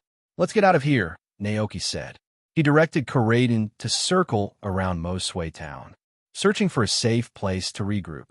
Eventually, they landed on the rooftop of the Civic Center, high above the chaos. The sun dipped below the horizon, and the sky darkened, casting long shadows over the town. A strange purple fog began to spread across Mosway town, blanketing the streets in an eerie haze. Villagers under the Pokémon's control wandered aimlessly like zombies, low growls escaping their throats. The sight was unsettling, to say the least. Naoki observed the scene with an incredulous expression. Seriously, when did this turn from the Pokémon world into a horror movie? The atmosphere was unnervingly intense, and it made him shudder. Yeah, this town is definitely not fun.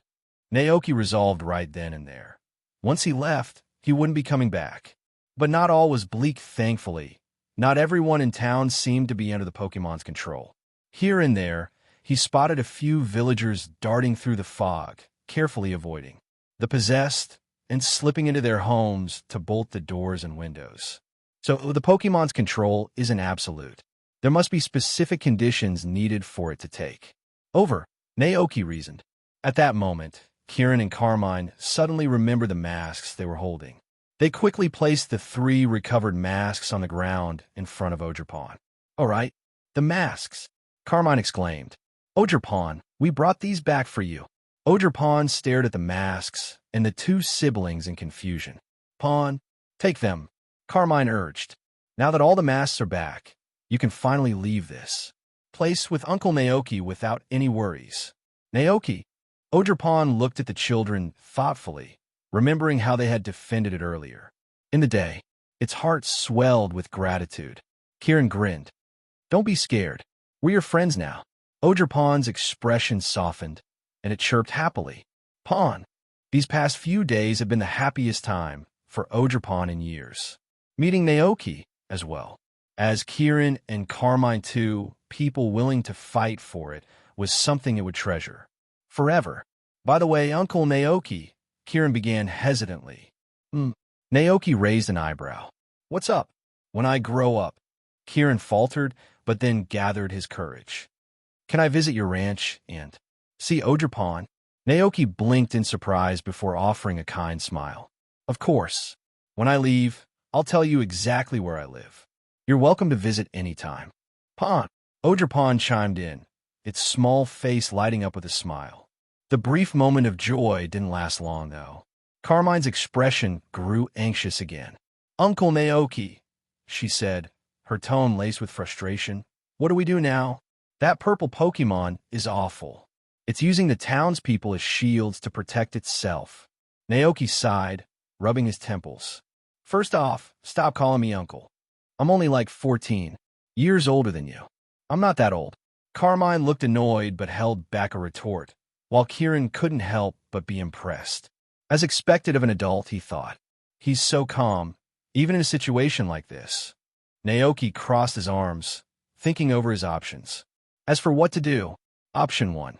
He could rely on Fluttermane. The ancient ghost type was a natural predator, adept at tracking and stealth. Using Phantom Force, it could remain undetected while searching for the purple Pokémon. Option 2. He could summon Sister NDD from the ranch and have it use Lunar Dance to try purifying the villagers affected by the Pokémon's control. Option 3. He could go all out and summon Calyrex. With Calyrex's immense power, they could perform a large-scale purification of Mosway Town. Not only would this solve the immediate problem, but Calyrex's presence could also potentially inspire faith and awe among the townspeople. Naoki shifted gears abruptly, beginning a tale seemingly unrelated to the crisis at hand. "Have you heard the legend of the King of Bountiful Harvests?" he asked, his tone taking on a storyteller's gravitas. Kieran and Carmine blinked in surprise at the sudden change of topic. "The King of Bountiful Harvests," Carmine echoed. Naoki nodded solemnly, his expression serious. "Its name is Calyrex, and it is a Pokémon once loved and revered by the people in the Galar region. Let me tell you its story." Naoki wove the legend, how Calyrex wandered the land on its loyal steed, bringing abundance to those in need. It was worshipped as a benevolent ruler, but as the centuries passed, its legend faded and humans began to forget. Left to wander the snowfields in loneliness, its power diminished until it was rediscovered 1,000 years later. In gratitude for saving their land, humans built a shrine on a mountain to honor Calyrex, ensuring its legacy endured. Carmine gasped, her eyes wide with wonder. "That's incredible. It sounds way stronger than those 3 companions." She spat the word with disdain. "No, those 3 villains can't even compare."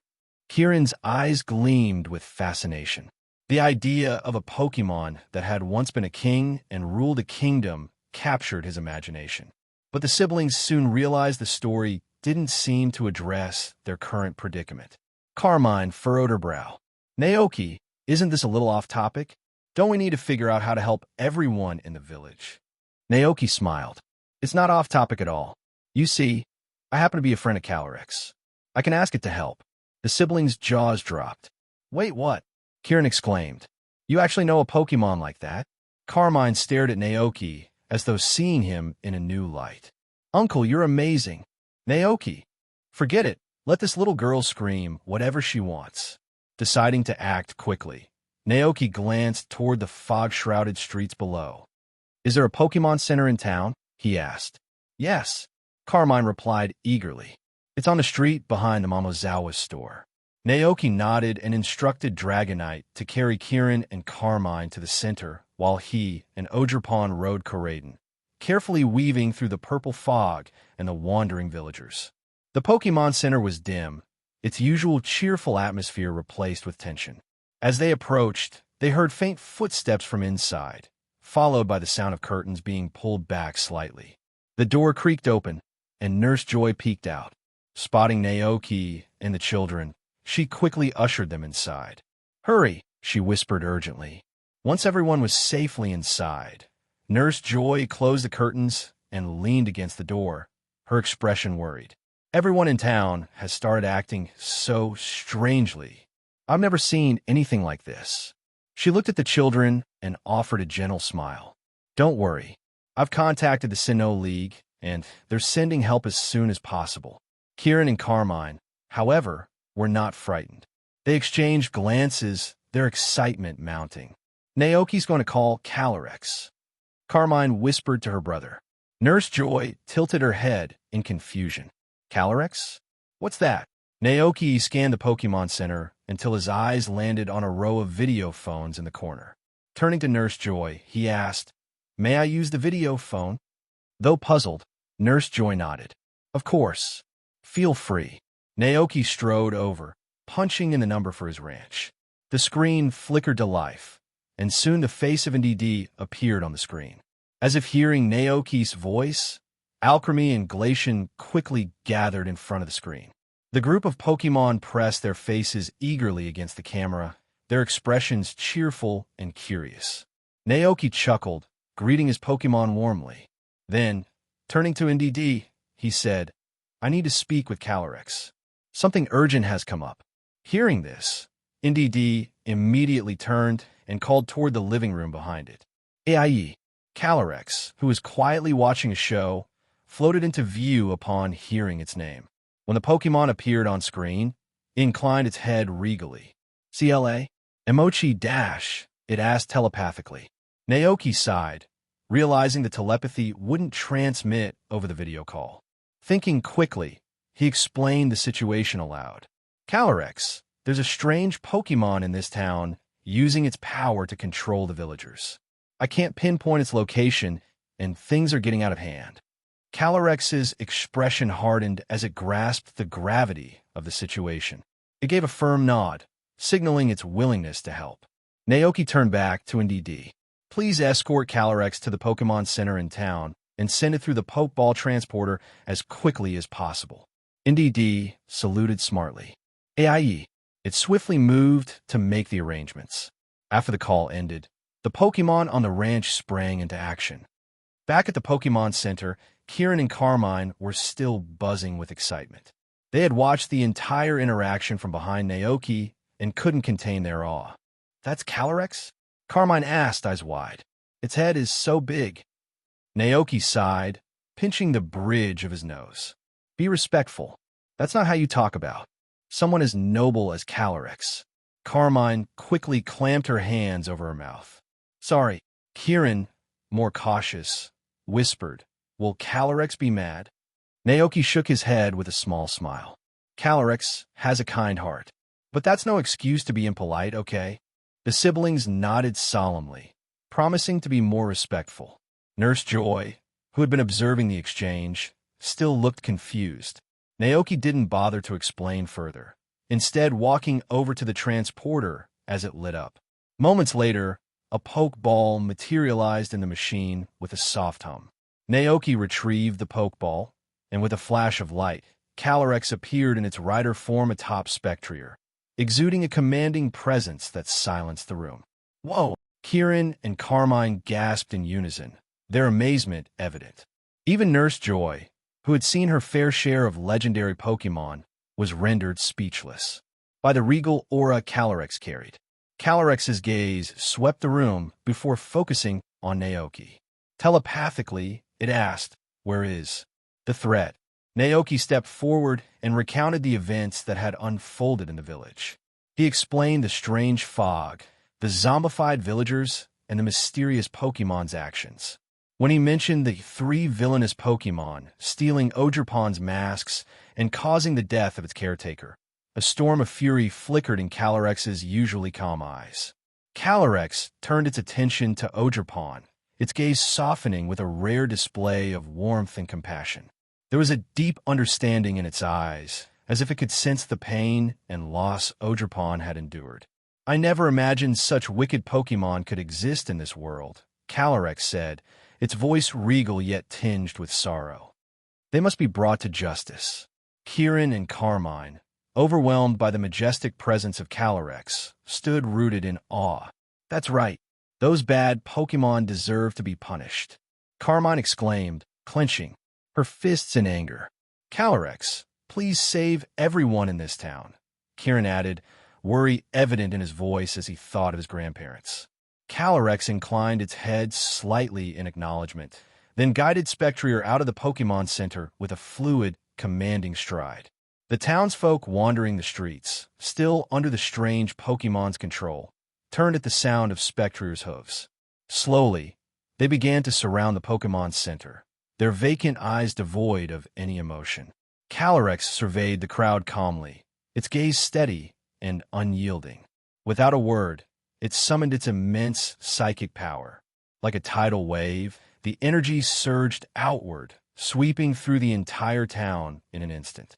A radiant light burst forth, illuminating the dark streets as if it were midday. The villagers froze in place, their movements stilled by the overwhelming force.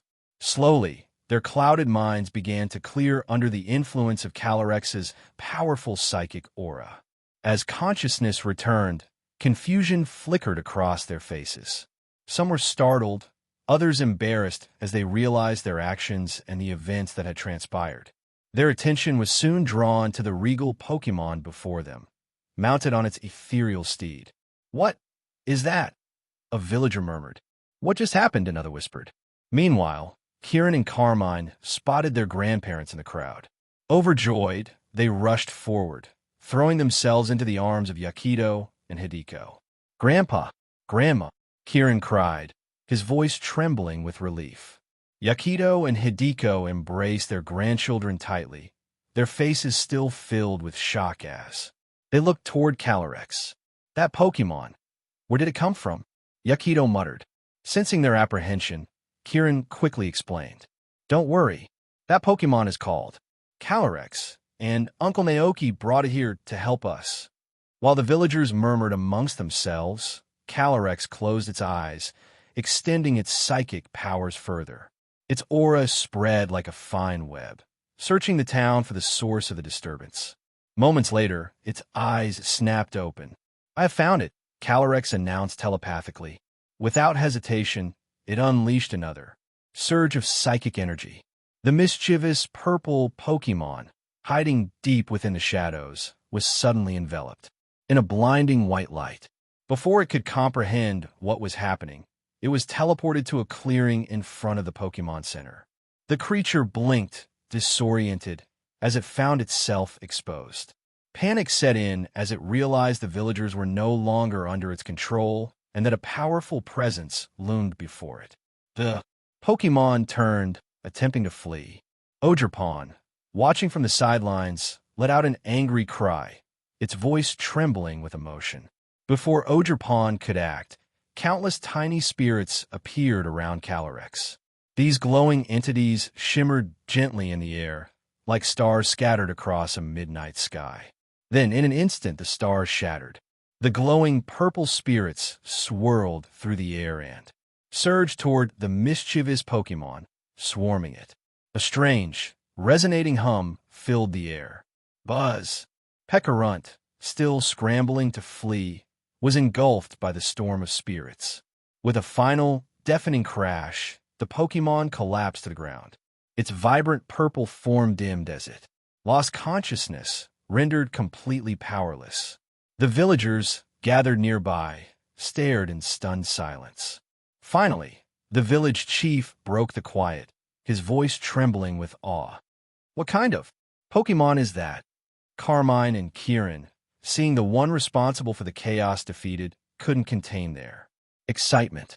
"Calyrex is amazing. That was incredible." Carmine cheered. "Yeah, it taught that bad Pokémon a lesson." Kieran added, his fists pumping in celebration. "Calyrex?" The village chief's expression froze. Something about that name felt deeply familiar. His eyes flickered toward Naoki, standing amidst the crowd, and a memory surfaced. Naoki's story about the king of bountiful harvests, shared during his visit to the rice fields just days ago. If Calyrex truly existed, could that legend also be real? The realization left the village chief visibly shaken. Calyrex, however, remained composed. It paid no attention to the villagers' chatter, focusing instead on the unconscious Pokémon before it. Mounted on Spectrier, Calyrex leaned closer, its psychic powers gently probing the Pokémon's past and future. After a long pause, Calyrex straightened and spoke, its voice filled with both authority and regret. "You were loved, yet you failed to recognize it. You used your powers to control and harm those who cared for you, consumed by greed.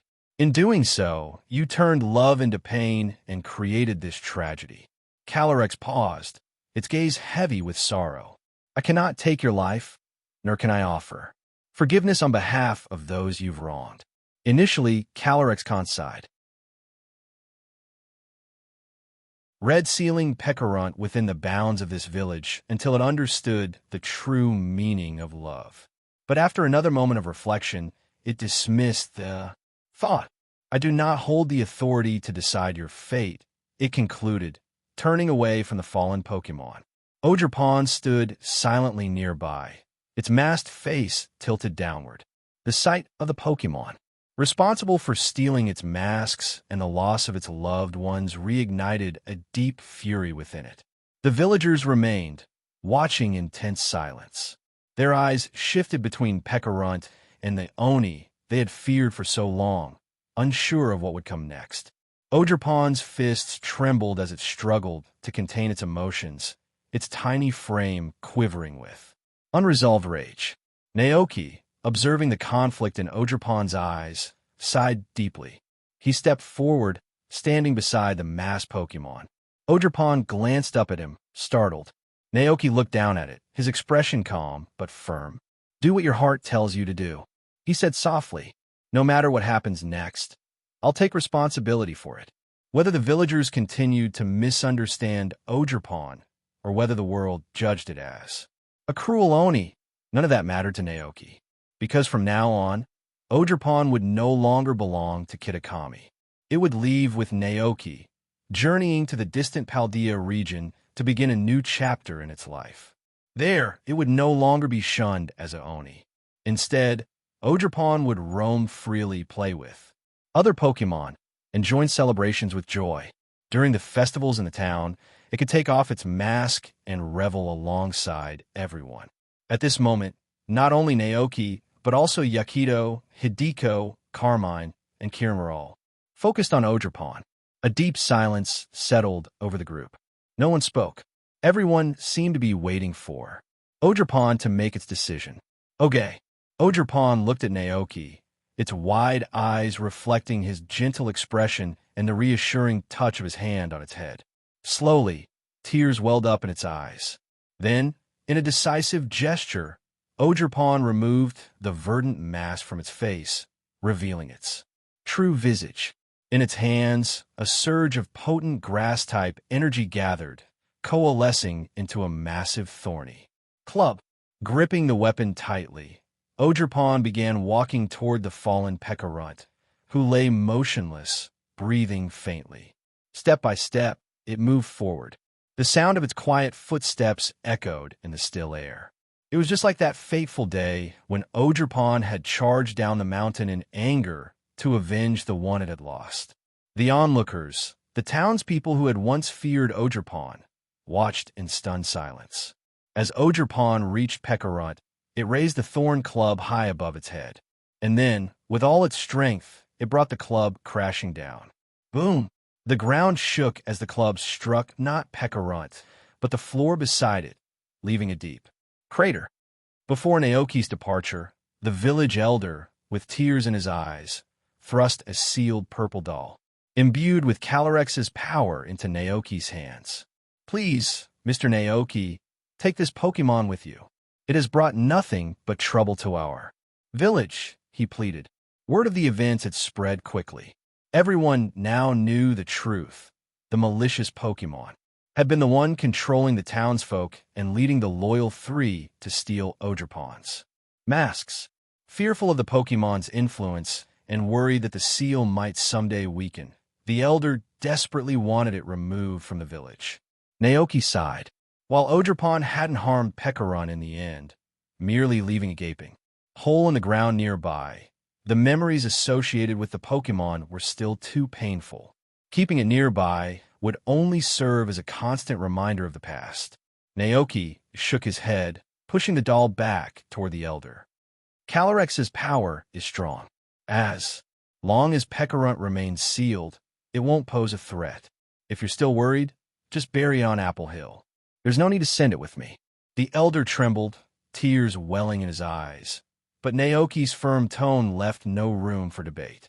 My work here is done, Naoki declared. The exchange meeting has ended, and it's time for me to return home. Not only had he gained Ogerpon's trust, but Calyrex had also strengthened its connection with the villagers, harvesting newfound faith from the people of Kitakami. Naoki turned to leave, ready to return to his ranch in Paldea. But just as he was about to step away, the elder called out to him once more, his voice desperate. "Wait, Mr. Naoki, what's wrong?" Naoki paused and turned back to ask. The village elder hesitated, his words faltering before he finally stammered out. Could you please not tell anyone the truth about the legend circulating in Kitakami Township? Please." It was a plea tinged with desperation. The village relied on the legend of the Loyal Three to draw tourists, develop the area, and ensure its prosperity. Naoki blinked, momentarily speechless. Aside from Yukito's family, it seemed the townspeople and the four Pokémon shared a similar outlook in one peculiar way. Pekarunt and the Loyal Three had sought to steal Ogerpon's mask for their own gain, and the villagers wanted to exploit the fame of the Loyal Three to boost tourism. Neither seemed particularly concerned with the actual integrity of their companions. The phrase came to Naoki's mind, no matter if the cat is black or white, as long as it brings wealth, it's a good cat. It felt oddly fitting for the mindset here. Naoki sighed. If that's the case, why don't you promote Ogerpon instead? It's a legendary Pokemon too, isn't it? There's really not much difference. The village elder looked flustered, scratching his head awkwardly. His words trailed off. Naoki shook his head, no longer willing to entertain the conversation. Let's go. Without waiting for a response, Naoki turned, climbed onto Koraidon, and took off into the sky. Kitakami gradually receded into the distance, the sprawling green fields and winding roads growing smaller and smaller until they vanished entirely. When the town was finally out of sight, Naoki reached for Ogerpon's Pokeball on his belt. He held it in his hand and said softly, "Ogerpon, please take care of me from now on." The Pokeball trembled gently in response, as if the Pokemon within was answering him. Naoki smiled, his grip on the ball tightening briefly before tucking it away again. The wind swept through his hair as Koraidon soared higher, the endless blue sky stretching above. With a contented sigh, Naoki patted Koraidon and said, "All right, let's head home." On March 8th, year 199 of the Alliance calendar, Naoki successfully returned to the Paldea region. Not long after arriving home, Mayor Thomas paid a visit to Naoki's ranch. Before Naoki could greet the Pokemon on the ranch, he hurried to welcome the mayor into the living room.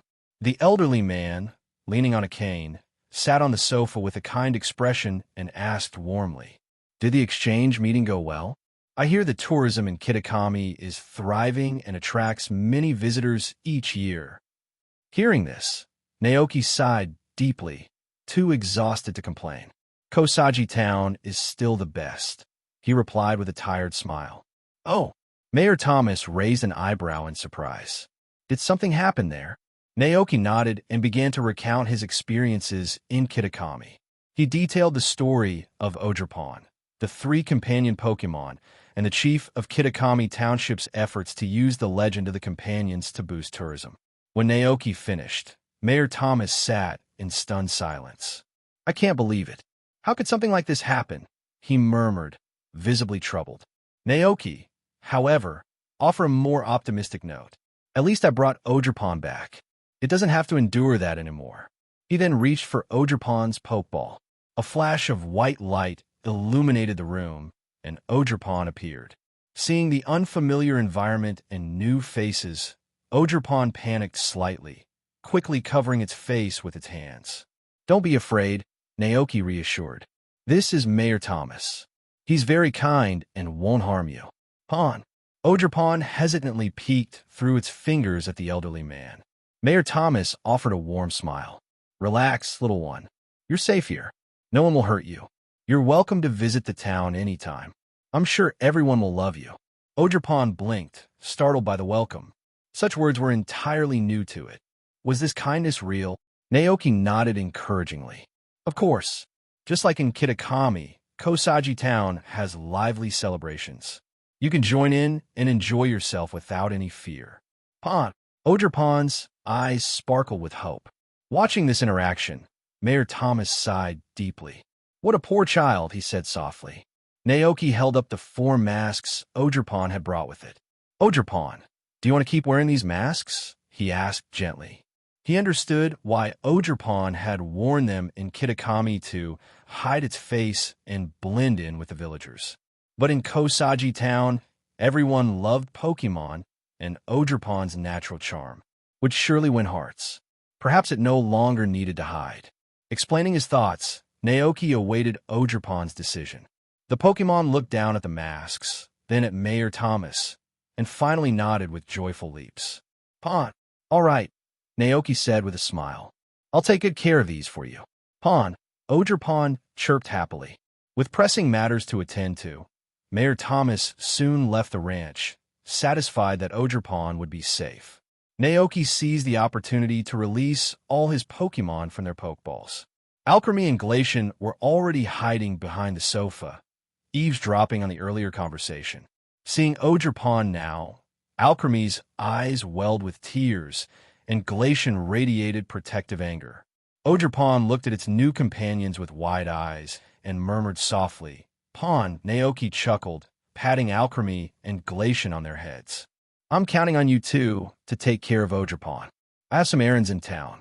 Alchemy nodded eagerly and led Ogerpon on a tour of the ranch, with Glacian following closely behind. As the Pokémon left, Calyrex appeared in the living room, elegantly resuming its spot on the sofa to continue watching TV. Meanwhile, Dragonite darted off to water the crops, grumbling about how other Dragonites might have neglected their duties in its absence. When it thought of this, Dragonite felt very proud. It was the most reliable and capable Dragonite, and Naoki's favorite Dragonite. Flutter Mane floated away silently, its destination a mystery, as always. In the living room, Naoki crouched by the fireplace, holding a fruit to attract the slugma crawling slowly across the floor. Come on, little one, he coaxed. The slugma gazed at the fruit and slowly crept into the fireplace. Naoki fed it the fruit, smiling as the small Pokémon looked dazed but content. You can rest here for now, he said softly. I'll find someone in town to help build you a proper nest. Paimon, Paimon chirped excitedly, squatting by the fireplace to watch its new companion with delight. In this way, the slugma would soon have a warm, cozy home. Play with the slugma for a while. I'm heading out for a bit, Naoki said to Paimon. Paimon replied enthusiastically, its eyes never leaving the slugma. It began chatting away in its own language, Paimo. No one could quite decipher what it was saying, but it seemed engrossed in its conversation. Naoki didn't pay much attention. After ensuring everything was in order, he left the ranch, riding on Koraidon to Kelly's forest cabin. At the cabin, Kelly was busy sawing wood outside. She looked up in surprise as Naoki approached. Well, look who it is. You don't visit often. Naoki sighed inwardly, but got straight to the point. Do you have materials or designs for a heating system suitable for Pokémon? Kelly paused her work, intrigued. Heating pipes, huh? For a slugma? She guessed. Naoki nodded. Exactly. Kelly set down her saw and removed her gloves, heading inside the cabin. I still have the blueprints for your ranch. Are you looking to install the system just in the living room or throughout the house? The whole house, Naoki declared without hesitation. He wanted the slugma to have plenty of room to move around freely. Kelly glanced over the blueprint thoughtfully. Well, adding heating pipes throughout the house will require some structural changes, and it'll cost more. Oh, and you only have a fireplace in the living room, right? That's correct, Naoki said. He wasn't too concerned about the cost. The ranch's income was stable, with goat milk, eggs, and other products fetching excellent prices in the market. Then it's doable, Kelly said, making a few adjustments to the blueprints. She added, I'm helping out with a wine cellar at Cherry Orchard today, so I won't be able to start until tomorrow. That's fine. No rush, Naoki replied. Kelly smiled warmly. Great. I'll head to your ranch tomorrow and get started. After saying their goodbyes, Naoki made a quick stop at the market. He purchased a batch of fresh ingredients before heading back to the ranch. When he returned, however, a surprising scene greeted him. A group of Pokémon had gathered around a large, unfamiliar Pokémon so tall it seemed as if it could touch the treetops. Naoki paused in surprise. Hearing his approach, the Pokémon turned to look at him. The towering Pokémon, draped in a leafy green coat and with a brown skirt-like lower body, raised its head. Its collar of dense green leaves obscured its neck, but its familiar eyes caught Naoki's attention immediately. Dolive? Naoki murmured in disbelief. Then he corrected himself. No, wait. Arboliva. He put down the groceries and walked forward, gazing up at the tall, elegant Pokémon. Arboliva. Formerly Dolive looked at him with a gentle expression. The evolution had completely transformed it. The playful immaturity of Dolive was gone, replaced by a serene and dependable aura. Naoki couldn't help but smile. His Pokémon had grown into something extraordinary. Naoki took a deep breath, his face lighting up with a warm smile. That's amazing, Arboliva. Congratulations. At that moment, Alchemy gazed up at the towering figure of Arboliva, now standing tall and majestic. As one of the first Pokémon to arrive on the ranch together, Alchemy was genuinely happy for Arboliva's evolution, but a small tinge of envy flickered in her heart. Alchemy, she murmured softly, wishing she could evolve further. Sensing Alchemy's mood, Arboliva extended a leafy arm and gently lifted her onto its broad shoulders. Alchemy cried out in surprise, but the playful gesture brought a smile to her face. Watching this heartwarming interaction, Naoki felt a wave of nostalgia wash over him. He vividly remembered Arboliva when it first arrived at the ranch. Back then, it was still a shy, tiny Smoliv that preferred to stay in a small flower pot on the windowsill, basking in the sun. When it evolved into Dolive, its personality didn't change much. It remained reserved and timid. But occasionally, it would join in Glacian's games or rest near the lush pastures where the Gagoat roamed and the world tree stood tall. Now, with its evolution into Arboliva, it had grown significantly, towering at nearly 4 meters like a mighty tree. This was far larger than the average Arboliva, which typically stood at around 1.5 meters. Naoki cast a thoughtful glance at the world tree and the fertile pastures. Could it be the natural energy around the world tree? He wondered aloud. The world tree's energy was known to be rich and abundant, often attracting Pokémon like Gagoat and Dolive to bask in its presence. This energy, in large quantities, could have contributed to Arboliva's extraordinary growth. If the amount is large enough, it can even cause a fight between Groudon, the god of the earth, and Kyogre, the god of the sea. He turned his gaze to Ogerpon, who was happily observing the Pokémon around it. The sight made Naoki smile. It seems Ogerpon is settling in well, he thought. Naoki's mind drifted to the other Pokémon on the ranch. Most had evolved: Pomot, Arboliva, Butterfree, Dugtrio, but the Knucklestack still remained unevolved.